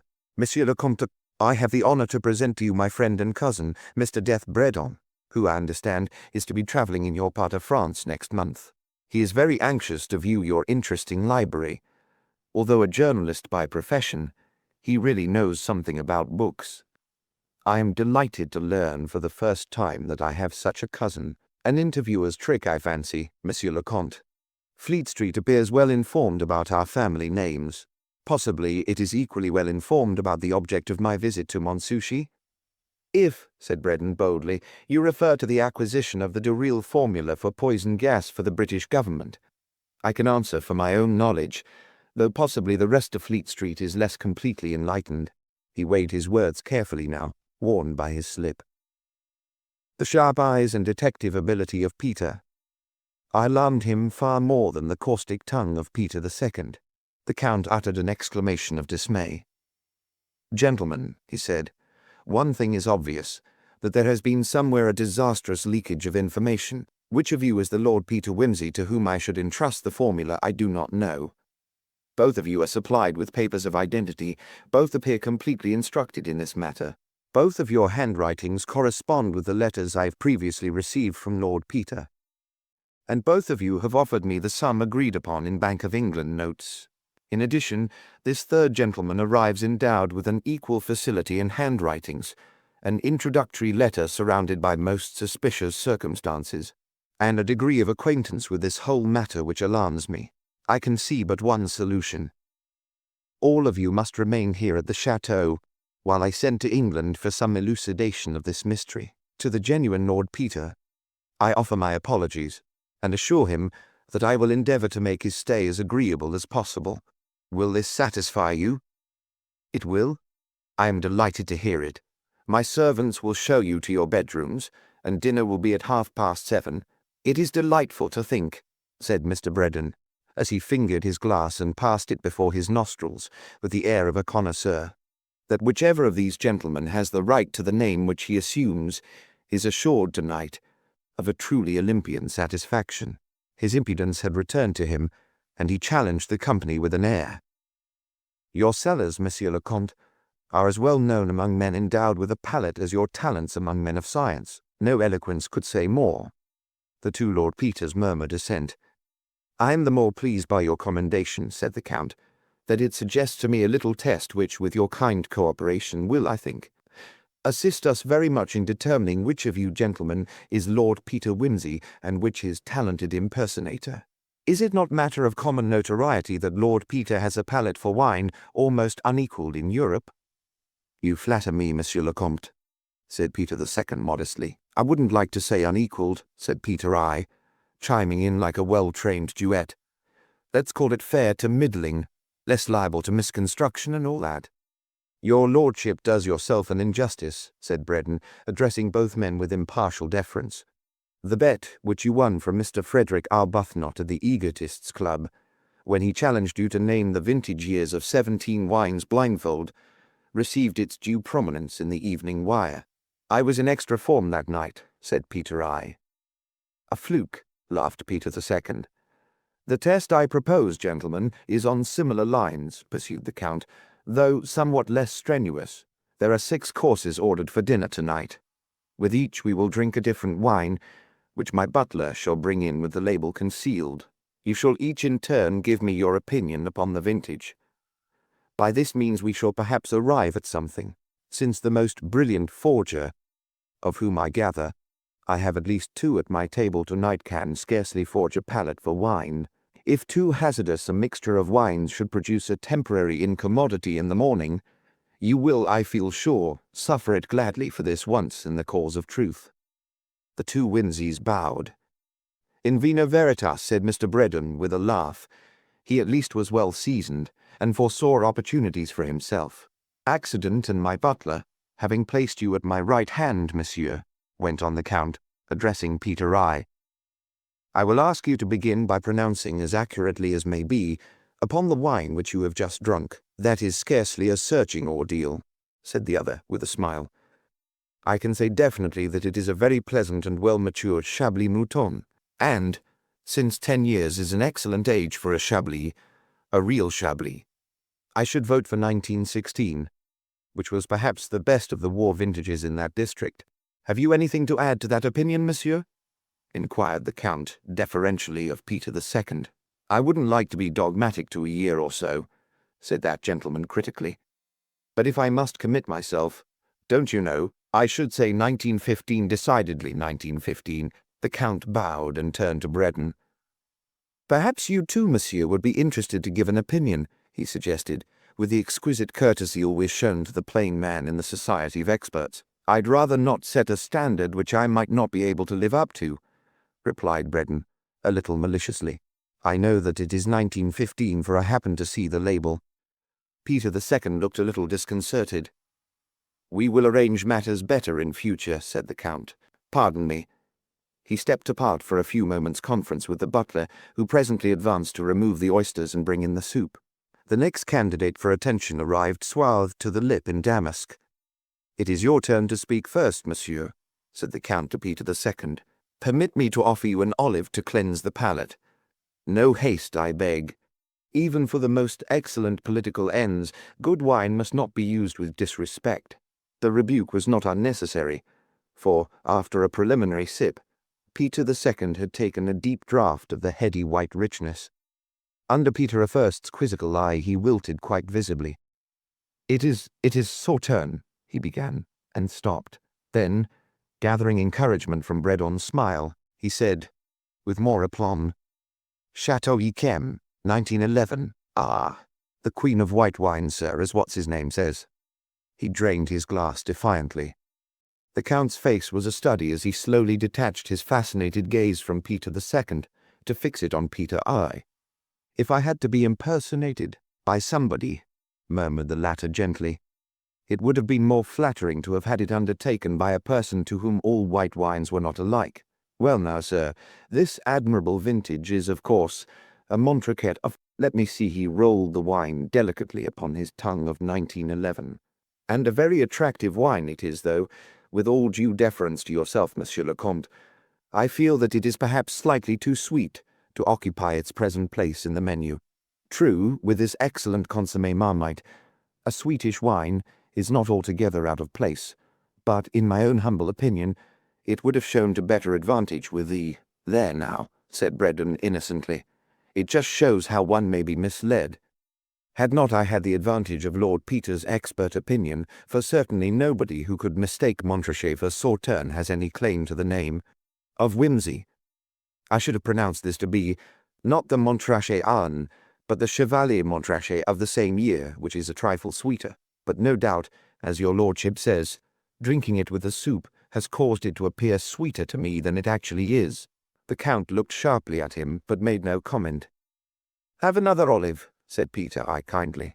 "You can't judge wine if your mind is on other flavours." "Thanks frightfully," said Braddon. And that reminds me, he launched into a rather pointless story about olives, which lasted out the soup and bridged the interval to the entrance of an exquisitely cooked sole. The Count's eye followed the pale amber wine rather thoughtfully as it trilled into the glasses. Braddon raised his in the approved manner to his nostrils, and his face flushed a little. With the first sip he turned excitedly to his host. "Good God, sir," he began.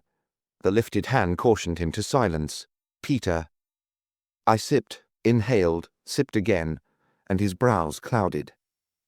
Peter II had by this time apparently abandoned his pretensions.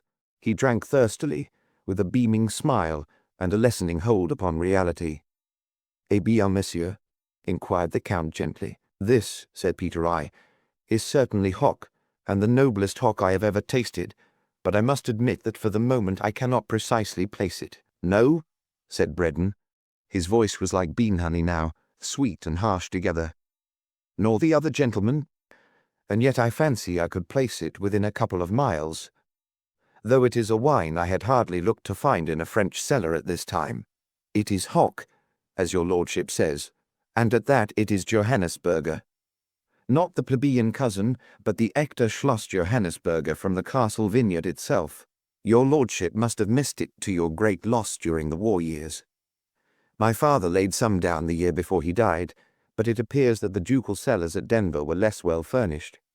I must set about remedying the omission," said the remaining Peter, with determination.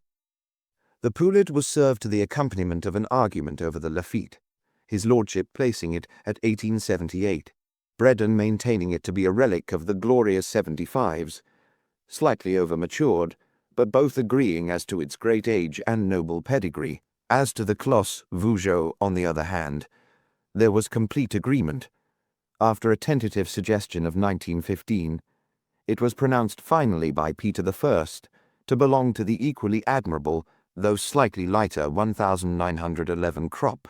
The pre-sale was removed amid general applause, and the dessert was brought in. "Is it necessary?" asked Peter I, with a slight smile in the direction of Peter II, now happily murmuring, "Damn good wine, damn good dinner, damn good show. Is it necessary to prolong this farce any further?" "Your lordship will not surely refuse to proceed with the discussion," cried the Count. "The point is sufficiently made, I fancy." "But no one will surely ever refuse to discuss wine," said Braddon. "Least of all your lordship, who is so great an authority." "Not on this," said the other. "Frankly, it is a wine I do not care about. It is sweet and coarse, qualities that would damn any wine in the eyes, the mouth, rather, of a connoisseur. Did your excellent father have this laid down also, Mr. Braddon?" Braddon shook his head. "No," he said, "no.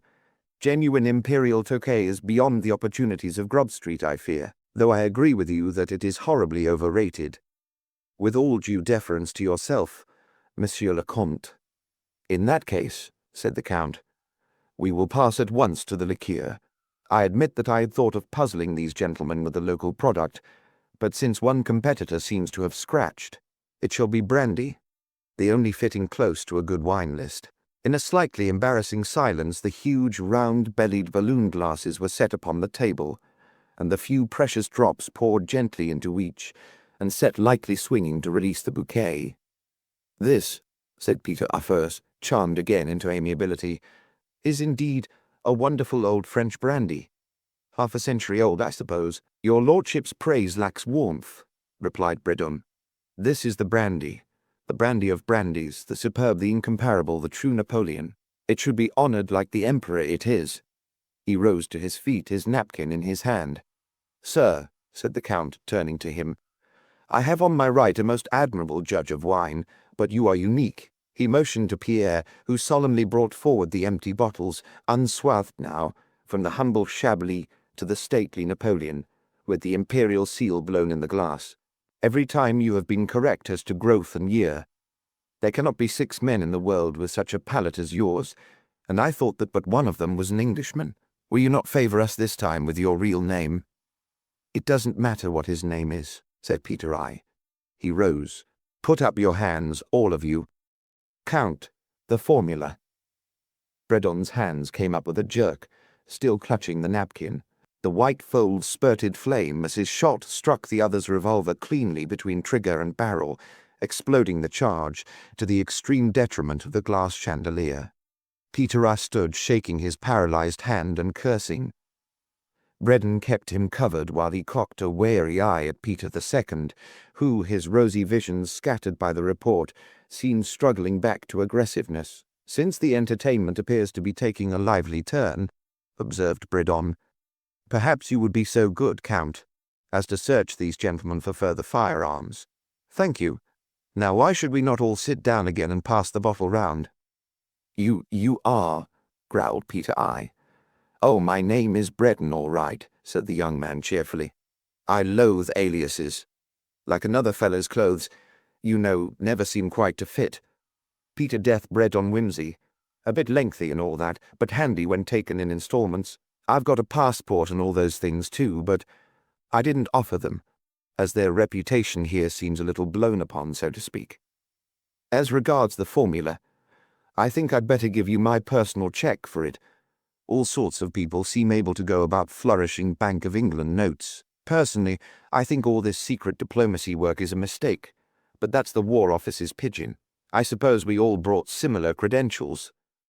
"Yes, I thought so. Some bright person seems to have sold himself very successfully in 2 places at once, but you two must have been having a lively time, each thinking the other was me."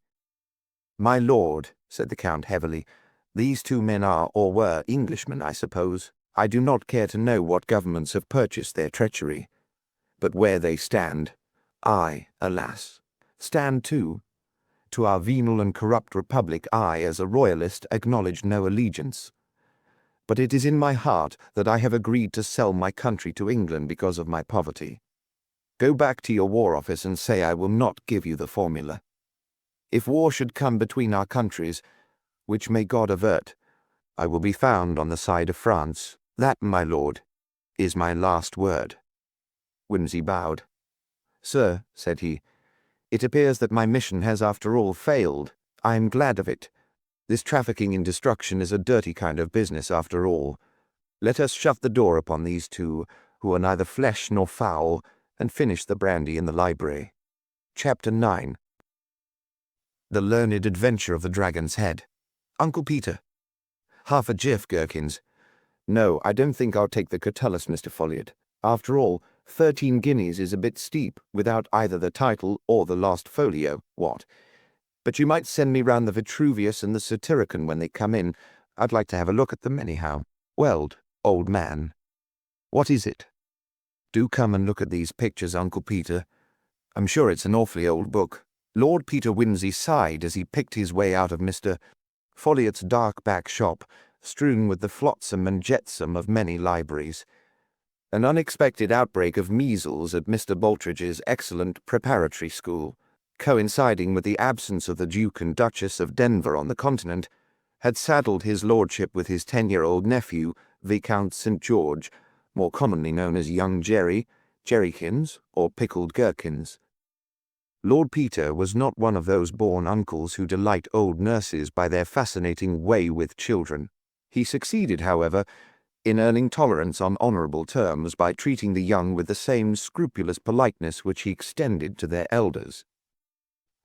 He therefore prepared to receive Gherkin's discovery with respect, though a child's taste was not to be trusted, and the book might quite well be some horror of woolly mezzotint, or an inferior modern reprint adorned with leprous electros. Nothing much better was really to be expected from the cheap shelf exposed to the dust of the street.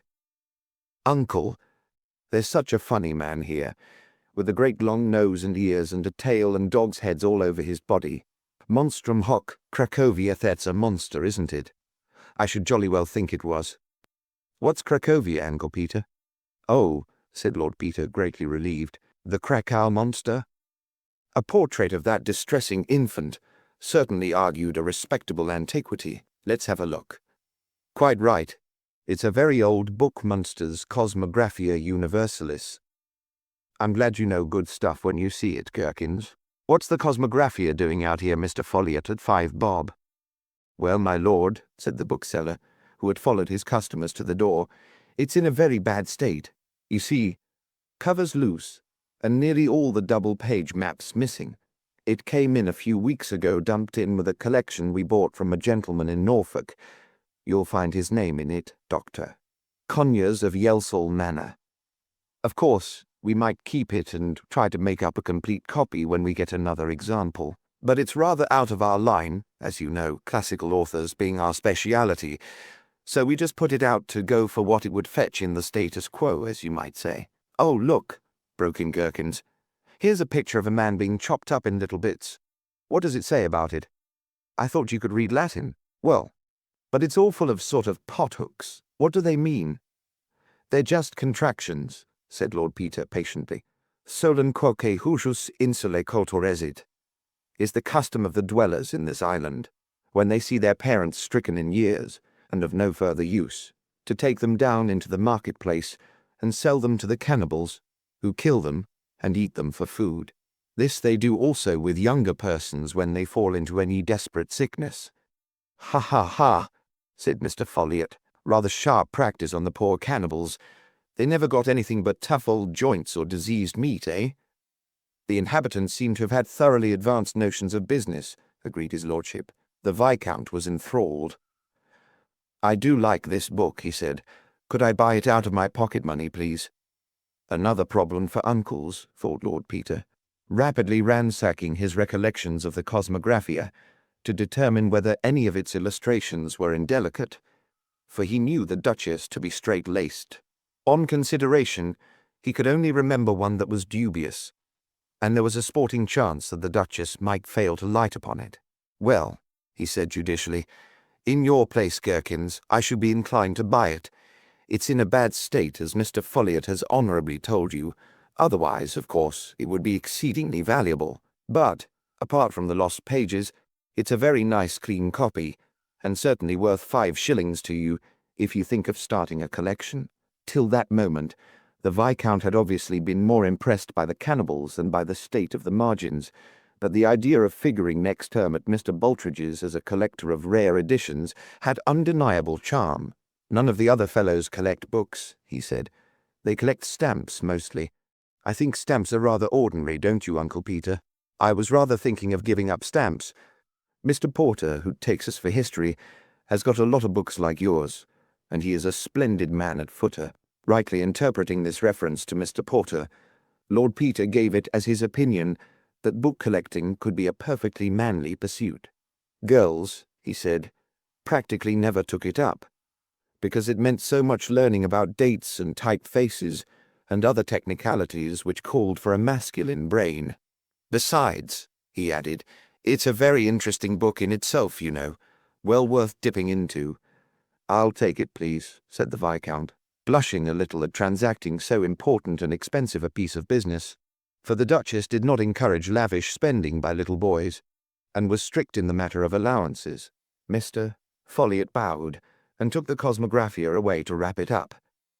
"Are you all right for cash?" inquired Lord Peter discreetly, "or can I be of temporary assistance?" "No, thank you, Uncle.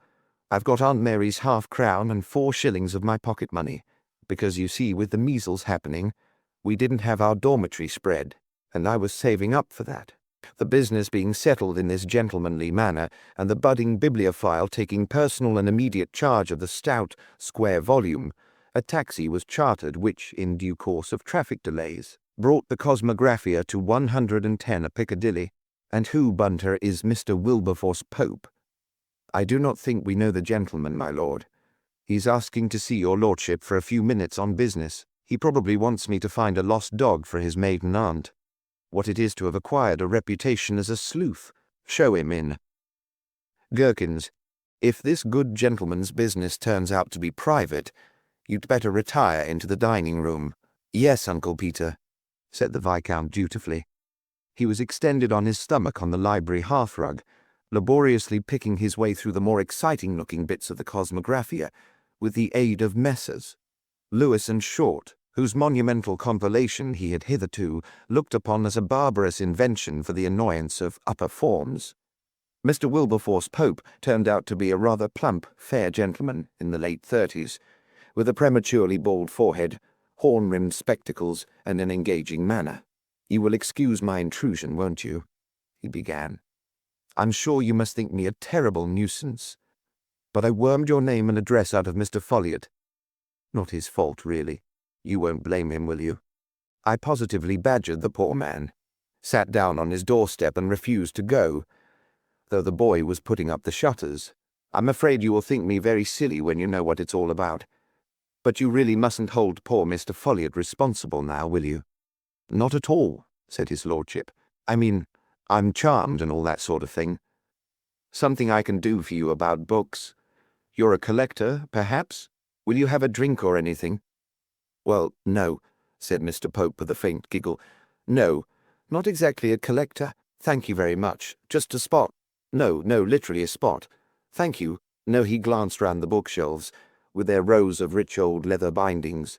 "Certainly not a collector, but I happen to be interested, sentimentally interested in a purchase you made yesterday. Really, such a very small matter. You will think it foolish. But I am told you are the present owner of a copy of Munster's Cosmographia, which used to belong to my uncle, Dr. Conyers." Gherkins looked up suddenly, seeing that the conversation had a personal interest for him. "Well, that's not quite correct," said Wimsey. "I was there at the time, but the actual purchaser is my nephew, Gerald. Mr. Pope is interested in your Cosmographia. My nephew, Lord St. George." "How do you do, young man?" said Mr. Pope affably. "I see that the collecting spirit runs in the family. A great Latin scholar, too, I expect, eh? Ready to decline justurandum with the best of us. Ha, ha! And what are you going to do when you grow up? Be Lord Chancellor, eh? Now, I bet you think you'd rather be an engine driver. What? "No, thank you," said the Viscount with aloofness. "What, not an engine driver? Well, now, I want you to be a real businessman this time. Put through a book deal, you know. Your uncle will see I offer you a fair price, what?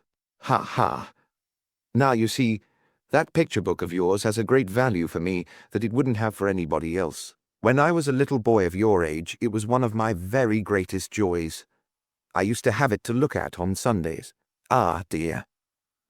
The happy hours I used to spend with those quaint old engravings, and the funny old maps with the ships and salamanders and hic dracones. You know what that means, I dare say. What does it mean?" "Here are dragons," said the Viscount, unwillingly but still politely. "Quite right. I knew you were a scholar." "It's a very attractive book," said Lord Peter. "My nephew was quite entranced by the famous Krakow monster." "Ah, yes, a glorious monster, isn't it?" agreed Mr. Pope with enthusiasm. "Many's the time I've fancied myself as Sir Lancelot or somebody on a white war-horse, charging that monster lance in rest, with the captive princess cheering me on. Ah, childhood. You're living the happiest days of your life, young man. You won't believe me, but you are. Now, what is it exactly you want my nephew to do?" inquired Lord Peter a little sharply. Quite right. Well, now, you know, my uncle, Dr. Conyers, sold his library a few months ago. I was abroad at the time, and it was only yesterday, when I went down to Yelsall on a visit, that I learnt the dear old book had gone with the rest. I can't tell you how distressed I was. I know it's not valuable, a great many pages missing and all that, but I can't bear to think of its being gone. So, purely from sentimental reasons, as I said, I hurried off to Folliot's to see if I could get it back. I was quite upset to find I was too late, and gave poor Mr. Folliot no peace till he told me the name of the purchaser. Now, you see, Lord St. George, I'm here to make you an offer for the book. Come now, double what you gave for it. That's a good offer, isn't it, Lord Peter? Ha ha. And you will be doing me a very great kindness as well. Viscount St. George looked rather distressed, and turned appealingly to his uncle. Well, Gerald, said Lord Peter, it's your affair, you know. What do you say? The Viscount stood first on one leg, and then on the other. The career of a book collector evidently had its problems, like other careers. If you please, Uncle Peter, he said with embarrassment, may I whisper? It's not usually considered the thing to whisper, Gherkins, but you could ask Mr. Pope for time to consider his offer, or you could say you would prefer to consult me first. That would be quite in order. Then, if you don't mind, Mr. Pope, I should like to consult my uncle first. Certainly, certainly, ha ha, said Mr. Pope. Very prudent to consult a collector of greater experience, what? Ah, the younger generation, Lord Peter? Regular little businessmen already. Excuse us, then, for one moment, said Lord Peter, and drew his nephew into the dining-room. I say, Uncle Peter, said the collector breathlessly when the door was shut, need I give him my book? I don't think he's a very nice man. I hate people who ask you to decline nouns for them. Certainly you needn't, Gherkins, if you don't want to. The book is yours, and you've a right to it. What would you do, Uncle? Before replying, Lord Peter, in the most surprising manner, tiptoed gently to the door which communicated with the library, and flung it suddenly open, in time to catch Mr. Pope kneeling on the hearthrug, intently turning over the pages of the coveted volume, which lay as the owner had left it. He started to his feet in a flurried manner as the door opened. Do help yourself, Mr. Pope, won't you? Cried Lord Peter hospitably, and closed the door again. What is it, Uncle Peter? If you want my advice, Gherkins, I should be rather careful how you had any dealings with Mr. Pope. I don't think he's telling the truth. He called those woodcuts engravings, though of course that may be just his ignorance. But I can't believe that he spent all his childhood Sunday afternoons studying those maps and picking out the dragons in them, because, as you may have noticed for yourself, old Munster put very few dragons into his maps. They're mostly just plain maps, a bit queer to our ideas of geography, but perfectly straightforward. That was why I brought in the Krakow monster. And you see, he thought it was some sort of dragon. Oh, I say, Uncle, so you said that on purpose. If Mr. Pope wants the Cosmographia, it's for some reason he doesn't want to tell us about. And that being so, I wouldn't be in too big a hurry to sell if the book were mine. See? Do you mean there's something frightfully valuable about the book which we don't know? Possibly. How exciting! It's just like a story in the Boy's Friend library. What am I to say to him, Uncle? Well, in your place I wouldn't be dramatic or anything. I'd just say you've considered the matter, and you've taken a fancy to the book, and have decided not to sell. You thank him for his offer, of course. Yes, sir, won't you say it for me, Uncle? I think it would look better if you did it yourself. Yes, perhaps it would. Will he be very cross? Possibly, said Lord Peter, but if he is, he won't let on. Ready? The consulting committee accordingly returned to the library. Mr. Pope had prudently retired from the hearthrug, and was examining a distant bookcase. Thank you very much for your offer, Mr. Pope, said the Viscount, striding stoutly up to him, but I have considered it, and I have taken a fancy for the book and decided not to sell. Sorry and all that, put in Lord Peter, but my nephew's adamant about it. No, it isn't the price. He wants the book. Wish I could oblige you, but it isn't in my hands. Won't you take something else before you go? Really. Ring the bell, Gherkins. My man will see you to the lift. Good evening. When the visitor had gone, Lord Peter returned and thoughtfully picked up the book. We were awful idiots to leave him with it, Gherkins, even for a moment. Luckily there's no harm done. You don't think he found out anything while we were away, do you, Uncle? Gasped Gherkins, open-eyed. I'm sure he didn't. Why? He offered me £50 for it on the way to the door, gave the game away. Bunter. My lord, put this book in the safe and bring me back the keys. And you better set all the burglar alarms when you lock up. Ooh, said Viscount St. George. On the third morning after the visit of Mr. Wilberforce Pope, the Viscount was seated at a very late breakfast in his uncle's flat, after the most glorious and soul-satisfying night that ever boy experienced. He was almost too excited to eat the kidneys and bacon placed before him by Bunter, whose usual impeccable manner was not in the least impaired by a rapidly swelling and blackening eye. It was about 2 a.m. that Gherkins, who had not slept very well, owing to too lavish and grown-up a dinner and theatre the evening before, became aware of a stealthy sound somewhere in the direction of the fire escape. He had got out of bed and crept very softly into Lord Peter's room and woken him up. He had said, "Uncle Peter, I'm sure there's burglars on the fire escape," and Uncle Peter, instead of saying, "Nonsense, Gherkins, hurry up and get back to bed," had sat up and listened and said, "By Jove, Gherkins, I believe you're right," and had sent Gherkins to call Bunter. And on his return, Gherkins, who had always regarded his uncle as a very top-hatted sort of person, actually saw him take from his handkerchief drawer an undeniable automatic pistol. It was at this point that Lord Peter was apotheosed from the state of quite decent uncle to that of glorified uncle. He said, "Look here, Gherkins, we don't know how many of these blighters there'll be, so you must be jolly smart and do anything I say sharp, on the word of command, even if I have to say scoot. Promise?" Gherkins promised, with his heart thumping, and they sat waiting in the dark, till suddenly a little electric bell rang sharply just over the head of Lord Peter's bed, and a green light shone out. "The library window," said his lordship, promptly silencing the bell by turning a switch. "If they heard, they may think better of it. We'll give them a few minutes." They gave him 5 minutes, and then crept very quietly down the passage. "Go round by the dining-room, Bunter," said his lordship. "They may bolt that way."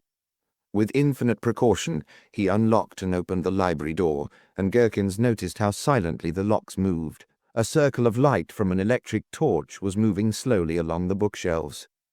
The burglars had obviously heard nothing of the counter-attack. Indeed, they seemed to have troubles enough of their own to keep their attention occupied. As his eyes grew accustomed to the dim light, Gherkins made out that one man was standing holding the torch, while the other took down and examined the books. It was fascinating to watch his apparently disembodied hands move along the shelves in the torchlight. The men muttered discontentedly. Obviously, the job was proving a harder one than they had bargained for. The habit of ancient authors of abbreviating the titles on the backs of their volumes, or leaving them completely untitled, made things extremely awkward. From time to time, the man with the torch extended his hand into the light. It held a piece of paper, which they anxiously compared with the title page of a book. Then the volume was replaced, and the tedious search went on. Suddenly some slight noise. Gherkins was sure he did not make it. It may have been Bunter in the dining room, seemed to catch the ear of the kneeling man. "What's that?" he gasped, and his startled face swung round into view. "Hands up," said Lord Peter, and switched the light on. The second man made one leap for the dining-room door, where a smash and an oath proclaimed that he had encountered Bunter. The kneeling man shot his hands up like a marionette.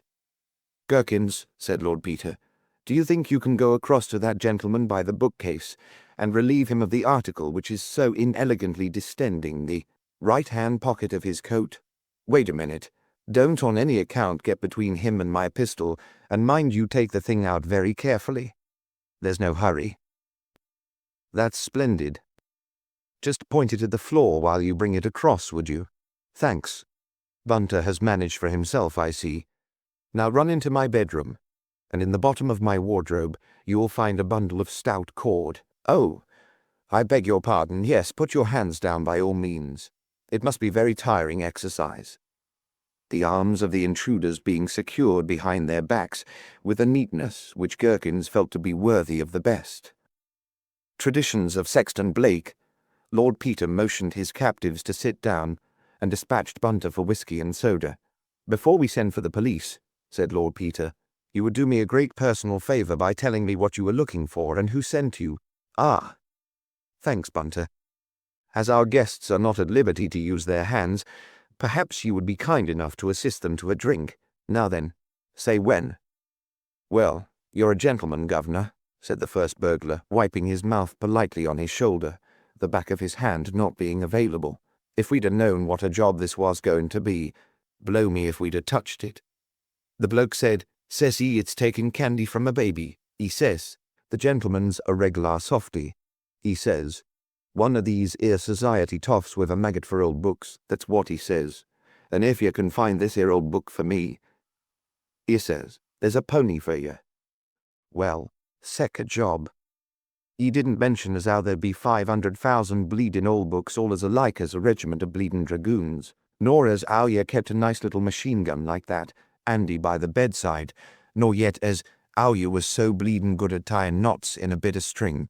No, he didn't think to mention them things. "Deuced unsporting of him," said his lordship.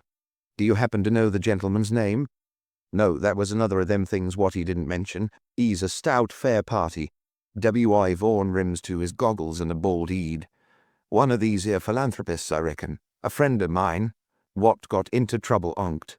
Got work through him, and the gentleman comes round and says to him, he says, 'Could you find me a couple of lads to do a little job?' He says, and my friend thinking no harm, you see. Governor, but what it might be a bit of a joke like, he gets hold of my pal and me, and we meets the gentleman in a pub down Whitechapel way. We was to meet him there again Friday night, us even allowed that time for to get hold of the book being, if I may hazard a guess, the Cosmographia Universalis. Something like that, governor. I got its jaw-breaking name wrote down on a bit of paper, what my pal had in his hand. What did you do with that ere bit of paper, Bill?" "Well, look here," said Lord Peter, "I'm afraid I must send for the police, but I think it likely, if you give us your assistance to get hold of your gentleman, whose name I strongly suspect to be Wilberforce Pope, that you will get off pretty easily. Telephone the police, Bunter, and then go and put something on that eye of yours. Gherkins, we'll give these gentlemen another drink, and then I think perhaps you better hop back to bed. The fun's over, no? Well, put a good thick coat on, there's a good fellow, because what your mother will say to me if you catch a cold I don't like to think." So the police had come and taken the burglars away, and now Detective Inspector Parker of Scotland Yard, a great personal friend of Lord Peter's, sat toying with a cup of coffee and listening to the story. "But what's the matter with the jolly old book anyhow to make it so popular?" he demanded. "I don't know," replied Whimsy, "but after Mr. Pope's little visit the other day, I got kind of intrigued about it and had a look through it.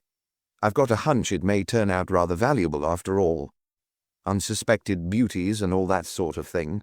If only Mr. Pope had been a trifle more accurate in his facts, he might have got away with something to which I feel pretty sure he isn't entitled.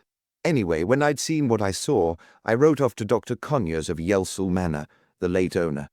"Conyers, the cancer man?" "Yes. He's done some pretty important research in his time, I fancy.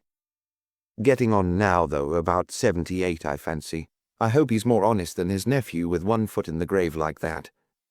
Anyway, I wrote with Gherkins's permission, naturally, to say we had the book, and had been specially interested by something we found there. And would he be so obliging as to tell us something of its history? I also. But what did you find in it? I don't think we'll tell him yet, Gherkins, shall we? I like to keep policemen guessing. As I was saying, when you so rudely interrupted me, I also asked him whether he knew anything about his good nephew's offer to buy it back. His answer has just arrived. He says he knows of nothing specially interesting about the book. It has been in the library untold years, and the tearing out of the maps must have been done a long time ago by some family vandal. He can't think why his nephew should be so keen on it, as he certainly never pored over it as a boy. In fact, the old man declares the engaging Wilberforce has never even set foot in Yelsall Manor to his knowledge. So much for the fire-breathing monsters and the pleasant Sunday afternoons. Naughty Wilberforce. Yes. So, after last night's little dust-up, I wired the old boy we were tooling down to Yelsall to have a heart-to-heart talk with him about his picture book and his nephew. "Are you taking the book down with you?" asked Parker. "I can give you a police escort for it if you like." "That's not a bad idea," said Whimsy. "We don't know where the insinuating Mr. Pope may be hanging out, and I wouldn't put it past him to make another attempt. Better be on the safe side," said Parker, I can't come myself, but I'll send down a couple of men with you." "Good egg," said Lord Peter. "Call up your myrmidons. We'll get a car round at once.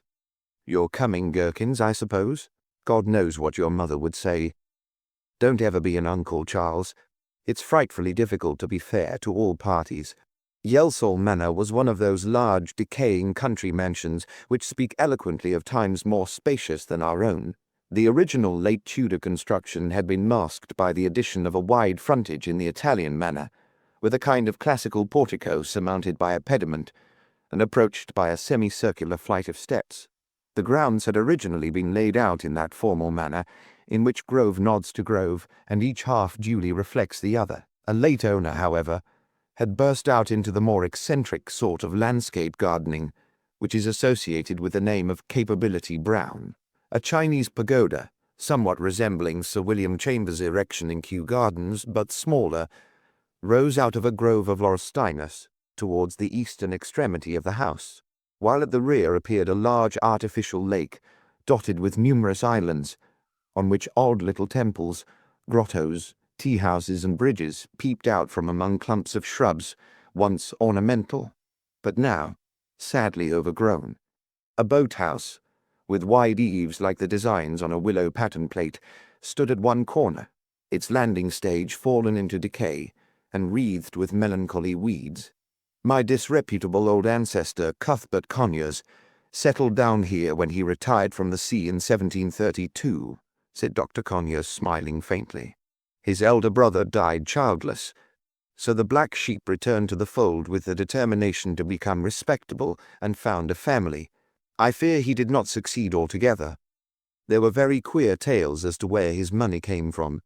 He is said to have been a pirate and to have sailed with the notorious Captain Blackbeard. In the village, to this day, he is remembered and spoken of as Cutthroat Conyers. It used to make the old man very angry, and there is an unpleasant story of his slicing the ears off a groom who had been heard to call him Old Cutthroat. He was not an uncultivated person, though. It was he who did the landscape gardening round at the back, and he built the pagoda for his telescope. He was reputed to study the black art, and there were certainly a number of astrological works in the library with his name on the fly-leaf, but probably the telescope was only a remembrance of his seafaring days. Anyhow, towards the end of his life he became more and more odd and morose. He quarrelled with his family, and turned his younger son out of doors with his wife and children, an unpleasant old fellow. On his deathbed he was attended by the parson, a good, earnest, God-fearing sort of man, who must have put up with a deal of insult in carrying out what he firmly believed to be the sacred duty of reconciling the old man to this shamefully treated son. Eventually, Old Cutthroat relented so far as to make a will, leaving to the younger son my treasure which I have buried in Munster. The parson represented to him that it was useless to bequeath the treasure unless he also bequeathed the information where to find it, but the horrid old pirate only chuckled spitefully, and said that, as he had been at the pains to collect the treasure, his son might well be at the pains of looking for it. Further than that he would not go, and so he died, and I dare say went to a very bad place. Since then the family has died out, and I am the sole representative of the Conyers, and heir to the treasure, whatever and wherever it is, for it was never discovered. I do not suppose it was very honestly come by, but, since it would be useless now to try and find the original owners, I imagine I have a better right to it than anybody living. You may think it very unseemly, Lord Peter, that an old, lonely man like myself should be greedy for a hoard of pirates' gold, but my whole life has been devoted to studying the disease of cancer, and I believe myself to be very close to a solution of one part at least of the terrible problem. Research costs money, and my limited means are very nearly exhausted. The property is mortgaged up to the hilt, and I do most urgently desire to complete my experiments before I die, and to leave a sufficient sum to found a clinic where the work can be carried on. During the last year, I have made very great efforts to solve the mystery of Old Cutthroat's treasure. I have been able to leave much of my experimental work in the most capable hands of my assistant, Dr. Forbes, while I pursued my researches with the very slender clue I had to go upon. It was the more expensive and difficult that Cuthbert had left no indication in his will whether Munster in Germany or Munster in Ireland was the hiding place of the treasure. My journeys and my search in both places cost money and brought me no further on my quest. I returned, disheartened, in August, and found myself obliged to sell my library in order to defray my expenses and obtain a little money with which to struggle on with my sadly delayed experiments. "Ah," said Lord Peter, "I begin to see light." The old physician looked at him inquiringly. They had finished tea and were seated around the great fireplace in the study. Lord Peter's interested questions about the beautiful, dilapidated old house and estate had led the conversation naturally to Dr. Conyers' family, shelving for the time the problem of the Cosmographia, which lay on a table beside them. "Everything you say fits into the puzzle," went on Wimsey, "and I think there's not the smallest doubt what Mr. Wilberforce Pope was after, though how he knew that you had the Cosmographia here I couldn't say. When I disposed of the library, I sent him a catalogue," said Dr. Conyers. "As a relative, I thought he ought to have the right to buy anything he fancied. I can't think why he didn't secure the book then, instead of behaving in this most shocking fashion." Lord Peter hooted with laughter. "Why, because he never tumbled to it till afterwards," he said. "And oh dear, how wild he must have been. I forgive him everything. Although," he added, "I don't want to raise your hopes too high, sir, for, even when we've solved old Cuthbert's riddle, I don't know that we're very much nearer to the treasure, Well now, sir, I want you first to look at this page, where there's a name scrawled in the margin. Our ancestors had an untidy way of signing their possessions higgledy-piggledy in margins, instead of in a decent Christian way in the flyleaf. This is a handwriting of somewhere about Charles I's reign, Jack Conyers. I take it that goes to prove that the book was in the possession of your family, at any rate as early as the first half of the 17th century, and has remained there ever since. Right. Now we turn to page 1099, where we find a description of the discoveries of Christopher Columbus. It's headed, you see, by a kind of map, with some of Mr. Pope's monsters swimming about in it, and apparently representing the Canaries, or, as they used to be called, the Fortunate Isles. It doesn't look much more accurate than old maps usually are, but I take it the big island on the right is meant for Lanzarote, and the two nearest to it may be Tenerife and Gran Canaria. But what's that writing in the middle? That's just the point. The writing is later than Jack Conyers' signature. I should put it about 1700, but of course it may have been written a good deal later still. I mean, a man who was elderly in 1730 would still use the style of writing he adopted as a young man, especially if, like your ancestor the pirate, he had spent the early part of his life in outdoor pursuits, and hadn't done much writing. Do you mean to say, Uncle Peter, broke in the Viscount excitedly, that that's old Cutthroat's writing? I'd be ready to lay a sporting bet it is. Look here, sir, you've been scouring round Munster in Germany, and Munster in Ireland, but how about good old Sebastian Munster here in the library at home? God bless my soul, is it possible? It's pretty nearly certain, sir. Here's what he says, written, you see, round the head of that sort of sea-dragon. Hic in capit draconis arde perpetua sol. Here the sun shines perpetually upon the dragon's head. Rather doggy Latin, sea-dog Latin, you might say, in fact. I'm afraid, said Dr. Conyers, I must be very stupid, but I can't see where that leads us.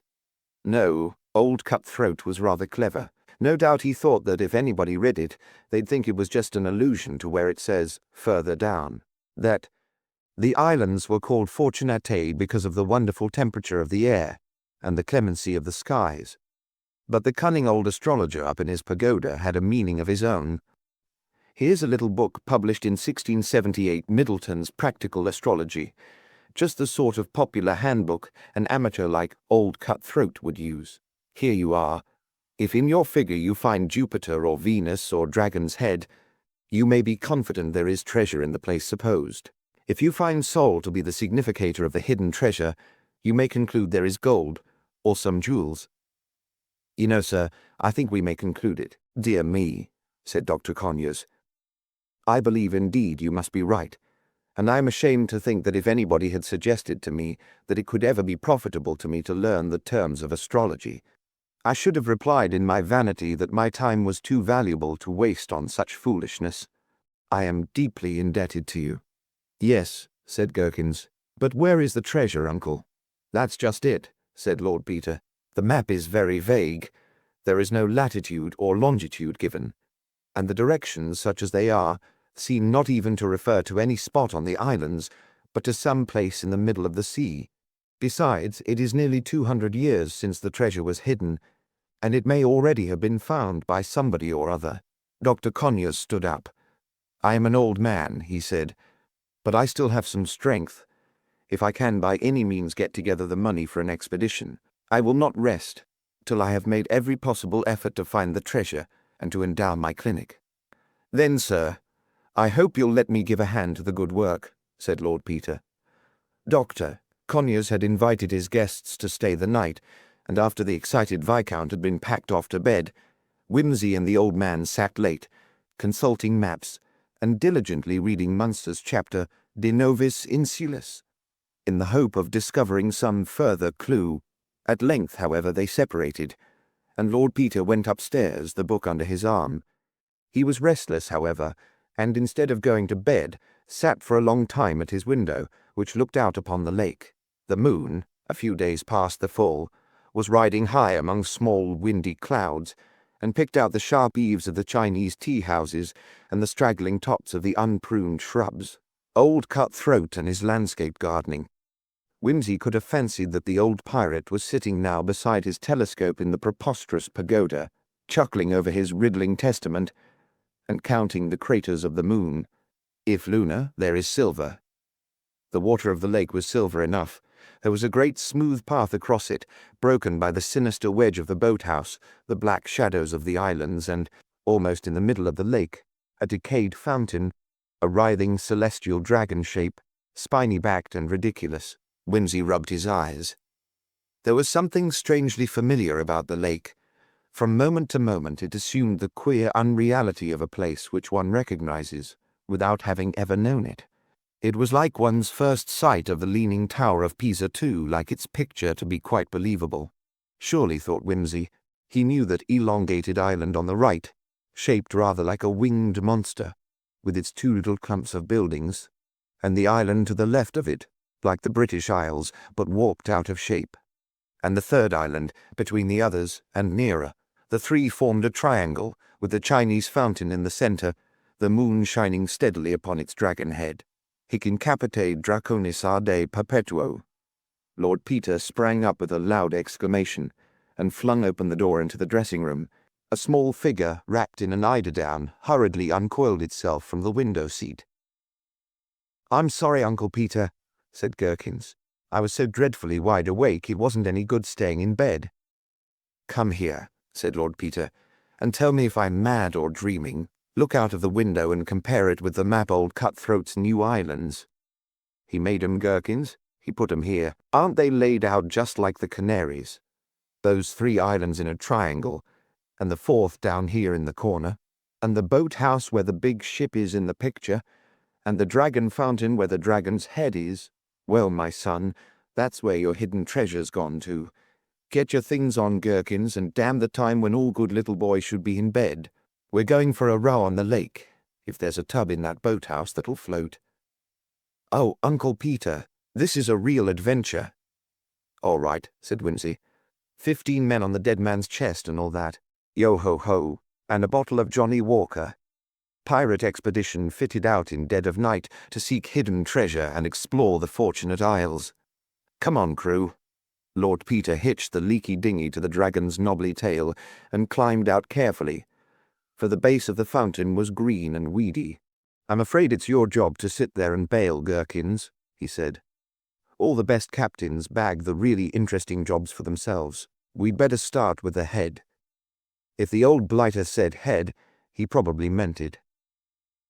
He passed an arm affectionately round the creature's neck for support, while he methodically pressed and pulled the various knobs and bumps of its anatomy. "It seems beastly solid, but I'm sure there's a spring somewhere. You won't forget to bail, will you? I'd simply hate to turn round and find the boat gone. Pirate chief marooned on island and all that. Well, it isn't its back hair anyhow. We'll try its eyes. I say, Gherkins, I'm sure I felt something move, only it's frightfully stiff. We might have thought to bring some oil. Never mind, it's dogged, as does it. It's coming.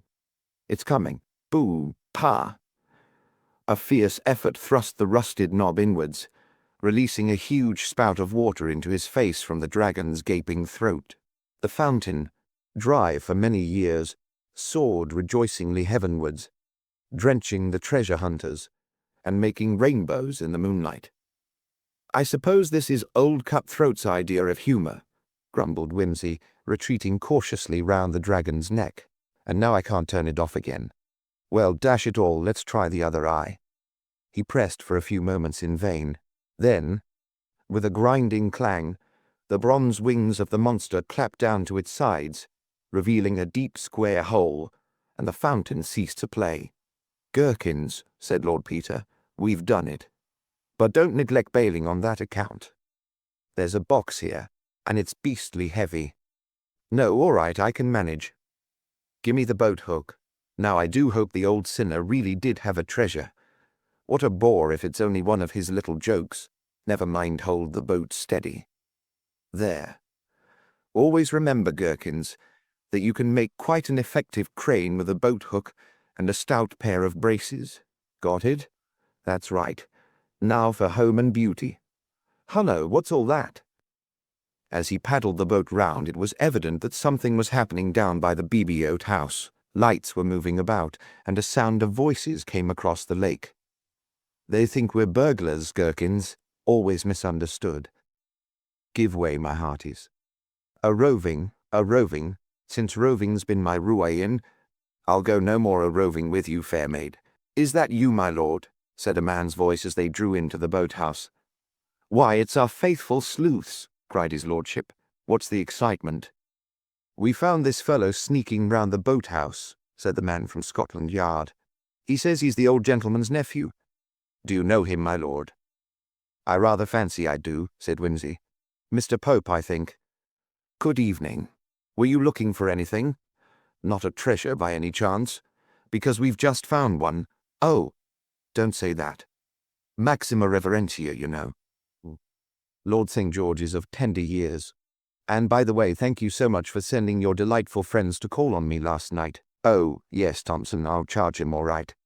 You there, Doctor? Splendid. Now, if anybody's got a spanner or anything handy, we'll have a look at great-grandpapa Cuthbert, and if he turns out to be old iron, Mr. Pope, you'll have had an uncommonly good joke for your money. An iron bar was produced from the boathouse and thrust under the hasp of the chest. It creaked and burst. Dr. Conyers knelt down tremulously and threw open the lid. There was a little pause. The drinks are on you, Mr. Pope, said Lord Peter. I think, Doctor, it ought to be a jolly good hospital when it's finished. Chapter 10. The Piscatorial Farce of the Stolen Stomach. What in the world, said Lord Peter Whimsy, is that? Thomas Macpherson disengaged the tall jar from its final swathings of paper and straw, and set it tenderly upright beside the coffee-pot. That, he said, is Great-Uncle Joseph's legacy. And who is Great-Uncle Joseph? He was my mother's uncle, name of Ferguson. Eccentric old boy.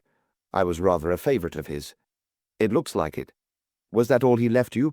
Imphm, he said a good digestion was the most precious thing a man could have. Well, he was right there. Is this his?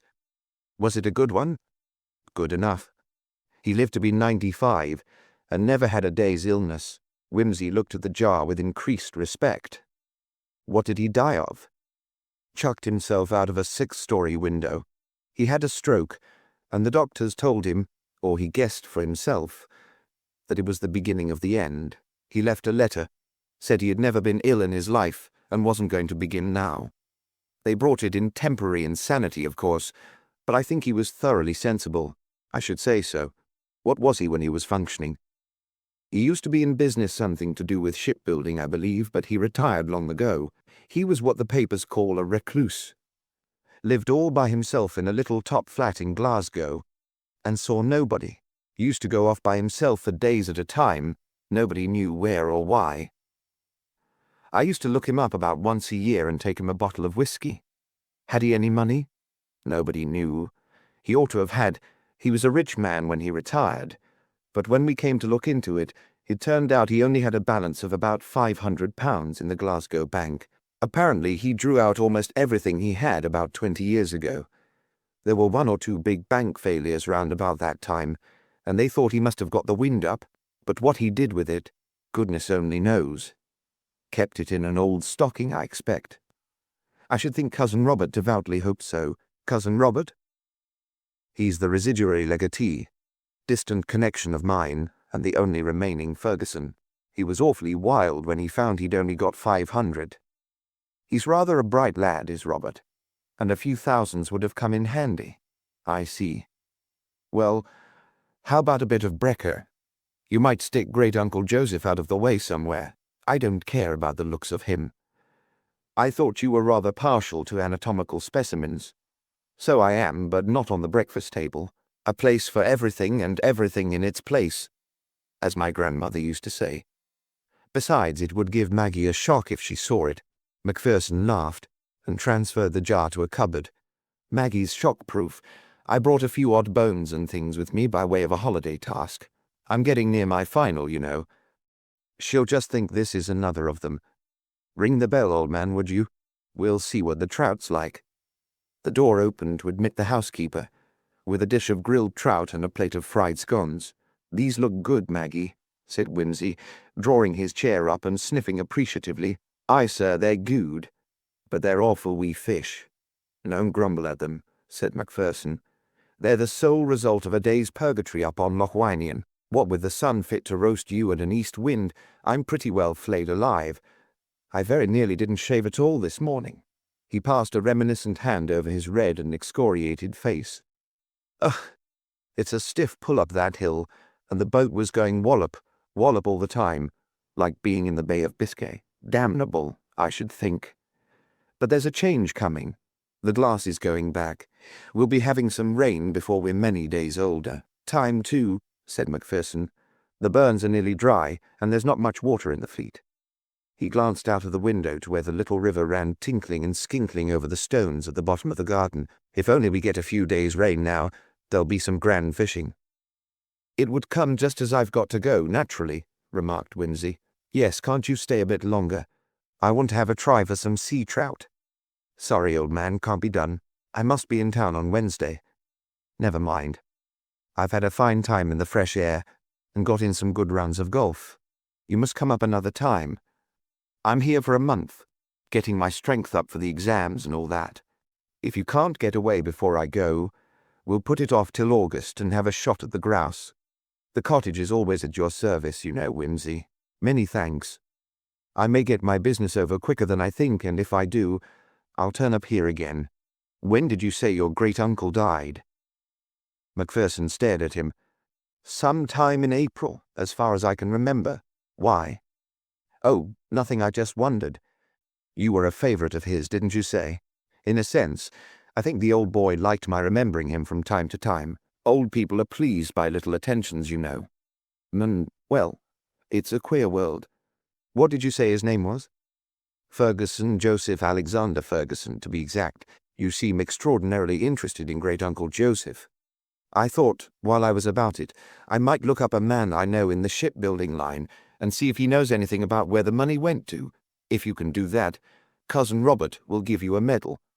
But if you really want to exercise your detective powers on the problem, you'd better have a hunt through the flat in Glasgow. Yes. What is the address, by the way?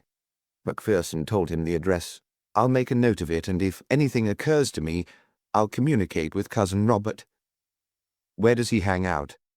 Oh, he's in London in a solicitor's office. Crosby and Plump, somewhere in Bloomsbury. Robert was studying for the Scottish bar, you know, but he made rather a mess of things, so they pushed him off among the Sassenachs.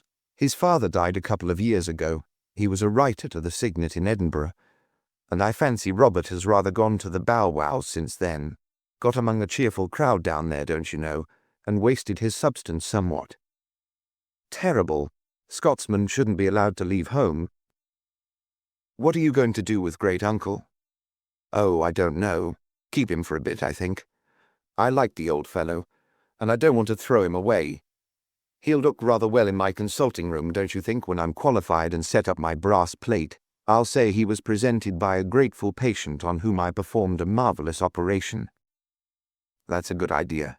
Stomach grafting. Miracle of surgery never before attempted. He'll bring sufferers to your door in flocks. Good old great-uncle. He may be worth a fortune to me after all. So he may. I don't suppose you've got such a thing as a photograph of him, have you? A photograph? Macpherson stared again. Great-uncle seems to be becoming a passion with you. I don't suppose the old man had a photograph taken these 30 years. There was one done then, when he retired from business. I expect Robert's got that. Och aye, said Wimsey, in the language of the country. Wimsey left Scotland that evening, and drove down through the night towards London, thinking hard as he went. He handled the wheel mechanically, swerving now and again to avoid the green eyes of rabbits, as they bolted from the roadside, to squat fascinated in the glare of his headlamps. He was accustomed to say that his brain worked better when his immediate attention was occupied by the incidents of the road. Monday morning found him in town with his business finished and his thinking done. A consultation with his shipbuilding friend had put him in possession of some facts about Great-Uncle Joseph's money, together with a copy of Great-Uncle Joseph's photograph, supplied by the London representative of the Glasgow firm to which he had belonged. It appeared that old Ferguson had been a man of mark in his day. The portrait showed a fine, dour old face, long-lipped and high in the cheekbones, one of those faces which alter little in a lifetime. Wimsey looked at the photograph with satisfaction as he slipped it into his pocket and made a beeline for Somerset House. Here he wandered timidly about the wills department, till a uniformed official took pity on him and inquired what he wanted. "Oh, thank you," said Wimsey effusively. "Thank you so much. Always feel nervous in these places. All these big desks and things, don't you know, so awe-inspiring and businesslike. Yes, I just wanted to have a squint at a will. I'm told you can see anybody's will for a shilling. Is that really so?" "Yes, sir, certainly. Anybody's will in particular, sir." "Oh, yes, of course. How silly of me, yes. Curious, isn't it, that when you're dead any stranger can come and snoop round your private affairs, see how much you cut up for and who your lady friends were and all that. Yes, not at all nice. Horrid lack of privacy, what?" The attendant laughed. "I expect it's all one when you're dead, sir. That's awfully true. Yes, naturally you're dead by then and it doesn't matter. Maybe a bit trying for your relations, of course, to learn what a bad boy you've been. Great fun annoying one's relations. Always do it myself. Now, what were we saying? Ah, yes, the will. I'm always so absent-minded." "Whose will, you said?" "Well, it's an old Scots gentleman called Joseph Alexander Ferguson that died at Glasgow, you know Glasgow, where the accent's so strong that even Scotsmen faint when they hear it, in April, this last April as ever was. If it's not troubling you too much, may I have a bob's worth of Joseph Alexander Ferguson?" The attendant assured him that he might, adding the caution that he must memorize the contents of the will and not on any account take notes. Thus warned, Wimsey was conducted into a retired corner, where in a short time the will was placed before him. It was a commendably brief document, written in holograph, and was dated the previous January. After the usual preamble and the bequest of a few small sums and articles of personal ornament to friends, it proceeded somewhat as follows: "And I direct that after my death the alimentary organs be removed entire with their contents from my body, commencing with the esophagus and ending with the anal canal, and that they be properly secured at both ends with a suitable ligature, and be enclosed in a proper preservative medium in a glass vessel, and given to my great-nephew Thomas Macpherson of the Stone Cottage, Gatehouse of the Fleet, in Kirkcudbrightshire, now studying medicine in Aberdeen, and I bequeath him these my alimentary organs, with their contents for his study and edification, they having served me for 95 years without failure or defect, because I wish him to understand that no riches in the world are comparable to the riches of a good digestion, and I desire of him that he will, in the exercise of his medical profession, use his best endeavours to preserve to his patients the blessing of good digestion unimpaired, not needlessly filling their stomachs with drugs out of concern for his own pocket, but exhorting them to a sober and temperate life, agreeably to the design of Almighty Providence. After this remarkable passage, the document went on to make Robert Ferguson residuary legatee, without particular specification of any property, and to appoint a firm of lawyers in Glasgow executors of the will. Wimsey considered the bequest for some time. From the phraseology he concluded that old Mr. Ferguson had drawn up his own will without legal aid, and he was glad of it, for its wording thus afforded a valuable clue to the testator's mood and intention. He mentally noted 3 points. The alimentary organs with their contents were mentioned twice over. With a certain emphasis, they were to be ligatured top and bottom, and the legacy was accompanied by the expression of a wish that the legatee should not allow his financial necessities to interfere with the conscientious exercise of his professional duties. Wimsey chuckled. He felt he rather liked Great-Uncle Joseph. He got up, collected his hat, gloves and stick, and advanced with the will in his hand to return it to the attendant. The latter was engaged in conversation with a young man, who seemed to be expostulating about something. "I'm sorry, sir," said the attendant, "but I don't suppose the other gentleman will be very long." "Ah!" He turned and saw Wimsey. "Here is the gentleman." The young man, whose reddish hair, long nose, and slightly sodden eyes gave him the appearance of a dissipated fox, greeted Wimsey with a disagreeable stare. "What's up? Want me?" asked his lordship airily. "Yes, sir." "Very curious thing, sir. Here's a gentleman inquiring for that very same document as you've been studying, sir. I've been in this department 15 years, and I don't know as I ever remember such a thing happening before." "No," said Wimsey. "I don't suppose there's much of a run on any of your lines as a rule."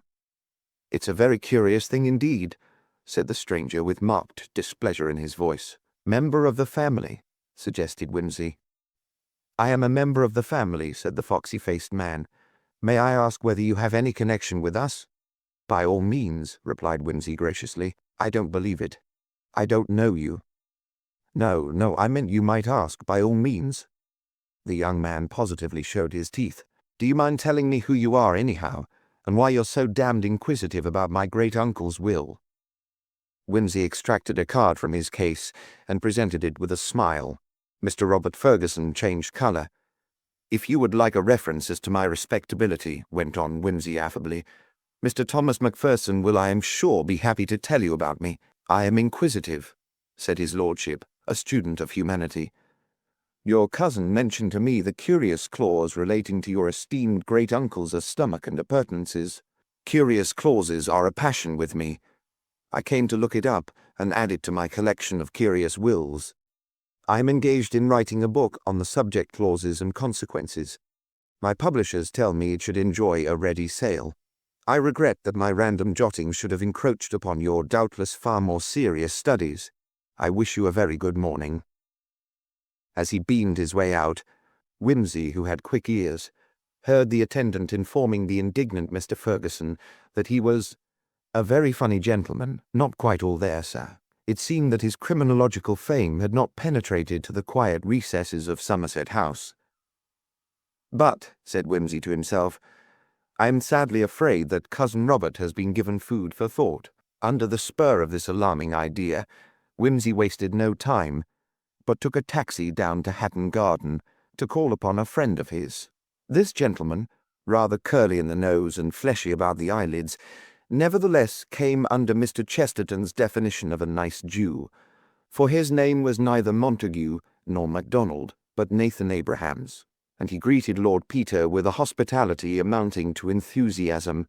"So pleased to see you. Sit down and have a drink. You have come at last to select the diamonds for the future Lady Peter, eh?" "Not yet," said Wimsey. "No? That's too bad. You should make haste and settle down. It is time you became a family man. Years ago we arranged I should have the privilege of decking the bride for the happy day. That is a promise, you know. I think of it when the fine stones pass through my hands. I say, that would be the very thing for my friend Lord Peter, but I hear nothing, and I sell them to stupid Americans who think only of the price and not of the beauty. Time enough to think of the diamonds when I've found the lady." Mr. Abrahams threw up his hands. "Oh, yes, and then everything will be done in a hurry." Quick, Mr. Abrahams. I have fallen in love yesterday, and I am being married tomorrow. But it may take months, years to find and match perfect stones. It can't be done between today and tomorrow. Your bride will be married in something ready-made from the jewelers. If 3 days are enough to choose a wife, said Whimsy, laughing. 1 day should surely be enough for a necklace. That is the way with Christians, replied the diamond merchant resignedly. You are so casual. You do not think of the future. 3 days to choose a wife. No wonder the divorce courts are busy. My son Moses is being married next week. It has been arranged in the family these 10 years. Rachel Goldstein, it is. A good girl, and her father is in a very good position. We are all very pleased, I can tell you. Moses is a good son, a very good son, and I am taking him into partnership. I congratulate you, said Whimsy heartily. I hope they will be very happy. Thank you, Lord Peter. They will be happy, I am sure. Rachel is a sweet girl and very fond of children, and she is pretty too. Prettiness is not everything, but it is an advantage for a young man in these days. It is easier for him to behave well to a pretty wife. True, said Whimsy. I will bear it in mind when my time comes. To the health of the happy pair, and may you soon be an ancestor. Talking of ancestors, I've got an old bird here that you may be able to tell me something about. Ah, yes. Always delighted to help you in any way, Lord Peter. This photograph was taken some 30 years ago, but you may possibly recognize it. Mr. Abrahams put on a pair of horn-rimmed spectacles and examined the portrait of great-uncle Joseph with serious attention. Oh yes, I know him quite well. What do you want to know about him, eh? He shot a swift and cautious glance at Whimsy. Nothing to his disadvantage. He's dead, anyhow. I thought it just possible he had been buying precious stones lately. It is not exactly business to give information about a customer, said Mr. Abrahams. I'll tell you what I want it for, said Whimsy. He lightly sketched the career of great-uncle Joseph, and went on, You see, I looked at it this way. When a man gets a distrust of banks, what does he do with his money? He puts it into property of some kind. It may be land, it may be houses, but that means rent, and more money to put into banks. He is more likely to keep it in gold or notes, or to put it into precious stones. Gold and notes are comparatively bulky, stones are small. Circumstances in this case led me to think he might have chosen stones. Unless we can discover what he did with the money, there will be a great loss to his heirs. I see. Well, if it is as you say, there is no harm in telling you. I know you to be an honourable man, and I will break my rule for you. This gentleman, Mr. Wallace.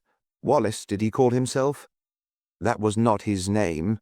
They are funny, these secretive old gentlemen, but that is nothing unusual. Often when they buy stones, they are afraid of being robbed, so they give another name. Yes, yes. Well, this Mr. Wallace used to come to see me from time to time, and I had instructions to find diamonds for him.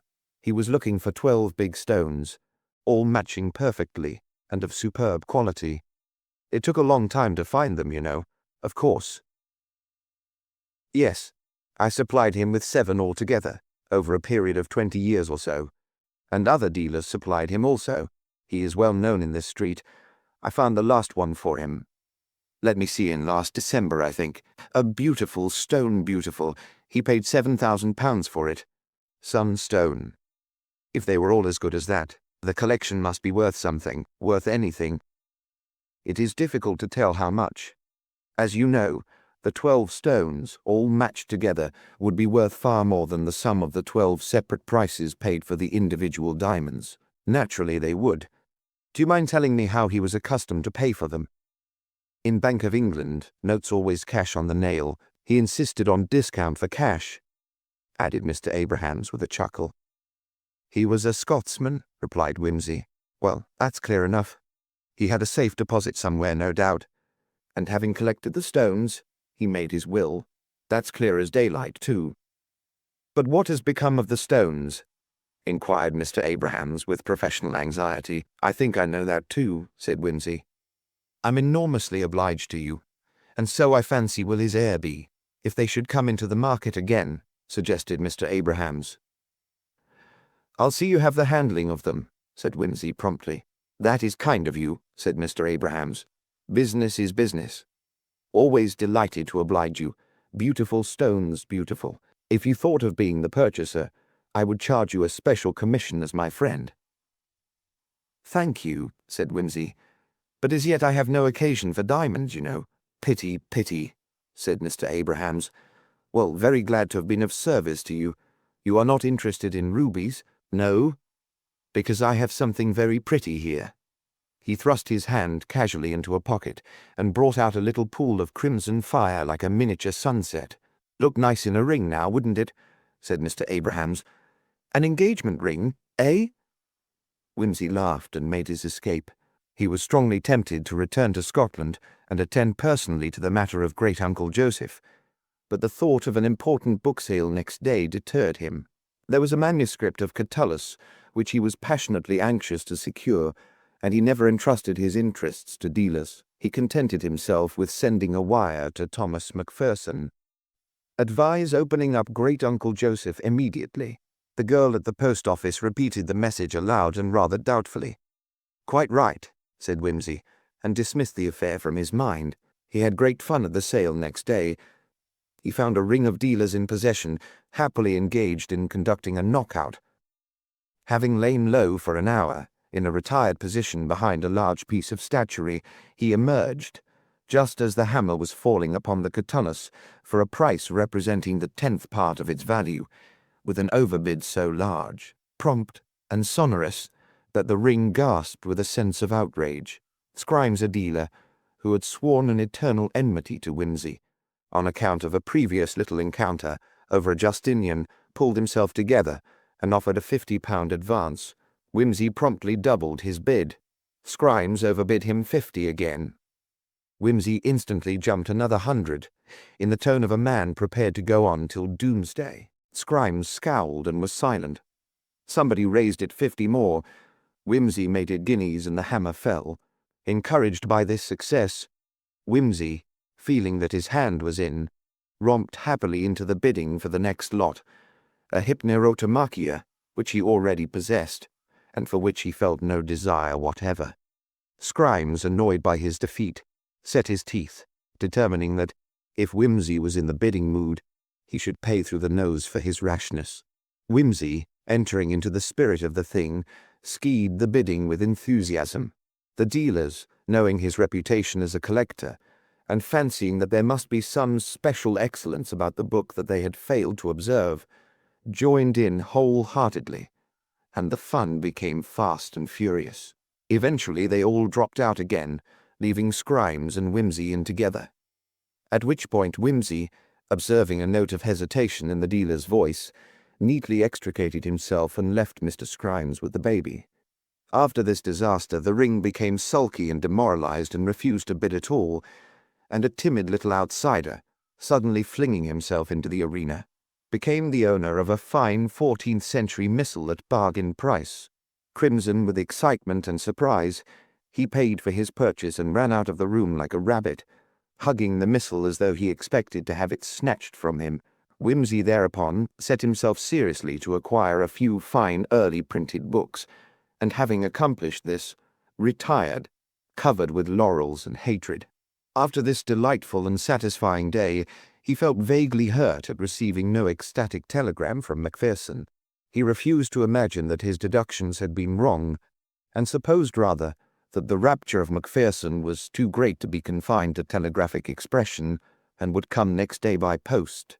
However, at 11 next morning the telegram arrived. It said, "Just got your wire. What does it mean? Great-uncle stolen last night. Burglar escaped. Please write fully." Whimsy committed himself to a brief comment in language usually confined to the soldiery. Robert had undoubtedly got great-uncle Joseph, and even if they could trace the burglary to him, the legacy was by this time gone forever. He had never felt so furiously helpless.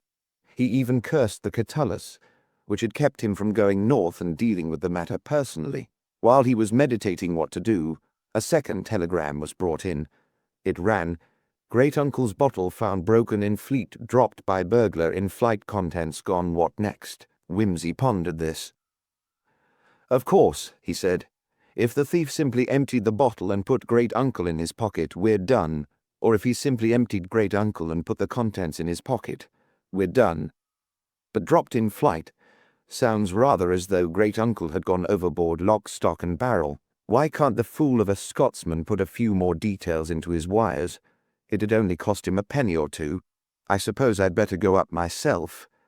Meanwhile, a little healthy occupation won't hurt him. He took a telegraph form from the desk and dispatched a further message. Was Great Uncle in bottle when dropped? If so, drag river. If not, pursue burglar. Probably Robert Ferguson's spare no pains starting for Scotland tonight. Hope arrive early tomorrow, urgent important. Put your back into it, will explain. The night express decanted Lord Peter Wimsey at Dumfries early the following morning, and a hired car deposited him at the stone cottage in time for breakfast. The door was opened to him by Maggie, who greeted him with hearty cordiality. Come our way in, sir. All's ready for ye, and Mr. Macpherson will be back in a few minutes, I'm thinking. You'll be tired with your long journey and hungry, maybe? Aye. Will ye take a bit parritch to your eggs and bacon? There's nae truth the day, though yesterday was a grand day for the fush. Mr. Macpherson has been up and down the river wi' my Jock, looking for ane of his specimens, as he says them. That was dropped by the thief that cam in. I dinna ken what the thing may be. My Jock says it's like a calf's pluck to look at, by what Mr. Macpherson tells him. Dear me, said Wimsey. And how did the burglary happen, Maggie? Indeed, sir, it was a vera remarkable circumstance. Mr. Macpherson was all day Monday and Tuesday, up at the big loch by the viaduct fishing. There was a big rain Saturday and Sunday, you may remember, and Mr. Macpherson says, There'll be grand fish in the morn, Jock, says he. We'll go up to the viaduct if it stops raining, and we'll spend the nicht at the keeper's lodge. So on Monday it stopped raining, and was a grand warm soft day, so aft they went together. There was a telegram come for him Tuesday morning, and I set it up on the mantelpiece, where he'd see it when he came in. But it's been in my mind since that maybe that telegram had something to do with the burglary. I wouldn't say but you might be right, Maggie, replied Wimsey gravely. Aye, sir. That wouldna surprise me. Maggie set down a generous dish of eggs and bacon before the guest, and took up her tale again.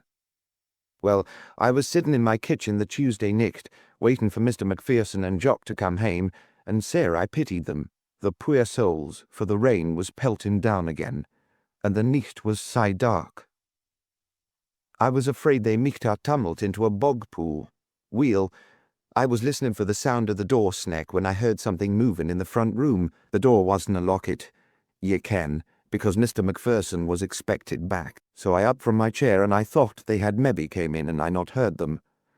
I waited a minute to set the kettle on the fire, and then I heard a cracking sound. So I came out and I called, Is it you, Mr. Macpherson? And there was nae answer, only aneath a big cracking noise, so I ran for it, and a man came quickly out of the front room, brushing past me and putting me aside wi' his hand, so, and out of the front door like a flash o' lightning, so, W.I. that, I let out a skelloch, and Jock's voice answered me fra the garden gate. Och, I says, Jock, here's a burglar been o' the hoose. And I heard him running across the garden down to the river, trampling down of the young kale and the strawberry beds, the blackguard. Wimsey expressed his sympathy. Aye, that was a bad business. And the next thing, there was Mr. Macpherson and Jock helter-skelter after him. If Davy Murray's cattle had broken in, they couldna ha' done mair devastation. And then there was a big splashing and crashing, and after a bit, back comes Mr. Macpherson, and he says, He's jumped until the fleet. He says, and he's awa. What has he taken, he says. I dinna ken, says I, for it all happened sae quickly I couldna see onything. Come awa, Ben, says he, and we'll see what's missing, so we look it high and low. And all we could find was the cupboard door in the front room broken open, and naething taken but this bottle with a specimen. Aha, said Wimsey. And they baith went out to gie the W.R. lichts, but naething could they see of the thief. Say Mr. Macpherson comes back, and him gone to my bed, says he, for him that tired I can day name and nicht, says he. Oh, I said, I dorna gae tae bed in Frichtend. And Jock said, Hoots, woman, dinna fash yesel. Terror be nae mair burglars the nicht, we the frisht with gied them. So we lock it up at the doors and windies and gaed to our beds. But I couldn't sleep a wink. Very natural, said Whimsy. It wasn't until the next morning, said Maggie, that Mr. Macpherson opened yon telegram. But he was in a taking. And then the telegram started. Back and for it atween the hoose and the post office. And then they fund the bits of the bottle that the specimen was in, stuck between TWA stains either river. And aff goes Mr. Macpherson and Jock with their waders on and a couple of gaffs, hunting into the pools and under the stains to find the specimen, and they're still at it. At this point, 3 heavy thumps sounded on the ceiling. "Good save us," ejaculated Maggie. "I was forgetting the pure gentleman." "What gentleman?" inquired Whimsy. "Him that was fetched out of the fleet," replied Maggie. "Excuse me just a moment, sir." She fled swiftly upstairs. Whimsy poured himself out a 3rd cup of coffee and lit a pipe. Presently a thought occurred to him. He finished the coffee, not being a man to deprive himself of his pleasures, and walked quietly upstairs in Maggie's wake. Facing him stood a bedroom door, half open the room which he had occupied during his stay at the cottage. He pushed it open. In the bed lay a red-headed gentleman, whose long, foxy countenance was in no way beautified by a white bandage, tilted rakishly across the left temple. A breakfast tray stood on a table by the bed. Whimsy stepped forward with extended hand. "Good morning, Mr. Ferguson," said he. "This is an unexpected pleasure." "Good morning," said Mr. Ferguson snappishly. "I had no idea when we last met," pursued Whimsy, advancing to the bed and sitting down upon it, "that you were thinking of visiting my friend Macpherson." "Get off my leg," growled the invalid. "I've broken my kneecap." "What a nuisance. Frightfully painful, isn't it? And they say it takes years to get right, if it ever does get right. Is it what they call a Potts fracture? I don't know who Potts was, but it sounds impressive. How did you get it, fishing?" "Yes, a slip in that damned river. Beastly. Sort of thing that might happen to anybody. A keen fisher, Mr. Ferguson?" So. So am I when I get the opportunity. What kind of fly do you fancy for this part of the country? I rather like a Greenaway's gadget myself. Ever tried it? "No," said Mr. Ferguson briefly. "Some people find a pink sisket better, so they tell me. Do you use one? Have you got your fly book here?" "Yes, no," said Mr. Ferguson. "I dropped it." "Pity. But do give me your opinion of the pink sisket." "Not so bad," said Mr. Ferguson. "I've sometimes caught trout with it." "You surprise me," said Whimsy, not unnaturally, since he had invented the pink sisket on the spur of the moment, and had hardly expected his improvisation to pass muster. "Well, I suppose this unlucky accident has put a stop to your sport for the season. Damned bad luck. Otherwise, you might have helped us to have a go at the Patriarch." "What's that?" "A trout." "Yes, a frightfully wily old fish. Lurks about in the fleet. You never know where to find him. Any moment he may turn up in some pool or other. I'm going out with Mac to try for him today. He's a jewel of a fellow. We've nicknamed him Great Uncle Joseph. Hi, don't joggle about like that, you'll hurt that knee of yours. Is there anything I can get for you?"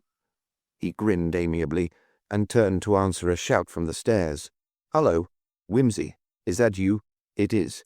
How's sport?" Macpherson came up the stairs 4 steps at a time, and met Whimsy on the landing as he emerged from the bedroom. "I say, do you know who that is? It's Robert." "I know. I saw him in town. Never mind him. Have you found Great Uncle?" "No, we haven't. What's all this mystery about? And what's Robert doing here?" "What did you mean by saying he was the burglar? And why is Great Uncle Joseph so important?" "One thing at a time. Let's find the old boy first. What have you been doing?" "Well, when I got your extraordinary messages, I thought of course you were off your rocker." Whimsy groaned with impatience. "But then I considered what a funny thing it was that somebody should have thought Great Uncle worth stealing, and thought there might be some sense in what you said after all." "Dashed good of you," said Whimsy. "So I went out and poked about a bit, you know. Not that I think there's the faintest chance of finding anything with the river coming down like this. Well, I hadn't got very far. By the way, I took Jock with me. I'm sure he thinks I'm mad too. Not that he says anything, these people here never commit themselves. Confound Jock, get on with it. Oh well, before we'd got very far, we saw a fellow wading about in the river with a rod and a creel. I didn't pay much attention because You see, I was wondering what you— Yes. Well, Jock noticed him and said to me, "Yon's a queer kind of fisherman." I'm thinking, so I had a look, and there he was, staggering about among the stones with his fly floating away down the stream in front of him, and he was peering into all the pools he came to, and poking about with a gaff. So I hailed him, and he turned round, and then he put the gaff away in a bit of a hurry, and started to reel in his line. He made an awful mess of it, added Macpherson appreciatively. I can believe it, said Whimsy. A man who admits to catching trout with a pink sisket would make a mess of anything. A pink what? Never mind. I only meant that Robert was no fisher. Get on. Well, he got the line hooked round something, and he was pulling and hauling, and splashing about, and then it came out all of a sudden, and he waved it all over the place and got my hat. That made me pretty wild, and I made after him, and he looked round again, and I yelled out, "Good God, it's Robert!" And he dropped his rod and took to his heels, and of course he slipped on the stones and came down an awful crack. We rushed forward and scooped him up and brought him home. He's got a nasty bang on the head and a fractured patella. Very interesting. I should have liked to have a shot at setting it myself, but it wouldn't do, So I sent for Strachan. He's a good man. You've had extraordinary luck about this business so far, said Whimsy. Now the only thing left is to find Great-uncle. How far down have you got? Not very far. You see, what with getting Robert home and setting his knee and so on, we couldn't do much yesterday. Damn Robert. Great-uncle may be away out to sea by this time. Let's get down to it. He took up a gaff from the umbrella stand. Roberts, interjected Macpherson, and led the way out. The little river was foaming down in a brown spate, rattling stones and small boulders along in its passage. Every hole, every eddy, might be a lurking place for Great-uncle Joseph. Whimsy peered irresolutely here and there, then turned suddenly to Jock. "Where's the nearest spit of land where things usually get washed up?" he demanded. Well, there's the battery pool, about a mile down the river. Ye'll whiles find things washed up there. Aye, infam. There's a pool and a bit sand, where the river maks a bend. You'll maybe find it there, I'm thinking. Maybe no, I couldna say. Let's have a look anyway. Macpherson, to whom the prospect of searching the stream in detail appeared rather a dreary one, brightened a little at this. That's a good idea. If we take the car down to just above Gatehouse, we've only got 2 fields to cross. The car was still at the door. The hired driver was enjoying the hospitality of the cottage. They pried him loose from Maggie's scones and slipped down the road to Gatehouse. "Those gulls seem rather active about something," said Whimsy, as they crossed the second field. The white wings swooped backwards and forwards in narrowing circles over the yellow shoal. Raucous cries rose on the wind. Whimsy pointed silently with his hand. A long, unseemly object, like a drab purse, lay on the shore. The gulls, indignant, rose higher, squawking at the intruders. Whimsy ran forward, stooped, rose again with the long bag dangling from his fingers. "Great-uncle Joseph, I presume," he said, and raised his hat with old-fashioned courtesy. "The gulls have had a wee peck at it here and there," said Jock. "It'll be tough for them." "Aye, they haven't done so vera much with it." "Aren't you going to open it?" said Macpherson impatiently. "Not here," said Whimsy. "We might lose something." He dropped it into Jock's creel. "We'll take it home first and show it to Robert." Robert greeted them with ill-disguised irritation. "We've been fishing," said Whimsy cheerfully. "Look at our bonny wee fush." He weighed the catch in his hand. "What's inside this wee fush, Mr. Ferguson?" "I haven't the faintest idea," said Robert. "Then why did you go fishing for it?" asked Whimsy pleasantly. "Have you got a surgical knife there, Mac?" "Yes, here." "Hurry up. I'll leave it to you. Be careful. I should begin with the stomach." Macpherson laid Great-uncle Joseph on the table and slit him open with a practised hand. "Good be gracious to us," cried Maggie, peering over his shoulder. "What'll that be?" Whimsy inserted a delicate finger and thumb into the cavities of Uncle Joseph. 1, 2, 3. The stones glittered like fire as he laid them on the table. 7, 8, 9. That seems to be all. Try a little farther down, Mac. Speechless with astonishment, Mr. Macpherson dissected his legacy. 10, 11, said Whimsy. I'm afraid the seagulls have got number 12. I'm sorry, Mac. But how did they get there? Demanded Robert foolishly. Simple as shelling peas. Great-uncle Joseph makes his will, swallows his diamonds. He must have been a grand man for a pill, said Maggie with respect, and jumps out of the window. It was as clear as crystal to anybody who read the will. He told you, Mac, that the stomach was given you to study. Robert Ferguson gave a deep groan. I knew there was something in it, he said. That's why I went to look up the will, and when I saw you there, I knew I was right. Curse this leg of mine. But I never imagined for a moment. His eyes appraised the diamonds greedily. And what will the value of these same stones be? Inquired Jock. About £7,000 apiece, taken separately. More than that, taken together. The old man was mad, said Robert angrily. I shall dispute the will. I think not, said Whimsy. There's such an offence as entering and stealing, you know. My God, said Macpherson, handling the diamonds like a man in a dream. My God. £7,000, said Jock. Did I understand you correctly to say that one of they girls is gone about new £7,000 worth o' diamonds in his worme? He's just awful to think of. Good day to you, sirs. I'll be going round to Jimmy McTaggart to ask will he lend me the loan and a gun. Chapter 11. The unsolved puzzle of the man with no face. And what would you say, sir, said the stout man, to this here business of the bloke what's been found down on the beach at East Feltham? The rush of travellers after the bank holiday had caused an overflow of third-class passengers into the firsts, and the stout man was anxious to seem at ease in his surroundings. The youngish gentleman whom he addressed had obviously paid full fare for a seclusion which he was fated to forego. He took the matter amiably enough, however, and replied in a courteous tone, I'm afraid I haven't read more than the headlines. Murdered, I suppose, wasn't he? It's murder, right enough, said the stout man with relish. Cut about he was, something shocking, more like as if a wild beast had done it, chimed in the thin, elderly man opposite. No face at all he hadn't got, by what my paper says. It'll be one of these maniacs, I shouldn't be surprised, what goes about killing children.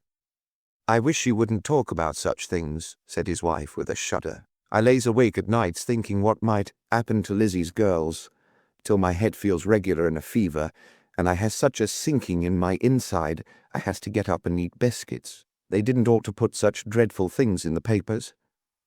It's better they should, ma'am, said the stout man. Then we're warned, so to speak, and can take our measures accordingly.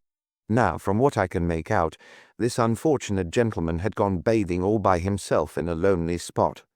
Now, quite apart from cramps, as is a thing that might happen to the best of us, that's a very foolish thing to do. Just what I'm always telling my husband, said the young wife. The young husband frowned and fidgeted. Well, dear, it really isn't safe, and you with your heart not strong. Her hand sought his under the newspaper. He drew away self-consciously, saying, That'll do, Kitty. The way I look at it is this, pursued the stout man. Here we've been and had a war, what has left hundreds of men in what you might call a state of unstable equilibrium. They've seen all their friends blown up or shot to pieces.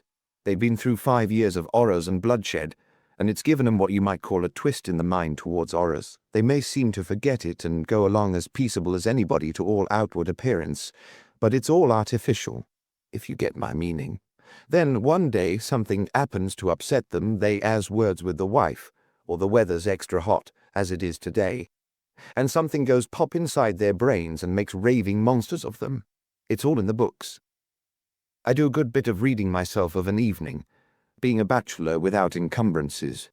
That's all very true, said a prim little man, looking up from his magazine. Very true indeed, too true, but do you think it applies in the present case? I've studied the literature of crime a good deal.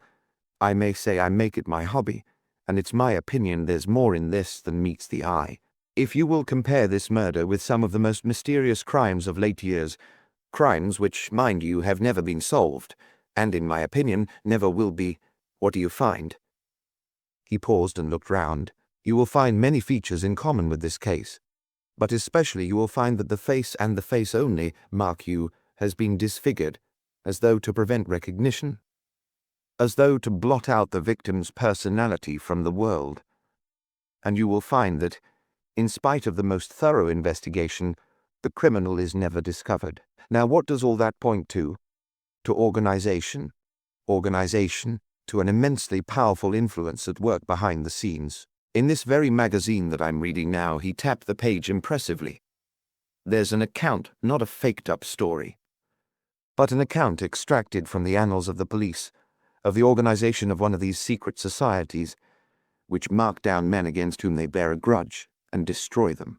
And, when they do this, they disfigure their faces with the mark of the secret society, and they cover up the track of the assassin, so completely having money and resources at their disposal that nobody is ever able to get at them. I've read of such things, of course, admitted the stout man, but I thought as they mostly belonged to the medieval days. They had a thing like that in Italy once. What do they call it now? A Gomorrah, was it?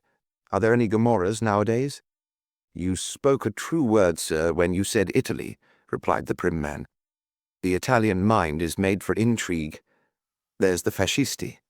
That's come to the surface now, of course, but it started by being a secret society, and, if you were to look below the surface, you would be amazed at the way in which that country is honeycombed with hidden organizations of all sorts. Don't you agree with me, sir?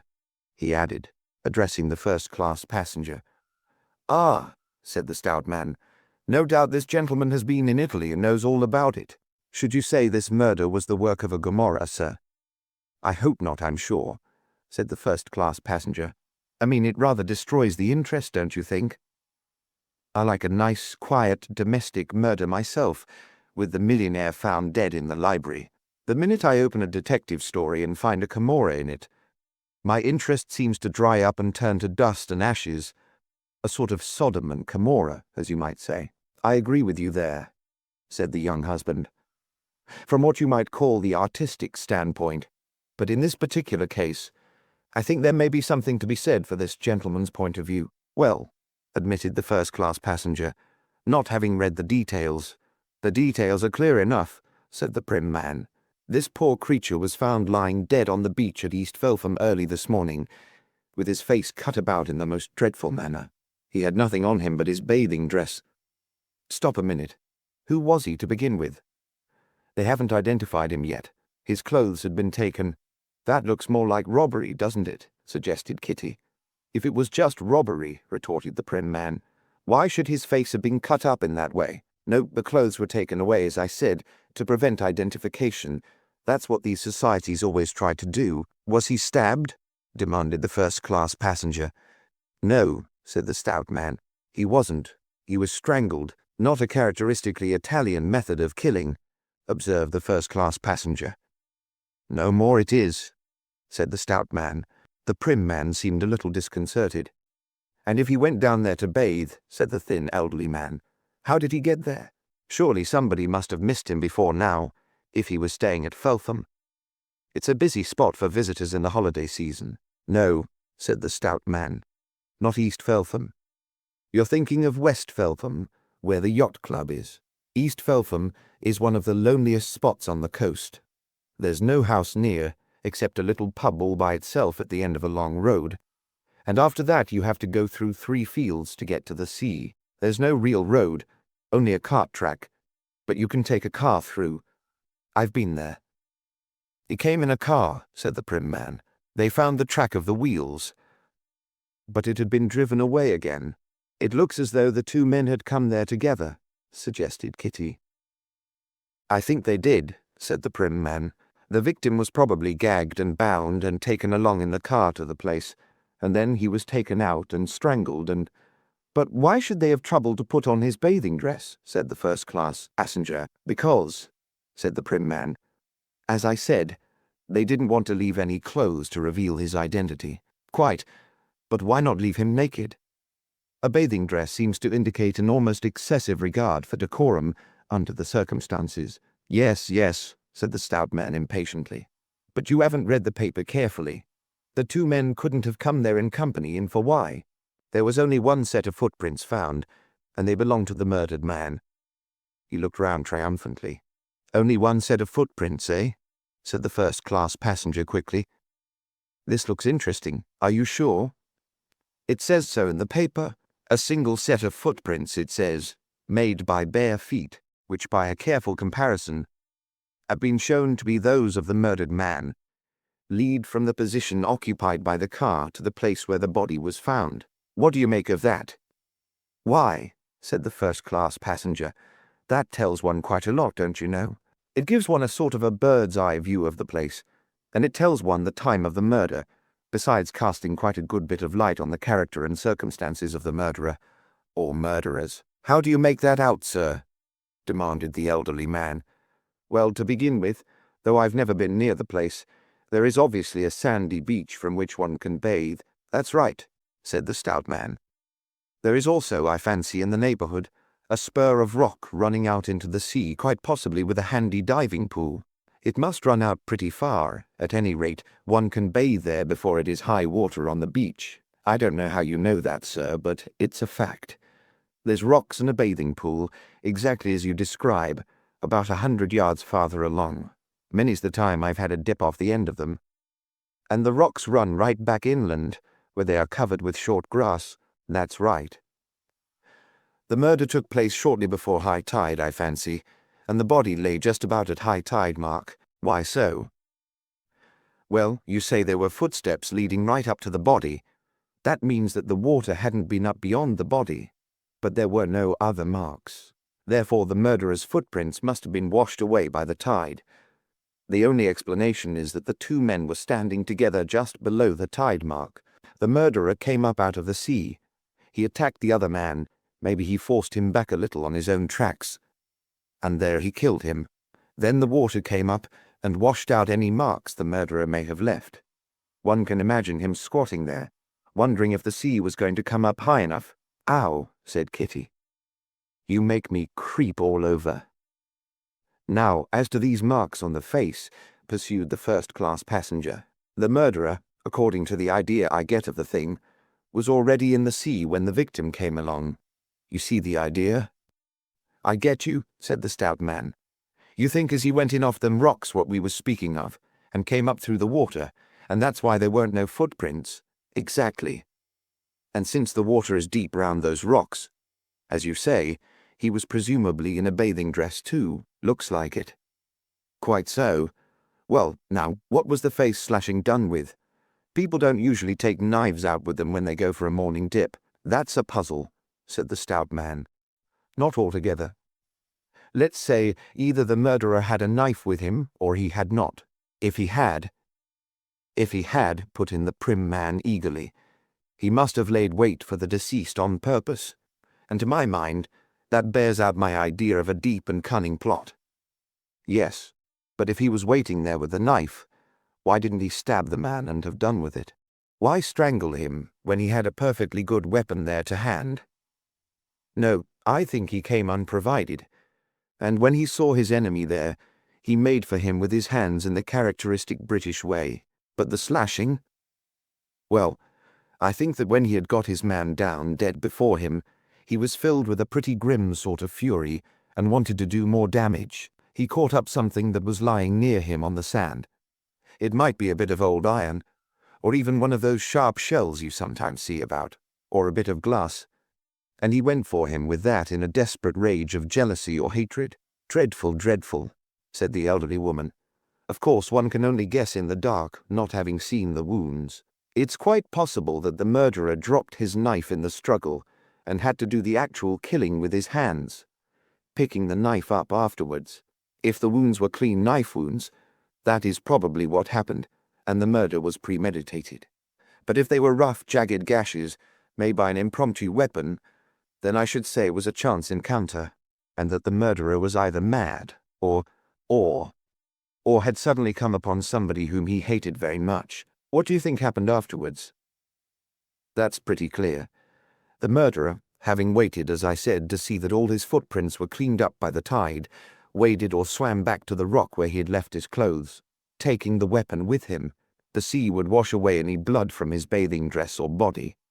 He then climbed out upon the rocks, walked, with bare feet, so as to leave no tracks on any seaweed or anything, to the short grass of the shore, dressed, went along to the murdered man's car, and drove it away.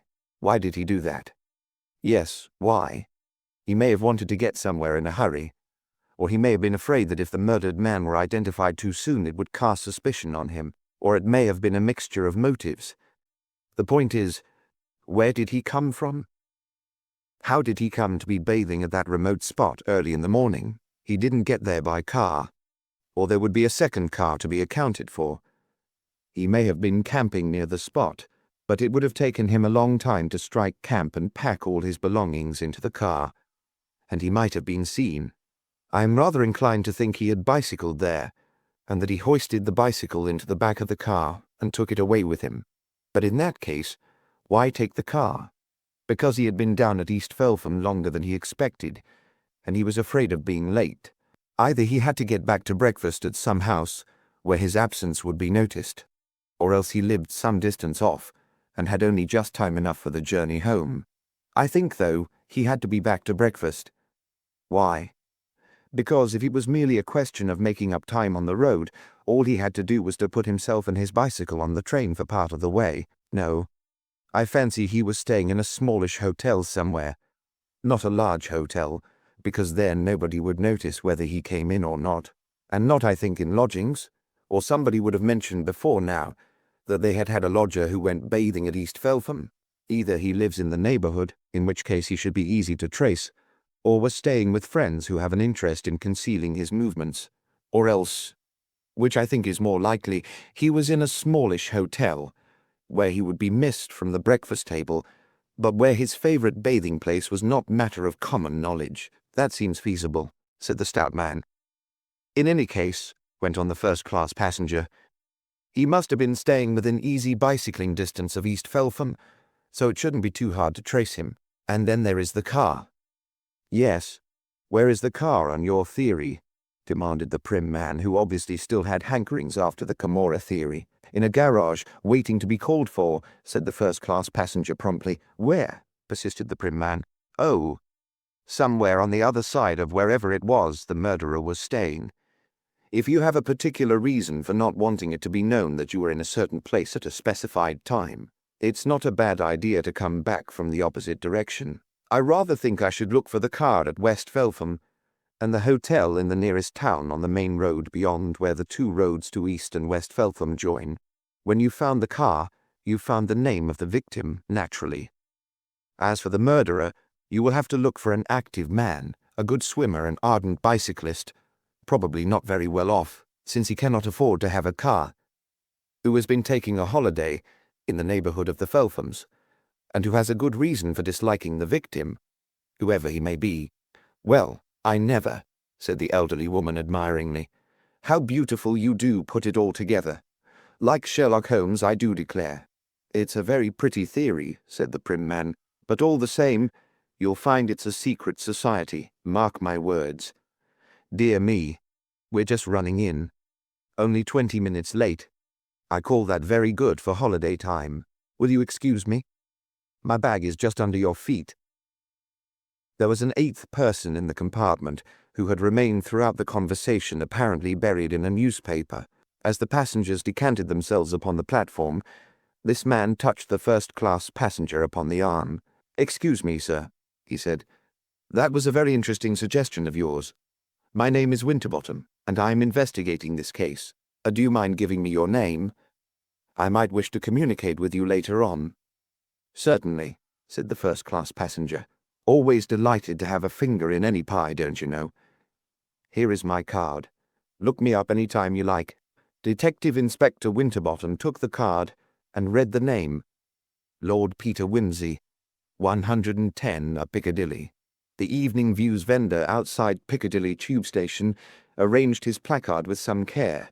It looked very well, he thought. Man with no face identified it was, in his opinion, considerably more striking than that displayed by a rival organ which announced. Unimaginatively, Beach murder victim identified a youngish gentleman in a grey suit who emerged at that moment from the Criterion bar, appeared to think so too, for he exchanged a copper for the Evening Views, and at once plunged into its perusal with such concentrated interest that he bumped into a hurried man outside the station and had to apologize. The evening views, grateful to murderer and victim alike for providing so useful a sensation in the dead days after the bank holiday, had torn Messrs.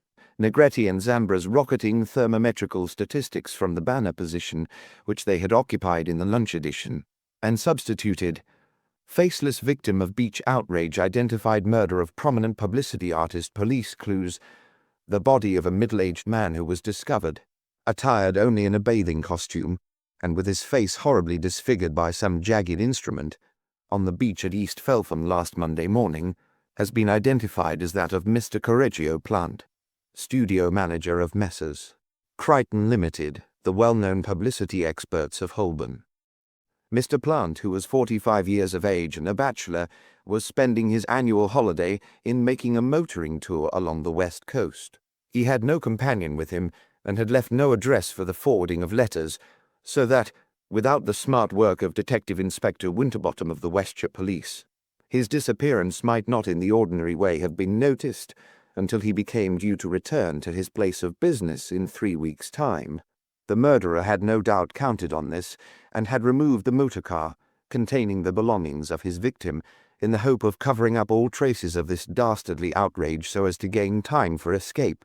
A rigorous search for the missing car, however, eventuated in its discovery in a garage at West Felpham, where it had been left for decarbonization and repairs to the magneto. Mr. Spiller, the garage proprietor, himself saw the man who left the car and has furnished a description of him to the police. He is said to be a small, dark man of foreign appearance. The police hold a clue to his identity, and an arrest is confidently expected in the near future. Mr. Plant was for 15 years in the employment of Messrs. Crichton, being appointed studio manager in the latter years of the war. He was greatly liked by all his colleagues, and his skill in the layout and designing of advertisements did much to justify the truth of Messrs. Crichton's well-known slogan, "Crichton's for admirable advertising." The funeral of the victim will take place tomorrow at Golders Green Cemetery. Pictures on back page. Lord Peter Wimsey turned to the back page. The portrait of the victim did not detain him long. It was one of those characterless studio photographs which establish nothing except that the sitter has a tolerable set of features. He noted that Mr. Plant had been thin rather than fat, commercial in appearance rather than artistic, and that the photographer had chosen to show him serious rather than smiling. A picture of East Felpham Beach, marked with a cross where the body was found, seemed to arouse in him rather more than a casual interest. He studied it intently for some time, making little surprised noises. There was no obvious reason why he should have been surprised, for the photograph bore out in every detail the deductions he had made in the train. There was the curved line of sand, with a long spur of rock stretching out behind it into deep water, and running back till it mingled with the short, dry turf. Nevertheless, he looked at it for several minutes with close attention before folding the newspaper and hailing a taxi, and when he was in the taxi, he unfolded the paper and looked at it again. "Your lordship having been kind enough," said Inspector Winterbottom, emptying his glass rather too rapidly for true connoisseurship, "to suggest I should look you up in town, I made bold to give you a call in passing. Thank you. I won't say no. Well, as you've seen in the papers by now, we found that car all right." Wimsey expressed his gratification at this result. "And very much obliged I was to your lordship for the hint," went on the inspector generously. "Not but what I wouldn't say, but I should have come to the same conclusion myself, given a little more time, and what's more, we're on the track of the man. I see he's supposed to be foreign-looking. Don't say he's going to turn out to be a camorist after all." "No, my lord," the inspector winked. "Our friend in the corner had got his magazine stories a bit on the brain, if you ask me, and you were a bit out too, my lord, with your bicyclist idea." "Was I? That's a blow." "Well, my lord, these here theories sound all right, but half the time they're too fine spun altogether. Go for the facts. That's our motto in the force, facts and motive, and you won't go far wrong." "Oh, you've discovered the motive then?" The inspector winked again. "There's not many motives for doing a man in," said he. "Women or money, or women and money. It mostly comes down to one or the other. This fellow Plant went in for being a bit of a lad, you see. He kept a little cottage down Felpham Way, with a nice little skirt to furnish it and keep the love nest warm for him. See? Oh, I thought he was doing a motor tour. Motor tour your foot, said the inspector, with more energy than politeness. That's what the old epithet told him at the office. Handy reason, don't you see, for leaving no address behind him. No, no. There was a lady in it, all right. I've seen her. A very taking piece, too, if you like 'em skinny, which I don't. I prefer 'em better upholstered myself. That chair is really more comfortable with a cushion, put in Whimsy with anxious solicitude. Allow me. Thanks, my lord, thanks. I'm doing very well. It seems that this woman, by the way, we're speaking in confidence, you understand. I don't want this to go further till I've got my man under lock and key. Whimsy promised discretion. That's all right, my lord, that's all right. I know I can rely on you. Well, the long and the short is, this young woman had another fancy man, a sort of an Italiano, whom she'd chucked for plant. And this same Dago got wind of the business and came down to East Feltham on the Sunday night, looking for her. He's one of these professional partners in a palais de danse up Cricklewood Way, and that's where the girl comes from, too. I suppose she thought Plant was a cut above him. Anyway, down he comes, and busts in upon them Sunday night when they were having a bit of supper, and that's when the row started. Didn't you know about this cottage and the goings-on there? Well, you know, there's such a lot of these weekenders nowadays. We can't keep tabs on all of them, so long as they behave themselves and don't make a disturbance.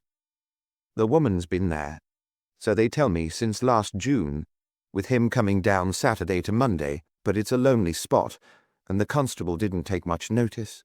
He came in the evenings, so there wasn't anybody much to recognize him, except the old girl who did the slops and things, and she's half blind.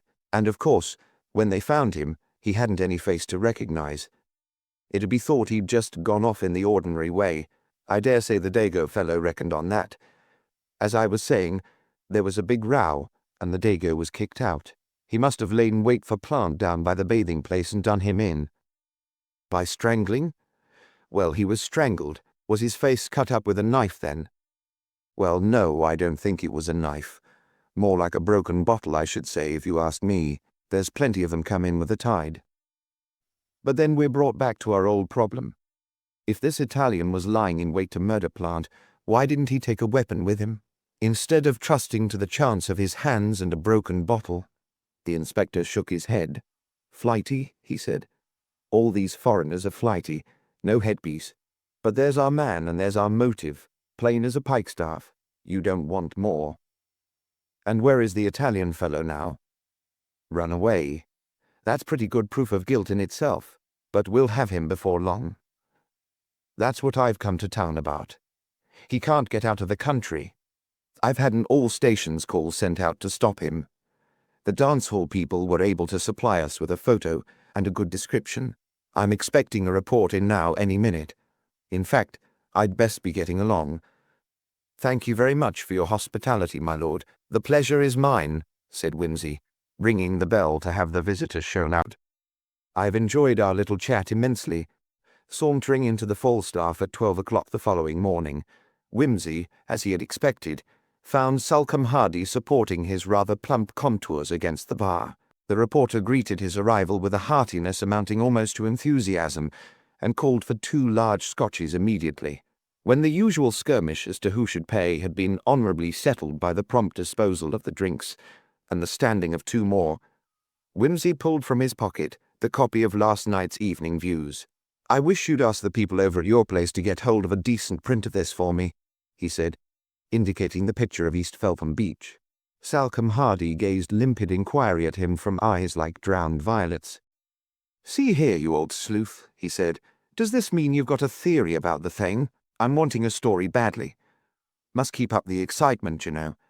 The police don't seem to have got any further since last night. No, I'm interested in this from another point of view altogether. I did have a theory of sorts, but it seems it's all wrong. Bally old Homer nodding, I suppose, but I'd like a copy of the thing. I'll get Warren to get you one when we come back. I'm just taking him down with me to Crichton's. We're going to have a look at a picture. I say, I wish you'd come too. Tell me what to say about the damned thing. Good God. I don't know anything about commercial art. 'Tisn't commercial art. It's supposed to be a portrait of this blighter plant. Done by one of the chaps in his studio or something. Kid who told me about it says it's clever. I don't know. Don't suppose she knows either. You go in for being artistic, don't you? I wish you wouldn't use such filthy expressions, Sally. Artistic. Who is this girl? Typist in the copy department. Oh, Sally. Nothing of that sort. I've never met her. Name's Gladys Twitterton. I'm sure that's beastly enough to put anybody off. Rang us up last night and told us there was a bloke there who'd done old plant in oils and was it any use to us. Drummer thought it might be worth looking into. Make a change from that everlasting syndicated photograph. I see. If you haven't got an exclusive story, an exclusive picture's better than nothing. The girl seems to have her wits about her. Friend of the artist's. No said he'd probably be frightfully annoyed at her having told me. But I can wangle that. Only I wish you'd come and have a look at it. Tell me whether I ought to say it's an unknown masterpiece, or merely a striking likeness. How the devil can I say if it's a striking likeness of a bloke I've never seen? I'll say it's that in any case, but I want to know if it's well painted. Curse it, Sally, what's it matter whether it is or not? I've got other things to do. Who's the artist, by the way? Anybody one's ever heard of? Dunno. I've got the name here somewhere. Sally rooted in his hip pocket and produced a mass of dirty correspondence, its angles blunted by constant attrition. Some comic name like Buggle or Snaggtooth. Wait a bit. Here it is. Crowder. Thomas Crowder. I knew it was something out of the way. Singularly like Buggle or Snaggtooth. All right, Sally. I'll make a martyr of myself. Lead me to it. We'll have another quick one. Here's Warren. This is Lord Peter Wimsey. This is on me. On me, corrected the photographer. A jaded young man with a disillusioned manner. 3 large white labels, please. Well, here's all the best. Are you fit, Sally? Because we'd better make tracks. I've got to be up at Golders Green by 2 for the funeral. Mr. Crowder of Crichton's appeared to have had the news broken to him already by Miss Twitterton, for he received the embassy in a spirit of gloomy acquiescence. The directors won't like it, he said, but they've had to put up with such a lot that I suppose one irregularity more or less won't give 'em apoplexy. He had a small, anxious yellow face like a monkey. Wimsey put him down as being in his late 30s. He noticed his fine, capable hands, one of which was disfigured by a strip of sticking plaster. "Damaged yourself?" said Wimsey pleasantly, as they made their way upstairs to the studio. "Mustn't make a practice of that, what? An artist's hands are his livelihood, except, of course, for armless wonders and people of that kind. Awkward job, painting with your toes." "Oh, it's nothing much," said Crowder, "but it's best to keep the paint out of surface scratches. There's such a thing as lead poisoning. Well, here's this dud portrait, such as it is. I don't mind telling you that it didn't please the sitter. In fact, he wouldn't have it at any price." "Not flattering enough?" asked Hardy. "As you say." The painter pulled out a 4x3 canvas from its hiding place behind a stack of poster cartoons, and heaved it up onto the easel. "Oh," said Hardy, a little surprised. Not that there was any reason for surprise as far as the painting itself was concerned. It was a straightforward handling enough, the skill and originality of the brushwork being of the kind that interests the painter without shocking the ignorant. "Oh," said Hardy, "was he really like that?" He moved closer to the canvas, peering into it as he might have peered into the face of the living man, hoping to get something out of him. Under this microscopic scrutiny, the portrait, as is the way of portraits, dislimned, and became no more than a conglomeration of painted spots and streaks. He made the discovery that, to the painter's eye, the human face is full of green and purple patches. He moved back again, and altered the form of his question. "So that's what he was like, was he?" He pulled out the photograph of Plant from his pocket, and compared it with the portrait. The portrait seemed to sneer at his surprise. "Of course, they touch these things up at these fashionable photographers," he said. "Anyway, that's not my business. This thing will make a jolly good eye-catcher, don't you think so, Wimsey? Wonder if they'd give us a 2-column spread on the front page." "Well, Warren, you'd better get down to it." The photographer, bleakly unmoved by artistic or journalistic considerations, took silent charge of the canvas, mentally resolving it into a question of panchromatic plates and colored screens. Crowder gave him a hand in shifting the easel into a better light. 2 or 3 people from other departments, passing through the studio on their lawful occasions, stopped, and lingered in the neighborhood of the disturbance, as though it were a street accident. A melancholy, grey-haired man, temporary head of the studio, Vice Correggio plant, deceased, took Crowder aside, with a muttered apology, to give him some instructions about adapting a whole quad to an 11-inch treble. Hardy turned to Lord Peter. "It's damned ugly," he said. "Is it good?" "Brilliant," said Whimsy. "You can go all out. Say what you like about it." "Oh, splendid. Could we discover one of our neglected British masters?" "Yes, why not? You'll probably make the man the fashion and ruin him as an artist, but that's his pigeon. But I say, do you think it's a good likeness? He's made him look a most sinister sort of fellow. After all, Plant thought it was so bad he wouldn't have it. The more fool he. Ever heard of the portrait of a certain statesman that was so revealing of his inner emptiness that he hurriedly bought it up and hid it to prevent people like you from getting hold of it?" Crowder came back. "I say," said Whimsy, "whom does that picture belong to? You, or the heirs of the deceased, or what?" "I suppose it's back on my hands," said the painter. "Plant, well, he more or less commissioned it, you see, but—" "How more or less?" "Well, he kept on hinting, don't you know, that he would like me to do him, and as he was my boss I thought I'd better. No price actually mentioned. When he saw it he didn't like it and told me to alter it." "But you didn't." "Oh well. I put it aside and said I'd see what I could do with it. I thought he'd perhaps forget about it." "I see. Then presumably it's yours to dispose of." "I should think so. Why?" "You have a very individual technique, haven't you?" pursued Whimsy. "Do you exhibit much?" "Here and there. I've never had a show in London." "I fancy I once saw a couple of small seascapes of yours somewhere. Manchester, was it? Or Liverpool? I wasn't sure of your name, but I recognized the technique immediately. I dare say. I did send a few things to Manchester about 2 years ago. Yes, I felt sure I couldn't be mistaken. I want to buy the portrait. Here's my card, by the way. I'm not a journalist, I collect things." Crowder looked from the card to Whimsy, and from Whimsy to the card, a little reluctantly. "If you want to exhibit it, of course," said Lord Peter. "I should be delighted to leave it with you as long as you liked." "Oh, it's not that," said Crowder. "The fact is, I'm not altogether keen on the thing. I should like to, that is to say, it's not really finished. My dear man, it's a bally masterpiece." "Oh, the painting's all right. But it's not altogether satisfactory as a likeness. What the devil does the likeness matter? I don't know what the late Plant looked like, and I don't care. As I look at the thing, it's a damn fine bit of brushwork, and if you tinker about with it, you'll spoil it. You know that as well as I do. What's biting you? It isn't the price, is it? You know I shan't boggle about that. I can afford my modest pleasures, even in these thin and piping times. You don't want me to have it? Come now, what's the real reason?" "There's no reason at all why you shouldn't have it if you really want it, I suppose," said the painter, still a little sullenly, "if it's really the painting that interests you. What do you suppose it is? The notoriety? I can have all I want of that commodity, you know, for the asking, or even without asking. Well, anyhow, think it over, and when you've decided, send me a line and name your price." Crowder nodded without speaking, and the photographer having by this time finished his job, the party took their leave. As they left the building, they became involved in the stream of Crichton's staff going out to lunch.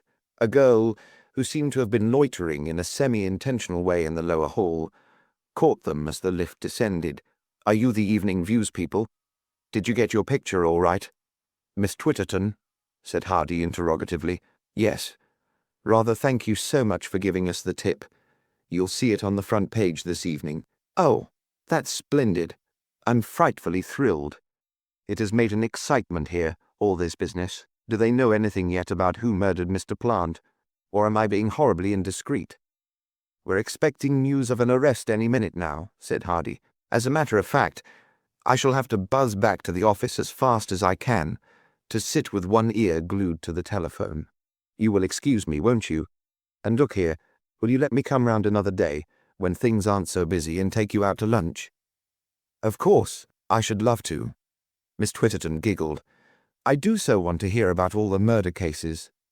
"Then here's the man to tell you about them, Miss Twitterton," said Hardy, with mischief in his eye. "Allow me to introduce Lord Peter Wimsey." Miss Twitterton offered her hand in an ecstasy of excitement which almost robbed her of speech. "How do you do?" said Wimsey, "as this blighter is in such a hurry to get back to his gossip shop. What do you say to having a spot of lunch with me?" "Well, really," began Miss Twitterton. "He's all right," said Hardy. "He won't lure you into any gilded dens of infamy. If you look at him, you will see he has a kind, innocent face." "I'm sure I never thought of such a thing," said Miss Twitterton. "But you know, really, I've only got my old things on. It's no good wearing anything decent in this dusty old place." "Oh, nonsense," said Wimsey. "You couldn't possibly look nicer. It isn't the frock that matters. It's the person who wears it." "That's all right, then. See you later, Sally. Taxi. Where shall we go? What time do you have to be back, by the way?" 2 o'clock, said Miss Twitterton regretfully. "Then we'll make the Savoy do," said Wimsey. "It's reasonably handy." Miss Twitterton hopped into the waiting taxi with a little squeak of agitation. "Did you see Mr. Crichton?" she said. "He went by just as we were talking. However, I dare say he doesn't really know me by sight. I hope not, or he'll think I'm getting too grand to need a salary." She rooted in her handbag. "I'm sure my face is getting all shiny with excitement. What a silly taxi. It hasn't got a mirror, and I've bust mine." Wimsey solemnly produced a small looking-glass from his pocket. "How wonderfully competent of you!" exclaimed Miss Twitterton. "I'm afraid, Lord Peter, you are used to taking girls about." "Moderately so," said Wimsey. He did not think it necessary to mention that the last time he had used that mirror it had been to examine the back teeth of a murdered man. "Of course," said Miss Twitterton. "They had to say he was popular with his colleagues. Haven't you noticed that murdered people are always well-dressed and popular?" "They have to be," said Wimsey. "It makes it more mysterious and pathetic. Just as girls who disappear are always bright and home-loving and have no men friends. Silly, isn't it?" said Miss Twitterton, with her mouth full of roast duck and green peas. "I should think everybody was only too glad to get rid of Plant, nasty, rude creature. So mean, too, always taking credit for other people's work. All those poor things in the studio, with all the spirit squashed out of them. I always say, Lord Peter, you can tell if a head of a department's fitted for his job by noticing the atmosphere of the place as you go into it. Take the copy room now. We're all as cheerful and friendly as you like, though I must say the language that goes on there is something awful. But these writing fellows are like that, and they don't mean anything by it. But then, Mr. Ormerod is a real gentleman. That's our copy chief, you know, and he makes them all take an interest in the work, for all they grumble about the cheese bills and the department store bilge they have to turn out. But it's quite different in the studio. A sort of dead and alive feeling about it, if you understand what I mean. We girls notice things like that more than some of the high-up people think. Of course, I'm very sensitive to these feelings, almost psychic, I've been told. Lord Peter said there was nobody like a woman for sizing up character at a glance. Women, he thought, were remarkably intuitive. That's a fact, said Miss Twitterton. I've often said if I could have a few frank words with Mr. Crichton, I could tell him a thing or two. There are wheels within wheels beneath the surface of a place like this that these brass hats have no idea of. Lord Peter said he felt sure of it. The way Mr. Plant treated people he thought were beneath him, went on Miss Twitterton. I'm sure it was enough to make your blood boil. I'm sure, if Mr. Ormerod sent me with a message to him, I was glad to get out of the room again. Humiliating it was, the way he'd speak to you. I don't care if he's dead or not. Being dead doesn't make a person's past behavior any better, Lord Peter. It wasn't so much the rude things he said. There's Mr. Burkitt, for example. He's rude enough, but nobody minds him. He's just like a big blundering puppy, rather a lamb, really. It was Mr. Plant's nasty, sneering way we all hated so, and he was always running people down. "How about this portrait?" asked Wimsey. "Was it like him at all?" "It was a lot too like him," said Miss Twitterton emphatically. "That's why he hated it so. He didn't like Crowder either. But of course, he knew he could paint, and he made him do it, because he thought he'd be getting a valuable thing cheap. And Crowder couldn't very well refuse, or Plant would have got him sacked. I shouldn't have thought that would have mattered much to a man of Crowder's ability. Poor Mr. Crowder. I don't think he's ever had much luck. Good artists don't always seem able to sell their pictures, and I know he wanted to get married. Otherwise he'd never have taken up this commercial work. He's told me a good bit about himself. I don't know why, but I'm one of the people men seem to tell things to. Lord Peter filled Miss Twitterton's glass. Oh, please. No, really. Not a drop more. I'm talking a lot too much as it is. I don't know what Mr. Ormerod will say when I go in to take his letters. I shall be writing down all kinds of funny things. Ooh, I really must be getting back. Just look at the time. It's not really late. Have a black coffee, just as a corrective. Whimsy smiled. You haven't been talking at all too much. I've enjoyed your picture of office life enormously. You have a very vivid way of putting things, you know. I see now why Mr. Plant was not altogether a popular character. Not in the office, anyway, whatever he may have been elsewhere, said Miss Twitterton darkly. Oh, he was a one, said Miss Twitterton. He certainly was a one. Some friends of mine met him one evening up in the West End, and they came back with some nice stories. It was quite a joke in the office, old Plant and his rosebuds, you know. Mr. Cowley, he's the Cowley, you know, who rides in the motorcycle races. He always said he knew what to think of Mr. Plant and his motor tours. That time Mr. Plant pretended he'd gone touring in Wales. Mr. Cowley was asking him about the roads, and he didn't know a thing about them, because Mr. Cowley really had been touring there, and he knew quite well Mr. Plant hadn't been where he said he had, and, as a matter of fact, Mr. Cowley knew he'd been staying the whole time in a hotel at Aberystwyth in very attractive company. Miss Twitterton finished her coffee and slapped the cup down defiantly. And now I really must run away, or I shall be most dreadfully late, and thank you ever so much. Hello, said Inspector Winterbottom. You've bought that portrait, then? Yes, said Whimsy. It's a fine bit of work. He gazed thoughtfully at the canvas. Sit down, Inspector. I want to tell you a story. And I want to tell you a story, replied the inspector. Let's have yours first, said Whimsy, with an air of flattering eagerness. No, my lord. You take precedence. Go ahead. He snuggled down with a chuckle into his armchair. Well, said Whimsy, mine's a sort of a fairy story, and mind you, I haven't verified it. Go ahead, my lord, go ahead. Once upon a time, said Whimsy, sighing. That's the good old-fashioned way to begin a fairy story, said Inspector Winterbottom. Once upon a time, repeated Whimsy, there was a painter. He was a good painter, but the bad fairy of financial success had not been asked to his christening. What? That's often the way with painters, agreed the inspector. So he had to take up a job as a commercial artist, because nobody would buy his pictures, and, like so many people in fairy tales, he wanted to marry a goose girl. There's many people want to do the same, said the inspector. The head of his department, went on Whimsy, was a man with a mean, sneering soul. He wasn't even really good at his job, but he had been pushed into authority during the war, when better men went to the front. Mind you, I'm rather sorry for the man. He suffered from an inferiority complex. The inspector snorted, and he thought the only way to keep his end up was to keep other people's end down. So he became a little tin tyrant and a bully. He took all the credit for the work of the men under his charge, and he sneered and harassed them till they got inferiority complexes even worse than his own. I've known that sort, said the inspector, and the marvel to me is how they get away with it. Just so, said Whimsy. Well, I dare say this man would have gone on getting away with it all right, if he hadn't thought of getting this painter to paint his portrait. Damned silly thing to do, said the inspector. It was only making the painter fellow conceited with himself. True. But you see, this tin tyrant person had a fascinating female in tow, and he wanted the portrait for the lady. He thought that, by making the painter do it, he would get a good portrait at starvation price. But unhappily he'd forgotten that, however much an artist will put up with in the ordinary way, he is bound to be sincere with his art. That's the one thing a genuine artist won't muck about with.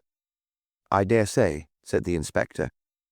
I don't know much about artists. Well, you can take it from me. So the painter painted the portrait as he saw it, and he put the man's whole creeping, sneering, paltry soul on the canvas for everybody to see. Inspector Winterbottom stared at the portrait, and the portrait sneered back at him. It's not what you'd call a flattering picture, certainly, he admitted. Now, when a painter paints a portrait of anybody, went on Whimsy, that person's face is never the same to him again. It's like, what shall I say? Well, it's like the way a gunner, say, looks at a landscape where he happens to be posted. He doesn't see it as a landscape. He doesn't see it as a thing of magic beauty full of sweeping lines and lovely color. He sees it as so much cover, so many landmarks to aim by, so many gun emplacements. And when the war is over and he goes back to it, he will still see it as cover and landmarks and gun emplacements. It isn't a landscape anymore. It's a war map. I know that, said Inspector Winterbottom. I was a gunner myself. A painter gets just the same feeling of deadly familiarity with every line of a face he's once painted, pursued Whimsy. And, if it's a face he hates it with a new and more irritable hatred. It's like a defective barrel organ, everlastingly grinding out the same old maddening tune, and making the same damned awful wrong note every time the barrel goes round. Lord, how you can talk, ejaculated the inspector. That was the way the painter felt about this man's hateful face. All day and every day he had to see it. He couldn't get away because he was tied to his job, you see. He ought to have cut loose, said the inspector. It's no good going on like that, trying to work with uncongenial people. Well, anyway, he said to himself, he could escape for a bit during his holidays. There was a beautiful little quiet spot he knew on the west coast, where nobody ever came. He'd been there before and painted it. Oh, by the way, that reminds me, I've got another picture to show you. He went to a bureau and extracted a small panel in oils from a drawer. I saw that 2 years ago at a show in Manchester, and I happen to remember the name of the dealer who bought it. Inspector Winterbottom gaped at the panel. But that's East Feltham, he exclaimed. Yes, it's only signed T.C., but the technique is rather unmistakable, don't you think? The inspector knew little about technique, but initials he understood. He looked from the portrait to the panel and back at Lord Peter, the painter. Crowder? If it's all the same to you, I'd rather go on calling him the painter. He packed up his traps on his push-bike carrier and took his tormented nerves down to this beloved and secret spot for a quiet weekend. He stayed at a quiet little hotel in the neighborhood, and each morning he cycled off to this lovely little beach to bathe. He never told anybody at the hotel where he went, because it was his place, and he didn't want other people to find it out. Inspector Winterbottom set the panel down on the table and helped himself to whiskey. One morning, it happened to be the Monday morning. Whimsy's voice became slower and more reluctant. He went down as usual. The tide was not yet fully in, but he ran out over the rocks to where he knew there was a deep bathing pool. He plunged in and swam about, and let the small noise of his jangling troubles be swallowed up in the innumerable laughter of the sea. Eh? Greek, kumaton anarithmon gelasma quotation from the classics. Some people say it means the dimpled surface of the waves in the sunlight, but how could Prometheus, bound upon his rock, have seen it? Surely it was the chuckle of the incoming tide among the stones that came up to his ears on the lonely peak where the vulture fretted at his heart. I remember arguing about it with old Philpotts in class, and getting rapped over the knuckles for contradicting him. I didn't know at the time that he was engaged in producing a translation on his own account, or doubtless I should have contradicted him more rudely and been told to take my trousers down. Dear old Philpotts. I don't know anything about that, said the inspector. I beg your pardon. Shocking way I have of wandering. The painter, well. He swam round the end of the rocks, for the tide was nearly in by that time, and, as he came up from the sea, he saw a man standing on the beach, that beloved beach, remember, which he thought was his own sacred haven of peace.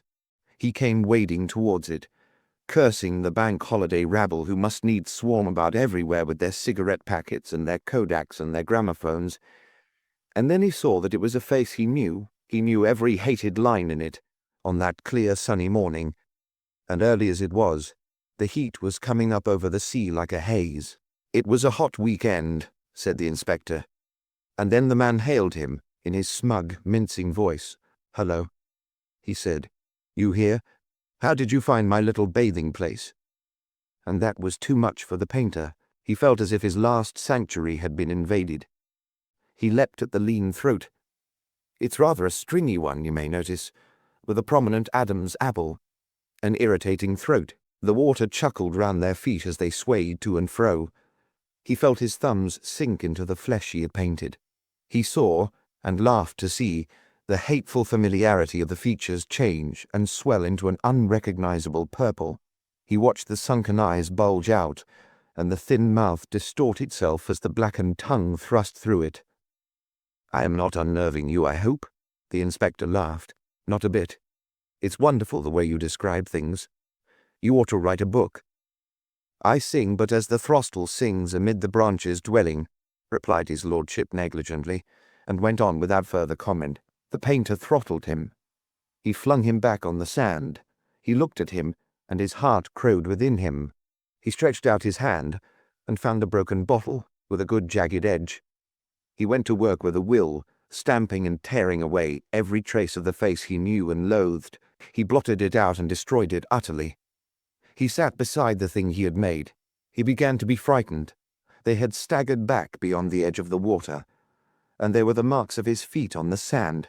He had blood on his face and on his bathing suit, and he had cut his hand with the bottle.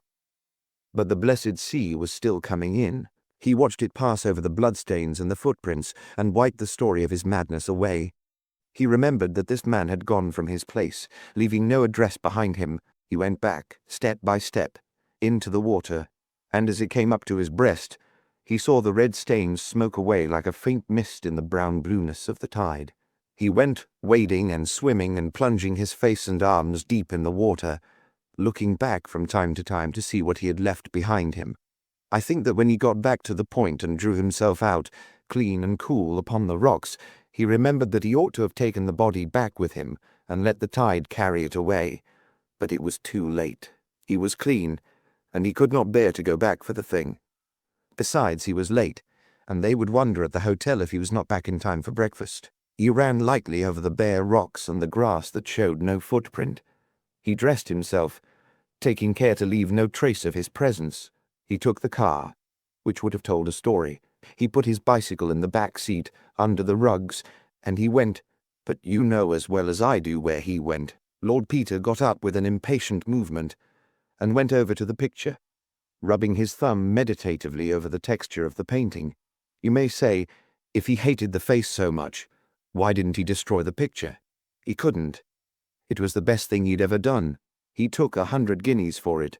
It was cheap at 100 guineas. But then, I think he was afraid to refuse me. My name is rather well known. It was a sort of blackmail, I suppose, but I wanted that picture." Inspector Winterbottom laughed again. "Did you take any steps, my lord, to find out if Crowder has really been staying at East Feltham?" "No." Whimsy swung round abruptly. "I have taken no steps at all. That's your business. I have told you the story, and on my soul I'd rather have stood by and said nothing. You needn't worry." The inspector laughed for the third time. "It's a good story, my lord, and you told it well, but you're right when you say it's a fairy story. We found this Italian fellow Francesco, he called himself, and he's the man all right. How do you know? Has he confessed?" "Practically. He's dead, killed himself. He left a letter to the woman, begging her forgiveness and saying that when he saw her with Plant he felt murder come into his heart. 'I have revenged myself,' he says, 'on him who dared to love you.' I suppose he got the wind-up when he saw we were after him. I wish these newspapers wouldn't be always putting these criminals on their guard, so he did away with himself to cheat the gallows. I may say it's been a disappointment to me." "It must have been," said Whimsy. "Very unsatisfactory, of course, but I'm glad my story turned out to be only a fairy tale after all. You're not going?" "Got to get back to my duty," said the inspector, heaving himself to his feet. "Very pleased to have met you, my lord, and I mean what I say. You ought to take to literature." Whimsy remained after he had gone, still looking at the portrait. "What is truth?" suggesting Pilot. "No wonder, since it is so completely unbelievable. I could prove it, if I liked. But the man had a villainous face, and there are few good painters in the world. Chapter 12. The Adventurous Exploit of the Cave of Ali Baba. In the front room of a grim and narrow house in Lambeth, a man sat eating kippers and glancing through the Morning Post. He was smallish and spare, with brown hair rather too regularly waved, and a strong brown beard, cut to a point. His double-breasted suit of navy blue and his socks, tie, and handkerchief, all scrupulously matched, were a trifle more point device than the best taste approves, and his boots were slightly too bright a brown. He did not look a gentleman, not even a gentleman's gentleman, yet there was something about his appearance which suggested that he was accustomed to the manner of life in good families. The breakfast table, which he had set with his own hands, was arrayed with the attention to detail which is exacted of good-class servants. His action, as he walked over to a little side table and carved himself a plate of ham, was the action of a superior butler. Yet he was not old enough to be a retired butler, a footman, perhaps, who had come into a legacy. He finished the ham with good appetite, and as he sipped his coffee, read through attentively a paragraph which he had already noticed and put aside for consideration. Lord Peter Wimsey's will bequest to valet £10,000 to charities. The will of Lord Peter Wimsey, who was killed last December while shooting big game in Tanganyika, was proved yesterday at £500,000. A sum of £10,000 was left to various charities, including, here followed a list of bequests. To his valet Mervyn Bunter was left an annuity of £500 and the lease of the testator's flat in Piccadilly. Then followed a number of personal bequests.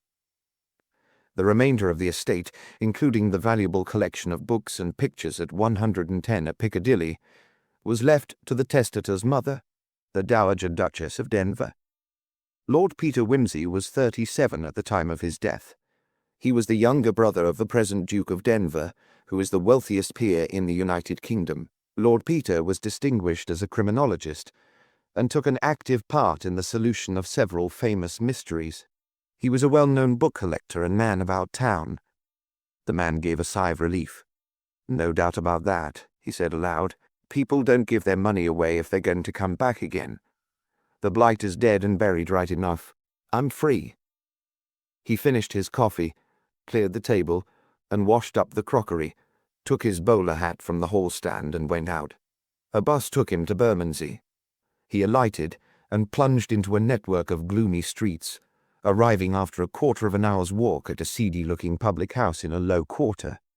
He entered and called for a double whisky. The house had only just opened, but a number of customers, who had apparently been waiting on the doorstep for this desirable event, were already clustered about the bar. The man who might have been a footman reached for his glass, and in doing so jostled the elbow of a flash person in a check suit and regrettable tie. "Here," expostulated the flash person. "What do you mean by it? We don't want your sort here. Get out." He emphasized his remarks with a few highly colored words and a violent push in the chest. "Bar's free to everybody, isn't it?" said the other, returning the shove with interest. "Now then," said the barmaid, "none of that. The gentleman didn't do it intentional, Mr. Jukes." "Didn't he?" said Mr. Jukes. "Well, aye, and you ought to be ashamed of yourself," retorted the young lady, with a toss of the head. "I'll have no quarrelling in my bar, not this time in the morning." "It was quite an accident," said the man from Lambeth. "I'm not one to make a disturbance, having always been used to the best houses. But if any gentleman wants to make trouble—" all right, said Mr. Jukes more pacifically. "I'm not keen to give you a new face. Not but what any alteration wouldn't be for the better. Mind your manners another time, that's all. What'll you have?" No, protested the other. "This one must be on me. Sorry I pushed you, I didn't mean it, but I didn't like to be taken up so short." "Say no more about it," said Mr. Jukes generously. "I'm standing this. Another double whisky, miss, and one of the usual. Come over here where there isn't so much of a crowd, or you'll be getting yourself into trouble again." He led the way to a small table in the corner of the room. "That's all right," said Mr. Jukes. "Very nicely done. I don't think there's any danger here, but you can't be too careful. Now what about it, Rogers? Have you made up your mind to come in with us?" "Yes," said Rogers, with a glance over his shoulder. "Yes, I have. That is, mind you, if everything seems all right. I'm not looking for trouble, and I don't want to get let in for any dangerous games. I don't mind giving you information, but it's understood as I take no active part in whatever goes on. Is that straight?" "You wouldn't be allowed to take an active part if you wanted to," said Mr. Jukes. "Why, you poor fish, number one wouldn't have anybody but experts on his jobs. All you have to do is to let us know where the stuff is and how to get it. The society does the rest. It's some organization, I can tell you. You won't even know who's doing it or how it's done. You won't know anybody, and nobody will know you, except number one, of course. He knows everybody." "And you," said Rogers. "And me, of course. But I shall be transferred to another district. We shan't meet again after today, except at the general meetings, and then we shall all be masked." "Go on," said Rogers incredulously. "Fact. You'll be taken to number one. He'll see you, but you won't see him. Then, if he thinks you're any good, you'll be put on the roll, and after that you'll be told where to make your reports to. There is a divisional meeting called once a fortnight, and every 3 months there's a general meeting and share out. Each member is called up by number and has his whack handed over to him. That's all." "Well, but suppose 2 members are put on the same job together? If it's a daylight job, they'll be so disguised their mothers wouldn't know 'em. But it's mostly night work." "I see. But look here, what's to prevent somebody following me home and giving me away to the police?" "Nothing, of course. Only I wouldn't advise him to try it, that's all. The last man who had that bright idea was fished out of the river down Rotherhithe way before he had time to get his precious report in. Number one knows everybody, you see." "Oh, and who is this number one?" "There's lots of people would give a good bit to know that. Does nobody know?" "Nobody. He's a fair marvel, is number one. He's a gentleman, I can tell you that, and a pretty high-up one from his ways, and he's got eyes all round his head, and he's got an arm as long as from here to Australia, but nobody knows anything about him, unless it's number two, and I'm not even sure about her." "There are women in it, then?" "You can bet your boots there are. You can't do a job without 'em nowadays, but that needn't worry you. The women are safe enough. They don't want to come to a sticky end, no more than you and me. But look here, Jukes. How about the money? It's a big risk to take. Is it worth it?" "Worth it." Jukes leant across the little marble-topped table and whispered. "Coo!" gasped Rogers. "And how much of that would I get now?" "You'd share and share alike with the rest, whether you'd been in that particular job or not. There's 50 members, and you'd get 1/50th, same as number one and same as me." "Really, no kidding? See that wet, see that dry?" Jukes laughed. "Say, can you beat it? There's never been anything like it. It's the biggest thing ever been known. He's a great man, is number one." "And do you pull off many jobs?" "Many. Listen. You remember the Carruthers necklace and the Galston bank robbery, and the Faversham burglary, and the big Rubens that disappeared from the National Gallery, and the Frensham pearls, all done by the Society, and never one of them cleared up?" Rogers licked his lips. "But now, look here," he said cautiously. "Supposing I was a spy, as you might say, and supposing I was to go straight off and tell the police about what you'd been saying." "Ah," said Jukes. "Suppose you did, eh? Well, supposing something nasty didn't happen to you on the way there, which I wouldn't answer for. Mind, do you mean to say you've got me watched?" "You can bet your sweet life we have. Yes. Well, supposing nothing happened on the way there, and you was to bring the slops to this pub, looking for yours truly. Yes? You wouldn't find me, that's all. I should have gone to number 5. "Who's number 5? "Ah, I don't know. But he's the man that makes you a new face while you wait. Plastic surgery, they call it. And new fingerprints. New everything. We go in for up-to-date methods in our show." Rogers whistled. "Well, how about it?" asked Jukes, eyeing his acquaintance over the rim of his tumbler. "Look here. You've told me a lot of things. Shall I be safe if I say no?" "Oh, yes, if you behave yourself and don't make trouble for us." I see. And if I say yes, then you'll be a rich man in less than no time, with money in your pocket to live like a gentleman, and nothing to do for it, except to tell us what you know about the houses you've been to when you were in service. It's money for jam if you act straight by the Society." Rogers was silent, thinking it over. "I'll do it," he said at last. "Good for you. Miss, the same again, please. Here's to it, Rogers. I knew you were one of the right sort the minute I set eyes on you. Here's to money for jam, and take care of number one. Talking of number one, you'd better come round and see him tonight. No time like the present." "Right you are. Where'll I come to? Here? Nix. No more of this little pub for us. It's a pity, because it's nice and comfortable, but it can't be helped. Now what you've got to do is this. At 10 o'clock tonight exactly, you walk north across Lambeth Bridge." Rogers winced at this intimation that his abode was known. "And you'll see a yellow taxi standing there, with the driver doing something to his engine. You'll say to him, 'Is your bus fit to go?' And he'll say, 'Depends where you want to go to.' And you'll say, 'Take me to number one, London.' There's a shop called that, by the way, but he won't take you there. You won't know where he is taking you, because the taxi windows will be covered up. But you mustn't mind that. It's the rule for the first visit. Afterwards, when you're regularly one of us, you'll be told the name of the place.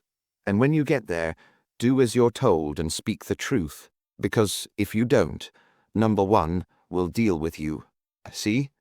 "I see. Are you game? You're not afraid?" "Of course I'm not afraid." "Good man. Well, we'd better be moving now, and I'll say goodbye, because we shan't see each other again. Goodbye, and good luck."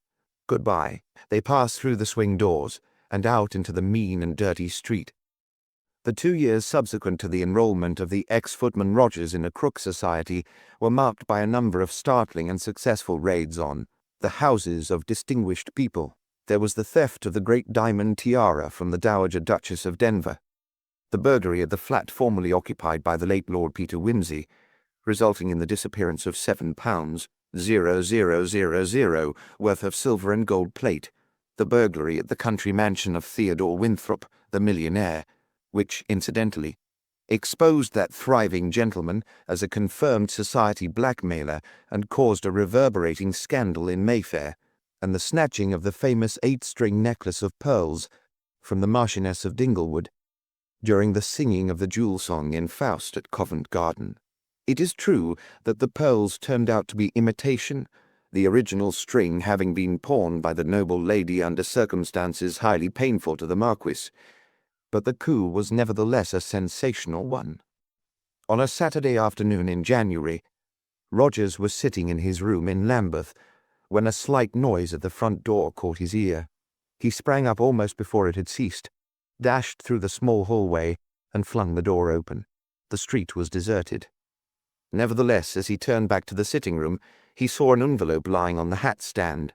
It was addressed briefly to number 21.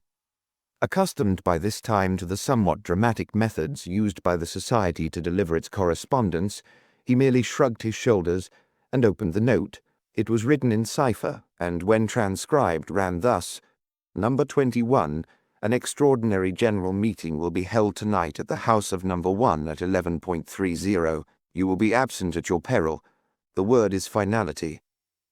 Rogers stood for a little time considering this. Then he made his way to a room at the back of the house, in which there was a tall safe built into the wall. He manipulated the combination and walked into the safe, which ran back for some distance, forming, indeed, a small, strong room. He pulled out a drawer marked Correspondence, and added the paper he had just received to the contents. After a few moments he emerged, reset the lock to a new combination, and returned to the sitting-room. "Finality," he said. "Yes, I think so." He stretched out his hand to the telephone, then appeared to alter his mind.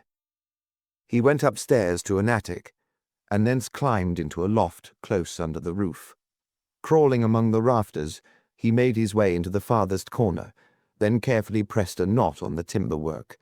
A concealed trap-door swung open. He crept through it, and found himself in the corresponding loft of the next house. A soft cooing noise greeted him as he entered. Under the skylight stood 3 cages, each containing a carrier pigeon. He glanced cautiously out of the skylight, which looked out upon a high blank wall at the back of some factory or other. There was nobody in the dim little courtyard, and no window within sight. He drew his head in again, and taking a small fragment of thin paper from his pocketbook, wrote a few letters and numbers upon it. Going to the nearest cage, he took out the pigeon and attached the message to its wing. Then he carefully set the bird on the window ledge. It hesitated a moment, shifted its pink feet a few times, lifted its wings, and was gone. He saw it tower up into the already darkening sky over the factory roof and vanish into the distance. He glanced at his watch and returned downstairs. An hour later he released the second pigeon, and in another hour the third. Then he sat down to wait. At 9:30 he went up to the attic again. It was dark, but a few frosty stars were shining, and a cold air blew through the open window. Something pale gleamed faintly on the floor. He picked it up. It was warm and feathery. The answer had come. He ruffled the soft plumes and found the paper.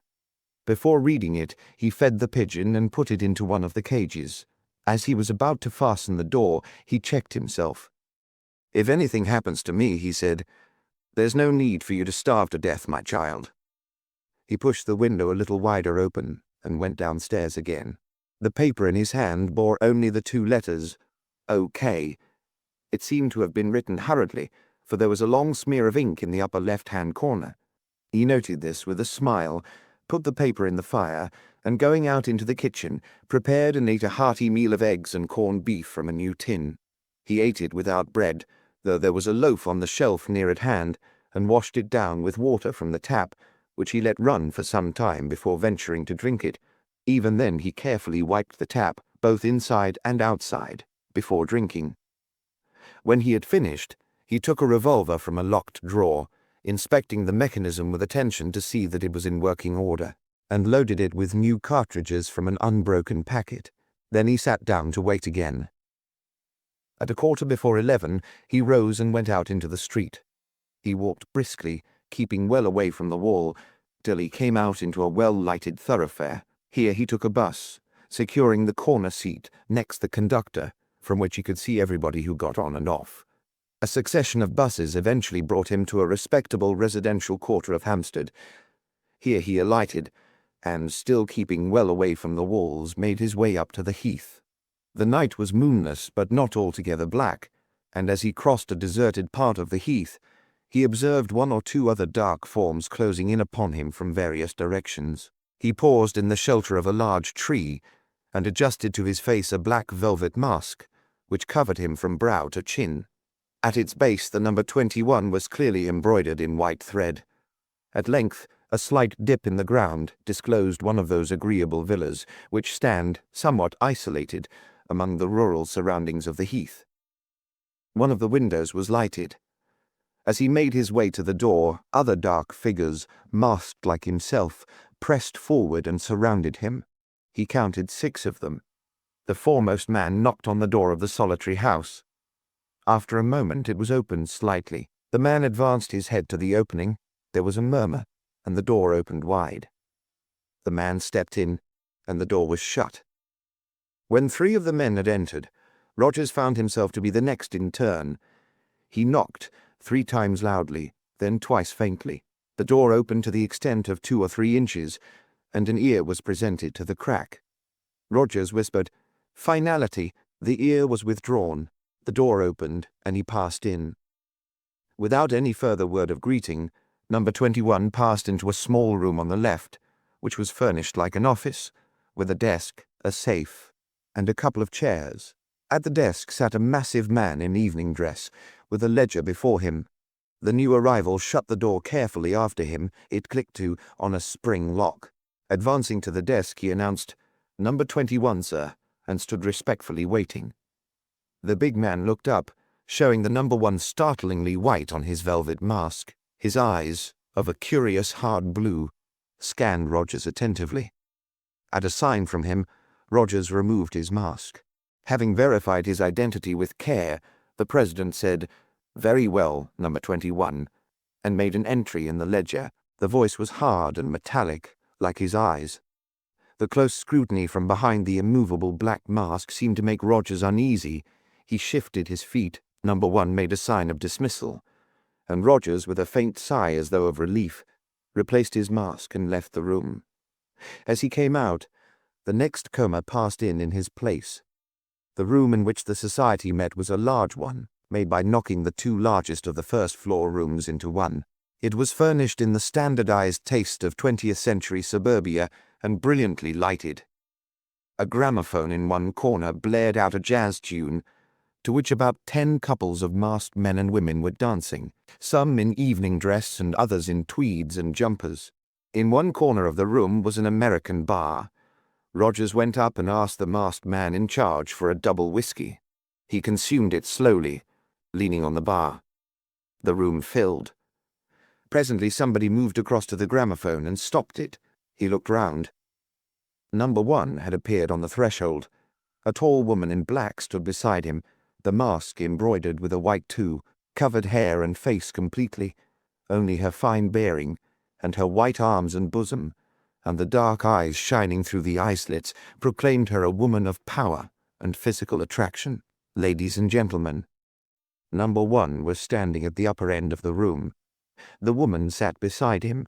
Her eyes were cast down and betrayed nothing, but her hands were clenched on the arms of the chair, and her whole figure seemed tensely aware.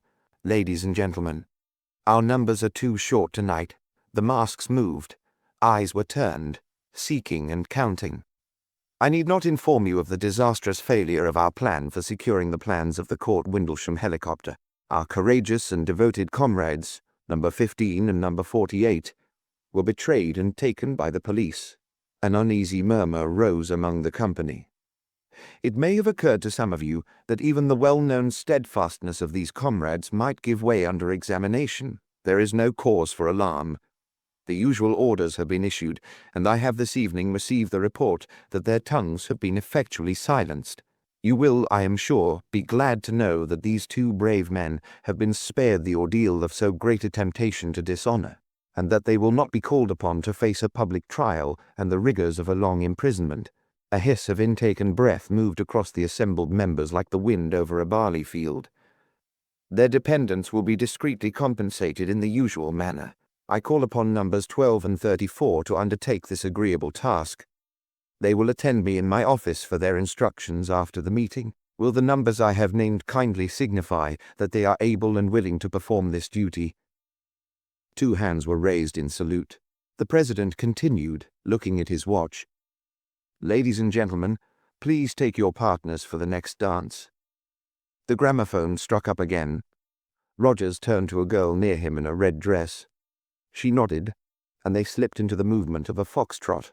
The couples gyrated solemnly and in silence. Their shadows were flung against the blinds as they turned and stepped to and fro. "What has happened?" breathed the girl in a whisper, scarcely moving her lips. "I'm frightened, aren't you? I feel as if something awful was going to happen." "It does take one a bit short, the president's way of doing things," agreed Rogers. "But it's safer like that. Those poor men—" A dancer, turning and following on their heels, touched Rogers on the shoulder. "No talking, please," he said. His eyes gleamed sternly. He twirled his partner into the middle of the crowd and was gone. The girl shuddered. The gramophone stopped. There was a burst of clapping. The dancers again clustered before the president's seat. "Ladies and gentlemen, you may wonder why this extraordinary meeting has been called. The reason is a serious one. The failure of our recent attempt was no accident. The police were not on the premises that night by chance. We have a traitor among us." Partners who had been standing close together fell distrustfully apart. Each member seemed to shrink, as a snail shrinks from the touch of a finger. "You will remember the disappointing outcome of the Dinglewood affair," went on the president in his harsh voice. "You may recall other smaller matters which have not turned out satisfactorily. All these troubles have been traced to their origin. I am happy to say that our minds can now be easy. The offender has been discovered and will be removed. There will be no more mistakes. The misguided member who introduced the traitor to our society will be placed in a position where his lack of caution will have no further ill effects. There is no cause for alarm." Every eye roved about the company, searching for the traitor and his unfortunate sponsor. Somewhere beneath the black masks a face must have turned white. Somewhere under the stifling velvet, There must have been a brow sweating, not with the heat of the dance, but the masks hid everything. Ladies and gentlemen, please take your partners for the next dance. The gramophone struck into an old and half-forgotten tune. There Ain't Nobody Loves Me. The girl in red was claimed by a tall mask in evening dress. A hand laid on Roger's arm made him start. A small, plump woman in a green jumper slipped a cold hand into his. The dance went on. When it stopped, amid the usual applause, everyone stood, detached, stiffened in expectation. The president's voice was raised again. Ladies and gentlemen, please behave naturally. This is a dance, not a public meeting. Rogers led his partner to a chair and fetched her an ice. As he stooped over her, he noticed the hurried rise and fall of her bosom. Ladies and gentlemen, the endless interval was over. You will no doubt wish to be immediately relieved from suspense. I will name the persons involved. Number 37. A man sprang up with a fearful strangled cry. Silence! The wretch choked and gasped. I swear, I'm innocent. Silence! You have failed in discretion. You will be dealt with. If you have anything to say in defense of your folly, I will hear it later. Sit down. Number 37 sank down upon a chair. He pushed his handkerchief under the mask to wipe his face. 2 tall men closed in upon him. The rest fell back, feeling the recoil of humanity from one stricken by mortal disease. The gramophone struck up. Ladies and gentlemen, I will now name the traitor. Number 21, stand forward. Rogers stepped forward. The concentrated fear and loathing of 48 pairs of eyes burned upon him. The miserable Duke set up a fresh wail. Oh my God! Oh my God! Silence! Number 21, take off your mask. The traitor pulled the thick covering from his face. The intense hatred of the eyes devoured him. Number 37, this man was introduced here by you under the name of Joseph Rogers, formerly second footman in the service of the Duke of Denver, dismissed for pilfering. Did you take steps to verify that statement? I did. As God's my witness, it was all straight. I had him identified by 2 of the servants. I made inquiries. The tale was straight. I'll swear it was. The president consulted a paper before him. Then he looked at his watch again. Ladies and gentlemen, please take your partners. Number 21, his arms twisted behind him and bound, and his wrists handcuffed, stood motionless, while the dance of doom circled about him. The clapping, as it ended, sounded like the clapping of the men and women who sat, thirsty-lipped, beneath the guillotine. Number 21, your name has been given as Joseph Rogers, footman, dismissed for theft. Is that your real name? No. What is your name? Peter Death Bread and Whimsy. We thought you were dead. Naturally. You were intended to think so. What has become of the genuine Joseph Rogers? He died abroad. I took his place. I may say that no real blame attaches to your people for not having realized who I was. I not only took Rogers' place, I was Rogers. Even when I was alone, I walked like Rogers. I sat like Rogers. I read Rogers's books and wore Rogers's clothes. In the end, I almost thought Rogers's thoughts. The only way to keep up a successful impersonation is never to relax. I see. The robbery of your own flat was arranged? Obviously. The robbery of the Dowager Duchess, your mother, was connived at by you.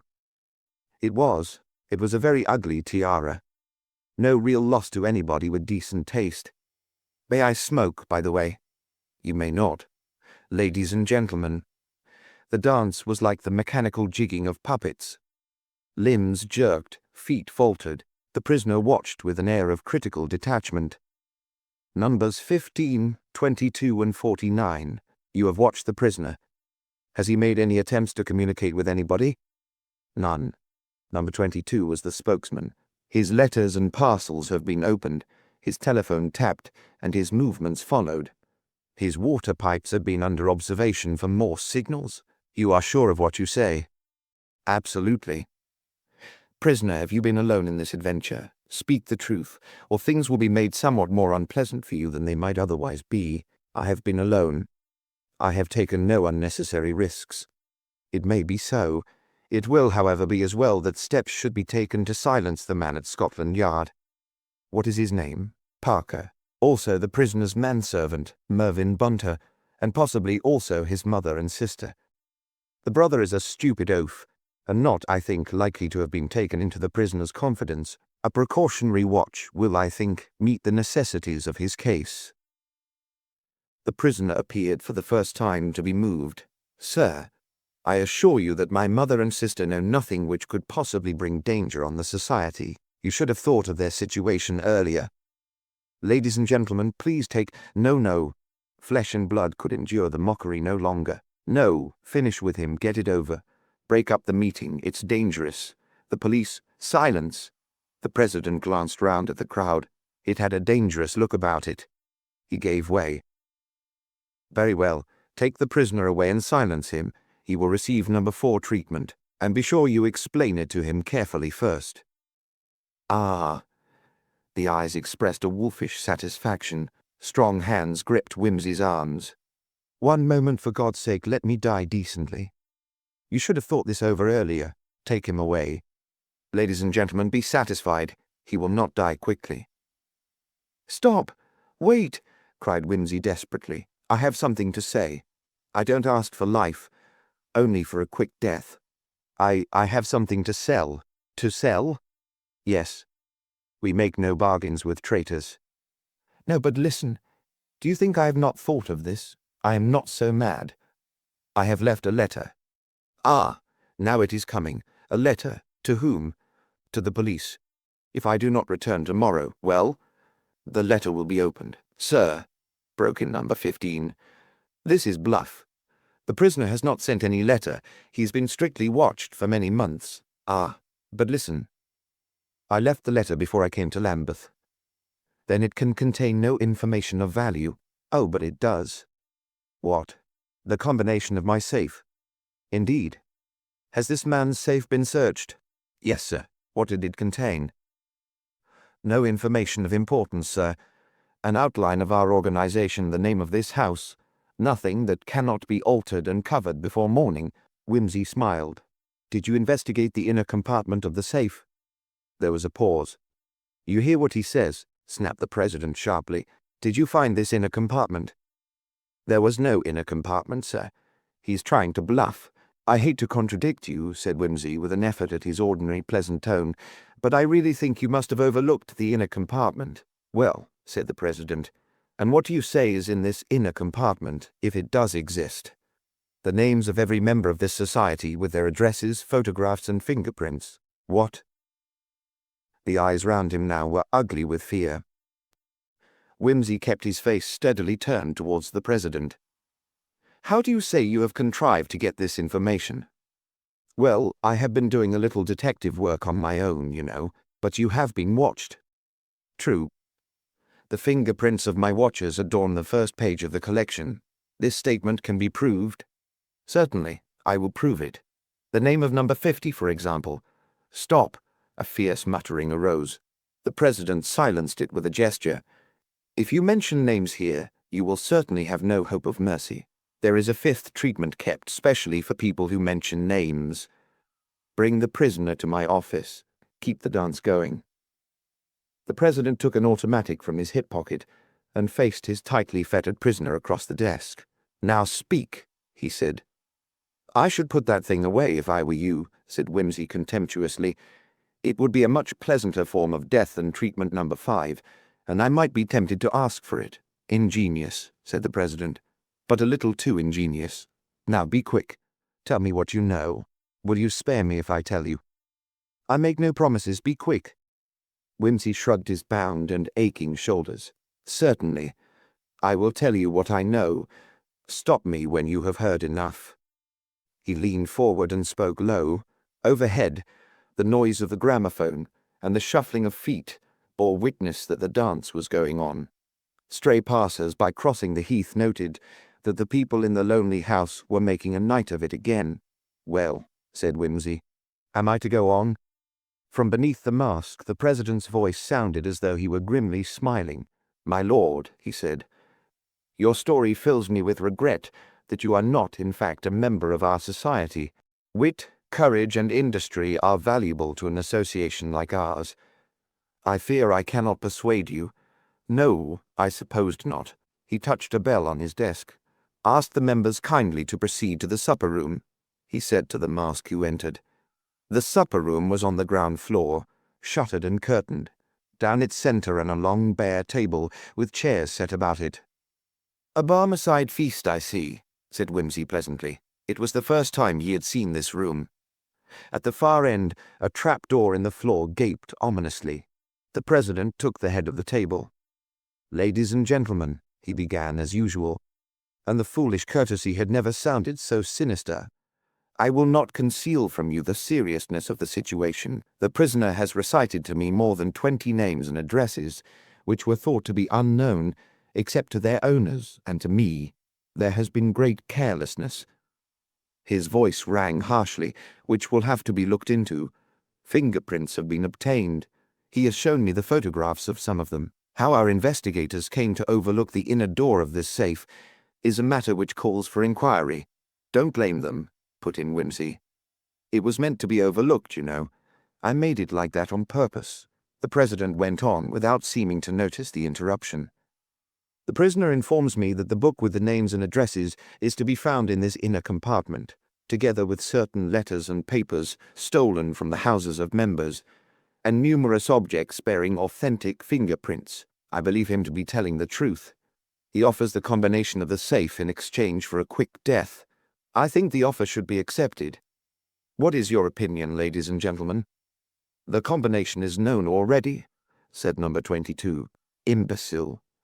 This man has told us, and has proved to me, that he is Lord Peter Whimsy. Do you think he will have forgotten to alter the combination? And then there is the secret of the inner door. If he disappears tonight and the police enter his house—" "I say," said a woman's rich voice, "that the promise should be given, and the information used, and quickly. Time is getting short." A murmur of agreement went round the table. "You hear," said the president, addressing Whimsy. "The society offers you the privilege of a quick death in return for the combination of the safe and the secret of the inner door. I have your word for it." "You have. Thank you. And my mother and sister. If you in your turn will give us your word, you are a man of honor, that these women know nothing that could harm us, they shall be spared." "Thank you, sir. You may rest assured upon my honor that they know nothing. I should not think of burdening any woman with such dangerous secrets, particularly those who are dear to me." "Very well. It is agreed, yes?" The murmur of assent was given, though with less readiness than before. "Then I am willing to give you the information you want. The word of the combination is unreliability, and the inner door?" "In anticipation of the visit of the police, the inner door, which might have presented difficulties, is open." "Good. You understand that if the police interfere with our messenger—" "That would not help me, would it?" "It is a risk," said the president thoughtfully, "but a risk which I think we must take. Carry the prisoner down to the cellar. He can amuse himself by contemplating apparatus number 5. In the meantime, numbers 12 and 46. "No, no!" A sullen mutter of dissent arose and swelled threateningly. "No," said a tall man with a voice like treacle. "No. Why should any members be put in possession of this evidence? We have found one traitor among us tonight and more than one fool. How are we to know that numbers 12 and 46 are not fools and traitors also?" The two men turned savagely upon the speaker, but a girl's voice struck into the discussion, high and agitated. "Hear, hear. That's right, I say. How about us? We ain't going to have our names read by somebody we don't know nothing about. I've had enough of this. They might sell the whole lot of us to the narcs." "I agree," said another member. "Nobody ought to be trusted, nobody at all." The president shrugged his shoulders. "Then what, ladies and gentlemen, do you suggest?" There was a pause. Then the same girl shrilled out again. "I say Mr. President ought to go himself. He's the only one as knows all the names. It won't be no cop to him. Why should we take all the risk and trouble, and him sit at home and collar the money? Let him go himself, that's what I say." A long rustle of approbation went round the table. "I second that motion," said a stout man who wore a bunch of gold seals at his fob. Whimsy smiled as he looked at the seals. It was that trifling vanity which had led him directly to the name and address of the stout man, and he felt a certain affection for the trinkets on that account. The president looked round. "It is the wish of the meeting, then, that I should go," he said in an ominous voice. 45 hands were raised in approbation. Only the woman known as number 2 remained motionless and silent, her strong white hands clenched on the arm of the chair. The president rolled his eyes slowly round the threatening ring till they rested upon her. "Am I to take it that this vote is unanimous?" he inquired. The woman raised her head. "Don't go," she gasped faintly. "You hear," said the president, in a faintly derisive tone. "This lady says, 'Don't go.'" "I submit that what number 2 says is neither here nor there," said the man with the treacly voice. "Our own ladies might not like us to be going if they were in Madame's privileged position." His voice was an insult. "Hear, hear," cried another man. "This is a democratic society, this is. We don't want no privileged classes." "Very well," said the president. "You hear, number 2. The feeling of the meeting is against you. Have you any reasons to put forward in favor of your opinion?" 100. "The president is the head and soul of our society. If anything should happen to him, where should we be?" She swept the company magnificently with her eyes. "You have all blundered. We have your carelessness to thank for all this. Do you think we should be safe for 5 minutes if the president were not here to repair your follies?" "Something in that," said a man who had not hitherto spoken. "Pardon my suggesting," said Whimsy maliciously, "that, as the lady appears to be in a position peculiarly favorable for the reception of the president's confidences, the contents of my modest volume will probably be no news to her. Why should not number 2 go herself?" "Because I say she must not," said the president sternly, checking the quick reply that rose to his companion's lips. "If it is the will of the meeting, I will go. Give me the key of the house." One of the men extracted it from Whimsy's jacket pocket and handed it over. "Is the house watched?" he demanded of Whimsy. "No." "That is the truth?" "It is the truth." The president turned to the door. "If I have not returned in 2 hours' time," he said, "act for the best to save yourselves, and do what you like with the prisoner. Number 2 will give orders in my absence." He left the room. Number 2 rose from her seat with a gesture of command. "Ladies and gentlemen, supper is now considered over. Start the dancing again." Down in the cellar the time passed slowly, in the contemplation of apparatus number 5. The miserable Jukes, alternately wailing and raving, at length shrieked himself into exhaustion. The 4 members guarding the prisoners whispered together from time to time. "An hour and a half since the president left," said one. Whimsy glanced up. Then he returned to his examination of the room. There were many curious things in it which he wanted to memorize. Presently the trap-door was flung open. "Bring him up!" cried a voice. Whimsy rose immediately, and his face was rather pale. The members of the gang were again seated round the table. Number 2 occupied the president's chair, and her eyes fastened on Whimsy's face with a tigerish fury. But when she spoke, it was with a self-control which roused his admiration. "The president has been 2 hours gone," she said. "What has happened to him? Traitor twice over what has happened to him." "How should I know?" said Whimsy. "Perhaps he has looked after number 1, and gone while the going was good." She sprang up with a little cry of rage, and came close to him. "Beast! Liar!" she said, and struck him on the mouth. "You know he would never do that. He is faithful to his friends. What have you done with him? Speak, or I will make you speak. You 2 there bring the irons, he shall speak." "I can only form a guess, madame," replied Whimsy, "and I shall not guess any the better for being stimulated with hot irons, like Pantaloon at the circus. Calm yourself, and I will tell you what I think. I think, indeed, I greatly fear that Monsieur le President, in his hurry to examine the interesting exhibits in my safe, may, quite inadvertently, no doubt, have let the door of the inner compartment close behind him, in which case—" He raised his eyebrows, his shoulders being too sore for shrugging, and gazed at her with a limpid and innocent regret. "What do you mean?" Whimsy glanced round the circle. "I think," he said, "I had better begin from the beginning by explaining to you the mechanism of my safe. It is rather a nice safe," he added plaintively. "I invented the idea myself.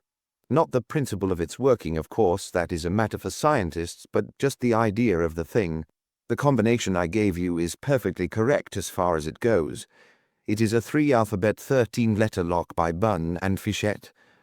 A very good one of its kind. It opens the outer door, leading into the ordinary strong room, where I keep my cash and my froth blowers, cufflinks, and all that. But there is an inner compartment with 2 doors, which open in quite a different manner. The outermost of these 2 inner doors is merely a thin steel skin, painted to look like the back of the safe and fitting closely, so as not to betray any join. It lies in the same plane as the wall of the room, you understand, so that if you were to measure the outside and the inside of the safe, you would discover no discrepancy. It opens outwards with an ordinary key, and as I truly assured the President, it was left open when I quitted my flat. Do you think, said the woman sneeringly, that the President is so simple as to be caught in a so obvious trap? He will have wedged open that inner door undoubtedly. Undoubtedly, madame, but the sole purpose of that outer inner door, if I may so express myself, is to appear to be the only inner door. But hidden behind the hinge of that door is another door, a sliding panel, set so closely in the thickness of the wall that you would hardly see it unless you knew it was there. This door was also left open. Our revered number 1 had nothing to do but to walk straight through into the inner compartment of the safe, which, by the way, is built into the chimney of the old basement kitchen, which runs up the house at that point. I hope I make myself clear. Yes, get on. Make your story short. Winsey bowed, and speaking with even greater deliberation than ever, resumed. Now this interesting list of the Society's activities, which I have had the honor of compiling, is written in a very large book, bigger even than Monsieur le President's ledger which he uses downstairs. I trust, by the way, madame, that you have borne in mind the necessity of putting that ledger in a safe place. Apart from the risk of investigation by some officious policeman, it would be inadvisable that any junior member of the Society should get hold of it. The feeling of the meeting would, I fancy, be opposed to such an occurrence. It is secure, she answered hastily. Mon Dieu. Get on with your story. Thank you, you have relieved my mind. Very good. This big book lies on a steel shelf at the back of the inner compartment. Just a moment. I have not described this inner compartment to you. It is 6 feet high, 3 feet wide, and 3 feet deep. One can stand up in it quite comfortably, unless one is very tall. It suits me nicely. As you may see, I am not more than 5 feet 8.5. The President has the advantage of me in height. He might be a little cramped, but there would be room for him to squat if he grew tired of standing. By the way, I don't know if you know it, but you have tied me up rather tightly. I would have you tied till your bones were locked together. Beat him, you. He's trying to gain time. If you beat me, said Winsey, I'm damned if I'll speak at all. Control yourself, madam. It does not do to move hastily when your king is in check. Get on, she cried again, stamping with rage. Where was I? Ah, the inner compartment. As I say, it is a little snug, the more so that it is not ventilated in any way. Did I mention that the book lay on a steel shelf? You did. Yes. The steel shelf is balanced on a very delicate concealed spring. When the weight of the book, a heavy one, as I said, is lifted, the shelf rises almost imperceptibly. In rising, it makes an electrical contact. Imagine to yourself, madame, our revered President steps in, propping the false door open behind him. He sees the book. Quickly he snatches it up. To make sure that it is the right one, he opens it. He studies the pages. He looks about for the other objects I have mentioned, which bear the marks of fingerprints, and silently, but very, very quickly, you can imagine it, can you not? The secret panel, released by the rising of the shelf, leaps across like a panther behind him. Rather a trite simile, but apt, don't you think? My God! Oh, my God! Her hand went up as though to tear the choking mask from her face. You devil! What is the word that opens the inner door? Quick! I will have it torn out of you. The word. It is not a hard word to remember, madam, though it has been forgotten before now. Do you recollect when you were a child being told the tale of Ali Baba and the 40 Thieves? When I had that door made, my mind reverted, with rather a pretty touch of sentimentality, in my opinion, to the happy hours of my childhood. The words that open the door are "Open Sesame." Ah, How long can a man live in this devil's trap of yours?" "Oh," said Whimsy cheerfully, "I should think he might hold out a few hours if he kept cool and didn't use up the available oxygen by shouting and hammering. If we went there at once, I dare say we should find him fairly all right. I shall go myself. Take this man and do your worst with him. Don't finish him till I come back. I want to see him die." "One moment," said Whimsy, unmoved by this amiable wish. "I think you had better take me with you." "Why? Why?" "Because, you see, I'm the only person who can open the door, but you have given me the word." "Was that a lie?" "No, the word's all right, but you see, it's one of these new-style electric doors. In fact, it's really the very latest thing indoors.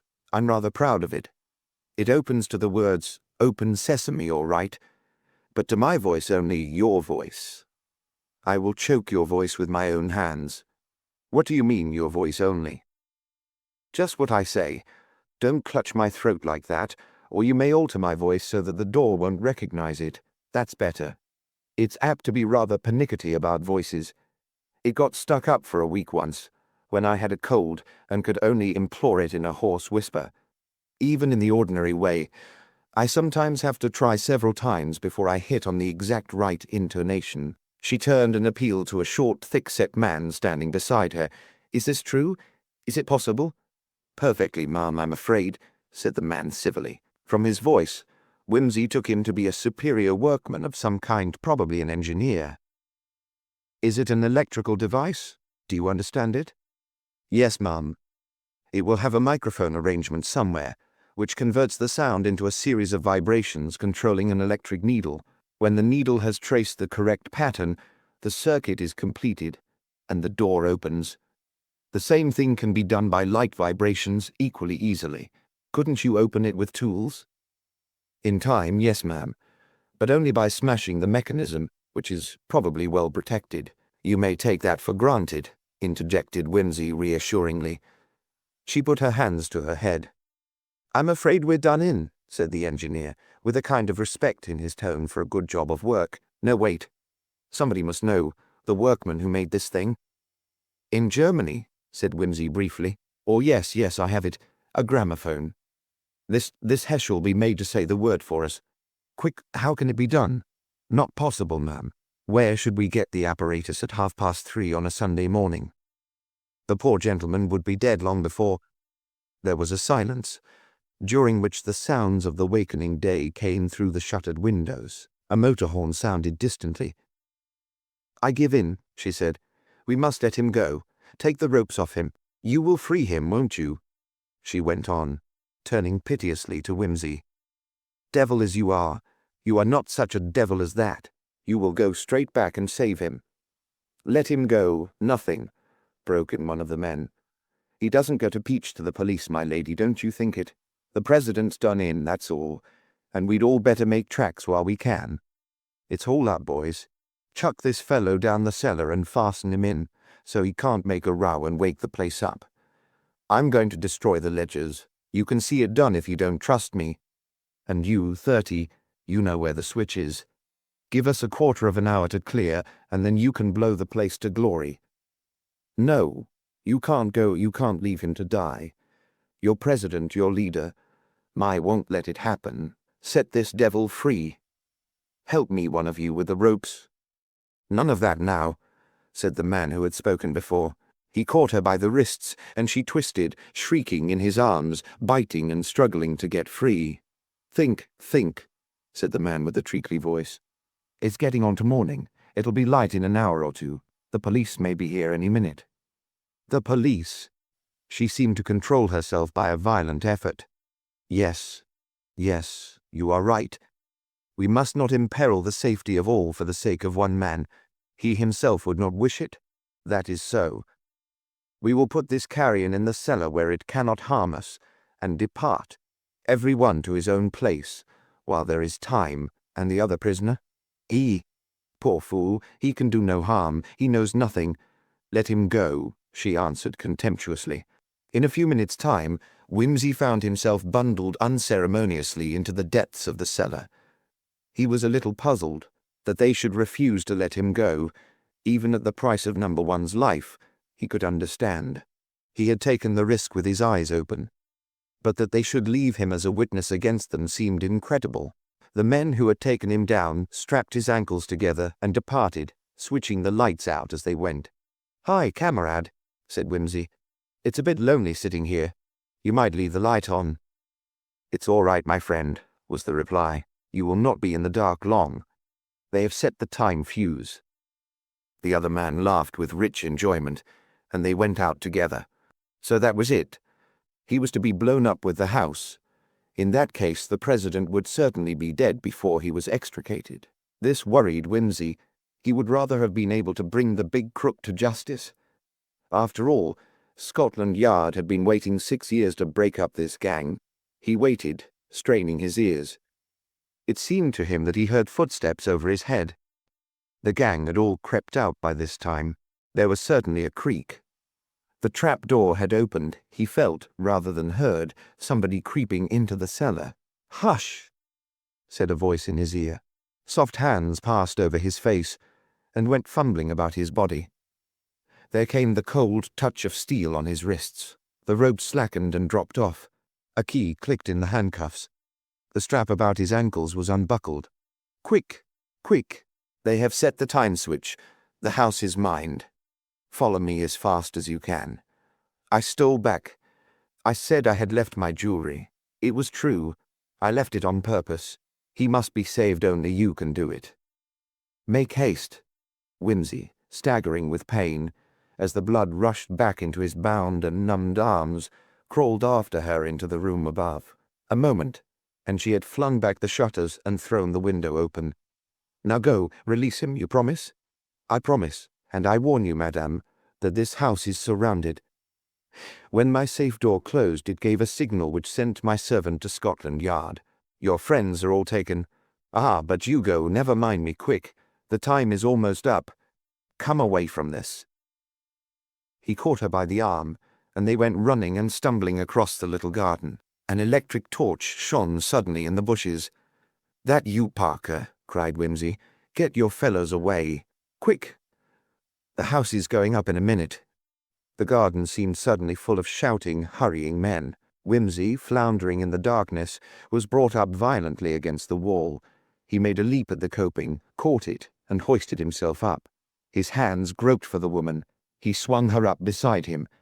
They jumped. Everyone was jumping. The woman caught her foot and fell with a gasping cry. Whimsy tried to stop himself, tripped over a stone, and came down headlong. Then, with a flash and a roar, the night went up in fire. Whimsy picked himself painfully out from among the debris of the garden wall. A faint moaning near him proclaimed that his companion was still alive. A lantern was turned suddenly upon them. "Here you are," said a cheerful voice. "Are you all right, old thing?" "Good Lord! What a hairy monster!" "All right," said Whimsy. "Only a bit winded. Is the lady safe?" "I'm arm broken, apparently otherwise sound. What's happened?" "About half a dozen of them got blown up. The rest we've bagged." Whimsy became aware of a circle of dark forms in the wintry dawn. Good Lord, what a day! What a comeback for a public character. "You old stinker, to let us go on for 2 years thinking you were dead. I bought a bit of black for an armband." "I did, really. Did anybody know besides Bunter?" "Only my mother and sister. I put it in a secret trust, you know. The thing you send to executors and people. We shall have an awful time with the lawyers, I'm afraid, proving I'm me. Hullo, is that friend Sugg?" "Yes, my lord," said Inspector Sugg, grinning and nearly weeping with excitement. "Damned glad to see your lordship again." "Fine piece of work, your lordship. They're all wanting to shake hands with you, sir." "Oh, Lord, I wish I could get washed and shaved first. Awfully glad to see you all again, after 2 years' exile in Lambeth. Been a good little show, hasn't it?" "Is he safe?" Whimsy started at the agonized cry. "Good Lord!" he cried. "I forgot the gentleman in the safe. Here, fetch a car, quickly. I've got the great big top Moriarty of the whole bunch quietly asphyxiating at home. Here, hop in. And put the lady in, too. I promised we'd get back and save him." Though he finished the sentence in Parker's ear. "There may be murder charges, too, and I wouldn't give much for his chance at the Old Bailey. Whack her up. He can't last much longer. Shut up there. He's the bloke you've been wanting, the man at the back of the Morrison case and the Hope Wilmington case, and hundreds of others. The cold morning had turned the streets grey when they drew up before the door of the house in Lambeth. Whimsy took the woman by the arm and helped her out. The mask was off now, and showed her face, haggard and desperate, and white with fear and pain. "Russian, eh?" whispered Parker in Whimsy's ear. "Something of the sort. Damn. The front door's blown shut and the blighter's got the key with him in the safe. Hop through the window, will you?" Parker bundled obligingly in, and in a few seconds threw open the door to them. The house seemed very still. Whimsy led the way to the back room, where the strong room stood. The outer door and the second door stood propped open with chairs. The inner door faced them like a blank green wall. "Only hope he hasn't upset the adjustment with thumping at it," muttered Whimsy. The anxious hand on his arm clutched feverishly. He pulled himself together, forcing his tone to one of cheerful commonplace. "Come on, old thing," he said, addressing himself conversationally to the door. "Show us your paces. Open sesame. Confound you. Open sesame." The green door slid suddenly away into the wall. The woman sprang forward and caught in her arms the humped and senseless thing that rolled out from the safe. Its clothes were torn to ribbons, and its battered hands dripped blood. "It's all right," said Whimsy. "It's all right. He'll live to stand his trial."